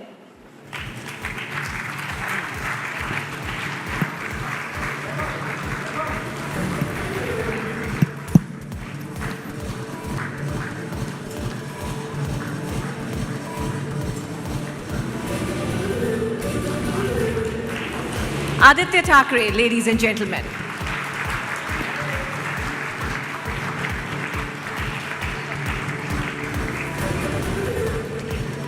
Thank you very much for your time, and Romana, a wonderful session. Thank you so much for chairing it. Thank you so much. Ladies and gentlemen, another exciting session, but there is more to come. Requesting you to take your seats as we invite another esteemed, prolific speaker onto the stage. I think we'll give a minute here. Nothing, sir.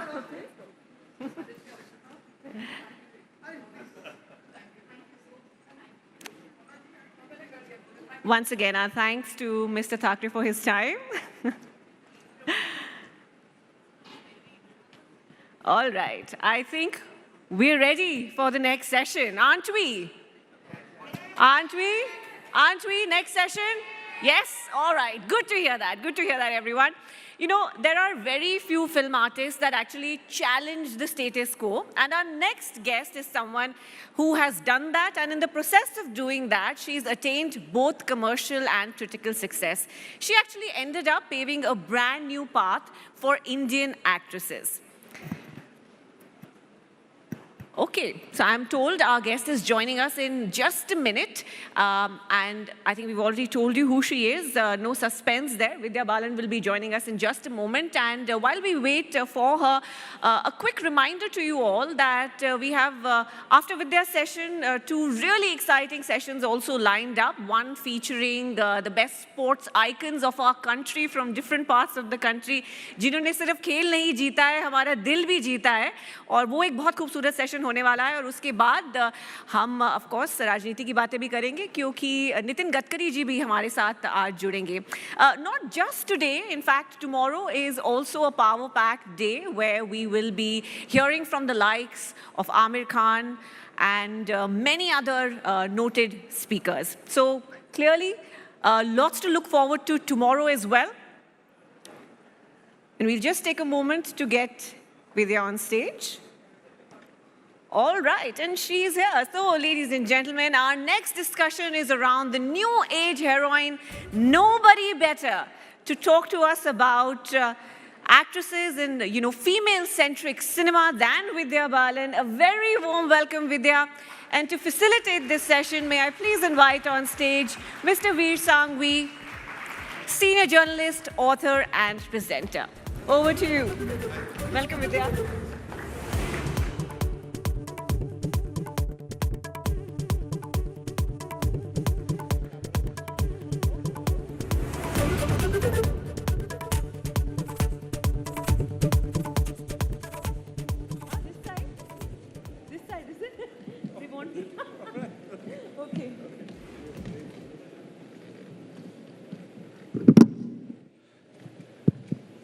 Ladies and gentlemen, good evening. Always a pleasure to welcome Vidya Balan. Thank you. Before we go any further, just a bit about Vidya Balan. I think all of you know her as one of the most successful actresses of our time, and I'm emphasizing actress over star. But I think what we don't often realize, because we're so used to seeing her on screen for so long, is that she has many other achievements apart from being a very good actress. Her achievements include doing roles that no top actress would ever have done, extending the life of actresses. She's been at the top for just God knows how long. And also remaining through it all, somebody who's seen success, who's seen failure, and has remained Vidya Balan through it all. So welcome, Vidya. Thank you, Veer. And hi, everyone. It's wonderful to be chatting with you. Yeah, it's wonderful here too. Listen, I want to start with the new movie. It's #1 on Amazon, right? Yes, Jalsa is #1 on Amazon. So tell us about it. Tell us why you did it. Because it's a very unusual film. It is, it is. And initially I have to admit, when the director first came to me with it, I said no. Because while I thought the script was fantastic, I think I didn't have the courage to play someone who's not easily, who may not be easily likable, who seemed morally ambiguous to me because, while I've played characters with grey shades in the past. I think none of them has been morally ambiguous. But I have the pandemic to thank for the fact that, I had a change of heart, because I suddenly felt like post the first lockdown, I felt like, who am I to judge who is morally ambiguous, who is right, who is not? I don't know what I would have done in that situation as an individual, so why am I judging the character? It was also my greed to work with Suresh Triveni that I think made me go through this internal conversation, but I'm so glad I did it. But that's what? You've done 3 films in a row. There's Sherni, which was again a difficult kind of role and an unusual role, right? Playing a forest officer. And then there was the Shakuntala Devi movie, which was perhaps the most difficult, because while you were not necessarily morally ambiguous, you weren't very good as a person and all of that, yeah?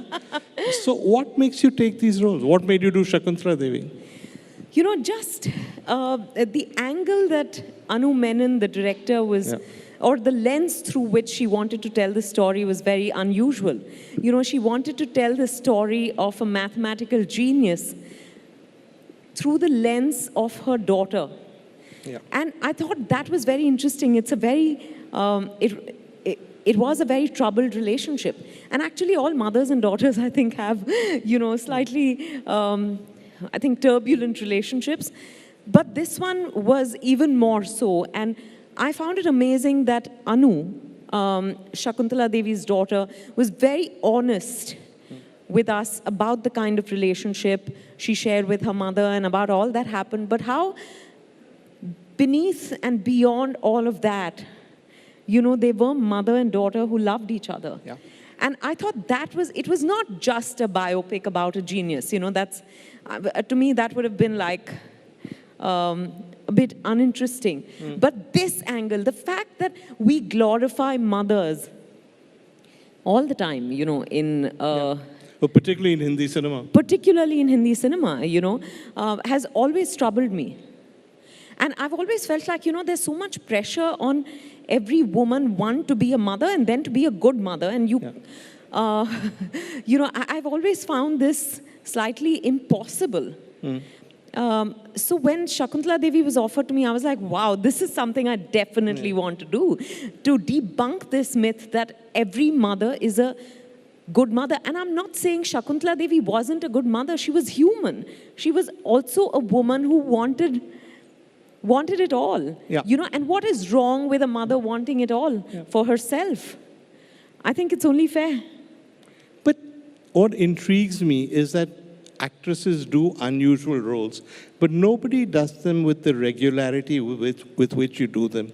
Is this because people come to you with more unusual roles than they would go to other people? People come to me with all kinds of roles, I have to admit, but I'm very impatient and restless. I get bored very easily. So the only way, I think I get bored with my life, which is why I play different characters on screen, firstly. And then I feel that, I just want to tell different stories, be different people, because look at the number of women in the world. I don't mind playing man, but until that happens, I just think that I want to be able to explore every kind of woman or individual there is.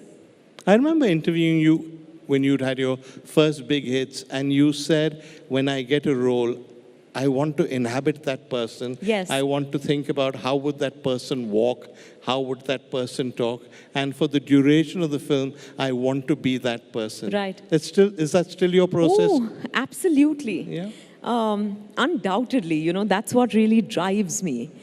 The little things, because these are tools which we use, whether it's the walk or mannerisms of voice, or sometimes diction or an accent, that gives you the ability to differentiate one character from another, because otherwise I'm one actor with the same face and the same body who's, playing different roles. So while makeup and hair are also and costume are great tools, I think these are also very important tools that facilitate that. But what is the process? Let's take, say, the Shakuntala Devi movie. They come to you and they say, will you play Shakuntala Devi?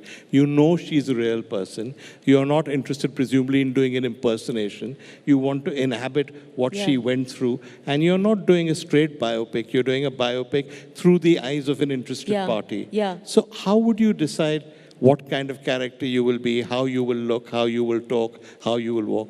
In terms of the physical attributes, I think we had lots of pictures which helped to reference. I actually knew Shakuntala Devi reasonably well, and she looked nothing like you, right? She was a very nice person, very intelligent person, but she was not a beautiful girl, a beautiful woman, which you are. So how do you become that kind of person? So I think it's just that, the makeup and the hair and the costume, but also there weren't too many videos that I could watch. But there is that one famous photograph which used to appear in all her ads with her wearing a sari and smiling. And the short hair. That's right. Yeah, with the black bindi, absolutely. So, because I had spoken to her daughter, I had access to some pictures. And I also had access to her interviews, in-depth interviews that were done over a period of 3 or 6 months with the daughter. So just getting an understanding of the person, which is why when it's a biopic about someone who's not there in person, I think it has to be, you have to be able to capture the spirit or the essence of the person. Either way, I think that's better because you don't want to be a caricature, right? So I think it's about capturing the essence and then everything together, added together. I think the accent, the makeup, the costumes, the hair, the walk, the spirit, everything adds up to create what you see on screen. Let's take another famous role, The Dirty Picture. That character was as removed from you in real life as is possible to imagine. How did you inhabit that? For The Dirty Picture, I remember I was body conscious because I'm someone who doesn't wear short clothes and I wouldn't even wear sleeveless most of the time. I was about to say that. Yeah. Your style of dressing may be described as prudish and here you are. Exactly. So when I was preparing for The Dirty Picture, Milan Luthria, the director, had one room in his office where the choreographer and I, Poni Verma and I would land up. She'd play Ooh La La, and she'd make me dance to it. And I would be so conscious. And she would say, no, more. And I would be like, she wanted the pelvic thrusts and the heaving of the bust and everything. And I would look at myself in the mirror and go, no. But slowly, I think I started enjoying being this other person, which is why, hi Kaveri, I didn't see you, sorry. Which is why I think I always prep for a role because especially with someone who's unfamiliar and very different from who I am, I think it takes some time for me to really know the person, even know as in just to be able to, for example, dance like Silk did. Of course, I still think I'm not a patch on Silk, but in whatever way I could say that she was so bodily comfortable, she was brazen. So to capture that, I would rehearse, and then it reached a stage where I was, for lack of a better word, I was shameless. I was about to say that because she's the woman who exuded in the character, exuded sexuality, which is pretty much the opposite of you because you're much more cerebral in your approach, and yet you managed to do that. Yeah, thank you. That's what I love as an actor. One, when I get an opportunity to do that, and secondly, when I'm able to do that. That's what really, I think, acting drives is about, me. So are you shameless when it comes to roles? Will you just take anything? Is there anywhere where you'll draw the line at a character? No, I think I am, I think as an actor, I think you have to be shameless. Well, you have to be, but most people are not, let's be honest. Right. No, I enjoy being shameless. I enjoy exploring facets to a personality that are not mine, that I'm not familiar with, not comfortable with. But there's nothing I'd really, if the material speaks to me, if the story calls out to me, if I feel like, oh my God, I want to walk in this person's shoes, then I'll just do it. Really? Yeah. Because many actresses, most actresses, are very conscious of their image and they want to keep that image. And when they do a negative or morally ambiguous character, people say, "Arey, despite being this, she managed to be that kind of character." But they don't say that about you because nobody quite knows what your image is. You do everything. No, I've never wanted to have an image. Really? Because as an actor, I think that's very limiting. I feel... As an actor, yes. As a star, no. But I see myself primarily as an actor who's enjoying stardom. But, okay. That's a good definition, actually. You know, the obvious parallel with you is somebody who has no image and inhabits every role is Meryl Streep. Okay. My God, thank you. That's true. I'm going back with a bloated head for sure. You know, whether it's Sophie's Choice or Mamma Mia, Meryl Streep is as much at home in all those roles. No, and she is definitely an inspiration. Yeah. You know, but thank you so much for that. It sounds lovely. But I feel that, you know, I don't want to repeat myself in roles, then I'm not being an actor. Then, like you said, then I'm a star. And I didn't come here to be a star. I knew that stardom was a byproduct of what I did. And I enjoy it, but what really gets me going is the acting part of it.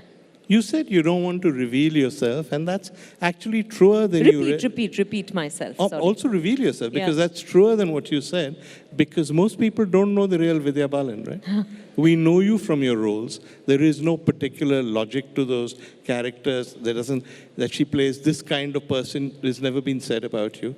You're very private with your private life. Yes. Yes? You never really talk about success and failure. So who is the real Vidya Balan? I am the real Vidya Balan. Come on. No, but like, are you, as a person, are you basically a naughty person? Because you seem, at least in interviews, to be a good girl who takes her work very seriously. Is that you? No, I love what I do, so undoubtedly I take my work very seriously. You do? I give it all I have. But I've been told, now I don't know how I see myself, you know, actually. So I've been told that I'm very naughty and I have a sense of humor, but I think because of the kind of roles I do also, people ask me serious questions. I think they treat you like a serious person. So are you a serious person only? I don't think. There is a fun side to you? Yeah, I don't think I'm a serious person at all. Okay, so what do you do for fun? Hi, I watch a lot of stand-up. Okay, really? Yeah, sorry? Really, stand-up? I watch a Indian lot or foreign or what? Both. Okay. But more, you know, of international artists only because more of that is available. But like somebody tells a dirty joke or whatever, you would laugh, or are you prudish about that? I love dirty jokes. All I right, did the dirty picture. I can tell you some. Okay, not on stage. Please, we're waiting. The audience is waiting. No, but absolutely. I love to have a good laugh. I like to watch light, happy films. I love spending time with my family and my husband. Yeah, and I have some people who I'm very close to.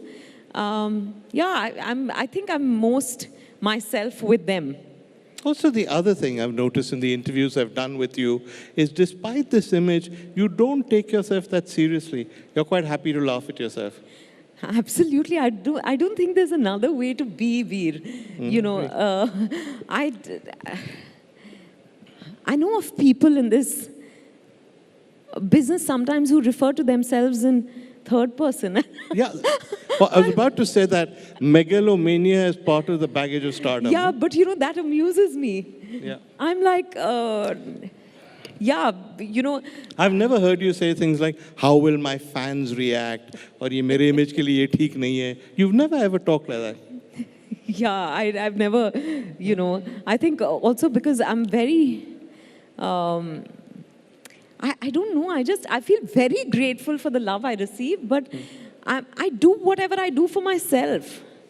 I want people to watch my work and love my work, but none of my decisions is really guided by what other people may expect of me. Okay, so let's talk about that, because I don't think people here necessarily remember, but when you came into the industry, there was a long period of unhappiness and flops and Yes. films happening. So tell us about that. No, not flops, actually. But films that didn't get made. Yeah, films that didn't get made. Films that my first Malayalam film got shelved midway, and I did the first schedule of the film and came back to Bombay. So from the Malayalam industry, I got a whole lot of offers, right? Yeah. And I didn't even know how things worked. So on the phone, they would like tell me the story, and then they'd say, okay, when you come one day before, we'll figure out the costumes. It was quite like not very organized. So I thought that was the way it worked. So I got signed for almost 6 to 7 films. Right.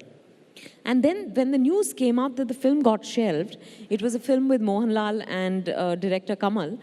They had done 8 films together. They had delivered 8 hits. And this was a 9th film together. So they said, oh, you know, what has changed this time around? So they labeled me Jinx. They wanted to blame it on someone else. So I got thrown out of those 6, 7 films.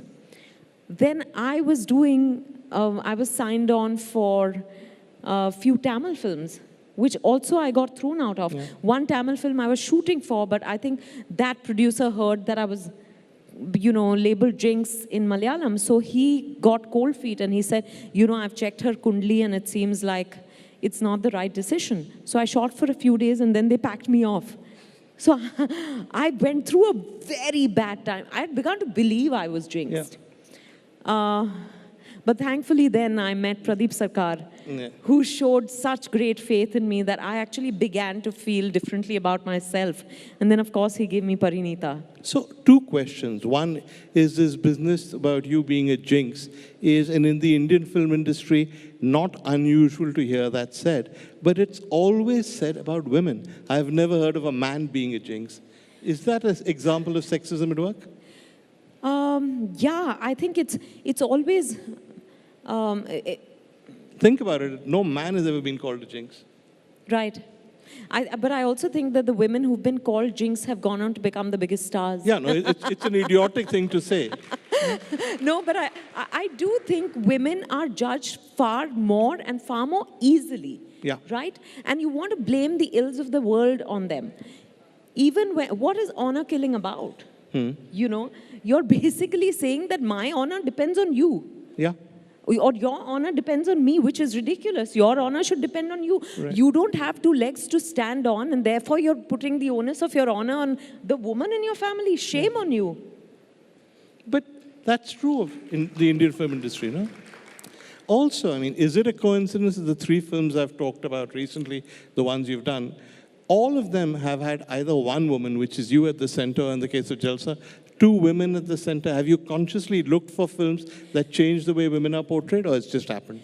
No, I think there was this deep desire, which maybe unconsciously I put out into the universe, and the universe just responded by sending me a film called Ishqiya that changed the game for me, really.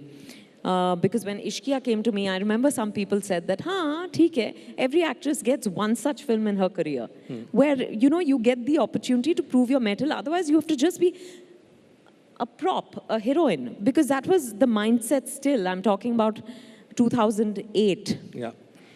So they said, yeah, kar lo. At least you'll get a few awards. So I was like, I didn't care, because I did some other films before that where I felt like I really sleepwalked through them. The films were very successful, but I was so indifferent. And I realized that, I'm here to be an actor. So when I feel charged about something, only then will I do it. So Ishqiya was that call. And Ishqiya really made me, I think, it was not my rebirth, but I think I found my purpose as an actor again with Ishqiya. And then slowly people started saying, oh, something obviously was changing in the world, Veer. Because cinema is, after all, a reflection of what happens in the world. So women were slowly, I think, that was a time when women were finding a voice. women were finding themselves. That was a beginning of some shift in society, which is why I think Ishqiya happened, then of course No One Killed Jessica happened, and then Dirty Picture and Kahani and all of that. So, but people started realizing that, oh, I'm game to do different things, you know, take risks perhaps, what they saw as risks. I was just responding to it as a greedy actor. And thankfully, with successes, people started investing more in the so-called female-led films. So it worked out well. And it's not like I choose them, but I'd rather do this, which is so fulfilling for me, than do, you know, films where that I'm indifferent to and that offer me nothing. You know, it's worked for you, but there must be that sense when a film is released, how will it fare, how will it do at the box office? Because after your big successes, you then had a series of flops, which went on what? 7 of them. Yeah, so then, which is enough to kill the spirit of most people. But I remember interviewing you, and this was what, some years ago, and I said, what do you want to talk about? She said, you know, when we did our last interview, I had had all these hits. So I said, yes. Well, now I've had all these flops, we can talk about it. So you were quite cheerful about it. I mean, you divorced the person from the success and failure of your films. It was a very tough time, obviously, because, you know, now after a series of successes, you're trying to figure what went wrong, right? Yeah. Where did I miscalculate, or where... my decisions are very instinctive, but at that time, I suddenly, I think, started wanting to decode them. There was the fear that, oh, maybe, you know, what I've gone through is just fluke success, and maybe it's the end You of the really road. thought that? Yeah, you know, you do think those things. But the first time around when that happened, I think I was more... I was tougher on myself. I was harder on myself. This time around, that passed quite quickly because, you know, I was still getting work and getting wonderful work. And I said, you know, obviously the film didn't inspire people enough to go to the theaters and watch it, but you did your best. And if you're not ready to take the onus, if you're not ready to take credit for a film's success, you should not take the discredit for it either, solely. So I think perspective, age, perspective, maturity, experience, all of that helped me realize. And I enjoy my work. So, you know, when I remember I went onto the sets of Tumhari Sulu 2 weeks after the release of Begum Jaan that didn't do well. And my director apparently had told the team that, you know, she might be in a bad mood. He was working with me for the first time, Suresh Triveni, who I've done Jalsa with. He said, so you have to, you know, handle her with care. And when I walked onto set happy and cheerful, he couldn't believe it. And he was like, you know, how come? He told me much later, of course, and I said, I love what I do. Every day that I walk onto a set to shoot, I feel blessed. I'm living my dream. So it's okay, ups and downs are part of it, and I gave it my best shot, and it didn't work too bad. So is your sense of self-worth then not really tied up with the success or failure of your films? Not anymore. Yeah? Yeah. I'm sure if a film didn't work, it would affect me immensely because you put in so much, right? You give it so much. You also feel unloved when people don't go to the theater to watch your film. Yeah. I think you feel sort of rejected and unloved. Yeah, yeah. It's literally like you feel like, you know, kya badal gaya? Matlab, you know, what have you fallen in love with someone else? It's that sort of thing. But I think I've also been working with a healer for 11 years now. Yeah. And that has really helped me have perspective on things. So a healer is pretty much like a therapist. And she gives me a lot of tools to, you know, just change the way I think. Yeah. To tune into my gut, to drown out the noise. So I think all that has helped. I now realize that, you know, in this universe, I'm a speck. Yeah. And if I'm a speck, how big could my problem be? True. So I think... Which is true, but very unlike a straw to say that. So the obvious question, many people in the industry have mental health issues, mainly because of the pressure that the industry and the fact that every 2 months or so on a Friday, your fate is decided. That's never got to you? No, thankfully, you know, not mental health, but I think maybe I've had huge hormonal issues because of the fear of judgment. Really? Yeah, because, I think I come from a very traditional South Indian family. Everyone, was either a chartered accountant or well-educated, nothing to do with the arts, right? And then suddenly I'm thrown into this. And as much as I wanted it, I was scared because now I knew that I was,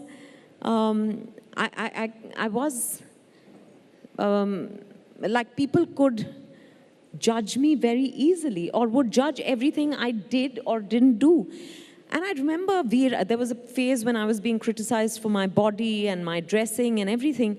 I remember every time I stepped out for an appearance, I would bloat. Really? So yeah. And of course, the doctor said there's nothing clinically wrong with you, but it is your hormones playing havoc because... And then so when did that start, these hormonal issues? Because there were huge controversies about how wrong it was for people to talk about the size issues and how it wouldn't happen to a man. But it struck me then that while people said this about you, you were helpless. You were at the mercy of your hormones. No, but mercy of my hormones, but I don't feel the need to explain that. It's my body. I own it. And big, small, some days big, some days small. It's none of anyone else's business. Agreed. But did it worry you? Did it upset you? No, it worried me because I felt out of control, right? I felt like, oh my God, why is this happening suddenly when I step out? An outfit that I've tried yesterday that fitted perfectly well today doesn't fit me as well. So I think the healing helped me just calm down.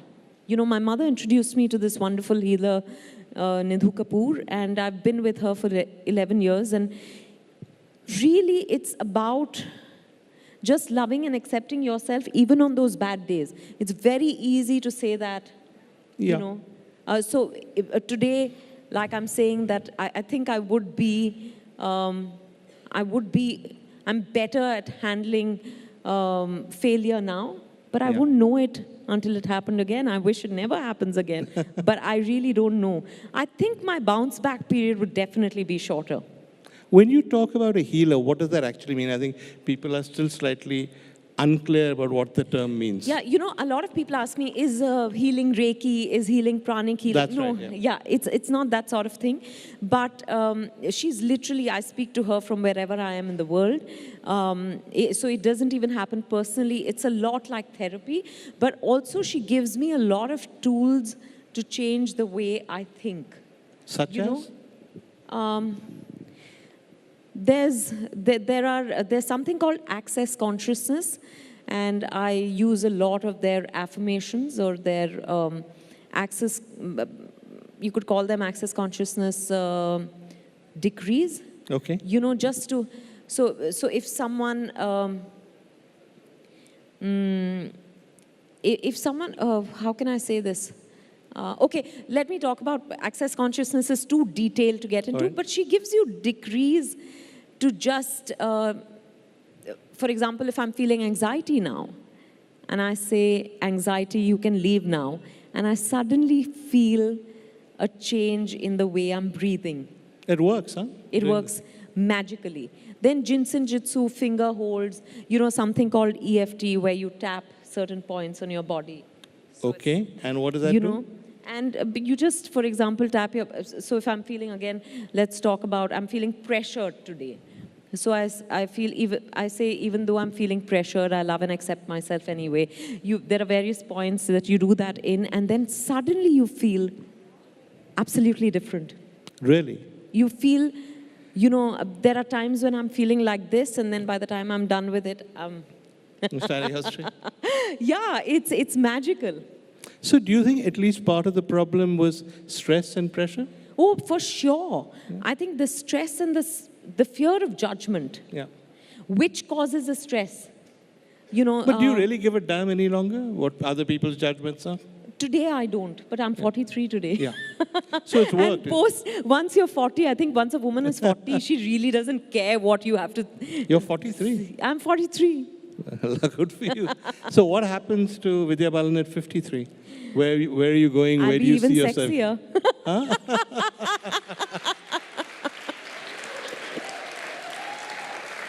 So when you joined the industry, did you ever think you'd be able to sit here at 43, these hits behind you, these new hits coming, redefining the role of women in our cinema and being on top of your anxieties? Did you think that would happen after 20 years because you were very young when you first signed up? No, when I first started working, I was 15 and a half when I started television. By the time I joined movies, I was 26. But I definitely see, I don't think anything is impossible today. Through these 17 years that I've been in cinema, I've seen how the portrayal of women in cinema has changed, how, there's more age-appropriate work, there's less, Veer, for example, previously I used to think that my body was an impediment in me seeing success, because I always thought that I'm not the perfect body and I wasn't ready to, do anything drastic to really be like the zero figure or whatever. But I've realized, at some point I had the realization that the body is what is keeping me alive. Yeah. And I'm showing no gratitude towards my body. I'm only criticizing and hating it. When the body stops, I will not be around to criticize and hate it. So I may as well start appreciating it. Thank you. And I think that changed a lot. My health started improving. Yeah. I'm in the best health I've ever been for the past 3 years. And I keep saying, how can this get any better? And people used to, before every film, people would come and tell me, we need you to lose weight. Around 5 years back, when the director told me that, I'm not going to name anyone, I called the producer and the director over, and I said, if you want someone with a different body, please cast someone else. Yeah. This is what you get. What you see is what you get. Right. So if I'm not appropriate for the role, I'm not going to change myself. And they backed off. And ever since, no director or producer has asked me to lose weight. And I think because there's no one, the hero does not have any one type of body. Each one is a hero. Right. There's, you just need to discover the hero or unleash the hero in you. So my point is that you can look however, you can be whoever, but you can have it all. And you've proved that, no? Thank you. Vidya, I think they keep telling me we're at the end of our time. I could go on for another hour. This has been fascinating. Thank you so much. Thank you. I always enjoy talking to you, so thank you. And thank you all so much. Thank you, ABP Network. Thank you very much. Wonderful conversation. Thank you so much, Mr. Sanghvi. And, Vidya, we really appreciate your time. It's been such a pleasure to hear an actor talk so candidly about their craft. You've shared some really personal stuff on this platform, and I can assure you there's no judgment here. We all love her, yes? We absolutely love her.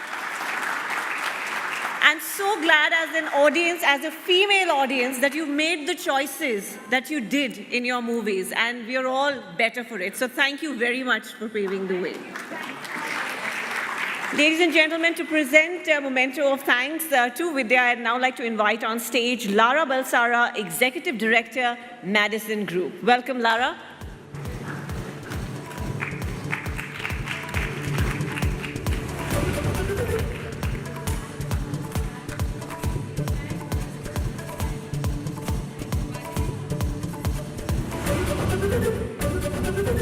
Let's hear it for Vidya Balan, ladies and gentlemen.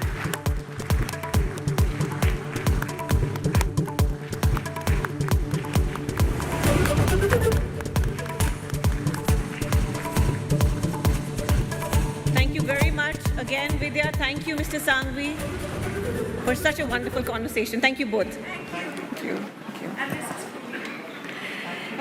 Ladies and gentlemen, we're taking a break now, a beverage and snack break, and we will see you here in an hour's time for a very exciting session back at 8 p.m. Thank you very much.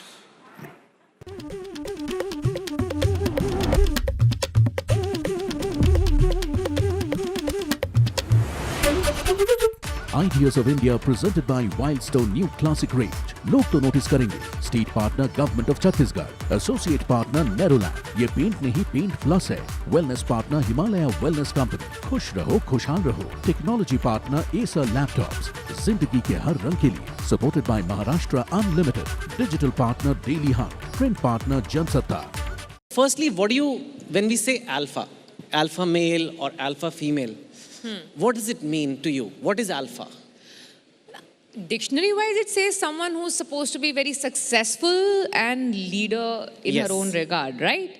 So that is what the definition was in my head always. And then when movies came in and we only saw alpha male there, alpha female was not really displayed or shown off much. So it took me a time when I had to read the definition back and understand, so what is alpha female, so that I can understand that what should I bring in new, what is missing that I feel I should bring in. And hence, the definition had to be revisited. And then it still holds the ground for me. It has to be someone who's not just successful, but leader in her own regard. Yes. So, I mean, it's words like power, success, leadership, decisive, risk-taking. These are what they call alpha traits. Traditionally, it's in the jungle, like the chimpanzee who's an alpha will get all the females. And the beta males are like hanging But about. alpha is equal to attractive in some Alpha is attractive, alpha is strong. I mean, it's a guarantee that the genes that will come from that male, will create very healthy offspring or smart. I mean, it's basically a nature's tool to do that.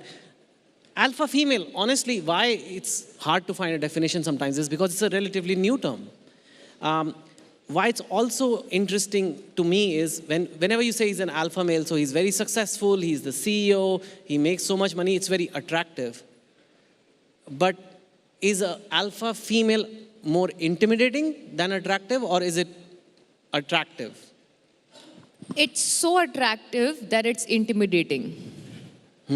That is what I would put it as, because it's just too attractive a tag to be kept with a female, alpha female, because it's not just the solace to the eyes attractive. It's beyond that, which I guess gets intimidating because you're not used to sharing a certain kind of pedestal, I guess. So people who are not so secure about their pedestal position obviously get a little intimidated with the presence of someone who is at par, if not ahead. Yeah.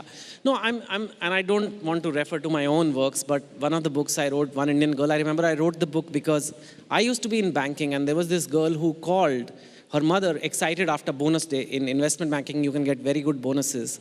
And she called her mother and said, "Hey mom, I made 3 crores this year." And the first thing the mother said was, "Ab tere se shaadi kaun karega?" Whereas if a boy had made that call, it would be a moment of celebration. It will be like, boys, wow, what a catch he is in the marriage market. He makes 3 crores a year. But when a woman makes 3 crores a year, the first reaction is, "Ab tere liye ladka kaise dhoondun?" So in that case, it gets intimidating. Is it true? I mean, is it societal or is it biological? Actually, I want your views that this thing that men are seen as success objects. If women are objectified in physical beauty, men are also objectified as success. Like whenever somebody is looking for a guy, to पूछते हैं करता क्या है, कमाता कितना है. These questions are asked for men more than women.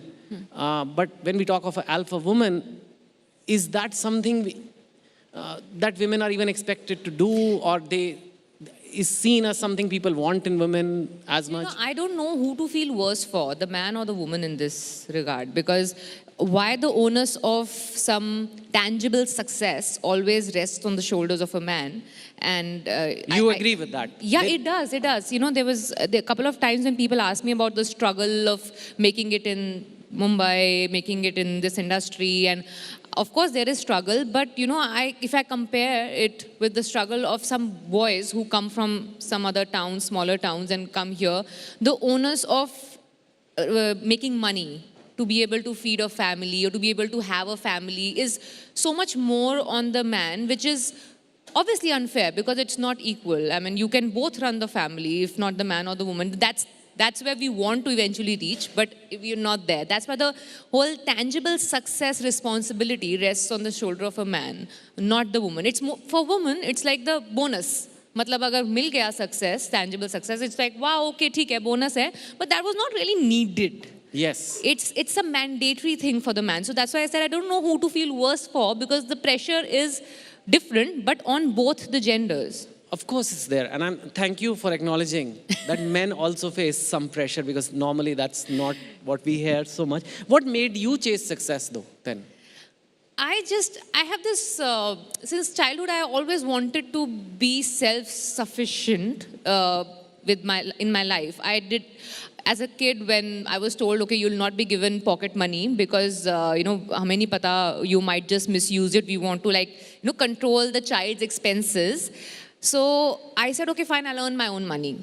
And that's why I started working when I was doing my college. So I always had this thing of not being dependent on someone and making my own way if nobody's providing me with a way. So I think that instinct in me carried forward from school, college, to the films I do or the path I've chosen here, because everyone was like, no, there's no precedence to it. So this will not happen. So I'm like, but I want it like that. At max, what will happen? I'll fail. I'll learn something. I'll change my direction, and then I'll maneuver my way through. But don't tell me that, it can't happen. You can't attempt it. Don't tell me that. So that thing of just finding my own way by myself, being independent enough, is something that drove me to do the kind of stuff I've been doing since school, college, and even now. Let's talk about Kashmir Files. Since you're also in the industry, and I think there are two aspects to it. One is what the film is about, the Kashmiri Pandit, so we can talk about it a little bit. And the second aspect, which is not being discussed as much, it's a very small film, like budget-wise. And it has done phenomenally well. It's being compared to Bahubali and Gadar in terms of box office. So that is just a spectacular achievement.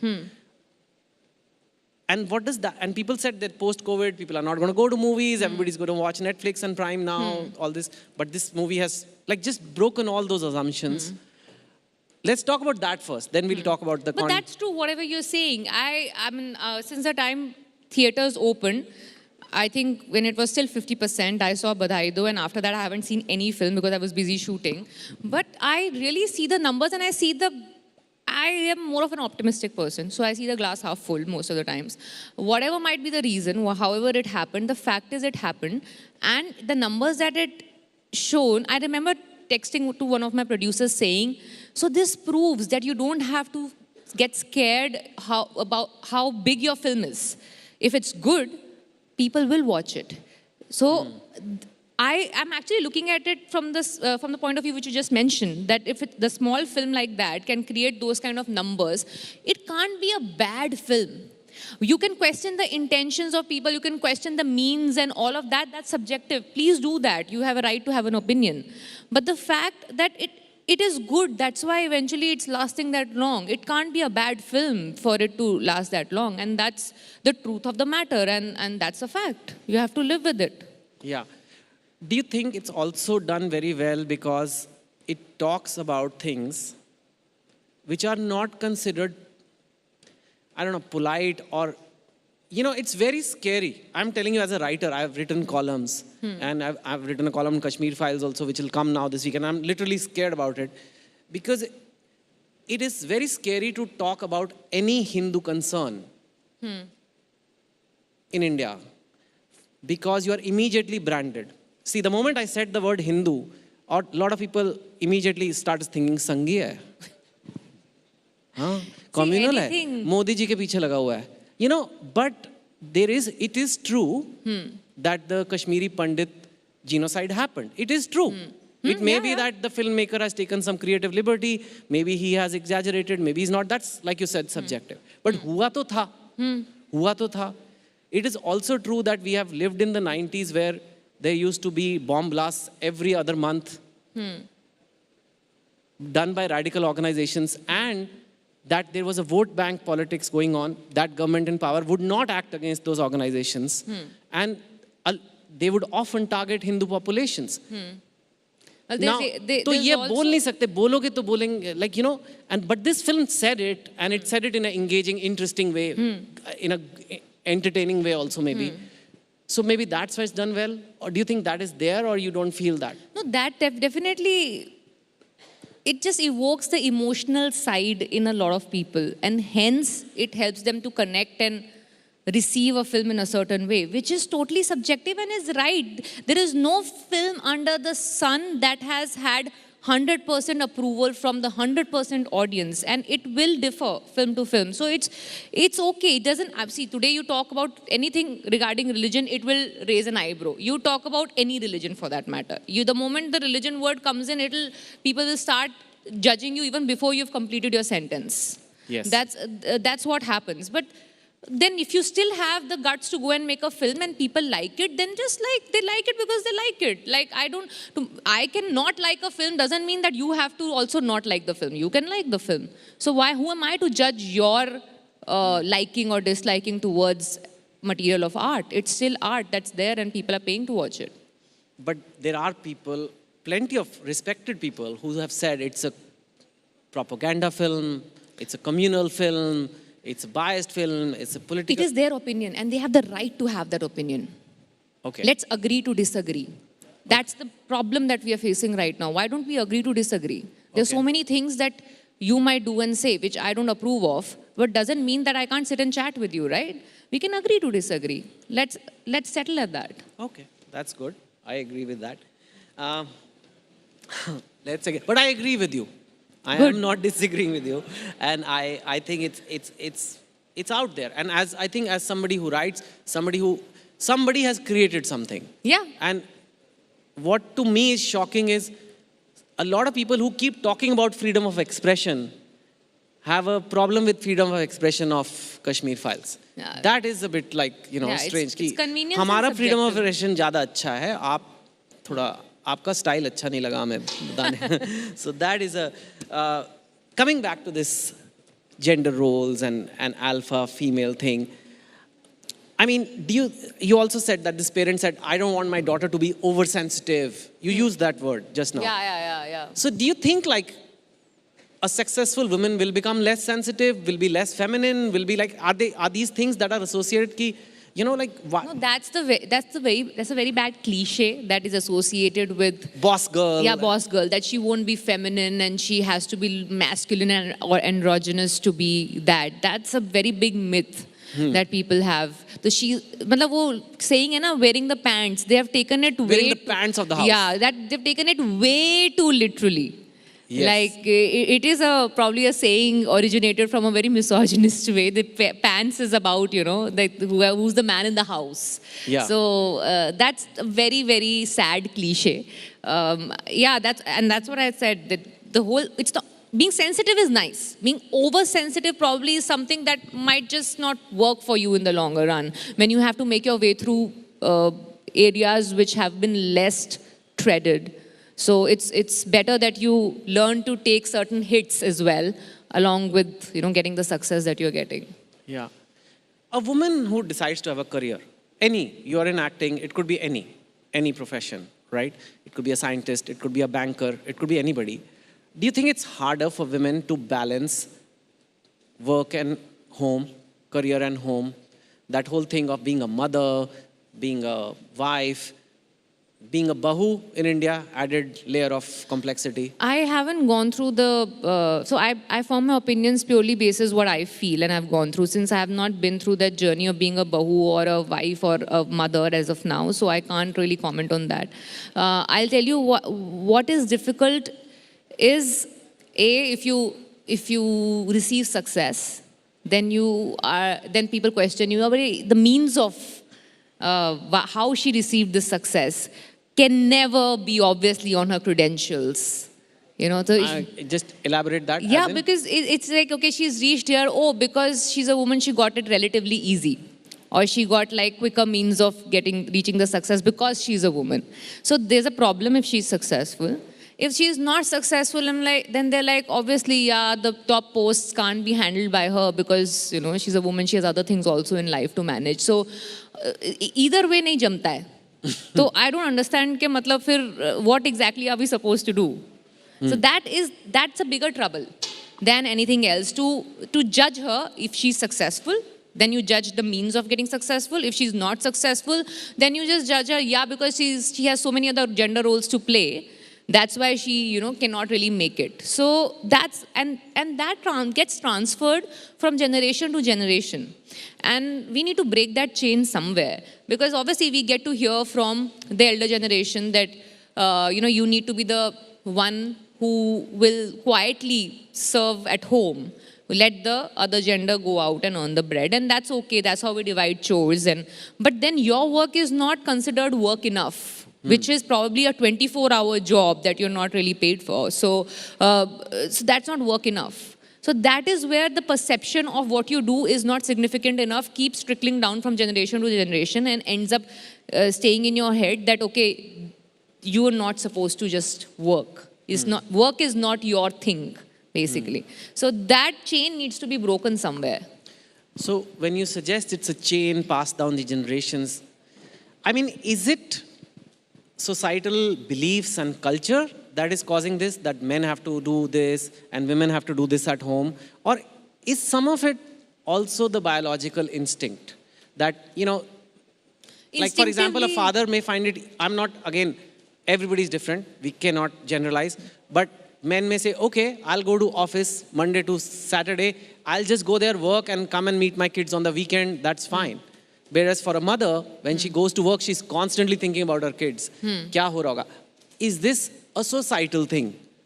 Ki bhai, you are expected, you're a woman, you better be a good mother. Or is it biological too? It's biological to an extent that we have a side that constantly thinks about back home. But we have a mind that can maneuver and make it work. I mean, give her the liberty, give her the credit of the fact that if she wants to work, she will figure out her other ways and means to handle what is happening back home. You don't decide for her. Yeah? So that's how, biologically, it's just that she has a mind that's there. She's not thinking, ki, acha, ghar pe, your husband is there, na, he'll take care of it. Like the other way it happens. When when the man goes out to work, it's like, yeah, the woman is there, she'll take care of it. It doesn't really happen the other way around. But she makes sure that she has her ways and means sorted to take care of what happens. And then, obviously, it's society-wise, it trickles down that you are supposed to be the one taking the back seat. I'll give you an example I know. One of the extended family members I know, the man and the woman both used to work, and the woman went out of the city to work because she didn't get the job that she expected out of her credentials to get. She got it outside the city. So she moved. And she moved in the sense like she used to come back home on weekends to meet the kids. And kids were under 10, both of them. So for a few months it worked. But after that it became a big family issue that you can't be far away. The man is also working, but his workplace is closer. But Papa ki touring job ho sakti hai. Yeah, Mummy ki touring job. No, but he's not able to handle it well enough. So he wants the woman to be at home more than him.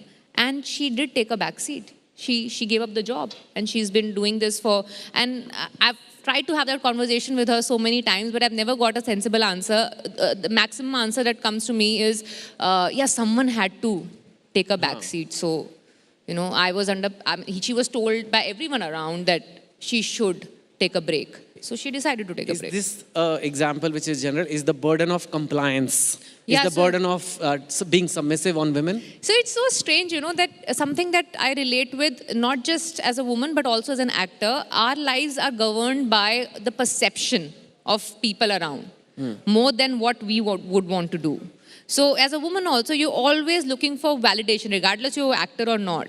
As a woman, you're always thinking of how will people around perceive me as a woman. I'm a good woman or not a good woman. So I'm always trying to get that validation from the outside than thinking of what I really want to do. Same thing as an actor would do, right? Regardless of gender. So that's one thing where we are very badly stuck as a female. You plan to settle down, get married, have kids? Yeah, hopefully, Lots yes. of kids. And right now you're doing very well. Okay, we'll ask that. Yeah. Settling down. You're so used to these terminologies. It's a good thing. I will tell you, let's talk about settling down after this for sure. Okay. But I'm running around. He wants me to stop running around. No. And settle down. You're very busy. Yeah. I know that for a fact. I had to get you for a Zoom call once and it took a month to plan it. You're very busy, which is great, right? You're doing great work. Have you thought about how it's going to all come out, or you'll just let things fall into place? The whole marriage, kids, work. I genuinely don't have a plan for it. Though I want to get married. I want to have kids, however it would happen. But I have no solid planning done for it, because life is what happens when you're busy making plans. Whatever plans I made 2 years back, COVID came and spoiled it all. So I've stopped making long-term plans now. But yes, eventually I would want to go in that direction as well. So will that mean lesser work, or you'll be more selective about your work, or that's independent of my work, because my work selectiveness or non-selectiveness comes from which stage I am in my career.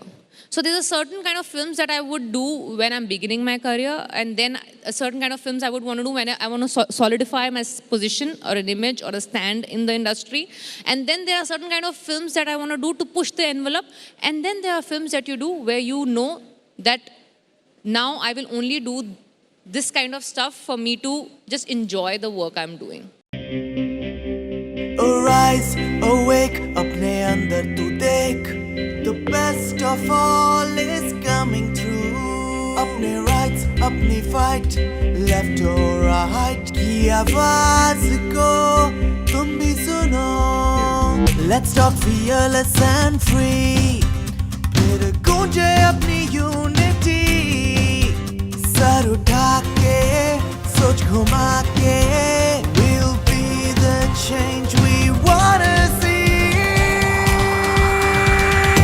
Ideas of India. Yeah, ideas of India. Ideas of India. Yeah, ideas of India. Abhishek, what is your sense of this new consumer, and you know, how do you see this new consumers, and what do you think is changing when you look at it from the vantage point of your business? Thank you, sir. So for us, we see the new consumer being much more conscious about the quality of products that they're consuming.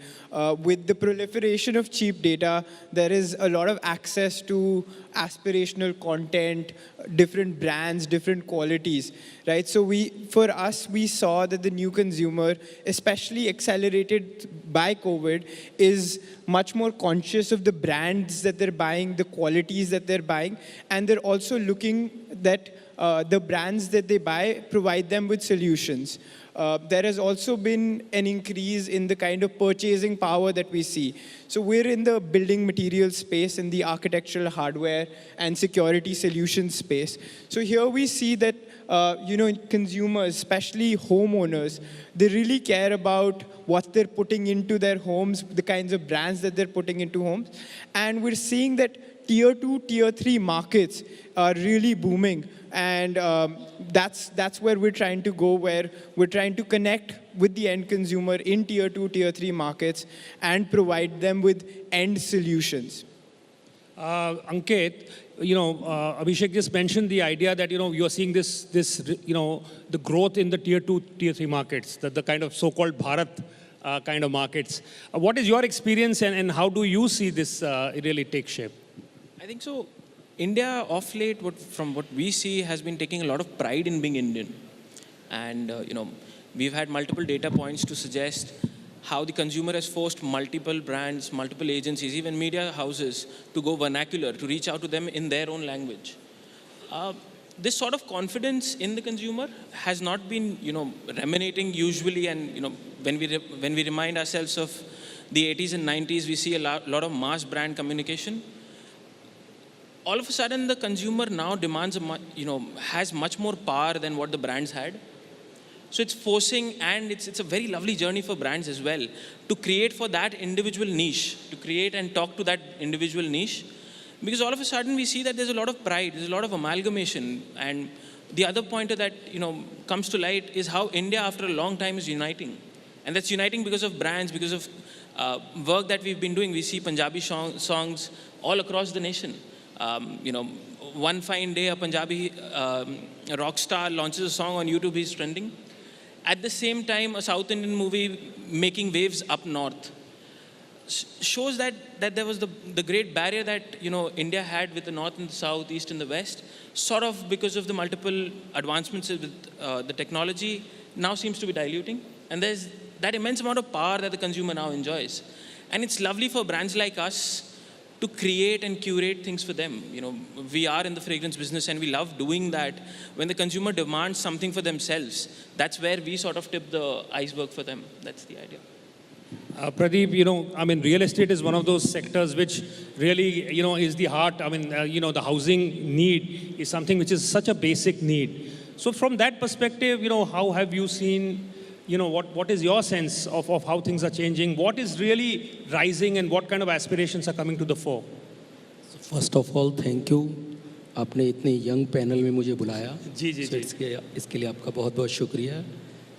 Of course, जो last ये जो decade अगले last अगर 7-8 साल की अगर हम बात करें जी, सो मुझे लगता है इंडिया के अंदर एक एनर्जी जनरेट हुई है. आप इसे किसी पॉलिटिकल एंगल से ना देखें, मुझे लगता है कि एक डिफरेंट इंडिया, न्यू इंडिया दिखाई दे रहा है. मैं रियल एस्टेट को बिलोंग करता हूँ, तो मैंने देखा है कि पिछले 6-7 साल में जो रियल एस्टेट सेक्टर सबसे ज़्यादा कहीं ना कहीं किसी ना किसी एंगल से आप उसे कह सकते हैं कि बदनाम था, कि ये प्रॉब्लम है, बहुत सारे होम बायर्स को घर नहीं मिले. लेकिन जब से जो गवर्नमेंट है उसका माइंडसेट क्लियर रहा कि जो चीज़ें डिस्कस हो रही हैं वो मिलनी चाहिए कंज्यूमर को, तो उसने ऐसी पॉलिसी ड्राइव की. आप ये देखिए 2015 में मोदी जी ने अनाउंस किया housing for all bye 2022.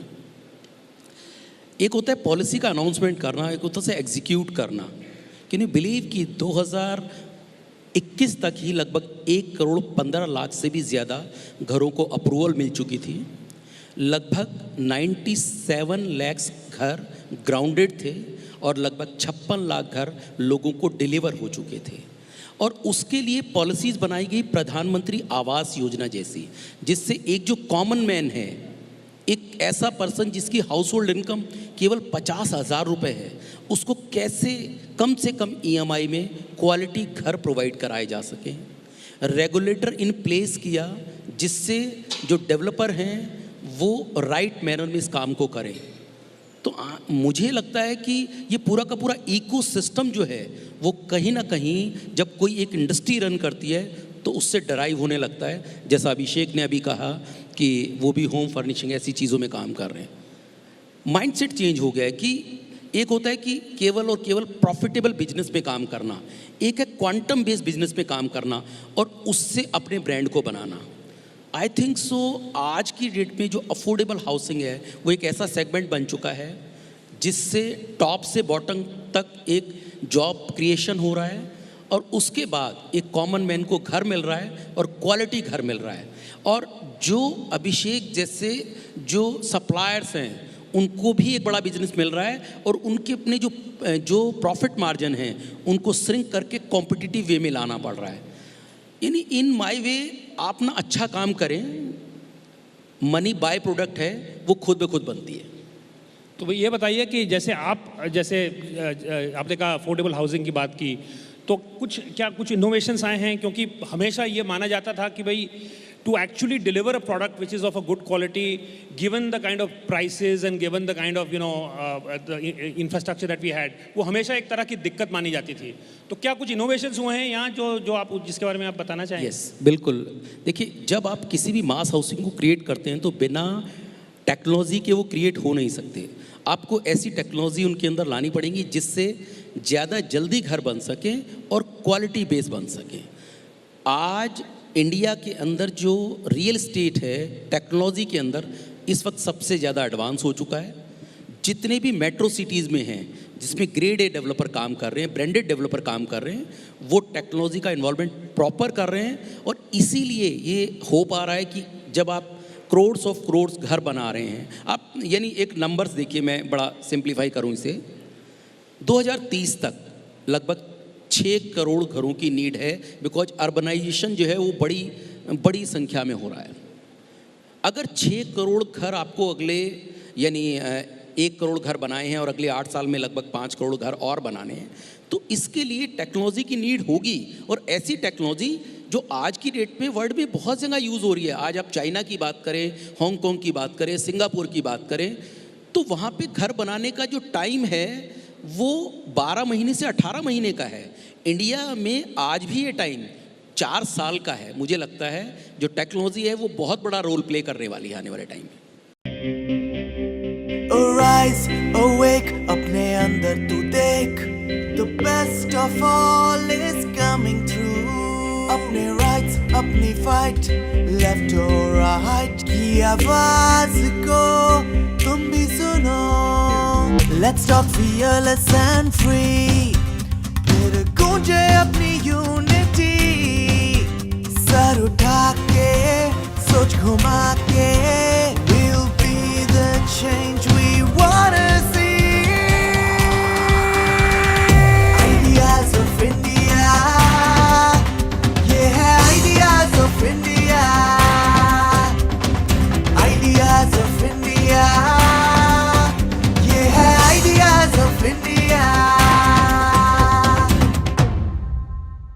Anand ji, ये जो आज का एजुकेशन सिस्टम है, अभी जो इंडिया का है, आपको उसमें क्या अच्छा दिखता है, बुरा दिखता है, क्या उसमें आपको लगता है प्रॉब्लम है? इंडिया का एजुकेशन सिस्टम है, अभी इसमें बहुत सारे प्रयोग होने बाकी है।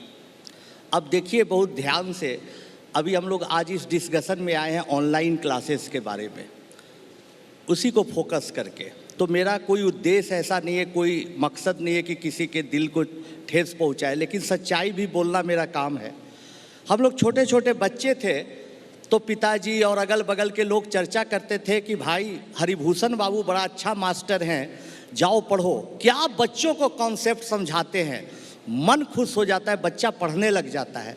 फिर थोड़ी थोड़ी उम्र बीती तो लोगों का धारणा बदल गई लोगों की, और लोग बोलने लगे कि अरे उनके यहाँ उस कोचिंग में तो बहुत अच्छा रिजल्ट है, लोग अच्छे रैंक ला रहे हैं, जाओ वहाँ पढ़ो, बहुत अच्छी बात होगी। टीचर की पढ़ाने की कलाकारी ख़त्म हो गई। अब तो और स्थिति बदल गई है। अब बोलते हैं अरे वो तो कंपनी बहुत बड़ी हो गई है, उनके पास हजारों करोड़ का इन्वेस्टमेंट है, बहुत ऐड है। तो धीरे धीरे जो एजुकेशन का प्राइवेट तौर पर लोग चला रहे हैं उसका स्वरूप बदल रहा है। इसमें बेचारा टीचर जो दिल से पढ़ाना चाह रहा है, वो जगह पाने के लिए जो उसमें छटपटाहट है उसको बताना मुश्किल हो रहा है। अब मुझे समझ आ रहा है कि ऋतिक रोशन ने आपके ऊपर पिक्चर कैसे करी। जो सुपर 30 पिक्चर जो ऋतिक रोशन है, आप जैसा बोलते हो मुझे समझ आ रहा है उसने कैसे करी।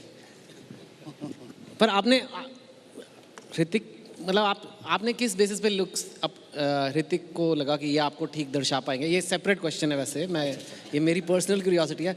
लुक्स वगैरह मैचिंग है आपके इसलिए?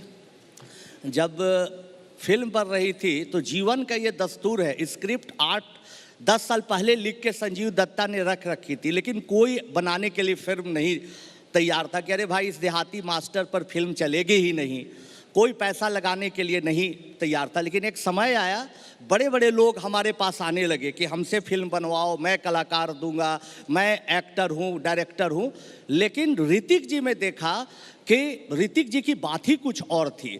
जब हम कहीं पर जाते थे सेमिनार में, अपने क्लास के बच्चों से पूछते थे कि फलना फलना मेरे पास ऑप्शन है, किससे फिल्म बनवानी चाहिए, तो लोग ऋतिक जी का नाम ही नहीं लेते थे। बोलते थे अरे वो तो इंग्लिश मैन है, तुम देहाती मास्टर, हिंदी भाषी मास्टर कहाँ से कर पाएगा। लेकिन जब ऋतिक जी से बात हुई तो उन्होंने कहा ये फिल्म बहुत कठिन है, 6 से 8 महीना तो मुझे लगेगा आपके जैसा बोलने में, आपके जैसा वेशभूषा में। तो कि भाई ये मेहनती आदमी है और मेहनत जो करता है जीत उसी की होती है, इसलिए रिस्क लो, ऋतिक जी को ही फिल्म बनवा लो। चलिए, वो तो बहुत बढ़िया चॉइस थी और फिल्म भी बहुत बढ़िया बनी थी। Sumit, your biopic is yet to be done. I'm putting first rights right now on it. Lead is a company which, for people who may not know, you may want to tell them a little bit about it. But all I can say is it's a company that works directly with schools to improve schools' education. And it is a unicorn now, which is more than $1 billion valuation. Is that correct? अब कितना हो गया? 2 है, 4 है, 10 है? देखिए वो measure ना education में मैं I believe that Saraswati comes before Lakshmi. वाह, क्या बात है. I think the measure I am really proud of is that we are serving 2 million students, and schools isliye because a child spends 6 to 8 hours in schools.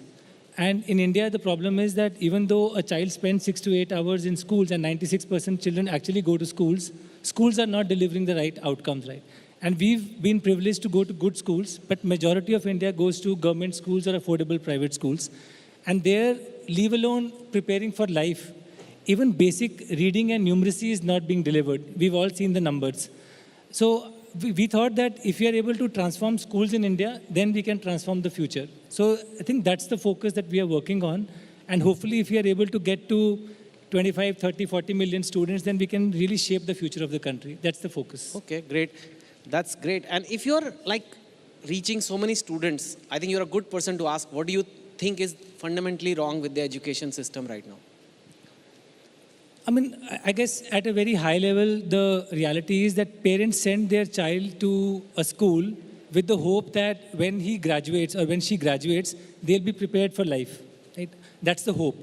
But the reality is that when a child graduates from school, they don't even have basic reading and numeracy skills to actually go to a good college. And even the good schools only prepare students for exams. I mean, there was a survey of ICSE toppers done for the last 20 years.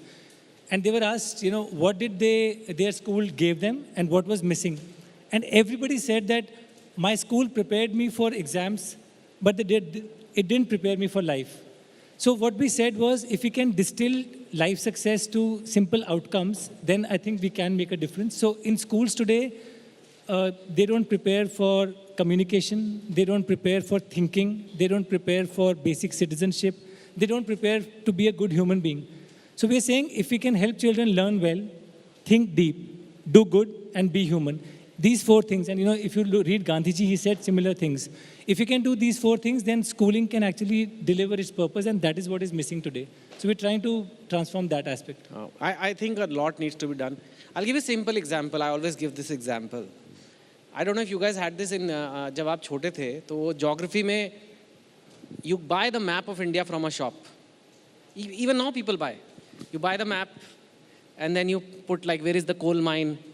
वो धनबाद पे एक triangle बनाओ, नदियाँ बनाओ, गंगा की, अभी भी होता है ना?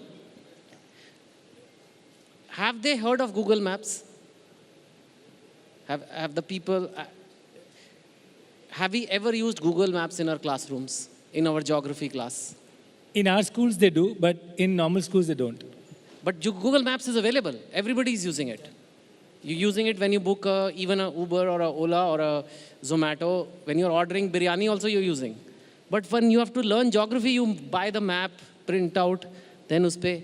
So these are things that really like bother me because this is not a big investment. ऐसा नहीं कह रहा कि कुछ बहुत high tech करना चाहिए.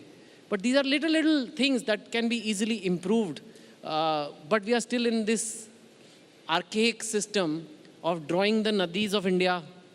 Whereas literally now you have satellite views, you have this. I'll give you an example. In grade 3, we ask a child that when you are at home, take your father's phone and feed in your school's address and find the path to your school. That's their first introduction to a map. Because for a child, it has to start from where they are and then go to home, to school, to city, to nation and earth, right? So that is and you know, the tragedy is then most people study about math from a textbook, and it's a travesty when they can actually study it from what is relevant to their real life. So I completely agree with you, and that's the kind of transformation we have to do in our curriculum, in our pedagogy, in our schools. Okay, but clearly all that is not happening because we have people like Falgun and we have people like Upgrad. Upgrad comes in once people finish school, once they finish college, and then they realize उन्हें कुछ नहीं आता है. Correct. Basically. Yeah. तो सब लगे हुए हैं और finally पहुंचते हैं यार मतलब ऐसा I'm being extreme and joking of course, but they mean कि आता तो काफी कुछ है, लेकिन इससे नौकरी नहीं मिलेगी. मुझे पता है इंडिया की नदियां कहाँ पे हैं, लेकिन कोई जॉब नहीं है जो पूछ रहा है गोदावरी कहाँ है और नर्मदा कहाँ है. Yeah. I mean, they are asking in UPSC also, but I don't know why they ask. Because now you can just go to Google Maps and say, I want to go to Gomti. I mean, why do you need IAS officer to know that? Anyway, let's not get started. I told you, if I start, I'll not stop. So then they come to Upgrad. Upgrad is a company which upskills. You can learn coding, you learn anything, things that are very relevant. This is the place where you actually gain skills. Why don't you talk for a minute about Upgrad and why does Upgrad exist? So why does Upgrad exist? Before Upgrad, I was a consultant in education. So I used to give advice to education companies and investors कि उनको क्या करना चाहिए education में. And I personally visited about 150 to 200 colleges, higher education colleges in India, and about 200 internationally, right? And we created as consultants this slide, which basically said that education is based on 3 pillars. The first is access, the second is affordability, and the third is quality. First, people need to have access. Second, once they get there, they should be able to afford that. And then once they afford it, they should get high quality outcomes. Globally, not just in India, you said you're frustrated with the Indian education system. I think we were frustrated with the global education system everywhere, that there is a lot of progress that can be made on all of these 3 fronts. And if you think about it, online and digital is extremely powerful because it can solve for all of those 3 problems at scale. So that's the idea for Upgrad when we said that, look, there are 2 key problems. The first is that we need to solve this problem at scale of access, affordability, and quality. And when you talk about those 3, to convert that to the language you just spoke, it's about people having the relevant skills when they come out and are looking for a job opportunity. And second, what is relevant also changes very fast, especially in the current day and age. Not all of us, I don't know how many of us have the luxury to say, I'm putting my job on hold, my life on hold, and I'm going to do a 2-year degree or a 3-year degree, right? We don't have that luxury anymore. We need to be able to continuously learn throughout our life. And that's something that we wanted to enable with Upgrad, where we said, let's create something where people have access to high quality stuff. We can deliver that at scale and change the system, one, to inculcate the right and relevant skills, but also give opportunity to people to continuously upskill so that they can keep that relevance going and contribute to the economy overall. Okay. Anand ji, एक बात बताइए, आपको लगता है कि भारत के लोगों को जो मध्यम वर्ग है, उन्हें पैसे खर्चना अच्छा लगता है? ज़्यादा नहीं ना. सड़क पे लोग भिंडी भी 2-2 रुपए बचाते हैं. लेकिन मेरी एक थ्योरी है, 3 चीज़ों के लिए आप देसी लोग, मतलब इंडियन लोगों की जेब से पैसे निकाल सकते हो. 3 चीज़ों के लिए वो सवाल नहीं पूछेंगे. एक है भगवान से रिलेटेड, मंदिर, पूजा, ये वो, हवन, दूसरा है शादी. लाखों रुपए के लहंगे हो सकते हैं, पर 4 रुपए ज़्यादा भिंडी के नहीं दे सकते. ये इंडियन साइकोलॉजी है. और तीसरा आता है एजुकेशन. बच्चों की पढ़ाई के लिए कुछ भी मांगा जा सकता है. और एक बार ये हो जाए कि ये बच्चे को कराना है, तो माँ बाप कुछ भी करेंगे, लोन लेंगे, अपनी किडनी बेचेंगे, लेकिन बच्चे को वो टैबलेट ज़रूर लेके देंगे जिसमें वो बायोलॉजी सीखेगा और पता करेगा कि मेरे पापा की अब एक किडनी नहीं रही. ठीक है. तो ये कहीं ना कहीं एक, और ऊपर से आप देख ही, मैं किसी भी कंपनी का नाम नहीं लूँगा, and because it is not about one company, it is about a sectoral thing. एक प्रेशर बन रहा है माँ बाप से कि करो. आपने बच्चे को ऑनलाइन एजुकेशन में कराया कि नहीं कराया? बढ़िया वाला कराया कि नहीं कराया? प्रीमियम पैकेज कराया कि नहीं कराया? है ना. और उस चक्कर में ना सिर्फ लोगों के पैसे का प्रेशर है, बच्चे पे भी प्रेशर पड़ रहा है. एक टाइम होता था, स्कूल गया, आ गया, शाम को क्या करना है, खेलो जाके पार्क में. खेलना क्या होता है? खेलना क्या होता है? आजकल किसी को पता भी है खेलना क्या होता है पार्क में? चुपचाप बैठ जाओ, ऑनलाइन अपनी टैबलेट खोल अभी, क्योंकि स्कूल में तो कुछ पढ़ाया नहीं तेरे को, अब यहाँ पे ये पढ़. तो ये सब भी तो हो रहा है. ये भी एक हमारा एजुकेशन सिस्टम है. तो एक तरह से ऑनलाइन एजुकेशन आया, बहुत बढ़िया चीज़ें हो गई, नई नई कंपनियाँ बढ़ रही हैं, नया भारत आ गया, पर ये भी हो रहा है. बहुत बहुत धन्यवाद. आपने बहुत अच्छा सवाल पूछा है कि नया भारत की बात है, तो माता पिता आजकल सच में दबाव में हैं. मैं तो उन लोगों के बीच में रहता हूँ जिनके माता पिता के पास बहुत कम आमदनी है, बहुत बेचारे कष्ट में हैं. और एक कष्ट का क्योंकि कष्ट जो होता है, जो बच्चों पर वो भी प्रेशर बनाते हैं कुछ पैसे खर्च करके कि भाई ये ऑनलाइन क्लास करो या ये इस जगह पर रजिस्टर्ड कराओ. उनके लिए क्या होता है, इसको समझने की ज़रूरत है. समाज के वातावरण में जो चीज़ें आती हैं उसके दबाव में लोग आते हैं. तो अखबार में देखा, ऐड में देखा, जहाँ तहाँ देखा, तो उनको लगा कि मेरे बच्चे को भी ये मिलना चाहिए, कहीं हम चूक तो नहीं कर रहे हैं. अभी हाल फिलहाल में मेरा एक दोस्त फ़ोन किया, हमारी उम्र का है, बहुत दुखी था कि एक ऑनलाइन क्लास वालों ने तो मुझे परेशान कर दिया. मैं सोचा कि इसके बच्चे का एडमिशन करा दिया, क्या किया, क्यों परेशान किया भाई। तो बोला कि बार बार फ़ोन करता था कि अरे आप अपने बच्चे का रजिस्ट्रेशन करा लीजिए, आप अपने बच्चे का एक क्लास डेमो ले लीजिए, तरह तरह का फ़ोन आता था। मैं ऊब गया। तो मैं पूछा कि यार पहले मेरी शादी तो कराओ, तब बच्चा पैदा होगा तो मैं रजिस्ट्रेशन कराऊंगा, पहले जानो तो कि मेरे बच्चे हैं भी या नहीं हैं। तो ये दबाव समाज पर पड़ रहा है। लेकिन अब ये सरकार की भी जिम्मेवारी बनती है कि जैसे सरकार कितने गर्व के साथ बोलती है, हर स्टेट गवर्नमेंट, कि हमारे बच्चे स्कूल में इनरोल हो रहे हैं, साइकिल लेके बच्चियां जा रही है, तरह तरह के लोग ड्रेस बांट रहे हैं, अच्छी बात है। तो जो फिजिकल क्लास में इनरोलमेंट की बात होती है उसको लेके सरकार उपलब्धि जताती है। तो अब सरकार की जिम्मेवारी होती है कि जैसे घर बनाने के लिए उसके पास योजना है, जो निर्धन परिवार के लोग हैं उनके लिए, नवोदय विद्यालय के लिए फंड है, तो टैबलेट बांटने के लिए हर जगह पर पहुँचे ऑनलाइन क्लास, इसके लिए भी सरकार को कुछ ना कुछ सोचना चाहिए। और ये नहीं कि ऑनलाइन केवल खाना पूर्ति हो, क्वालिटी एजुकेशन। और क्वालिटी एजुकेशन मेरे कहने का मतलब है कि आप कितना अच्छा पढ़ा रहे हैं ये कोई महत्वपूर्ण नहीं है, बच्चा कितना समझ रहा है, कितना उसका फायदा उठा रहा है, इस पर सरकार को ध्यान देना चाहिए।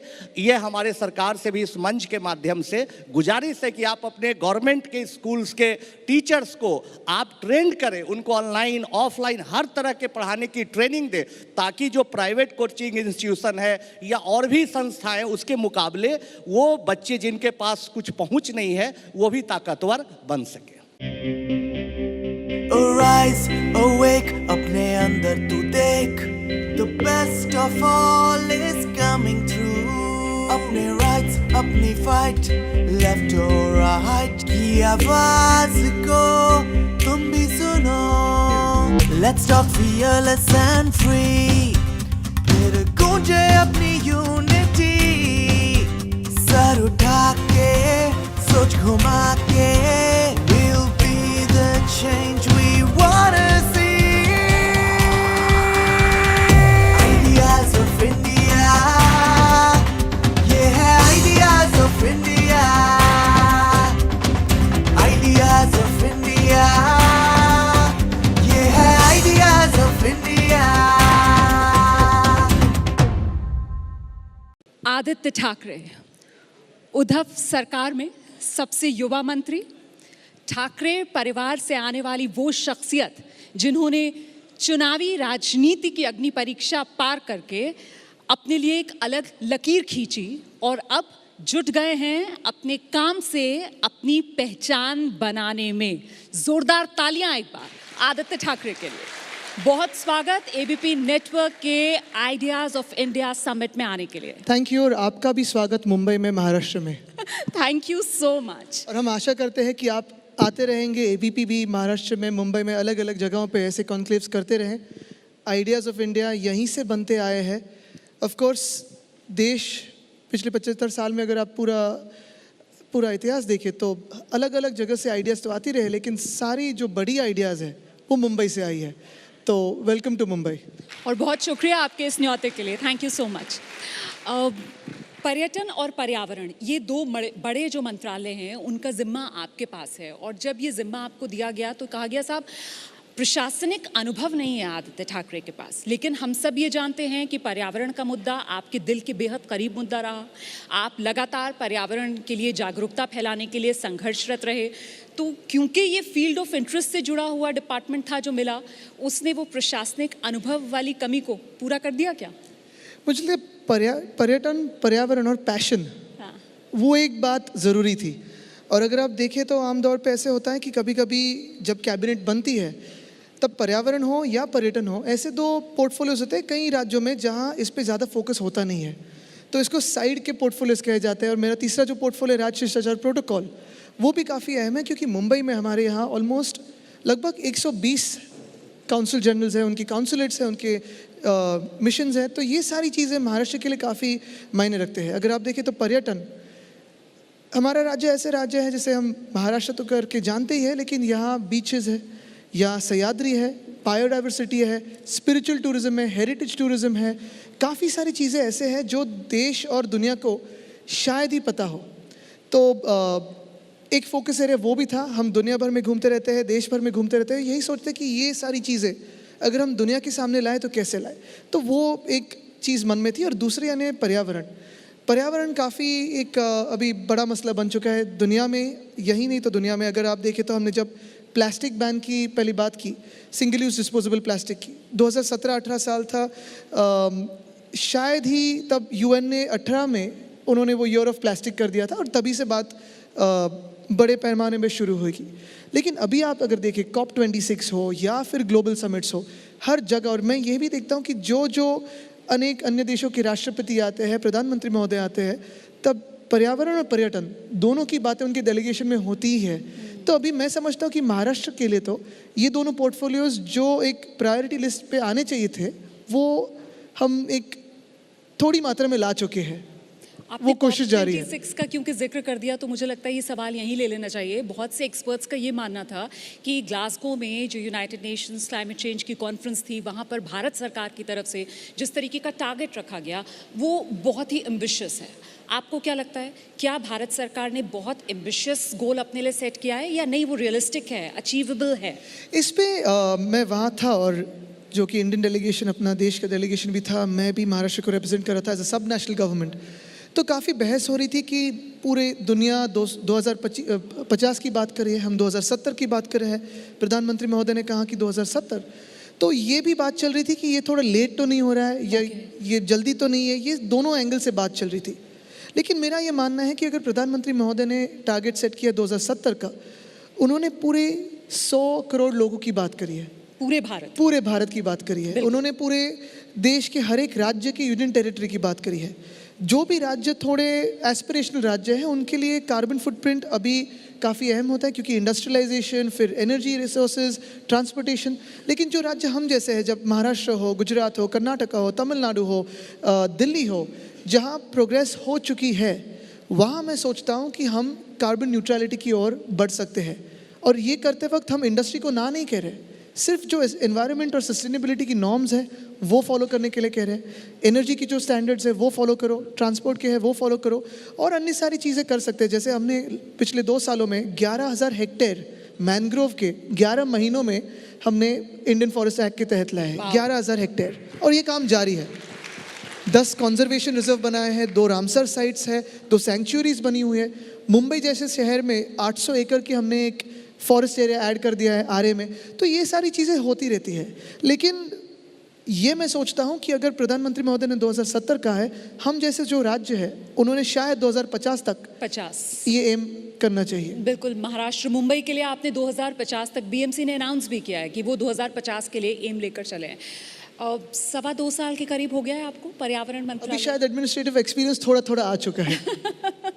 मैं बस ये जानना चाह रही थी आपसे कि ये जो 2.25 साल हैं, इसमें वो जो एक डिबेट चलती है ना, डेवलपमेंट वर्सेस एनवायरनमेंट वाली, और उसके जो समाधान के तौर पर सस्टेनेबल डेवलपमेंट की बात की जाती है, तो आपका अनुभव क्या कहता है? वही संभव है, वही रास्ता है? मुझे लगता है कि दोनों साथ में ही जाते हैं आगे, क्योंकि हम डेवलपमेंट किसी लिए करते हैं? हम सभी लोगों के लिए करते हैं, ह्यूमन लाइफ के लिए करते हैं। सस्टेनेबिलिटी की बात किसके लिए करते हैं? हमारे लिए करते हैं। अगर हम ना हो तो कौन सी डेवलपमेंट और क्या बात करेंगे? यही बात अगर आप सस्टेनेबल डेवलपमेंट की करें तो मुझे लगता है हमारा देश, हमारी दुनिया आगे जा सकती है। क्योंकि ऐसा नहीं है कि हम कोई किसी पे फेवर करे, दुनिया पे फेवर करे, हमारी प्रकृति पे फेवर करे, कि चलो पर्यावरण पे फेवर करे, कि हम अभी हमारी पृथ्वी को बचाने आए हैं। हमारे कई साल पहले, हज़ारों साल पहले डायनासोर्स हमारे यहाँ रहा करते थे, और उनको भी लगता था कि हमसे बड़ा कोई नहीं, हमसे भी ताकतवर कोई नहीं, हम जो कहे वही राज होगा, हम जो कहे वैसे ही होगा। और फिर 1 मिनट में सब नष्ट हो गया, लेकिन पृथ्वी तो चलती रही, और फिर हम आ गए। वैसे ही शायद हम भी मिट जाए कभी, लेकिन ये दुनिया तो चलती रहेगी, वसुंधरा चलती रहेगी। इसलिए मैं सोचता हूँ कि सस्टेनेबल डेवलपमेंट हो तो आगे बढ़ सकते हैं। अभी डेवलपमेंट और सस्टेनेबल डेवलपमेंट में फ़र्क क्या है?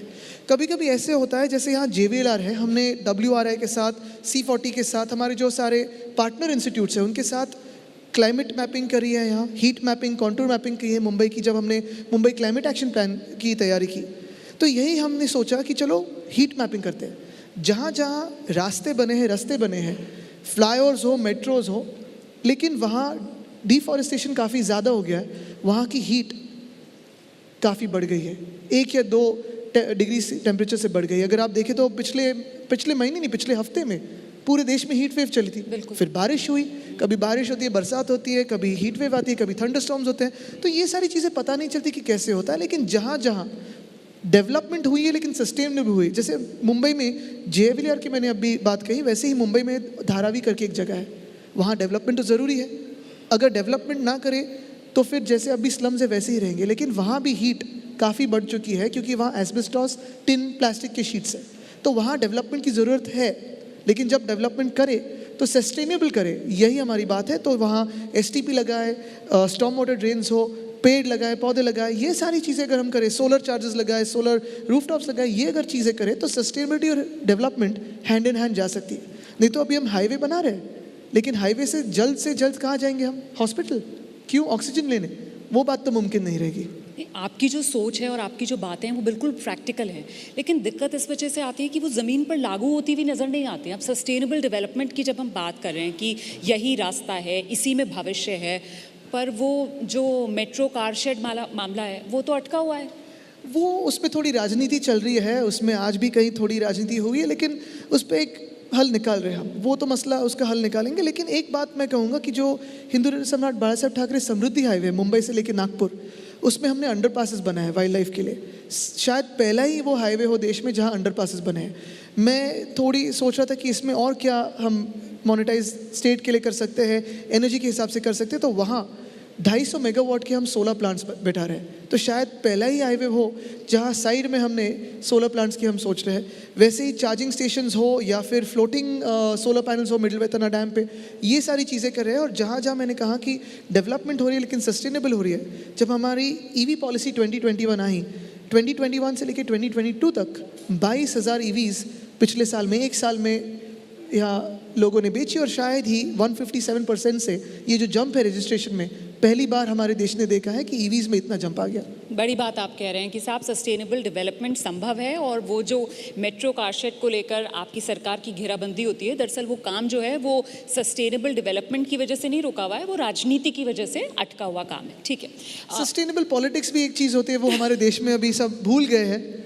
तो उम्मीद करते हैं कि वो एक भावना जाग जाएगी लोगों में। कौन भूल रहा है? थोड़ा सा और उस पर विस्तार देना चाहिए। नहीं, मैं अपनी राजनीति सस्टेनेबल रखूंगा, क्रिटिसिज्म की राजनीति में नहीं भरोसा रखता हूँ। अच्छा चलिए ठीक है, थोड़ा सा टूरिज्म मंत्रालय पर भी बात कर लेते हैं, क्योंकि ये एक ऐसा मंत्रालय है जिसमें रोजगार को लेकर भी अपार संभावनाएं हैं। और आप खुद ही बता रहे थे किस तरीके के इनोवेशंस आप लाना चाह रहे थे इस डिपार्टमेंट के अंदर। तो रोजगार के कुछ टारगेट्स भी आपने सेट किए, उन्हें भी अचीव कर पाया? बिल्कुल। देखिए, ये जब हम बात करते हैं पर्यावरण या पर्यटन की, और जब हम बात करते हैं आइडियाज़ ऑफ इंडिया की, और then the idea of India, because काफ़ी सारे आइडियाज़ हैं जो इंडिया को बनाते हैं, हमारे भारत को बनाते हैं। लेकिन सबसे अहम चीज़ हमारे देश में अगर आप देखें तो हर एक युवा से पूछे तो रोज़गार की बात पहले आती है। जो हम पढ़ाई कर रहे हैं, जो हमारी एजुकेशन सिस्टम है, उसमें तो रिफॉर्म्स लाने ज़रूरी है, लेकिन जो अभी की एजुकेशन सिस्टम है और शायद थोड़े फार जो चेंजेस आए हैं उसमें फिर आगे जाते वक्त कोविड के बाद अगर 2 स्पंज सेक्टर्स हैं जो हमारे यहाँ एम्प्लॉयमेंट बढ़ा सकते हैं, वो है पर्यावरण और पर्यटन। पर्यावरण की अगर बात करें तो मैं यही सोचता हूँ कि ये जो मैं बात कर रहा हूँ कि ग्रीन एनर्जी हो, सोलर हो, हाइड्रोजन हो, बायोफ्यूल्स हो, EVs हो, सस्टेनेबिलिटी हो, ये एक एनवायरनमेंट के हिसाब से तो बात रखी हुई है। लेकिन दूसरी बात अगर आप दुनिया भर में देखें तो काफ़ी सारे ऐसे इंडस्ट्रीज़ आ रहे हैं, उभर रहे हैं, जो एनवायरनमेंट से लेके आगे बढ़ रहे हैं। और हम ये रेवोल्यूशन हमने मिस करना नहीं चाहिए। हमारे देश में ये रेवोल्यूशन आना चाहिए, इंडस्ट्री का हो, ग्रीन इंडस्ट्री का हो, सस्टेनेबिलिटी का हो। वैसे ही अगर दूसरी बात अगर देखें तो पर्यटन की बात आती है। दुनिया भर में काफ़ी सारे ऐसे देश हैं जहाँ हम आते जाते रहते हैं, लेकिन हमारा सिर्फ यही एक उद्देश्य होता है वहाँ जाने का कि जाके बीच पे जाए या फॉरेस्ट में जाए या कोई मंदिर देख के आए या फिर कोई फोर्ट देख के आए। तो जितनी एम्प्लॉयमेंट टूरिज्म जनरेट कर सकती है, पर्यटन जनरेट कर सकता है, मुझे लगता है उतनी एम्प्लॉयमेंट शायद ही कोई दूसरी इंडस्ट्री डेवलप कर सकती है on a year two year basis. जैसे मुंबई में कोविड के पहले direct employment in restaurants was 5 lakh.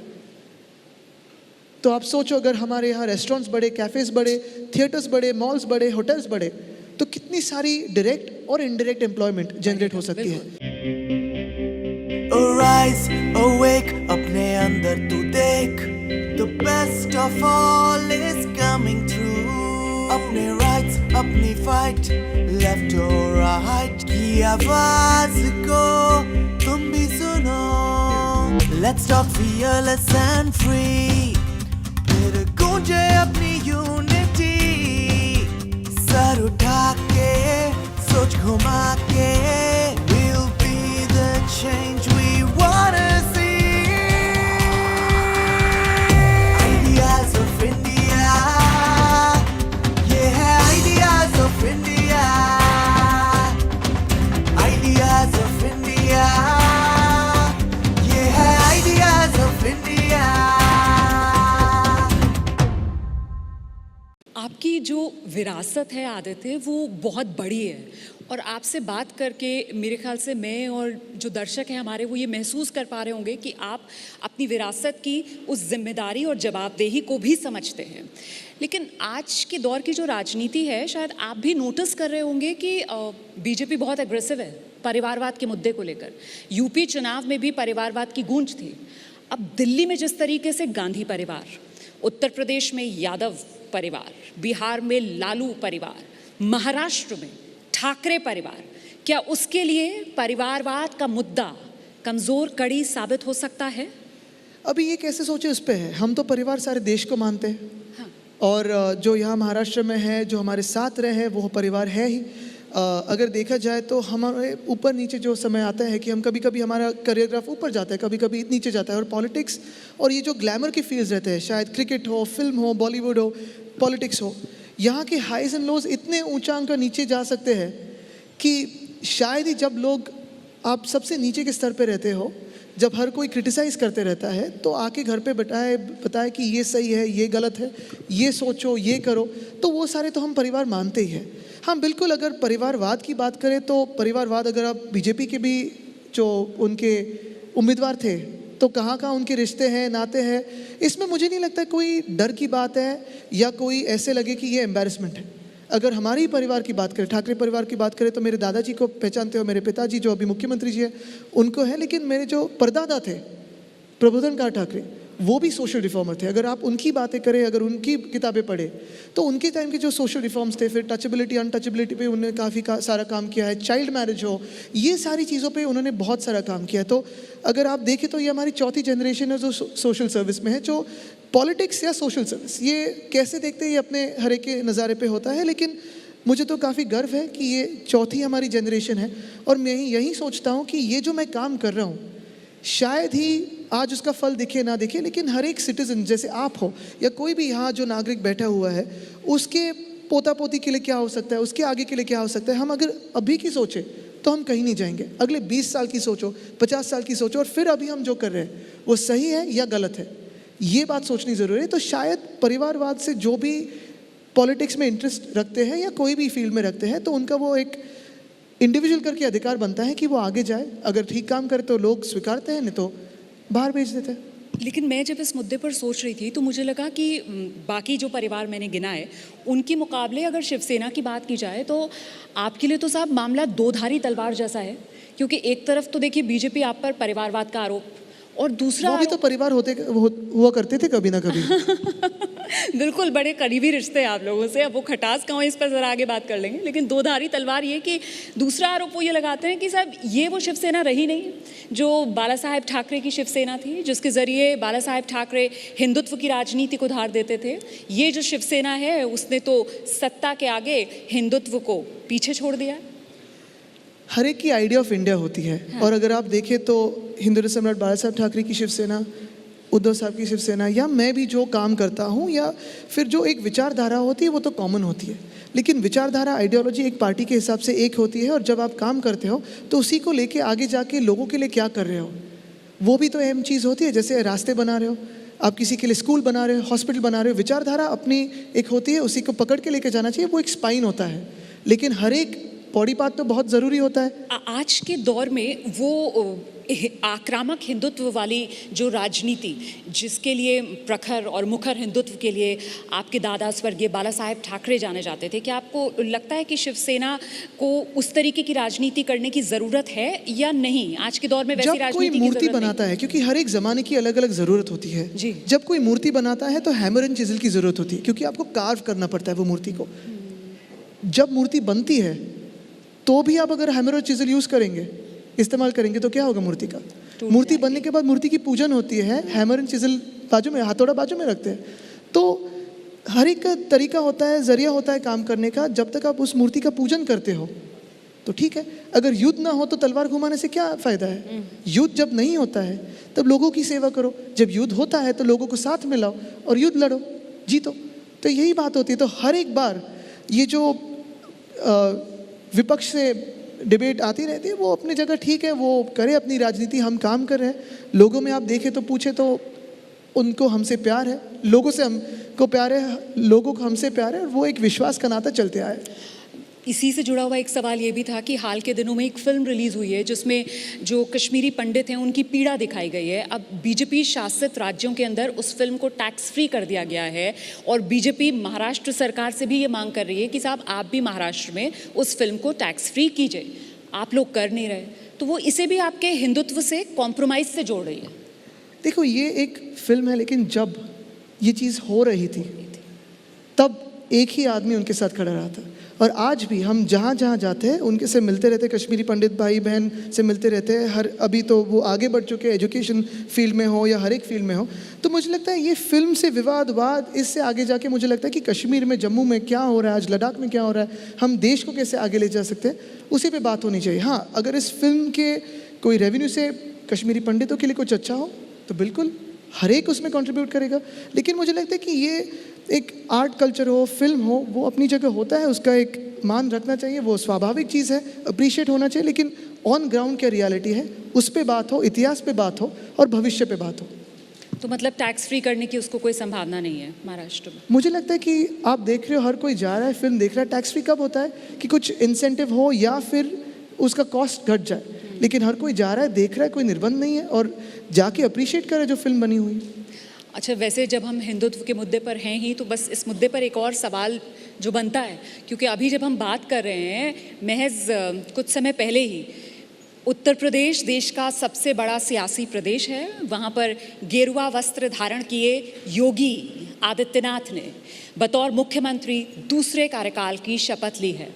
तो क्या आज के भारत की राजनीति में हिंदुत्व के सबसे बड़े प्रतीक योगी आदित्यनाथ हैं?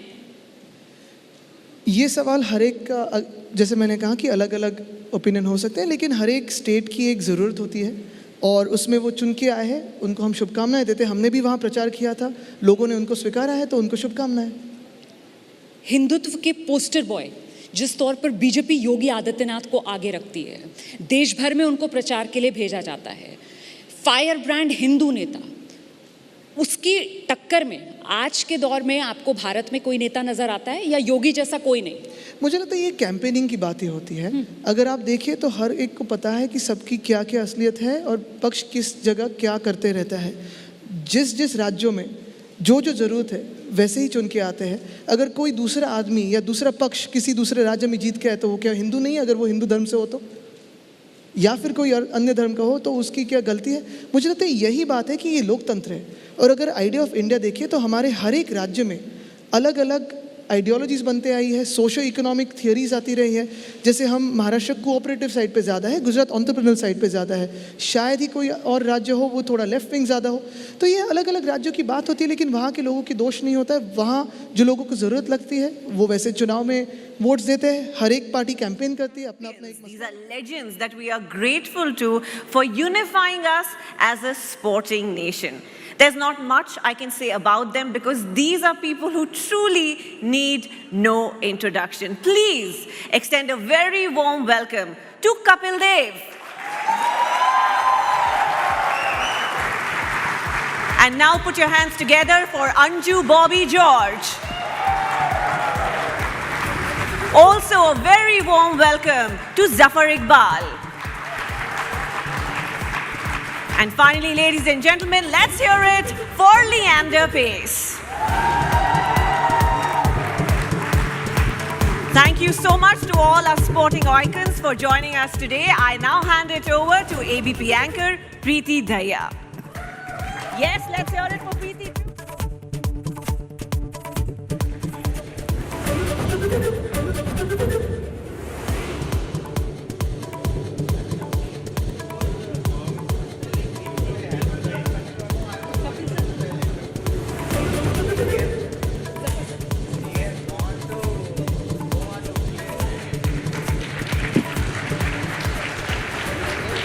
Please, please, please.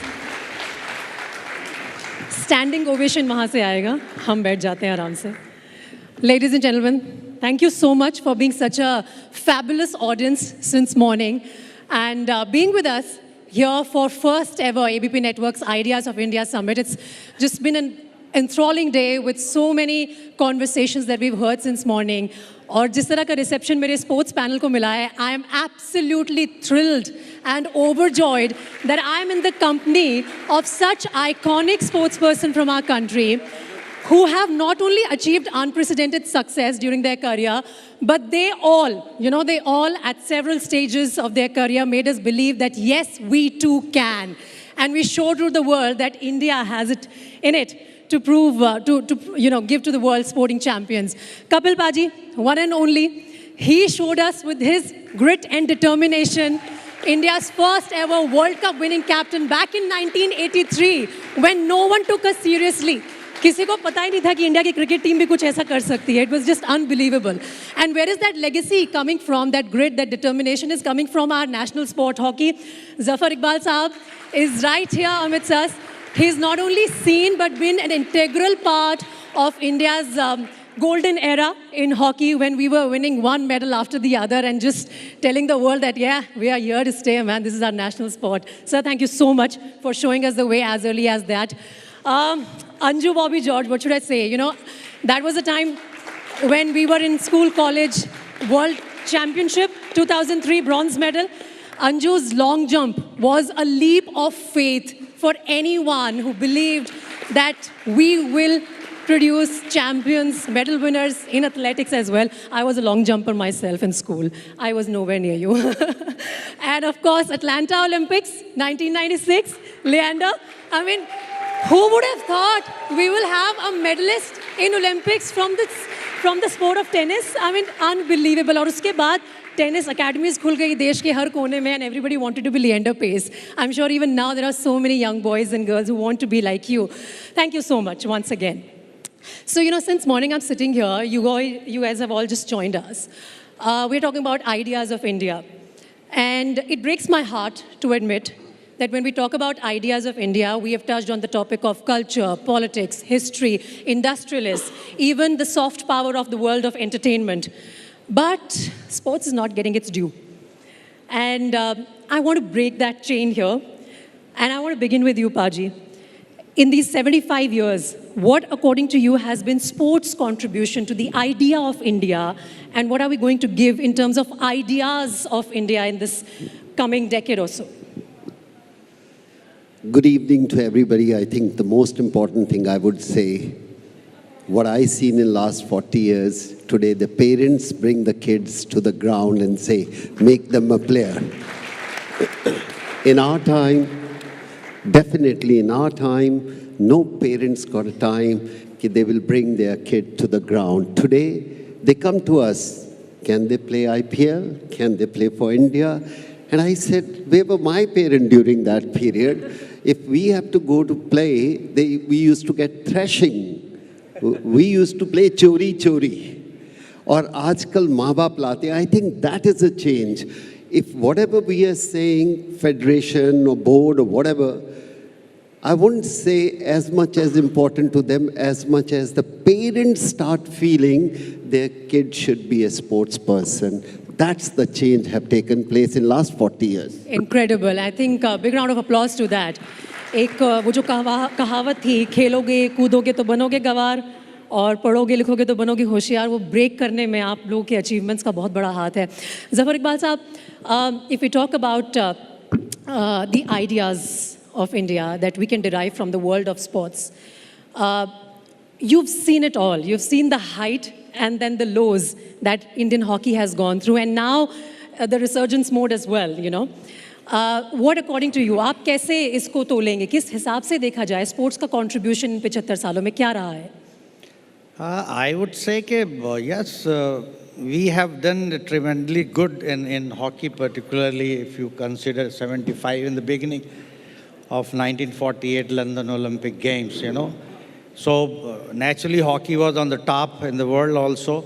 But at the same time, I would also like to tell you that Though we won the 1948 Olympics, 1952 Helsinki Olympics, 1956 Melbourne Olympic Games, 60 we lost in the finals, but we got a silver, and 64 Tokyo Olympic Games.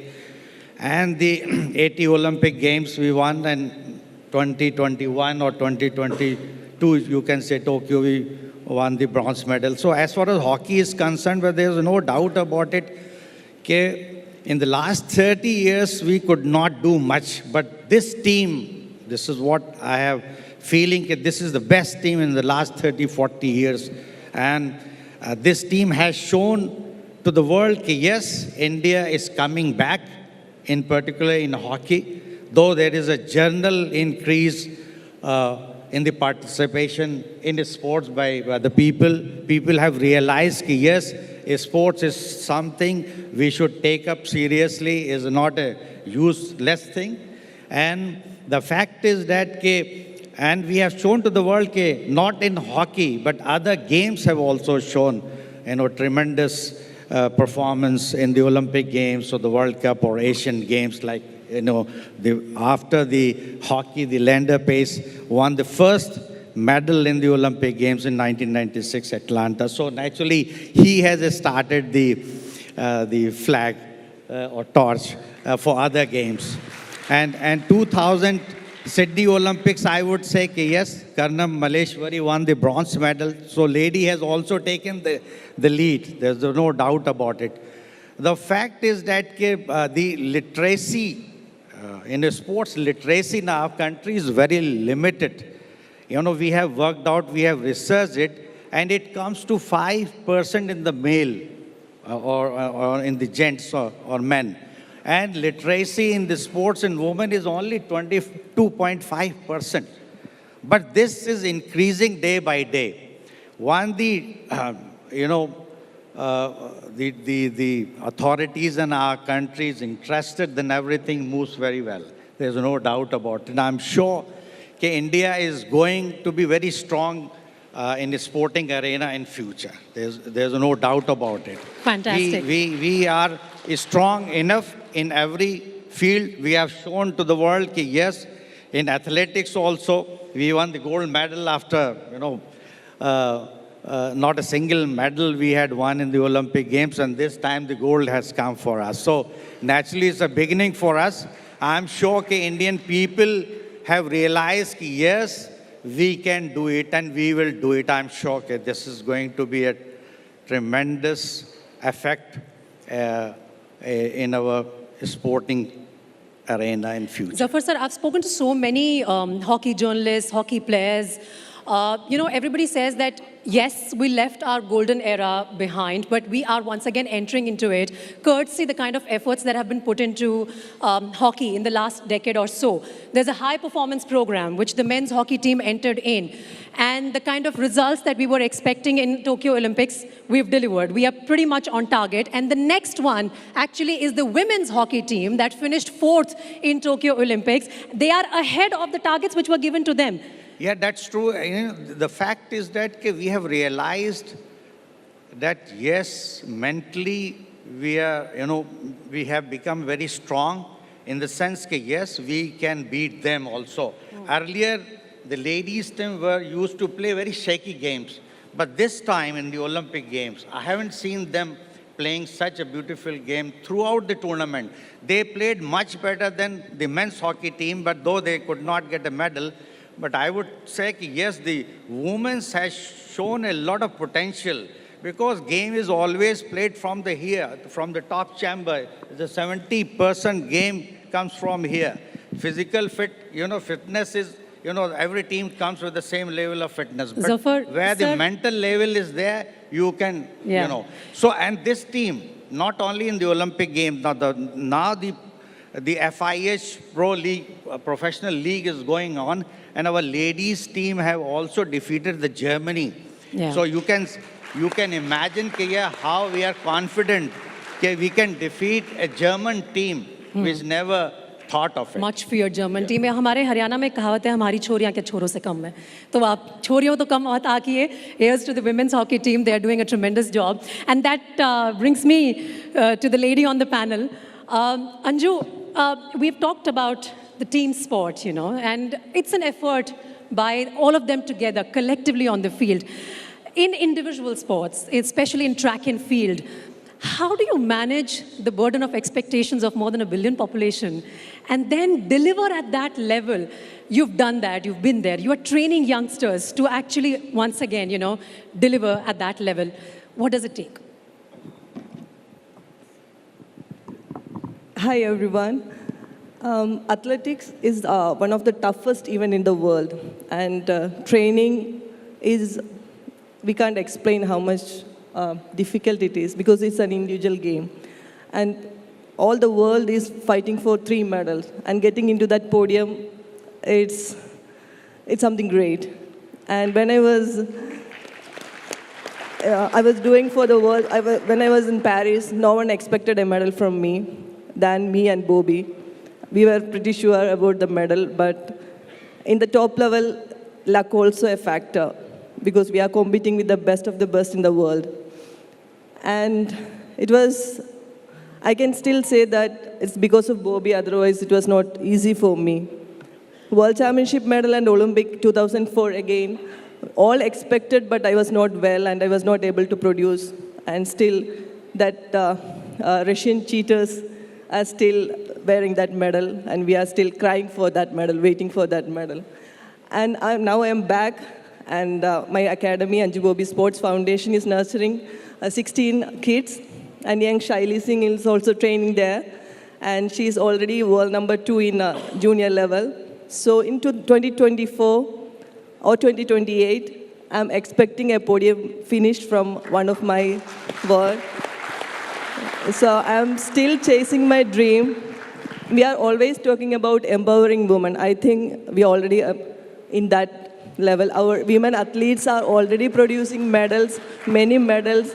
And in athletics or any sport, getting a medal in Olympics is something great. So we are great fighters. Our women athletes are great fighters. And 2024, again, we can expect more medals from our women athletes. Definitely, definitely. And I think you put it so beautifully. The entire world is fighting for 3 medals. Gold, silver, bronze. That's the end of the world. And these athletes, they prepare day in, day out. Who knows it better than Leander? And he's got that medal for us. Leander, what is it about sport that can contribute to the idea of India? What is it about sport that will help us bring that in mainstream? I mean, it's coming into the discussion, of course. We have many such discussions. But now, what's the way forward? You've all proved it to us that we can do it. What's next? Good evening, everyone. First of all, I think that sport is a great contributor to make India a healthier community. I feel that, as Anju said, there are only 3 medals in an Olympics. In a World Cup, as Kapil Paji has already won, there are only 11 players on the field. But when you talk of a country of 1.3 billion people, every single one of us has to do PT in school. And through that PT in school, over the last 20 years, you've seen the knowledge of sports fitness, the knowledge of sports mental fitness, the knowledge of diet, the knowledge of how we carry ourselves. India has become a healthier community over the last 20 years. In the late 1990s, we were number 1 in the world in diabetes. We were number 1 in the world in obesity. Both those two have changed because of the efforts and the inspiration that the 2 men on our stage here, Kapil Paji winning the World Cup, Zafar Uncle winning the gold medal in the Olympics, their generation have inspired all of us to take up sport as a serious career option. But Leander, you had inspiration at home only. Leander's father was in the hockey team in 1972 Munich Olympics, and that team won the bronze medal. You had inspiration at home only. Many would argue that sports to aapke genes mein hai. You come from that legacy. But there are 2 sides to it. The burden of legacy and the advantage of legacy. How would you elaborate on that? As we were discussing inside, Kapil Paji put it well, that there are few of us kids who have taken to sport after our parents have been champions. The pressure that I felt at home as a young boy to be successful in a sport, I'm not sure how it would have been if I took up hockey or basketball. I feel that the other thing that sports contributes to India is the true essence of democracy.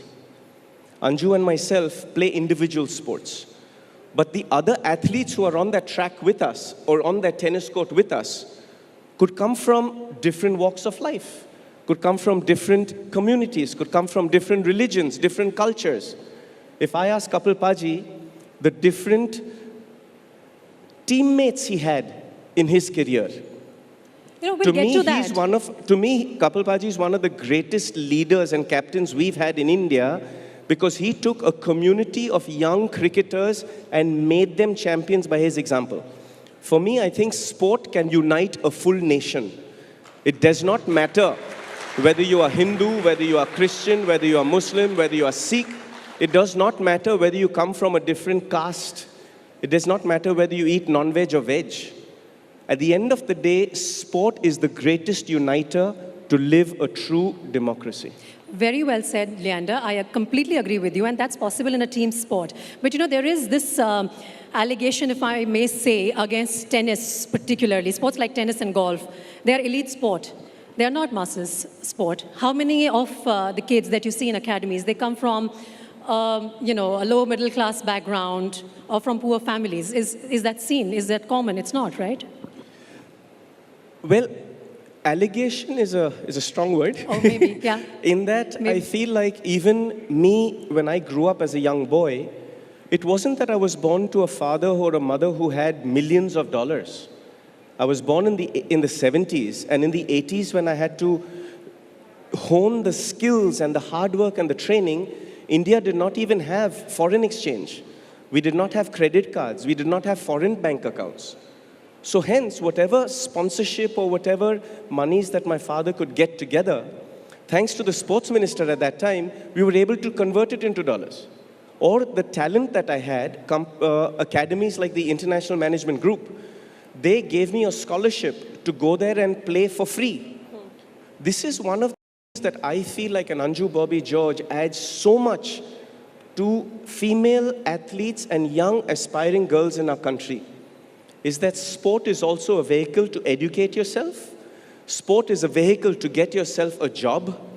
And I'm very proud to say that I play the only sport on this planet where tennis is the only sport that has equal prize money, equal opportunity, and equal rights for male and for females. Very true. I'm just corrected on that. Anju says athletics also has the same. No, but very true. I think you put it very well. But coming back to the question that you put to Paji, in a team, we see there is no bar. If you have talent, Paji, you can break into the team. You can represent your country at the highest level. And we see that all the time when we see our team. In a team sport, is it easy for youngsters to aspire to represent the country? Would you say that? I think first of all, you have to have a passion. Doesn't matter you play individual game or you play team game. When you're growing up, whatever the facilities you get into that. Nobody thought we will make a life out of that, career out of that. You start as a kid to just go and express yourself, enjoy yourself, even flying kite or playing marbles. Then slowly you come to know your interest. Yes, I like tennis, I like cricket, I like basketball. All those things come later, but behind everything, only one thing comes. Do you have passion for that game is very, very important. Circumstances, one which make you play individual game or team game. But in my school, if I have all the team games, so I will start playing team games. What we require in our country is the infrastructure should be there. If you have that, then the kid have all the rights to pick his liking game and say, this is what I want to play. But you can't tell a 10 years kid, you only play this, you only play that. And that is the only thing different. Luck would have it, you are with those type of people who playing hockey, they will pick up hockey. I was lucky, I was born in Chandigarh. Everybody was playing cricket during cricket season. Everybody was playing hockey during hockey season. We as a country have to give the infrastructure. There is a place, whatever the kids like to pick up, and then you start putting weight, time, effort, everything. I think that's very similar to what we've seen in Manipur model, right? In our country only we have Manipur model where there are sports clubs and kids are taken to these sports clubs. They are exposed to multiple sports and then it depends on whatever they like to pick. The kid picks that up and then of course they end up excelling in a lot of areas. Zafar Saab, I just want to ask that to Zafar Bhai. Sure. Zafar Bhai, I like to tell everybody also, Holland is, how big is the Holland? Not as big as Punjab or one state in our country. They have 250 AstroTurf where people play hockey. How many AstroTurf in India has? How can you win a gold medal when 15 states only or 50 cities kids can come out and play? The number of people in Holland play hockey and number of people play in India is huge different. Even you say we have 130 crore country hai, yahan par nahi produce karte, but how many people get chance to play at AstroTurf? Agar kuch aise, some of the stadium you have, they will not allow the community people come and play there. So I think that's where the biggest problem in our country. We still produce people like him, those type of people who are sitting with me, only because they are individual passionate about that. What we require, why cricket is gone there, the infrastructure is improved in cricket as compared to other sports. I can 200% sure if we have round about 500 AstroTurf, we will win more Olympics medal in hockey than any other country. Well said. Paji, as always, very passionate about sports and making very, very important and valid points. Zafar Saab, I want you to weigh in on this. जब हम green room में बात कर रहे थे तो आपने ये जिक्र किया था इस बात का, आप सब जब आपस में बात कर रहे थे कि जब ग्रास से एस्ट्रोटर्फ पे शिफ्ट हुई हॉकी तभी इंडिया ने कुछ 20-30 साल खो दिए अपने प्राइम के. इंफ्रास्ट्रक्चर होता, we could have changed that? Yeah, definitely, because we had no AstroTurf. Even when our team took part in 1976 Montreal Olympics, they never ever seen how the turf would be. So this was the story at that time, and directly we had gone. But on other side, I would also like to mention here that when we had gone to play Olympic Games, we never played ever. Directly we had gone, and we assumed while getting training at the NIS Patiala, this turf is like a very fast, field. So what we should do, they visualized themselves and they said, okay, remove the grass, and put the cow dung on it. And once it will get dry, then the ball will run very fast. So they did it. And next time, after a week time, we started playing, very fast game. This would be like that, this and that. And once we had gone there, it was a different story. We never thought it is going to be like this, So, but even then, I would say we had a very talented players and we adopted the game in such a short period to our own way. And we had defeated most of the team, there's no doubt about it. First time we started playing without playing earlier at the international level, and we had also defeated them. Yes. So it shows that yes, hockey is in our blood, and we had a confidence also that yes, even on this ground we can defeat them. But the fact is that that was only available to a certain players of higher level who had gone there. But the rest of the players, as Kapil Bhai Sahab has said, that yes, Holland, even in those days, had a 400 plus AstroTurf. Every club used to have a AstroTurf. And they had much more player than us. You know, nobody believes in me. What I say, they say, oh, no, we always play hockey in our own country. I said, you know, you can't believe I have seen myself. So I am just explaining to you, even in the Argentina, Buenos Aires, when we had gone to play the World Cup, there were 105 clubs over there. You can't imagine that there are so much hockey is being played there. Wow. And nobody believed, because we used to defeat them easily. So the fact is that, yes, we have lost about 30 years to adjust ourselves, to adjust for the new generation, to adjust, okay, this is how one should play. And you can see now, this team, the present team, for the last 2-3 years, even the women's team, they are the fittest team in the world. There's no doubt about it. We never ever bow down to any European team in this Olympic Games. Even the women's, they have shown the guts and the ability of fitness. They kept throughout the tournament, I would say. They never shown any lethargic. So this is what we need. There's nothing wrong. Everybody says, oh, we lost at the dying minute because we had no stamina. But when we started playing hockey in 1928, so even at that time we were a very fit team. But you won't believe one story I would like to share with you. In 1928 Amsterdam Olympic Games, when we defeated Holland 3-0, they never accepted the defeat. And they said, no, we have lost by, by doing something, by fluke or something like. We want to play India again. Though Indian team stayed back there.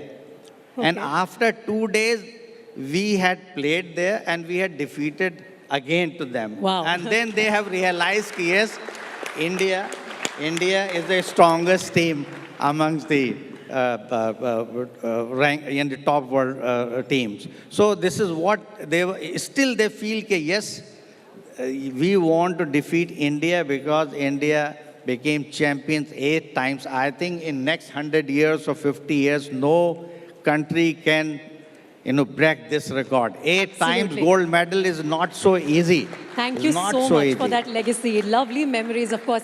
Every time we talk about hockey, it gives us goosebumps, and these stories only adding to that. Leander, I want this audience also to know what we were discussing back there.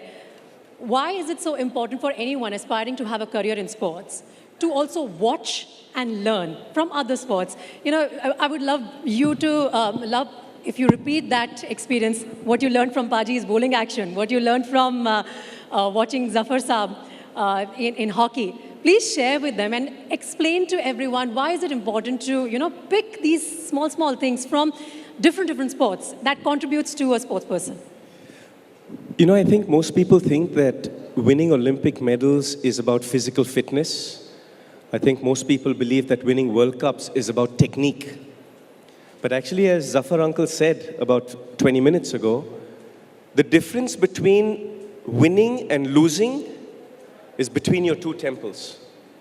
Champions have an innate quality of the mind game. My win-loss ratio is that I've lost 74.1% of matches I have ever played. But yet today, you win 18 Grand Slams, you win an Olympic medal. So it goes to show that even if you lose enough, the loss is not in losing. The victory is in standing up every time you fall.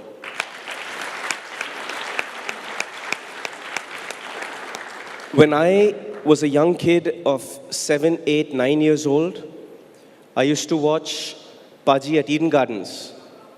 And he would come, and Eden Gardens' wicket was really a beautiful wicket for bowlers. I considered myself as not a very talented tennis player. Why? Because I am short for a tennis player and I do not possess good technique on my backhand. But I would watch Kapil Paji on his run-up. He had a very long run-up. How many steps, Paji, did you have on your run-up exactly? not very good with the history. So he had I a like very... to see tomorrow what's going to happen, but I don't know. I don't remember all these small... Never counted. So he had this long run-up, and I noticed that when he ran, if any one of y'all really followed his technique, he would take his forefinger and his middle finger on the seam of the ball, and while he was running into bowl, his hands were also moving, which means that he had great rhythm. He was very smooth.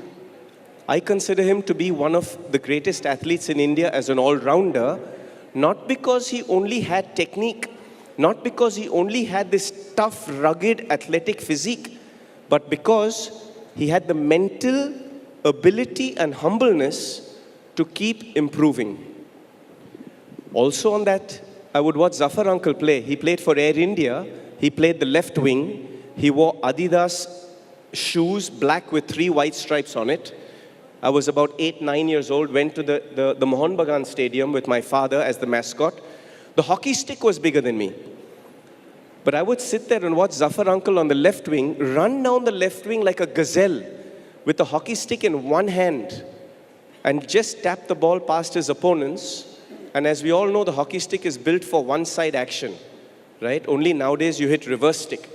But back then, he was also one of the smoothest athletes. So I think that sometimes the lesson in life, to answer the question, is not necessarily about having talent in technique or talent in the physical aspects of life. But I think hard work, perseverance, dedication, passion, and the most important thing, the desire to keep improving, differentiates the have-nots from the champions. Well said, well said. Anju, we talk about sporting icons. But when you entered the track and field, did you have anyone in your mind whom you were trying to, who was motivating you behind the scenes? You have been a motivation to so many young athletes, but who was your motivation? And do you think somewhere you missed having an iconic player in track and field who could have set a certain bar before you entered so that there was a little less pressure on you? I know, we all know P.T. Usha. Are you going to name her? Actually, when I was an athlete, I was not looking at anyone because I still believe you should believe in yourself and you always try to work hard and motivate yourself and do your best. Because we are unique and I am not like anyone else. My talents are different and I am a different person. So I can't look at anyone and I don't want to be like someone else. I want to be Anju only. And I want... so I'm always telling kids, don't look at anyone. Be yourself and motivate yourself and do hard work. Definitely that will pay one day. And of course, Marion Jones, I was watching her a lot, but later stages I came to know that that was not true performance. So that's what I'm always telling. But in India, our women athletes, there are a lot of women athletes doing perfectly well. And Karnam Malleshwari was the first one who got the Olympic medal. Then during my time, Sania was there, then Saina came. Now there are a lot of women athletes, like Sindhu is there. Our Mary Kom is there, of course, even after 4 kids, still she is young enough to do boxing. So our women athletes are doing perfectly well. Of course, our team events and other events are also there, but we are celebrating our women victory a lot. Now, don't feel shy to say we will overshadow their achievements quickly. Yeah, but that's great, Anju. But, coming back to the topic, Baji, of icons. Abhi recently, CSK mein kuch badlav hua hai. Dhoni says that he has passed on the baton of captaincy to Ravindra Jadeja. So I was reading a lot of, tweets and social media pe. Everybody is saying that, oh, it won't be the same CSK anymore, without Dhoni being the captain. It won't be the same IPL anymore without RCB mein Kohli captain nahi hai, CSK mein Dhoni captain nahi hai. Are we a country that is more, that worships its sporting icons more, or are we genuine sports lovers? What is your understanding? I think, first of all, you have to have an icon to follow them. If you don't have an icon, it's very difficult, the youngster will follow. And once you make an icon and then you say they are drifting, the youngster will come out and start picking their new heroes. In our time, Sunil Gavaskar was our hero. We used to look up to him. Then slowly people keep on changing. Same thing. 10 years back, you would have said about Sachin Tendulkar. If he's gone, how we will watch cricket? Then Virat Kohli comes on, Rohit comes in. I think it's important you keep on producing the heroes champion. So you say it's important? It's important to start producing. If you don't have heroes, today, if you see the youngster, they want to do javelin. Why? We got a hero out of that. And like the girls start playing because until you start doing something, the youngster look up to them and say, we want to do that. Same with Leander or anybody in that matter. So it's important you have to have a hero. Yes, if I love Dhoni, I said, no, it's not going to the same. Yeah, sure. For me. But the youngster coming, they will start picking their own heroes. And that's how the sports is. You cannot say only one person will determine the sports. No, if that is the way, cricket would have been finished long back. Dhoni से पहले भी cricket होती थी, धोनी के बाद भी cricket होगी. The new hero will come and take their place, and new youngster will come out and follow them. Perfect. Zafar साहब, हॉकी में कैसे इसका इम्पैक्ट पड़ता है? वो आइकॉनिक प्लेयर्स जिनको देख के बच्चे हॉकी स्टिक उठाना चाहें, हॉकी के स्पोर्ट में आना चाहें. You know, obviously there was this generation that was producing one medal after the other from Olympics. Then in between we did have really hard-working hockey players. We remember the faces of Dilip Tirki, Dhanraj Pillai, pouring their heart out on the AstroTurf, but still not getting as many results as your generation had seen. Somewhere, do you think hockey lost out because we did not produce those results or those iconic players? What really happened? No, it works both together. There's no doubt about it. We don't follow. We have to follow the, all great players, how they used to play, like Uddam Singh or Ajit Pal or Ashok Kumar or Govinda. I used to follow them, though we played together later stage. But we used to hear from them, they are doing a very hard work, this and that. But at the same time, you have to do the hard work. You have to be talented enough to match their talent. So, it is a combination. We definitely follow the icons of past, like Dada Dhyan Chand, used to be icon. Still he's an icon. But later on, great players like Leslie Claudius Saab was there, who played the 4 Olympic Games. Uddam Singh played 4 Olympic Games, though we played together, against him, the Uddam Singh, during the Nehru Gold Cup. So we used to learn from him, Paji, you just tell me how you do like this and that. And so he used to teach us also. But at the same time, you have to learn, you have to work hard, you have to show your own determination. There's no doubt about it, coming to that level, though everybody must have done a tremendous job to become a legend of our country. There's no doubt about Kapil Bhai Saab and Anju Babi and Leander Pace. All of us have done to our best. There's no doubt about it. The fact is, yes, we do follow, but we have to work very hard at the same level how they did it in the past. So naturally, it has an effect. There's no doubt about, nowadays people follow Dhanraj Pillai, how he used to play, how fast he was, how to run, dribbling and this and that. We used to hear Dhyan Chand Sahab used to play under the moonlight, during the night time. So naturally, we also started here how it looks like, though we could not do so much, but he used to practice or dribble. Because in those days, hockey fields were not so smooth, but he was controlling like anything, even in the bumpy ground. So it depends on how you work hard. So we used to follow. Leander, for any Indian, tennis is equal to Leander Pace. We've had amongst us an icon. Why is it that we haven't had another Olympic medal from tennis? Where do you think we lacked? That's a great question. You know, it's funny how we keep saying that out of 1.3 plus billion Indians, why don't we win more? I think we really need to look at that question and wonder how we have won so much already. Because if I sit here and ask all four of us on the panel, what infrastructure did we get in the 70s and the 80s, or in track and field, or when hockey changed from grass to AstroTurf, or in tennis as well? What infrastructure did we get when we were growing up to actually produce champions? And the answer will be not much. I think that one of the greatest things that we have improved on in the last 2 decades is infrastructure. In Mumbai alone, there are over 5,000 cricket teams.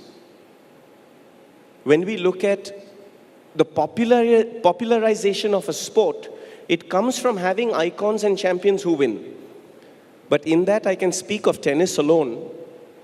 Until 1998, we did not have one tennis court with floodlights on it where we could play in the evenings. And most of our matches are played at 8 p.m. under the lights. So how do you get used to that? How do you acclimatize to that? Let me give you another perspective. Right now, we're sitting in March. The whole tennis tour is playing indoors because of the climate in the Northern Hemisphere. In India, we do not have one indoor tennis court. Not one. If I go to the University of Southern California, they have 6 indoor tennis courts. If I go to any college in America, they have indoor and outdoor tennis courts. The academy that my daughter's training at has 101 tennis courts itself in one academy. So I think infrastructure is an important thing. I think if you want to be a champion, you got to surround yourself in the right environment to give yourself a chance to become a champion. You got to surround yourself with like-minded people, with as hardworking people. I think that not just infrastructure, but also knowledge. I think that the ABP conversation that we are creating here is so important to discuss from the past champions and from people who are champions in different walks of life on how we can better our own country in India. I would like to literally tip my hat to ABP and say congratulations for organizing a conclave and a get-together like this of like-minded people who are champions in our own field to share our knowledge. I think this is how winning is done. Brilliant. And I think you're giving me a fantastic lead from there. You know, I really want to talk with each one of you on what is the essence of a champion. Like, I have a little kid. I have a 4-year-old. Many in the audience would have young kids in their homes. Some of them would be aspiring athletes themselves. I want to know, how do we go about producing champions? Anju, if I bring my 4-year-old to you, or let's say when he's 6, thoda sa aage badh jate hain. How would you identify whether the kid has it in him or not? How would you then guide me as a parent what to do with him if he has that skill or that talent or whatever you identify in him? How would you guide me? And is it the responsibility of the parent to seek help? Is it the responsibility of you champions to go out scouting? Who does what? Kiski kya responsibility? I just want to understand that. Actually, it should come from both the sides. If the parent is not ready to send their kids, how we can support them? So it should come from the parents first. Then scientifically, we have to look at that kid, and then first there is a coach's eye. So we can see and we can tell whether he is talented enough or not. And then we have to take them to our, where we can scientifically test them, and then we need to identify in which event they are good enough. But in our academy, what we are doing, we will take them first, and 3 months we will keep them in our foundation, and then all the tests we will do, then we will take them into our academy. But before, during our time, it was not happening. So we were just going and doing which all event is nearby available. Even in my time, when we go for Olympics or World Championship, we used to watch the athletes, American athletes, Russian athletes, or the European athletes, how they are doing, because every year research is happening all over the world, but it's not happening in India. And the technique is changing every year. Now it's easily available because of the all the internet and all the other things, but those days it was not possible for us. Either we have to go there, or now coaches are also coming here in India to teach us. So that is the key actually. And in infrastructure, in that sense, new equipment are also developing every year, how we can isolate our muscles and do training. We are generally doing here, and next day we will be like completely tired, and we are not able to do further training. But they are isolating the muscles and doing, and then we have to compete with those athletes who are like getting all the support.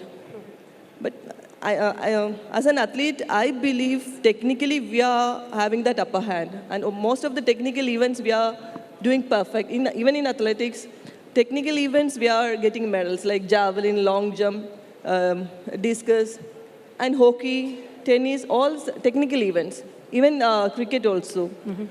So, but we are lacking all those like scientific background, scientific support. Even good coaches are also like we have to hire from abroad. But nowadays, actually, last 10 years, there are a lot of changes. We are supporting, we are getting support from ministry. Our athletes are able to go abroad. They can train there, or the best coaches are coming to India. So that's why I think there are a lot of changes, and we are getting more medals in Olympics and World Championships. Brilliant. And I want to ask in the audience as well, you know, a quick question to all of you. How many of you would encourage your child to take up sport? Can you please raise hands? It's still not a full house. I just want to know all the people who raise their hand, if your kid is giving 10th exam and have to play for Junior India under 19, how many people will you say, forget the exam and go for India? Don't lie. I don't believe that even one person in this country will say 10th ke exam छोड़ो, आप जाके junior खेलो. No way. आपका लड़का cricket ना खेले, कोई और game से फुटबॉल के लिए आप नहीं करेंगे. जब तक ये माइंडसेट चेंज नहीं होगा, it is impossible to change. It is very easy to sit here, but 90% people will make sure आप 10th का एग्जाम दो, because the reason behind that, even my daughter, I would say, no, go and study, because only 1% can't make a life out of that. Why we as parents are the best in making our kid doctor, engineer, scientist, because we want them to study. The day the parents want them to play, genuinely, not talk about in this room, then the things will change. Otherwise, it's impossible. Whatever the talent is coming here, it's their own passion. With passion, you may win odd medal, sure, but you cannot continuously win till the parents or all kind of people. Here, you can't even get a job. If you represent country in certain sports, you will not get a job. So the parents say, "Pehle padho. Agar nahi kuch ban sake, at least you will have a life to do something. Nahi to chai ki dukaan nahi kholni." That's how it goes. And I personally feel we have to change first. And then government policy have to change. The most important government have to change is no duty on sports. No duty on sports. Then it will make change. It's so easy for the politician come, we want to win. Federation say we want to come, win. But when they come to the duty, he can't bring a javelin. It's 1 lakh of rupees cost, and then you have to pay duty for that. Even the shoes, a special shoes for AstroTurf, you can't bring them because they have to pay duty. Even I do the lighting, I know that. In lighting, we can't bring because you have to pay 30% duty for the sports lighting. The thought process have to change here and goes to the government, not to say we have so many people, why can't we get medal? For that is not one person, everybody's thought process have to change. Even the media, they have to change. Not only looking for the person who bring the medal and give him everything. Before he get the medal, give him the facilities. We will have lot more medals, time to come. I think that's a very, very honest answer and something that comes from your heart. Paji, truly appreciate that. You have spoken about 2-3 important points. One is the attitude we as a society, we need to have towards the culture of sports. The second is the infrastructure. Of course, all of you have weighed on that. I also want to, Leanne, to talk about the school system that we have, which does not support the making of a champion. I was reading Agassi's autobiography where he talks about how he was put in a school where the ambition was to train him in tennis and studies were part of the entire day's 1 or 2 hours. Right? So his father, I think, spotted that talent in him and put him in that school.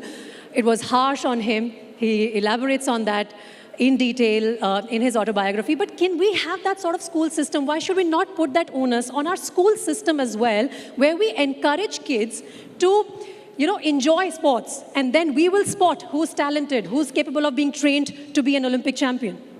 That is the most fabulous question and suggestion that you've actually given today. And the fact that because every one of us going to school has to do physical training. Back in the day when we went to school, how many of you all recognize with the exercise 1, 2, 3, 4, 5, 6, 7, 8? I mean, we've all gone through that. I don't know how we're going to win World Cups and Olympic medals doing that. I think your suggestion that you've given is so brilliant. Because as much as Anju said that it is the parents' responsibility to encourage the children, as much as Paji said that the young kids have to have the passion to do it. Until our school's education program does not make sports education a primary focus, 1, we are not going to produce champions, and 2, we are not going to inculcate a healthier community. I think that 45-minute period or that 1-hour period that we have to do 3 times a week in sports, in school, if during that 1-hour period, we can have physical testing, medical testing, mental testing, talent hunt, and then at the age, as you said, if you sent your child at the age of 4 to a school, that would be preschool, the mental makeup of a human being is already developed by the age of 4. Now you have to develop the physical skills, the sporting skills, the passion, the expression of the kid. So in that, I feel the school system is the most important focus to building champions, demarking which sport your boy child or your girl child should play, and assessing where their talent is. If, for example, your child is tall, you get them into track and field, you get them into basketball, you get them into those sports. If your child is short, but yet is really fast, you get them into hockey or you get them into football. If your child is very astute in a certain discipline of sport, even in a sport like cricket where you have bowling, you have batting, you have wicket keeping, very specialized positions, I think all of that can be trained in the school system. I feel the school system, just as Germany has, just as America has, just as Australia has, the Australian Institute of Sport does a great job. The day that India focuses on sports education is the day that we will have a healthier community and more champions in our country. I think Zafar Saab wants to add to that. And I think that's one thing that we as parents are also not demanding from the schools. So now, those of you who raised your hands that you would want your child to go in sport, please demand that from your school, that we want a system where my kid is not given only 1 hour in a week in extracurricular period, in which you choose between PT or yoga. So it has to be much more beyond that. And Zafar Saab, you wanted to add something? No, I just wanted to share one thing. Though we are discussing the parents are not interested to send their children in sporting arena or in sports, But the education policy 2020, in which I was also part of it in the earlier stage, and we had suggested, unless and until if sports is not, compulsory or should not be part of the curriculum, the sports cannot grow in our country. And they have decided, and it has been passed also in both the houses. It is like an ordinance now. Every school has to create a subject for the children in the college and even in the universities. Earlier days, the Vice Chancellor was the main, person who will decide whether sport should be given priority or not. Nowadays, it is going to be implemented, but just now, after the month of March, every university has to have a curriculum like physics or chemistry as a sports. Sports should become a part of the curriculum, and the child has to take as he wishes, whether he wants to play hockey or football or cricket. There will be a practical and theoretical classes as physics or chemistry or any other subject. So that will have a big impact. I'm sure this policy, if it is going to be introduced in toto, and it should be because it has a ordinance it has been passed in both the houses. So I'm sure in future we have a very, I can say a bright future in the sport. The children can have a sport as a subject in school or colleges or university. So I'm sure this will have an impact in future. So policy is in place. Perhaps some part of population also has the right intention. Leander, you wanted to add to that? So I just wanted to add to that when we look at the pressures on our youth, the pressures on our youth from social media, pressures on our youth from exams, 10th standard exams, 12th standard exams. Nowadays, even your first standard and second standard exams become important. Yes. The pressures on the parents from exams. I can humbly say that in our community in India, every mother has to spend hours and hours with their children on their exams. One of the biggest issues that we have in our country today is mental health. One of the greatest things that sports gives us is a balance of the mental health. Why? Because we lose so much that we learn how to become gracious losers. We win quite a bit. We learn how to be humble in winning.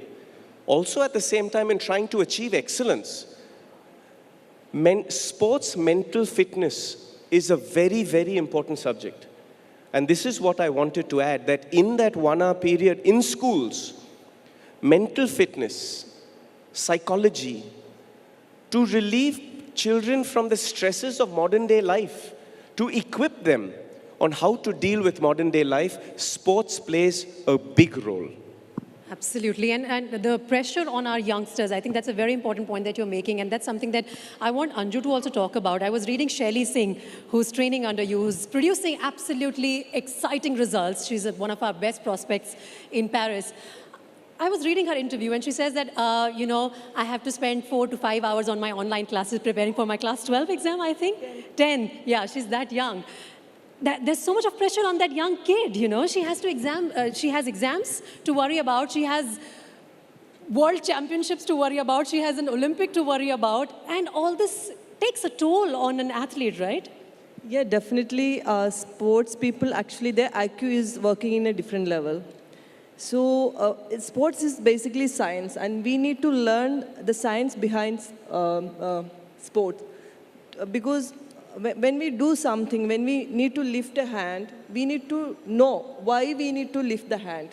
So that's a science, actually, that we have to learn. Right. But even my kid, she's in the 3rd standard, and she's asking me, Mama, why I need to learn all this geography and history? I'm good in sports, I will do that. See, she's asking me. So I'm not compelling her to learn anything. What you're learning from school, you just learn and write the exam, that's all. Exam.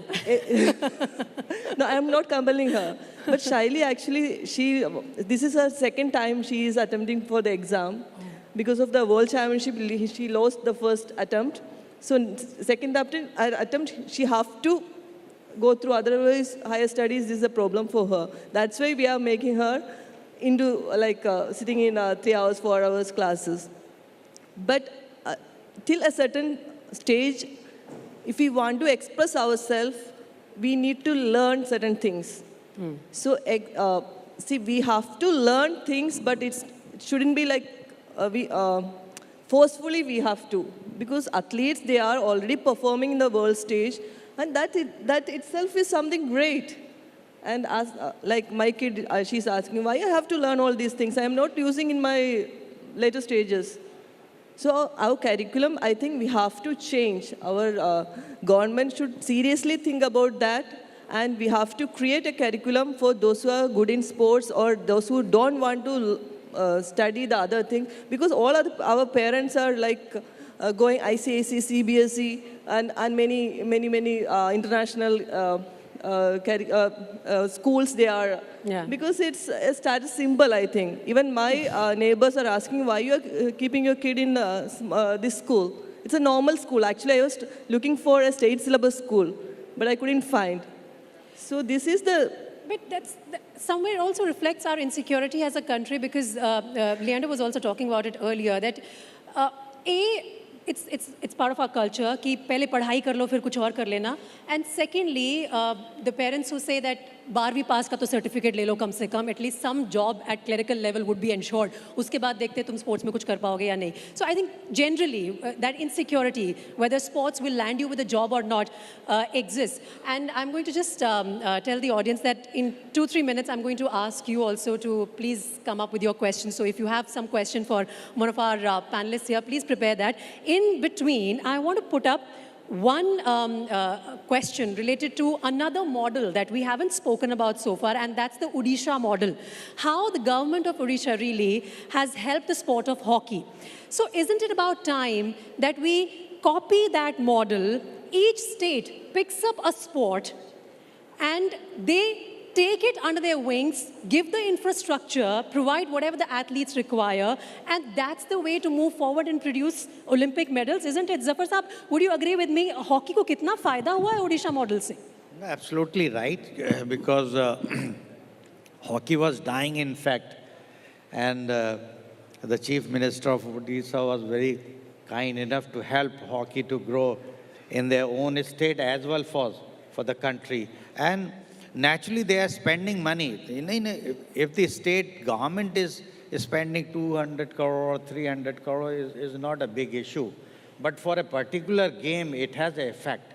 So naturally, this type of model, I'm sure, every state should come forward and take a particular game, okay, Olympics like a tennis or athletics or cricket has its own, there's no problem with the cricket, but football is there. So many, wrestling is there, the shooting is there. I think each state can take up one game and they put some money, they can give some facilities to the athletes. I'm sure the game will smiling improve. कि cricket को तो help की ज़रूरत नहीं है. मुंबई में ही 5,000 academy है. Paji, would you want to add to that? I think ये नहीं है कि today, if we reach in cricket in that level, is only because the infrastructure and cricket board, even though I don't agree so many things, still I would like to say they've done fabulously well. They give an opportunity. They have academies. They are picking young boys and giving them opportunity to play. I don't know about other sports. I can't really say. I have no idea. Only I'm changing little bit of thought process. When people say about pressure, I fail to understand what is pressure when you're representing the country. Is that pleasure or pressure? To me, it's a pleasure. When I represent my country, if it's a pressure, don't play. Who asked you to play? Nobody's asked you to play. When you're playing, it's a fun. I'm representing my country. But if you are thinking the 130 crore people are going to look up to you? No. You just enjoy your sports at that moment, whatever you are doing. When you see the pressure of people, you're not going to perform. If Virat Kohli is playing, somebody bowling 100 miles per hour, If he's thinking what people will think, second ball will hit the stump. You don't have to think, you just enjoy. Say, I'm going to play, I want to be, or maybe in tennis. He's not thinking about how many people going to say what. If he's thinking, he's not going to. He have to enjoy himself. That's what we have to create for the kids.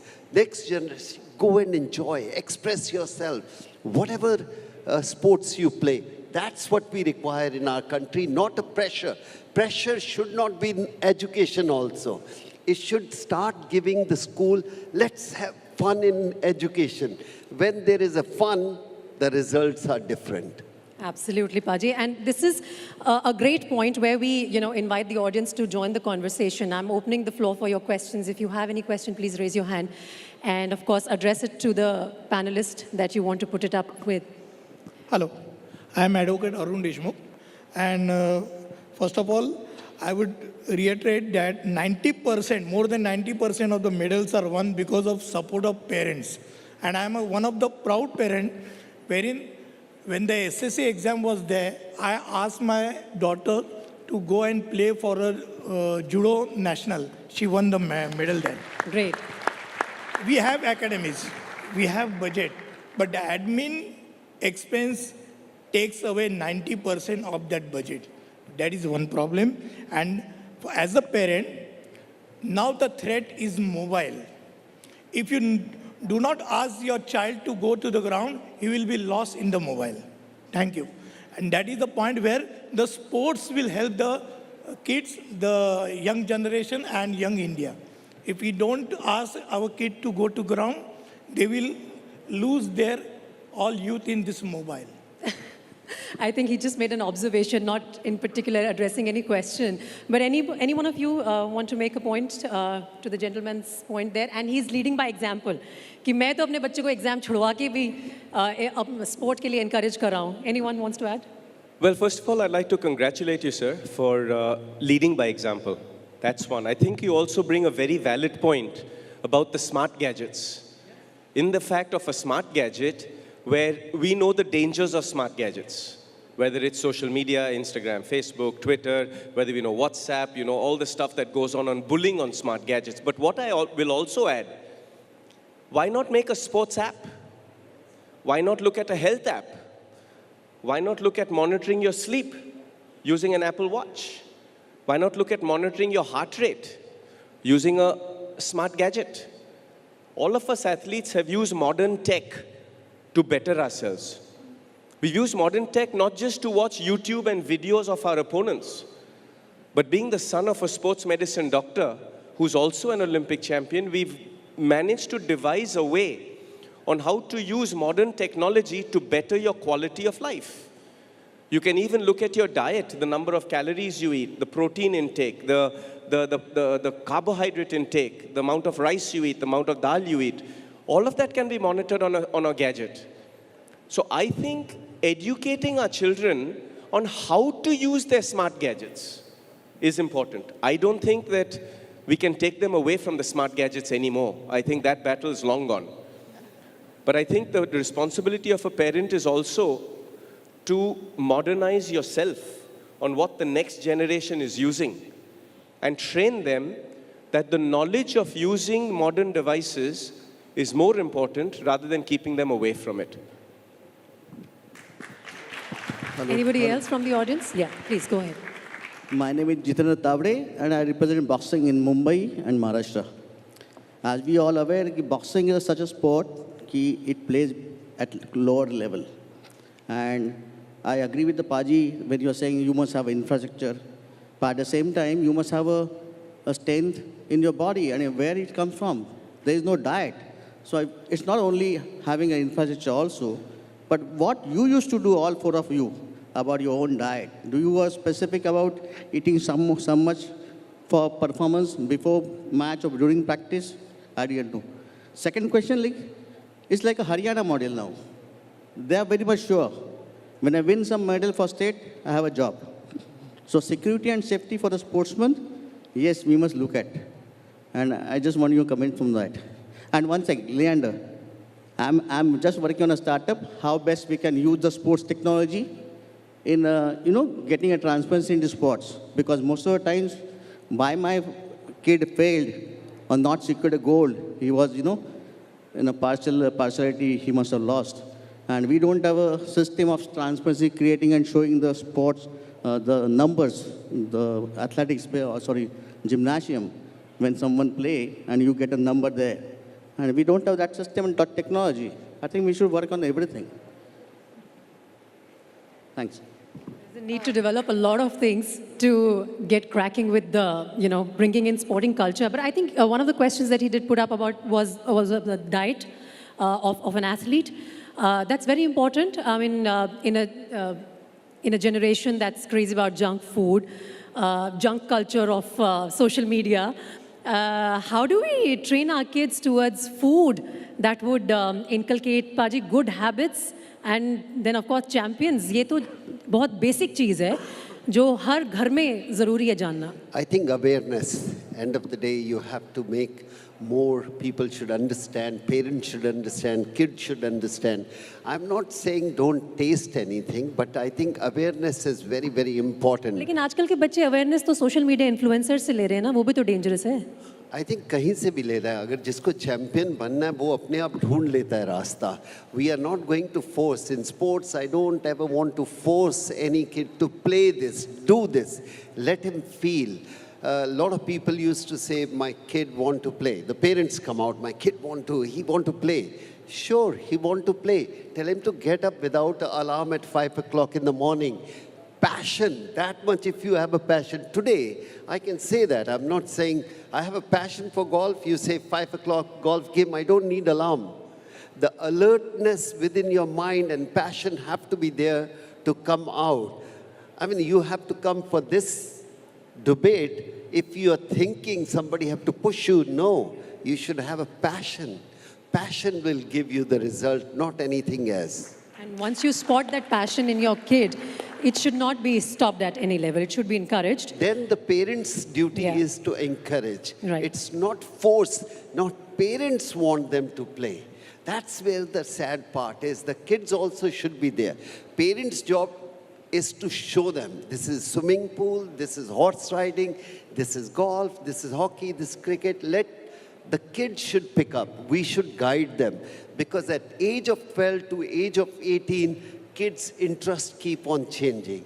The biggest we come to know when he reach or she reach age of 17, 18, what is his or her interest in life. That's the very critical time. Before that, kids will just want to play. But when you reach 17, you want to play other games also. And ऐसा नहीं है कि नीरज चोपड़ा ने javelin throw करके gold जीत लिया तो आप अपने बच्चे के पीछे पड़ जाएं. Javelin उठा और एक और gold medal लेके आना है इंडिया के लिए. It doesn't work like that. You have to spot the talent in the kid. I have more hands coming up in the audience. Yeah, can we have the mic here? Yeah, sure. Please go ahead.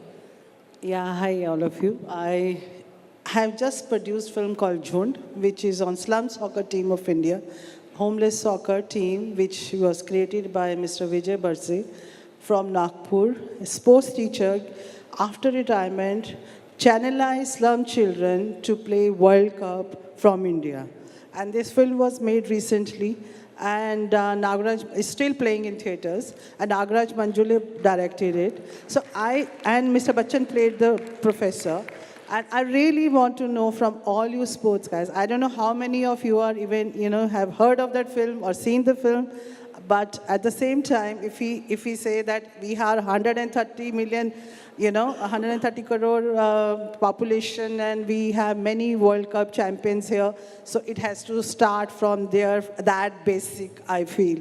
And that is the reason we followed that concept and we made that film, that sports can actually change kids' life in this country, and where they don't have a power of studying or going to college, sports can actually channelize that, and we all, sitting here or here, can actually adopt a child and give them one ball in life and see the change.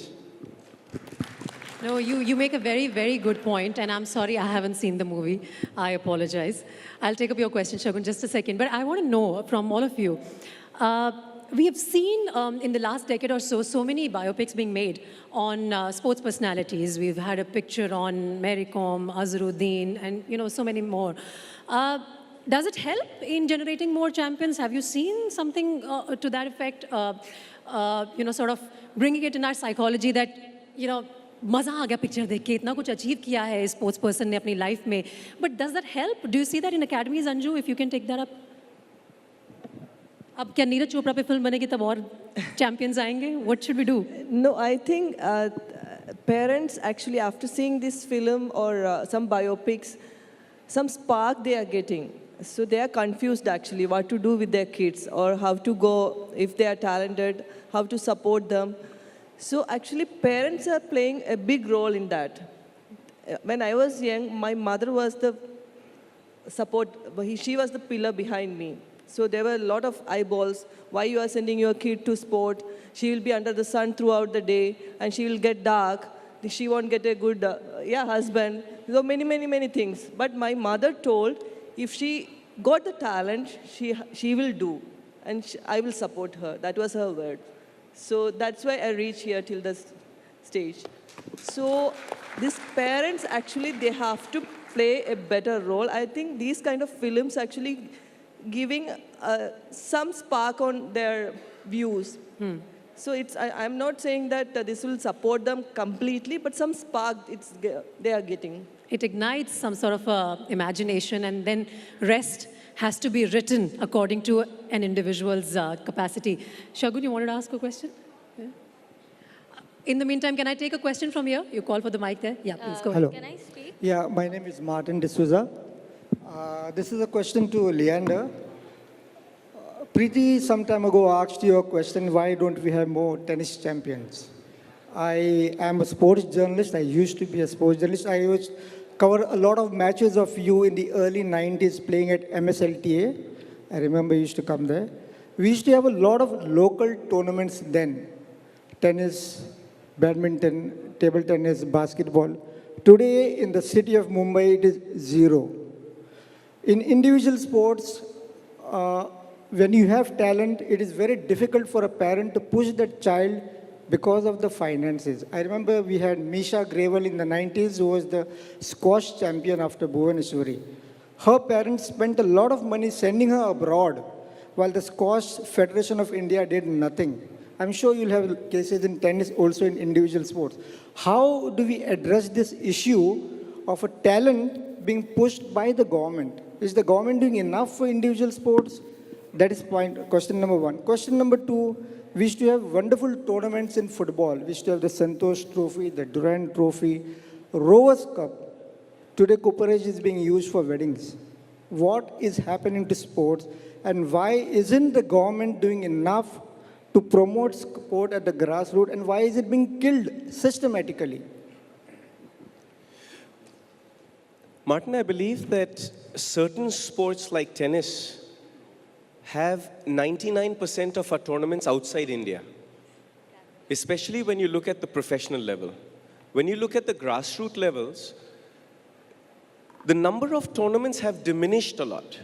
I agree with you that that is a point that the tennis fraternity or the association of tennis has to focus on. Because when you look at a sport like cricket, a lot of athletes sit back and say, the cricket boys get all the limelight, the cricket boys get all the infrastructure. I think we should learn from cricket.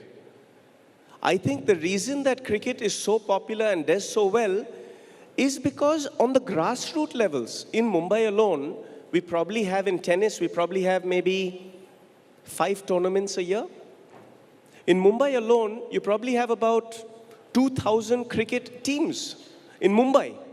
Not Maharashtra. Maharashtra, the numbers are multiplied. I think, as Paji said earlier, the passion for sport needs to start at the grassroots levels. And Martin, you are 100% right. The more tournaments we have, the more competitions we have, the more exposure we give our young children to play against other competition, that is how they get better. To answer the second question, even though it was football, which is not my forte, I can say that the ISL does a great job. I think that leagues in our country are once again following cricket.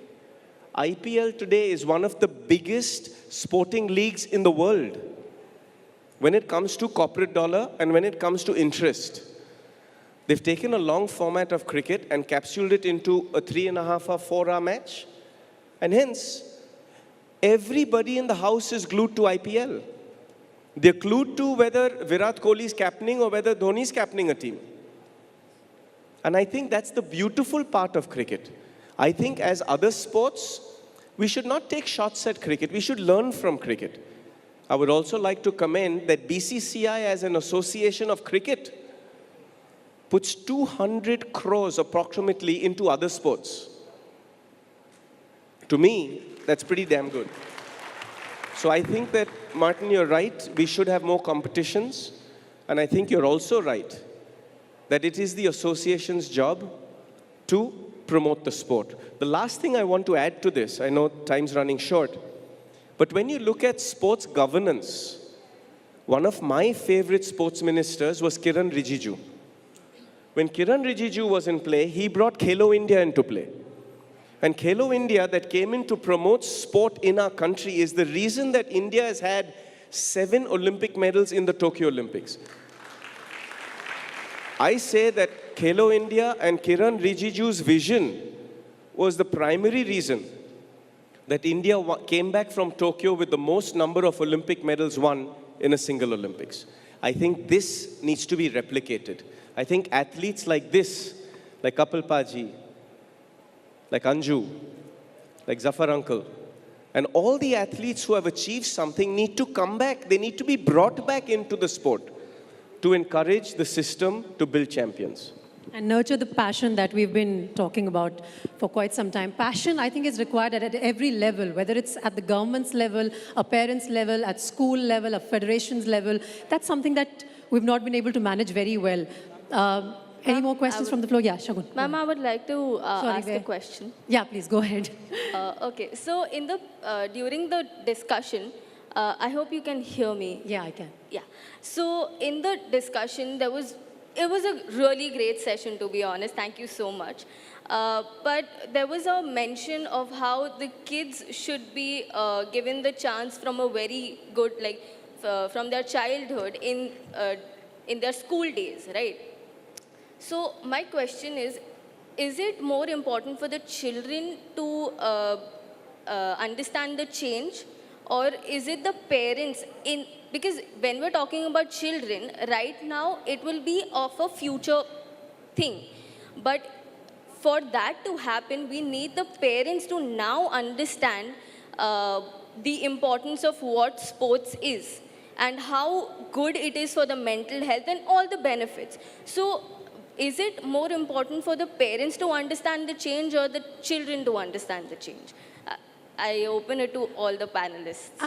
A very long question. I think the gist is that whose responsibility is it to understand the change that we need to bring in our sporting culture? A child should make up their mental attitude towards it, or it's the parents? I think we've discussed that extensively. The parent, I think, has to start that process. Zafar sir? जो मैं कहना चाह रहा हूँ that club culture we have lost in the last 40 or 50 years, I would say. And that was the base of our sporting career. We had number of clubs in every state, and from there the children used to play in the mohalla or their own clubs and used to get, playing different games. So वो जो एक चीज़ है club culture we are losing. We have to develop club culture in every state, in every mohalla, in every district.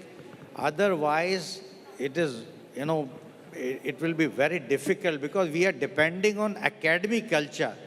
But academic culture is also dependent on the club culture, from where these children will come from. In Punjab, in the last 10 years, the players who are playing hockey these days for the country, they are coming from the clubs in different villages.